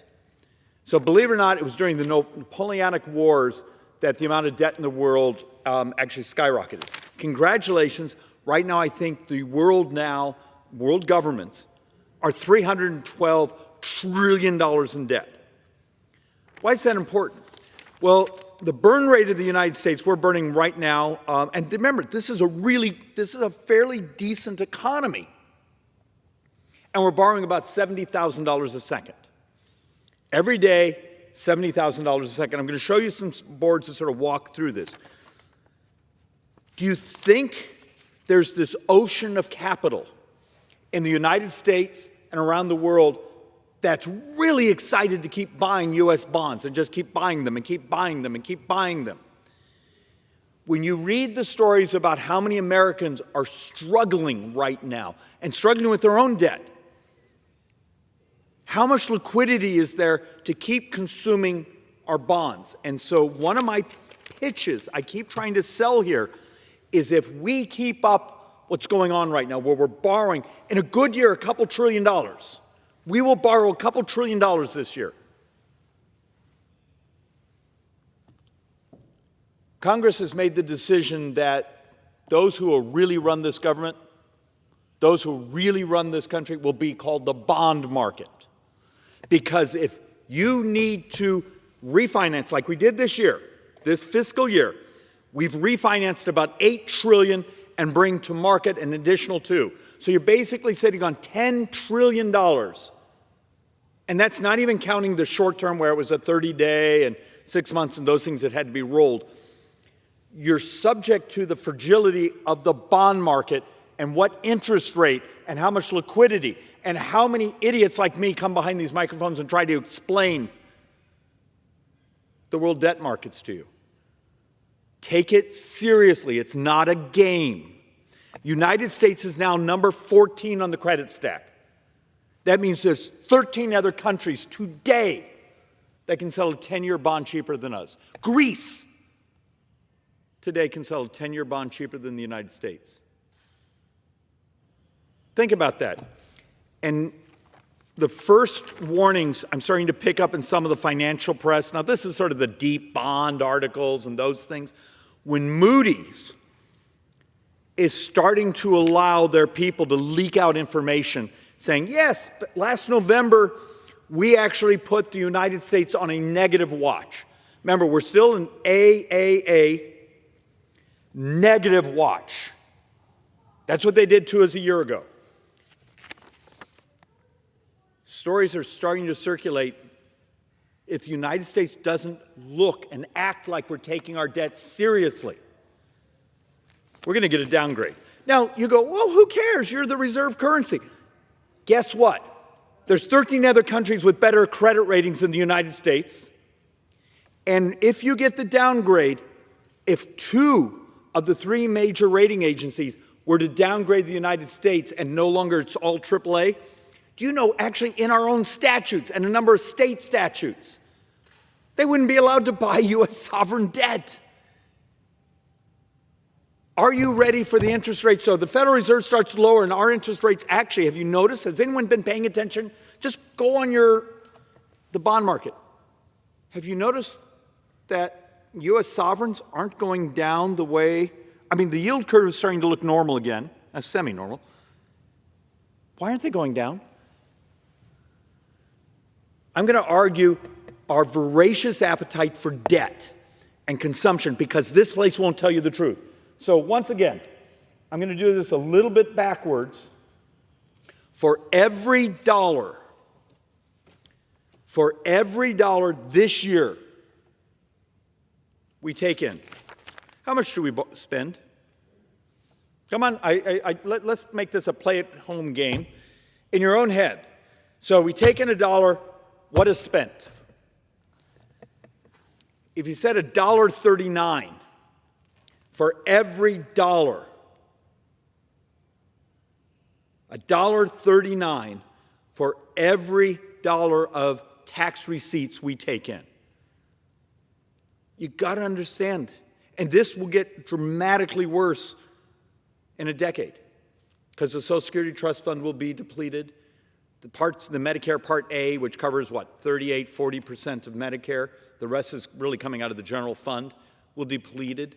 We'll have, in 10 years, 22, 23% of Americans 65 and up ready for their earned benefits, and we got to figure out a way to finance it. So let's sort of make a point here. When I come, and I typically used to start with this board, trying to say, do you see the blue area? This is defense. This is non-defense. That's what you as a member of Congress get to vote on. Every dime you as a member of Congress vote on is borrowed. Understand, the borrowing's actually bigger than the blue here, because, you know, that's a $1.8 trillion. Well, this year we're going to borrow $2 trillion. If you want to put in the interest and money we're paying back to the trust funds, it's what, $1.2 trillion, $2 trillion, or $2 trillion, $300 billion. What that means is every dime of defense is borrowed. Every dime of non-defense discretionary is borrowed. And let's call it $400 billion of your favorite earned benefit. Let's call it Medicare, because that's easy. And I know this place loves to come behind these mics and speechify, I'm going to cut so-and-so's salary because they're a crap administrator. Great. You just took an hour of our time that if we're borrowing $70,000 a second, did you help us? We seem incapable of doing things that are serious. Hell, we're incapable of telling voters the truth. You know, this weekend I had a wonderful woman come, you know, if we would just get rid of foreign aid, we'd be fine. And you show her that every dime of foreign aid, when you actually make where the money actually goes, is, you know, a week and a half of borrowing at most. And that's every dime. And most of it's actually money that comes back because they buy our stuff. So a week of borrowing. And she just looked at me with these daggers because she had a text message from someone she never knew, basically telling, if you got rid of foreign aid, you could balance the budget. No, it's about a week. Get rid of congressional salaries. I did this math. It's like 6 seconds of borrowing every day. Please stop bathing in the clown show. And this is for members and staff and the public, that we need to be educated. You need a well-educated electorate to pay attention, because we're going to have to do some very difficult, complicated. If you think there's a simple solution to when every dime a member of Congress votes on is borrowed, do you think that's a simple solution? Turns out you got to revolutionize the cost of health care. You can disrupt it with technology, with other processes. You could adopt technology to crash the price of government. You're going to have a discussion about talent-based immigration. Remember, in 15 years, the United States has more deaths than births. I believe we're about to have the 5th year in a row where prime-age males are dying younger. In the last 6 years, 390,000 Americans have died of fentanyl. Well, it turns out next year we might have a fentanyl vaccine. You go, oh, I don't like it. 390,000 have died in 6 years. You're not willing to deal with the moral imperative of saving our brothers and sisters? We need to think differently.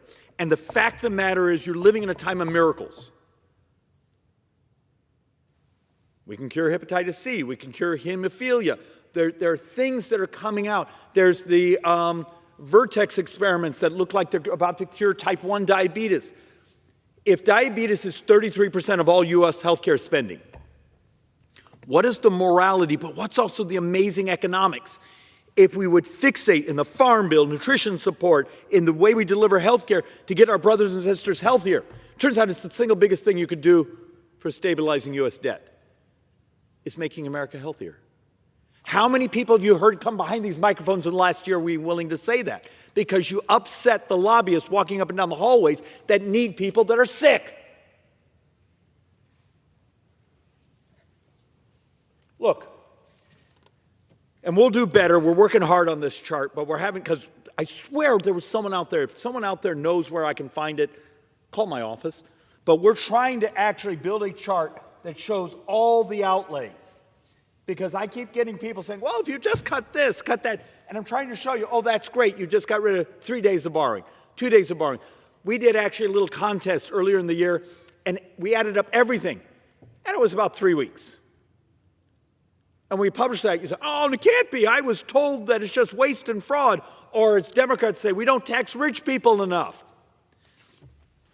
Once again, and I did multiple presentations on this. I actually brought the boards and did all that.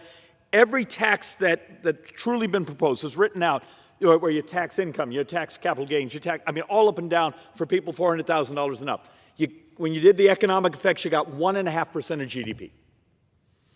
All the things we've truly talked about cutting, which would, if all discretionary is like $860 billion, if you got rid of how much? Could you get rid of a quarter of it? Could you get rid of a third of it? Okay, let's pretend you get 300 billion of it.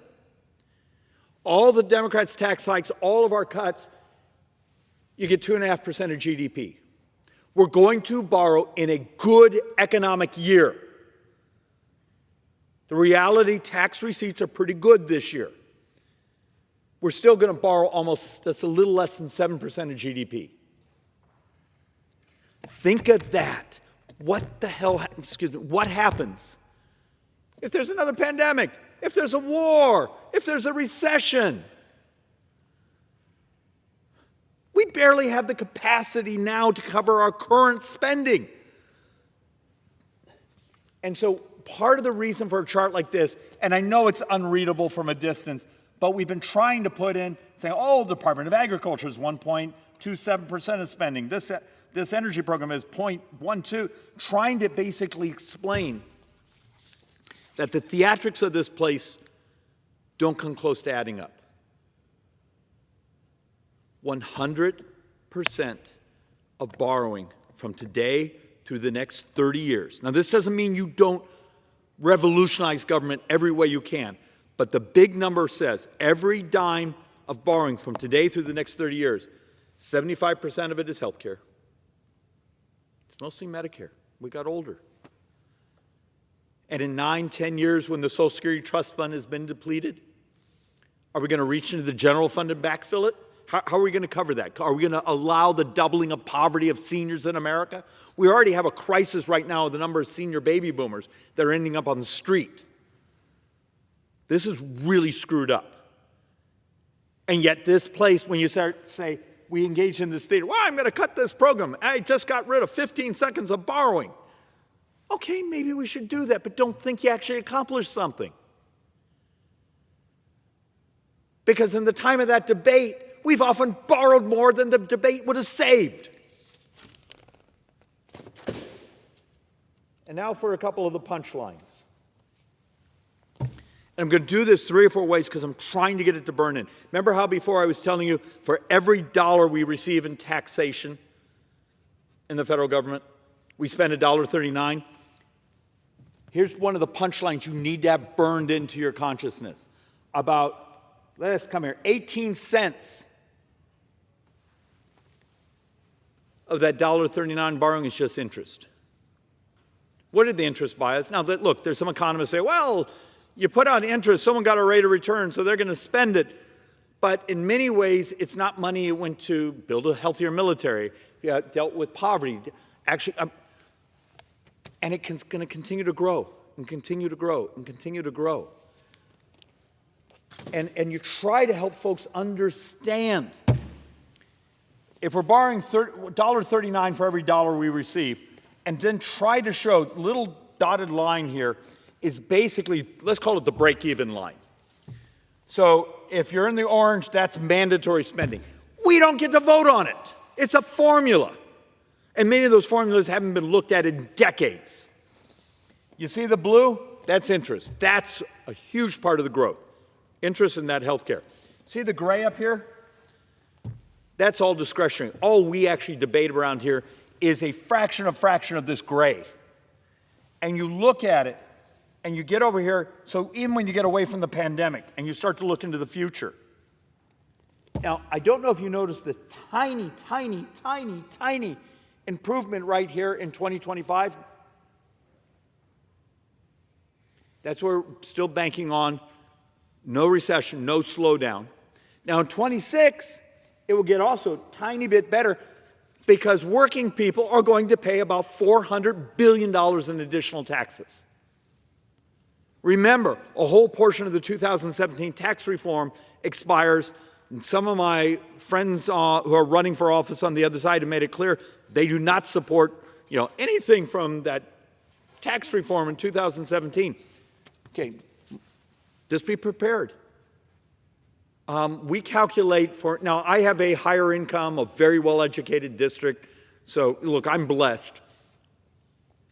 We calculate it's almost $3,000 per family. Tax hike if we don't fix this next year. This isn't a game. Can you imagine what the economic impacts are going to be if you do that to working people? And yet, you continue to show chart after chart after chart after chart after chart. And I want to make a point.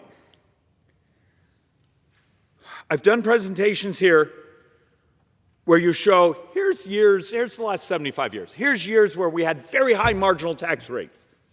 We get about 17, 18% of the economy in taxes. Here's where we've had low marginal tax rates. We get about 17, 18% of the economy. Your solution, if you actually want to do facts and economics and not political rhetoric, is adopt regulatory policies, tax policies, trade policies, though, that maximize economic growth. If you want more tax receipts, if you actually care about the debt, stop living in this fantasy. We're just going to tax rich people, and that takes care of everything. If you look at some of the proposals, they've already spent the money 3 or 4 times. And I keep trying to present over and over and over, when you start to realize the amount of our spending, and by the end of the decade, think of this, 10 years from now, if you add in the debt we will owe to the trust funds, what's left of them, we're at $56 trillion. $56 trillion. What happens if interest rates move against us? Remember, interest today is the second biggest expenditure in this government. Social Security, and then behind that is interest, then Medicare, then defense. Defense is now the 4th expenditure in this government. And you try over and over and over. So you see right here, 2024, 25, you see the little tiny movement we get in 26 and a couple of years after that. And then boom. Now this here is because the tax hikes that are coming, that they're already in statute. They're coming. It's not a vote. We're not going to take a vote and say we're going to raise these taxes. It's called tax expirations. It's already coming. It's math. But boom.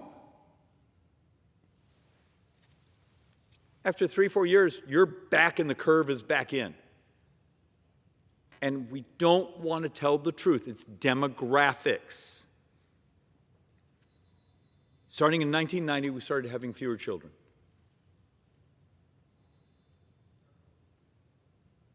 Why can't we start to tell the truth of here's what we're going to do in our regulatory code, our tax code, to promote investments in things that make us more productive? We're going to do things that actually close income inequality. It turns out we have data sets that say one of the key driver to income inequality in America is actually health. And then think what we do in our nutrition policy, ag policy, other things. I mean, we're killing ourselves. And the last point, Mr. Speaker Pro Tem, can I ask how many minutes I have left?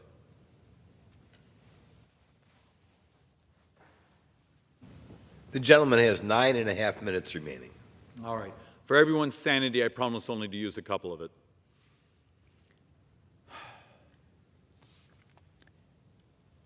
Okay, this is 2024. We functionally are going to take in $4,898 billion. We're going to spend $6,880 billion. Anyone see the math problem? And then if you want to tell the truth about actual debt and actual budgets where you actually say, okay, here's the interest we have to pay back to the Social Security Trust Fund. Here's the Medicare Trust Fund, other things. You're functionally looking at a $2.2 trillion deficit in a year that things are good. But the other point, back to this board. How many members of Congress will stand in front of you and say, do you understand every dime? So like my friend Mr. Green and I get to vote on, every dime we vote on is borrowed. When 14.1% of all federal spending is just interest. And it turns out the most powerful thing you and I could do to stabilize borrowing, and I've done hours on this floor trying to present it, and am I just an idiot for trying? Showing it actually can't come from tax hikes. Okay, fine, do that, but it's marginal. Many of the things we want to cut, I actually believe government is dramatically too big and too intrusive. Cut them. But unless you tell the truth about the primary drivers of U.S. debt, which is demographics, it's healthcare. Are we going to change the rules so technology, so cures are moral? Fixate on those things. It turns out those are what you do to bend the debt curve. And yet I'll give this speech over and over and over. And maybe it just doesn't satiate the dopamine hits. Maybe it's just not trite and easy enough. Because it turns out doing some of this will be really hard. But it's doable. There is a path. My 2-year-old is running around here somewhere. I mean, yes, I have a 2-year-old and 8-year-old. And my wife's exactly my age. Yes, I'm pathologically optimistic. I always think that's funny. My little boy, when he turns 21, 22, every tax in the United States has to be doubled. Every tax has to be doubled just to maintain baseline spending. absolutely immoral what we're doing. We have set up the first generation U.S. history to be poor than their parents. Doesn't have to be that way, but this place needs a revolution in the way it thinks, because you can't keep being absolute dumb. You can't keep doing it the way we're doing it. And with that, Madam Speaker, I yield back. Under the Speaker's announced policy of January 9th, 2023, the Chair recognizes the gentleman from Texas, Mr. Green, for 30 minutes. Thank you, Madam Speaker. Madam Speaker, and still I rise, and I'm proud to stand before you tonight to speak about a historic event that took place here in the nation's capital on August the 10th, 2024. This event took place in the auditorium, and it was an event that featured the Prince Hall Freemasons. I am going to present a proclamation commemorating the historic Prince Hall Slavery Remembrance Day program with the theme, "We Are the Dream and Hope of the Enslaved." But before going through the proclamation, I'd like to say just a few words about Prince Hall. I think that he is probably one of the most underrepresented in the sense of being noted in history, most underrepresented persons who fought for freedom for the Africans who were in America and enslaved at the time. This is from PBS. Prince Hall was a prominent African-American abolitionist and teacher in Boston's free black community during the American Revolution, most notably known for founding Prince Hall Freemasonry by establishing the first African lodge of Masons in the United States, which allowed black men to join the Masonic fraternity at a time when they were excluded from white lodges. He actively advocated for civil rights and education for African Americans through his lodge and petitions to the government.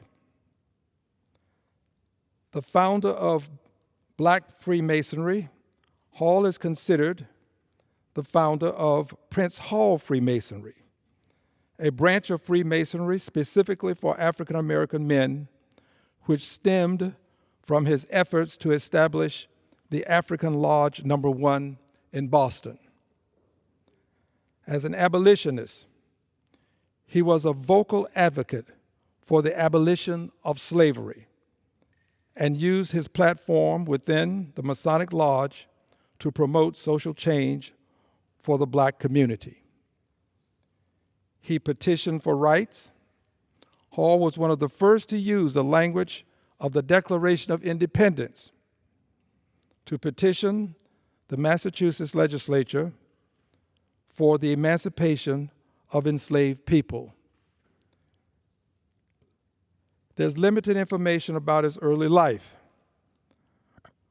While his exact date of birth and place are uncertain, it is believed that he was born around 1735 and gained his freedom in Boston. Let me step aside from the article just to note that he was not born a free person. He became a free person, and he used his freedom to do all that he could to liberate others.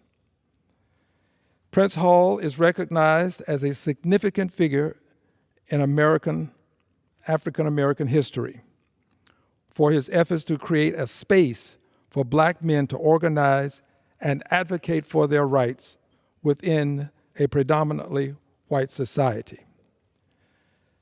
Hence, Prince Hall is mentioned on this day because he was the founder of the organization that cooperated and collaborated with me to have this Slavery Remembrance Day program with the theme, "We Are the Dream and Hope of the Enslaved."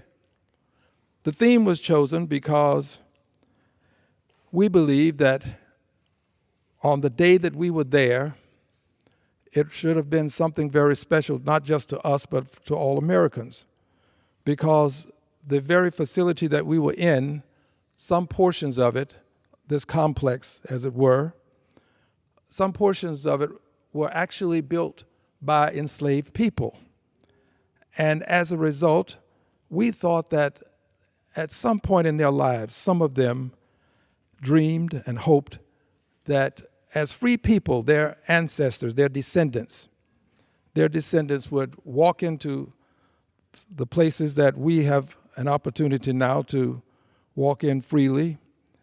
And they hoped and dreamed that one day there would be enough freedom for us to advocate for respect for them that they never received in life. So the dream and hope of the enslaved. I am a part of that dream, and I am proud to say I'm also a Prince Hall Mason. This occurred, as I indicated, in the United States Capitol, Washington, D.C., on August the 10th, 2024. This is the declaration that is a part of the proclamation commemorating the historic Prince Hall Slavery Remembrance Day program. Declared, August 20th annually marks the observance of Slavery Remembrance Day, dedicated to the memory of those who suffered under the transatlantic slave trade and to acknowledge the enduring impact of slavery on our nation. Declared, August 20th serves as a solemn reminder of the historical injustices of slavery and its lasting effects on the social, economic, and cultural fabric of the United States, and aims to foster reflection, dialogue, and education to promote healing and reconciliation. Declared, the United States Congress, in recognizing the significance of Slavery Remembrance Day, resolved that it supports the designation of a Slavery Remembrance Day to serve as a reminder of the evils of slavery, condemns slavery and its evil progenies, and encourages all to acknowledge the importance of slavery remembrance. Declared, the Conference of Grand Masters Prince Hall Masons, Inc., COGM, under the leadership of President Eugene Anderson Jr., Vice President Jeffrey G. Jones, Executive Secretary Emmanuel J. Stanley, and Executive Treasurer Kevin L. Bell, alongside the Sovereign Grand Commander, Southern Jurisdiction, Dr. Corey D. Hawkins, Sr., and Sovereign Grand Commander, Northern Jurisdiction, Dr. Melvin J. Bazemore. The host Grand Master, Glenn N. Ruffin, and each of the 46 member jurisdictions of the Conference of Grand Masters Prince Hall Masons, Inc., namely, and I shall now, for the record, have each jurisdiction mentioned, namely, MWPHGL, Alabama, MWPHGL, Alaska, MWPHGL, Alberta, Canada, MWPHGL, Arkansas, MWPHGL, Bahamas, MWPHGL, California, MWPHGL, Caribbean, MWPHGL, Colorado, MWPHGL, Connecticut, MWPHGL, Cote d'Ivoire, MWPHGL Delaware, MWPHGL DC, MWUGL Florida, MWPHGL Georgia, MWPHGL Hawaii, MWPHGL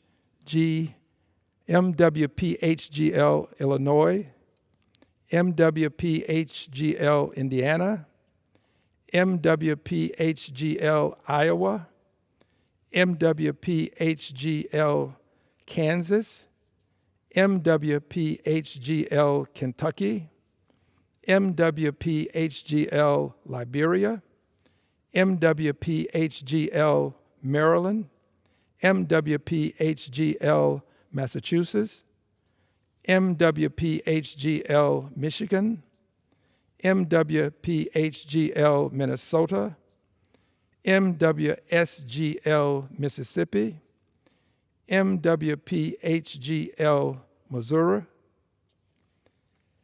MWPHGL Nebraska, MWPHGL New Jersey, MWPHGL New Mexico, MWPHGL New York, MWPHGL Nevada, MWPHGL North Carolina, MWPHGL Ohio, MWPHGL Oklahoma, MWPHGL Ontario, Canada, MWPHGL Oregon, MWPHGL Pennsylvania, MWPHGL Rhode Island, MWPHGL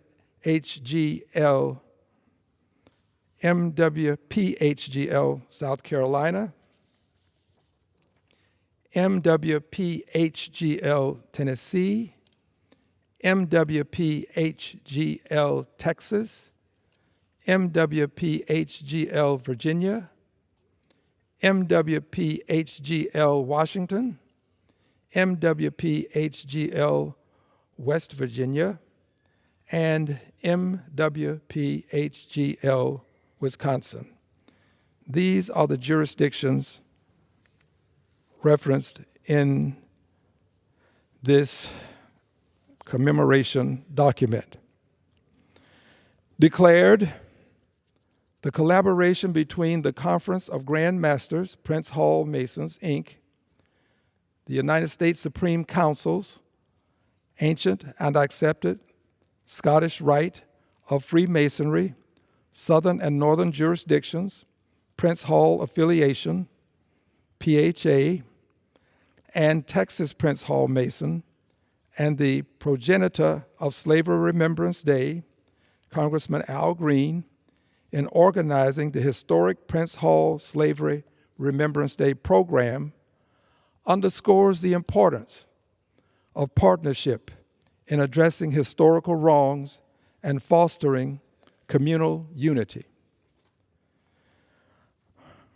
Proclamations of commemoration.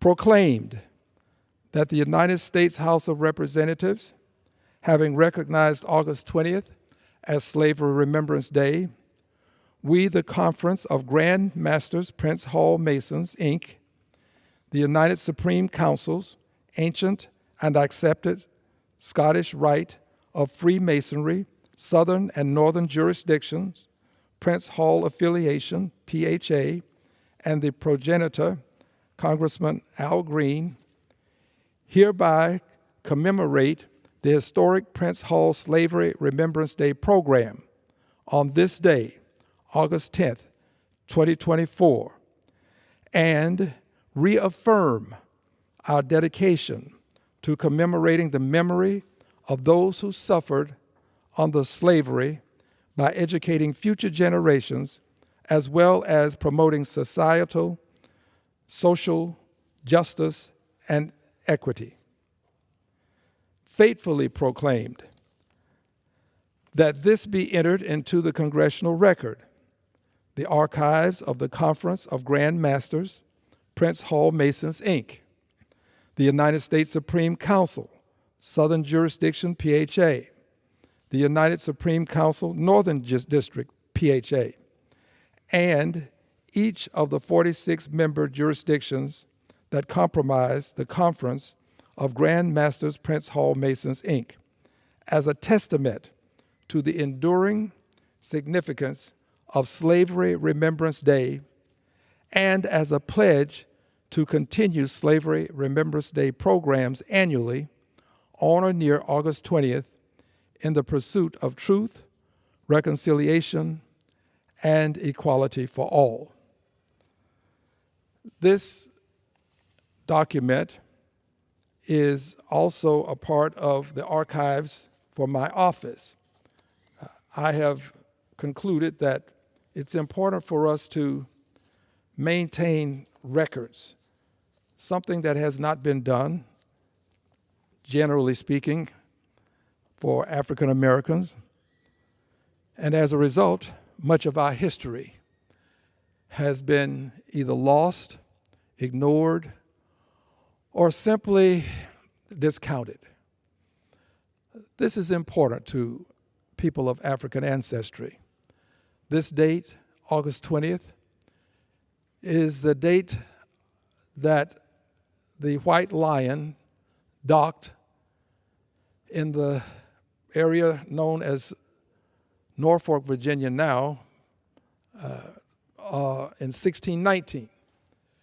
And the White Lion had the first 20 persons of African ancestry that were enslaved in the colonies.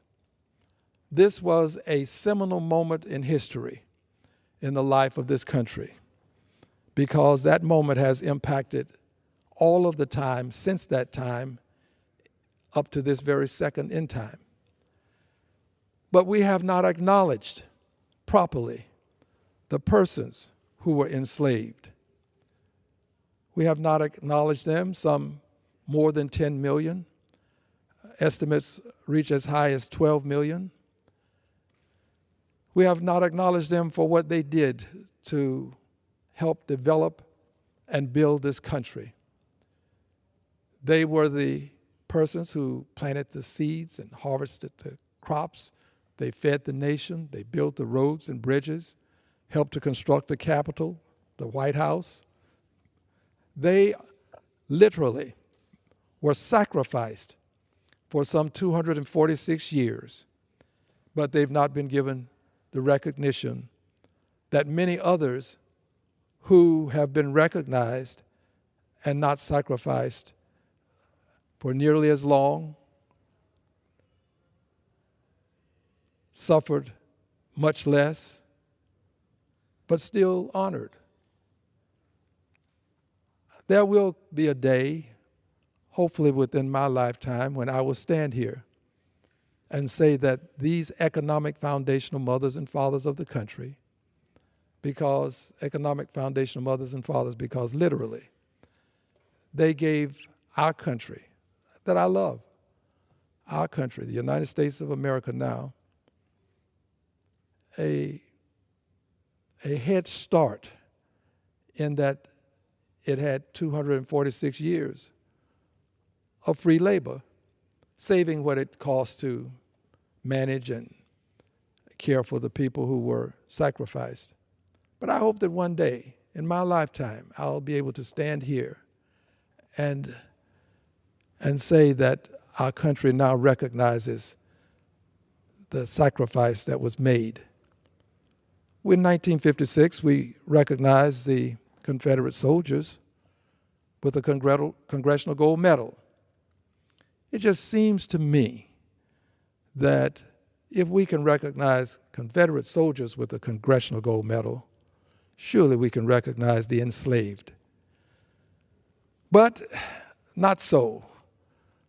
Unfortunately, there are people who prefer not to recall slavery, prefer to give it a new title. There are some who would call it involuntary relocation. It was more than involuntary relocation, my friends. 246 years of sacrifice.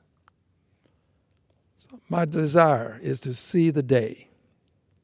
In fact, I live today to live to see the day that my ancestors who were sacrificed to make America great receive a Congressional Gold Medal. And I would hope that we would, by and through the President, present them with a Presidential Medal of Freedom, something that has been accorded a good many people.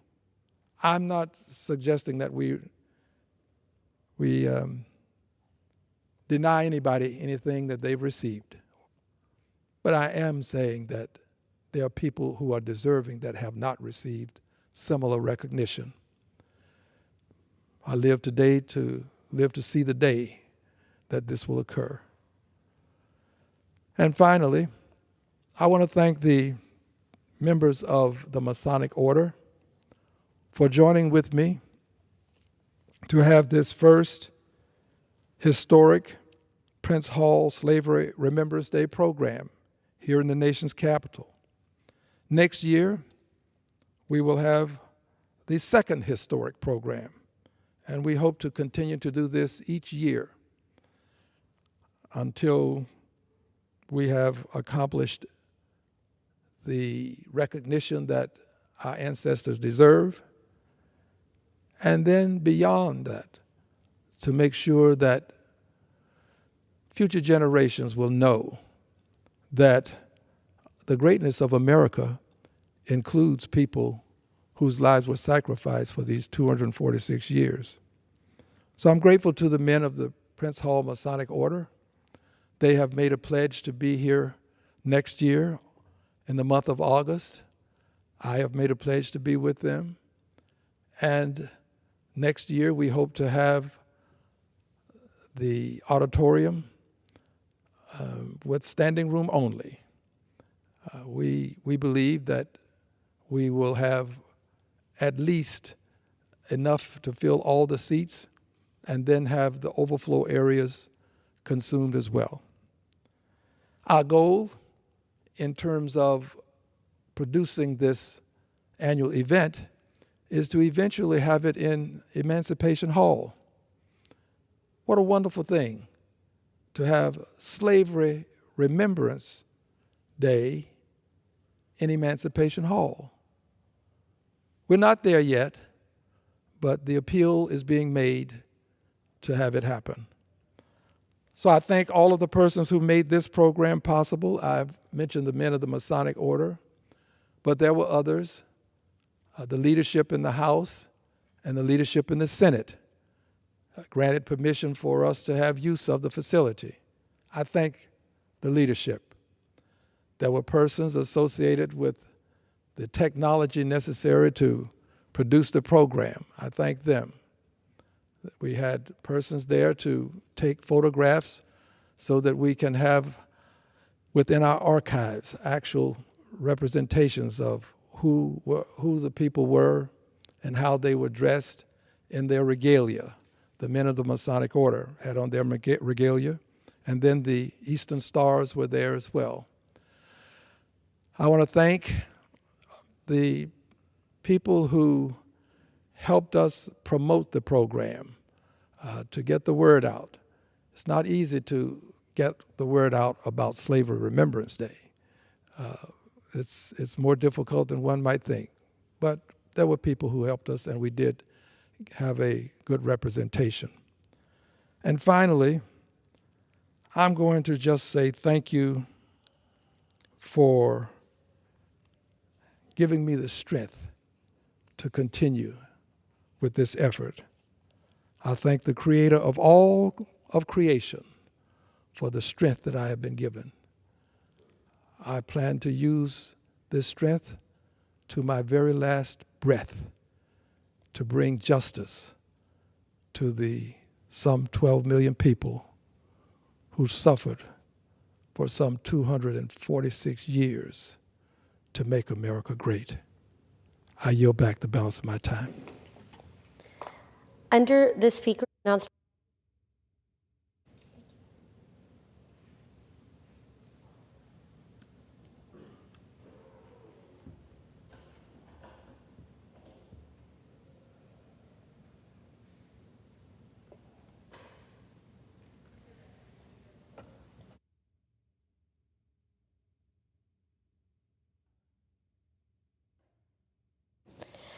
Under the Speaker's announced policy of January 9th, 2023, the Chair recognizes the gentleman from Wisconsin, Mr. Grothman, for 30 minutes.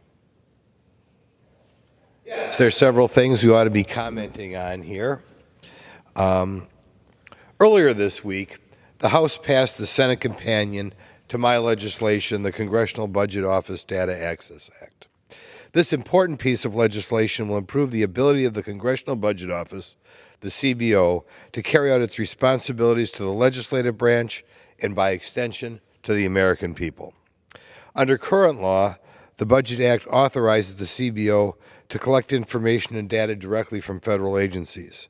This data is critical as it allows the CBO to perform accurate and timely analysis of proposed legislation, including calculating the cost of bills and assessing their long-term fiscal impact on our federal budget. CBO's role in providing this budgetary and economic analysis is fundamental to informed decision-making in Congress, particularly as we tackle the challenges of fiscal discipline and responsible spending that the Congressman spoke about from this dais about a half hour ago. However, despite the statutory authorization for CBO to access agency data, we have seen far too many instances where federal agencies delay or restrict the CBO's access to the information necessary to perform its duties. Such delays and limitations can significantly hamper the CBO's ability to produce accurate cost estimates or deliver reports in a timely manner. This results in inefficient legislative processes and, ultimately worse, undermines our ability to make well-informed decisions for the American public. One of the primary reasons that agencies limit or delay provision of data to the CBO is the Privacy Act, which governs how agencies manage and share personal data. Currently, the Privacy Act represents a significant obstacle for the CBO, even though it's already authorized to handle the same data under stringent confidentiality requirements. The CBO Data Access Act addresses the problem by granting the CBO the same Privacy Act exemption that's already extended to other legislative branch entities such as the Government Accounting Office and Congress itself. Let me emphasize, this bill does not diminish the protections in place for sensitive information. CBO will remain subject to the same rigorous confidentiality standards as the agencies providing the data.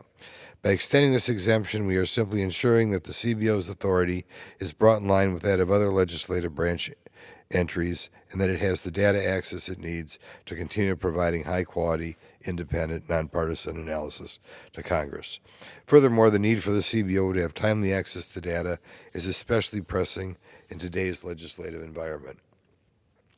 Congress is tasked with evaluating the budgetary impact of increasingly complex policies, whether it be in health care, infrastructure, national defense, or tax reform. These areas require detailed analysis, and without access to accurate, comprehensive, and timely data from other federal agencies, the CBO cannot fulfill its role. I am proud to have introduced the House version of the CBO Data Access Act, along with my colleague, Representative Mafumi. I would also like to thank Senators Peters and Collins for their work on this legislation. This bicameral and bipartisan effort demonstrates the shared recognition across party lines of the importance of ensuring the CBO has the tools it needs to provide Congress with the best data available.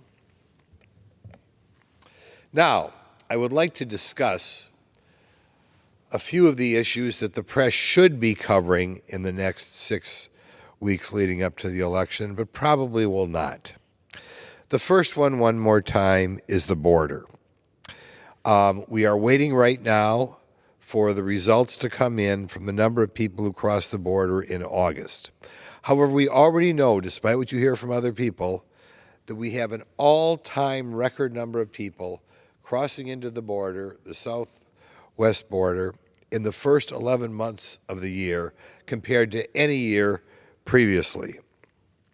2.7 million people in 11 months. This is a dramatic increase, not only over past years, but over prior administrations.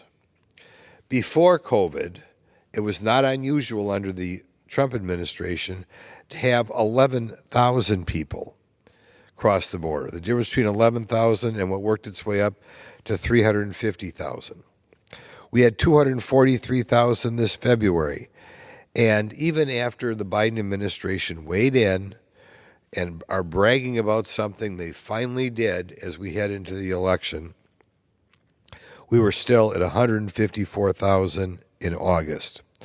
Way more than what we saw, say, in a month in 2021 or in 2020 before COVID of 11,000. So we're already at a 15-time increase. The cost of this is, of course, monetarily high, though that's not the major concern. But whether it's paying for schools, paying for medical treatment, paying for housing for people who right now do not have a job to pay for themselves is huge. At a time when the budget is so wildly out of whack and we are going so wildly deeply into debt, the idea that having such a huge cost put upon us is intolerable. Not only that, this open borders policy, which continues, is resulting in the loss of life of about 100,000 people every year from fentanyl.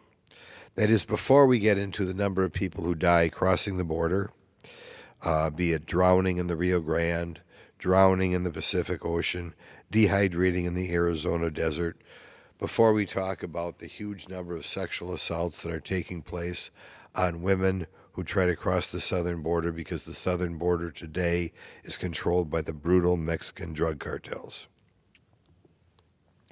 We had a hearing on this topic earlier today, and some members of the Democrat Party, and sometimes they confuse the public on this, wonder if what other way? Why don't we solve the problem and find a way to let these people come in the country? What they are not telling you is every year in this country, 850,000 people approximately are sworn in as new American citizens. 850,000. Historically, if you break it down into 3-month increments, and it goes up and down by year, but if you break it into 3-month increments or 3-year increments, that is right now at the all-time high.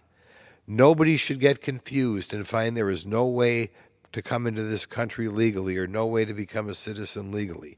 Every year, 850,000 people find a way to come into this country legally. This dwarfs, by the way, the number of people who were coming here, say, in the 50s or 60s when I was growing up. We are doing more than our share of allowing people to come into our country. I encourage the press to dig into these numbers, to publicize the new annual number that is going to be released sometime in September. And I hope we also do a good job of publicizing the huge number of people who are dying because of drugs at the border. I think one way for the American people to understand it is that every year in this country, twice as many people die from illegal drugs as died in 12 years in Vietnam.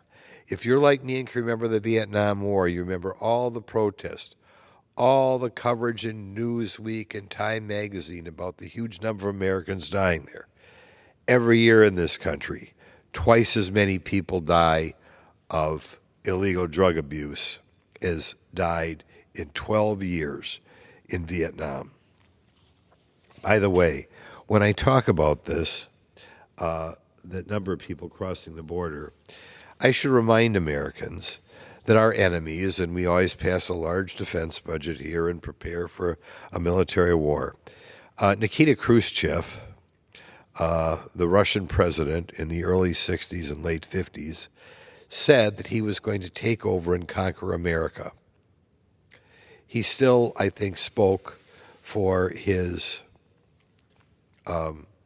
successors as being a socialist leader in the world at that time. I mention that because I think there are several ways in which we can lose our country that does not involve being attacked by the military, and one of those is at the border. Obviously, new people who are coming here do not necessarily understand our Constitution, have bought into our culture. It is a reason why we are generous and let more people here, but cannot let unlimited people here. That will be the end of the United States as we know it. The second way that I think our enemies are able to cause the United States to collapse is the crisis of the family. In the middle 1960s, there were, I believe, it's the 60s, I don't think the 50s, about 5% of the births in the country were to a woman who did not have a husband at home. That slowly worked its way up to 40% after what my opinion was the worst president in this country's history, Lyndon Johnson, started the Great Society in which he bribed women to get married out of wedlock and gave them things, some very costly, provided they didn't marry a man with a job. You can go through many programs. There are about 78 programs that are handed out with a significant marriage penalty. In other words, it's very difficult to get it if a woman is married to a guy with an income, easy to get if she does not have much of an income. Be it low-income housing, be it SNAP, be it the Earned Income Tax Credit, be it the WIC, be it the SSDI, be it the Medicaid program, be it the Pell Grants, be it the daycare. You can easily get hypotheticals, and it varies from person to person, of up to $30,000 a year bribe not to get married. This, of course, is the dream of the hard left. The Marxists and many for whatever reason, Marxism holds a sway over a lot of people in academia. This is something the Marxists would want. The breakdown of the American family is something that the feminists have wanted, particularly in the 60s. It's something that Angela Davis, who was a large black militant, wanted. It is something that the Marxists who founded Black Lives Matter wanted. They wanted to break down what they refer to as the Western prescribed nuclear family. Of course, we had nuclear families all over the world. That by itself is a very racist statement. But the thing the American people ought to remember about this, there have been people who wanted to destroy the family for the last 200 plus years. It actually goes back before Marx. It includes the people who participated in the horrid French Revolution. They all wanted a world free of God, free of commandments in the Bible, and they felt it would be a lot more fun to live life if they didn't have any marital obligations. So it's not surprising, in the crowning achievement of the left in my lifetime, the Great Society, that program was designed to clearly bribe people not to get married. It's not a surprise that in his current budget, President Biden is putting more monies in these programs. And by putting more money in the program, he wants to increase the incentive not to be married. I'm going to direct people to a couple of authors, which I think are to one author, which I think is why I came to realize that the Great Society and the current American welfare system was almost by design trying to destroy the family. There's an author by the name of George Gilder, a great guy who's still alive. George Gilder did studies as long back as the 1970s, and he followed people around in low-income areas, and what he found surprised him. When a young girl who wasn't married got pregnant, he had thought, like throughout most of history, that was cause of concern, that we better get married, that we have to scramble and get money to support her. Instead, what he found, it was in certain areas where there wasn't a lot of money in the first place, it was a sign for glee, because the woman and her boyfriend went around from office to office, getting the then called food stamps, getting the low-income housing, getting the WIC, getting the predecessor of the Medicaid. All of a sudden they had it made in the shade because she got pregnant out of wedlock. And hence, George Gilder pointed out, first of all, that this was bad for the child. He also pointed out that something I wouldn't have thought about on my own, it was bad for the men, because usually man's purpose in life is to take care of his family. But if the government is going to weigh in and give all these things to a woman and her child, it kind of takes away the purpose of a guy working. So they don't have a purpose in life. In any event, I think the overly generous Great Society programs have led to the breakdown in the family.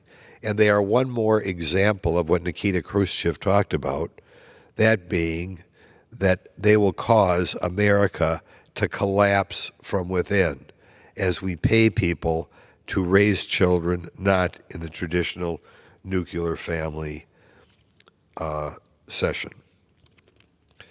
The third way that I hope the press would begin to cover that we are trying to chip away at America, and it was actually touched briefly upon by the Democrats of all people, though I don't think they realized what they were saying in a committee that I was at earlier this week.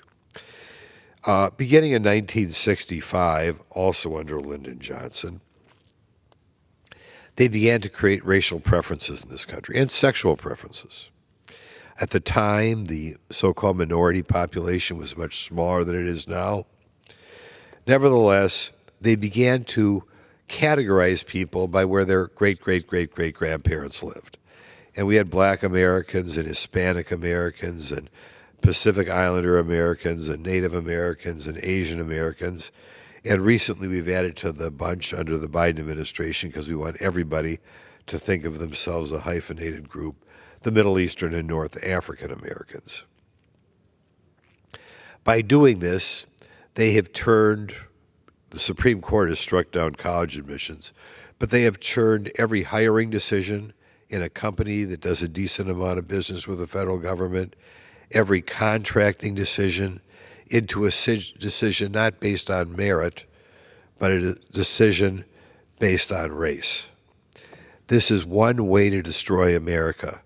America has done such a good job under its first 200 years of causing people to view themselves as individuals, as Americans. But the hard left, doing all they can, is trying to get Americans to view themselves as a small subgroup. And not only view themselves as a subgroup, but to ask for something on behalf of that subgroup. I've recently read a book about this topic, and the rationale for this is what I had feared it was all along. But this was laid out in the book. There was an important communist sort of person, socialist person, by the name of Herbert Marcuse, who had a great deal of power over the radicals of the 1960s. And of course, at the time in the 1960s and early 1970s, it was the goal of these radicals to destroy the United States. And they had hoped to destroy the United States by breaking the United States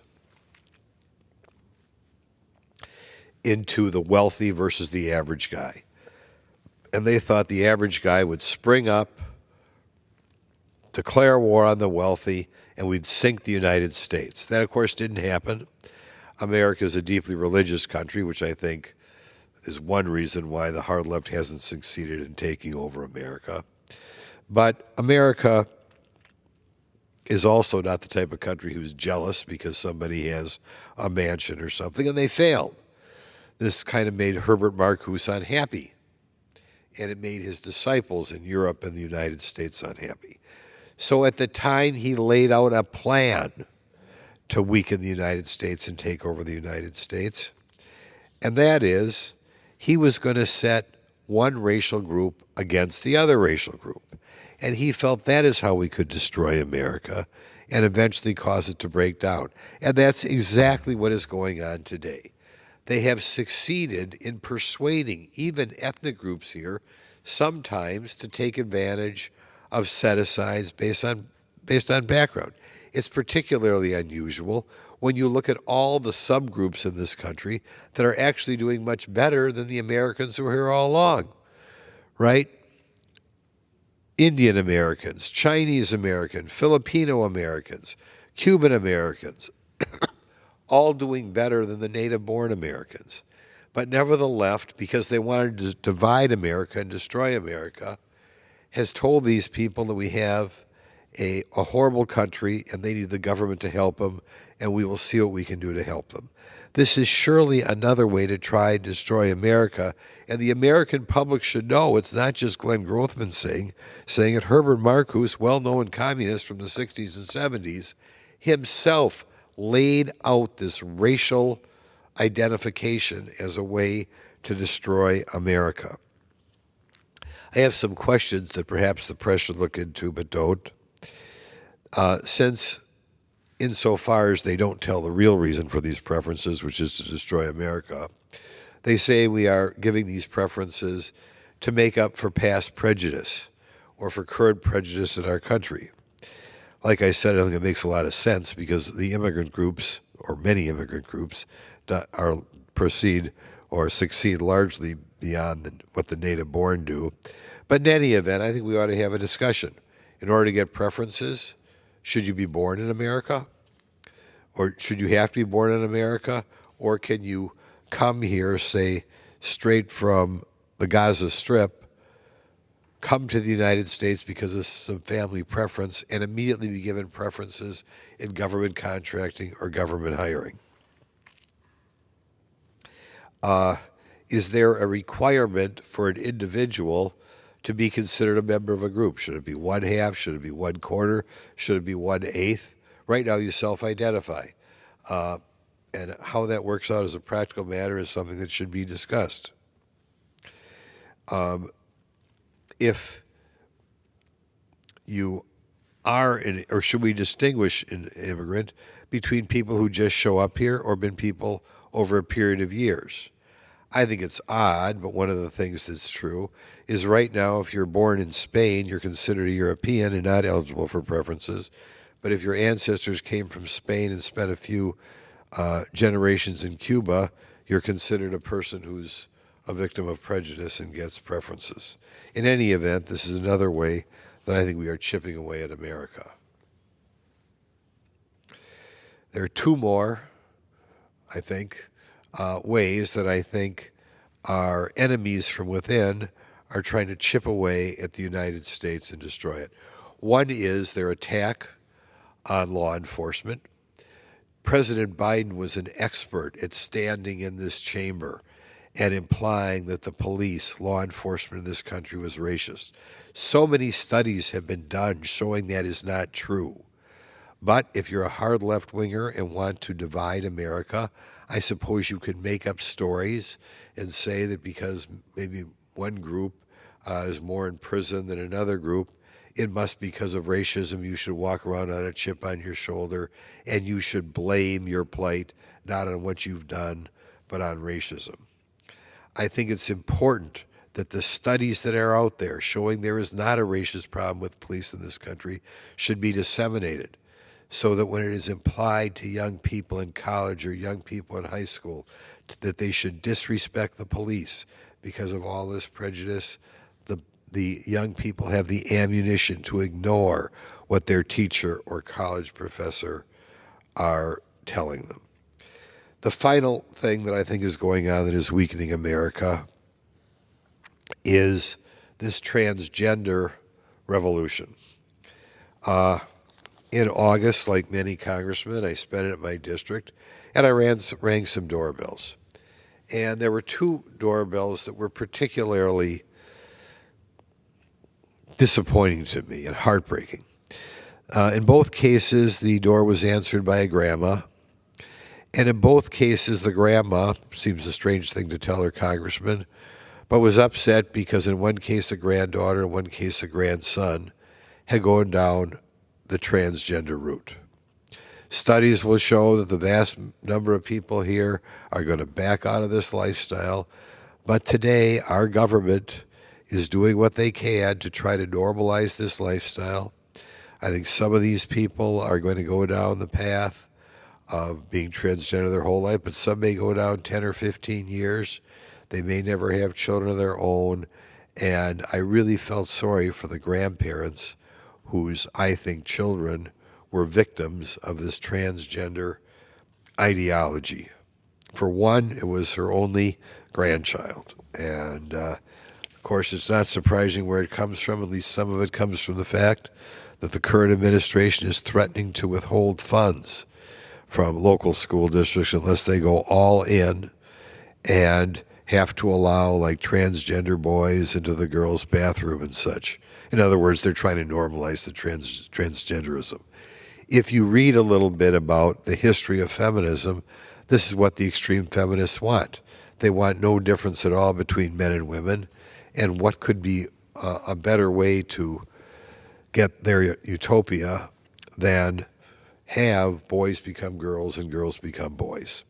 In any event, it's disappointing to see that the current administration is pushing people into this lifestyle, and at least from what I've seen from meetings I've held in this building, you are going to wind up with a lot of very unhappy people who didn't have to be that unhappy. In any event, there are 5 reasons or 5 ways I think the hard left is trying to chip away at our great country. And I hope there are things that the press corps publicizes over the next couple of months as we head into this election. They should talk more about what's going on at the southern border, records number of people flowing here. They should talk more about the continued push to provide material benefits that will cause less families to have both a mother and father at home. We should talk more about this attack on law enforcement and publicize studies showing that law enforcement is not racist. We should talk more about this revolution that would have been unheard of when I was a child, this transgender thing, which is causing people to adapt a lifestyle, which is a very sad lifestyle, and obviously in many cases will result in people not having children. And we should talk a little bit more about this artificial racial divide that the left seems so determined to push on the American public. And again, I mentioned all the subgroups. The Biden administration this year has added another group, Middle Eastern and North Africans, even though people from Iran are doing fantastically well in this country, no evidence of prejudice, but the Biden administration still wants to add more people to the heap because in part, they want to give something to people to buy their votes, but in part, they want to create more division. In any event, I now yield. Pursuant to Section 3Z of House Resolution 5, the House stands adjourned until 10 a.m. on Friday, September 27th, 2024.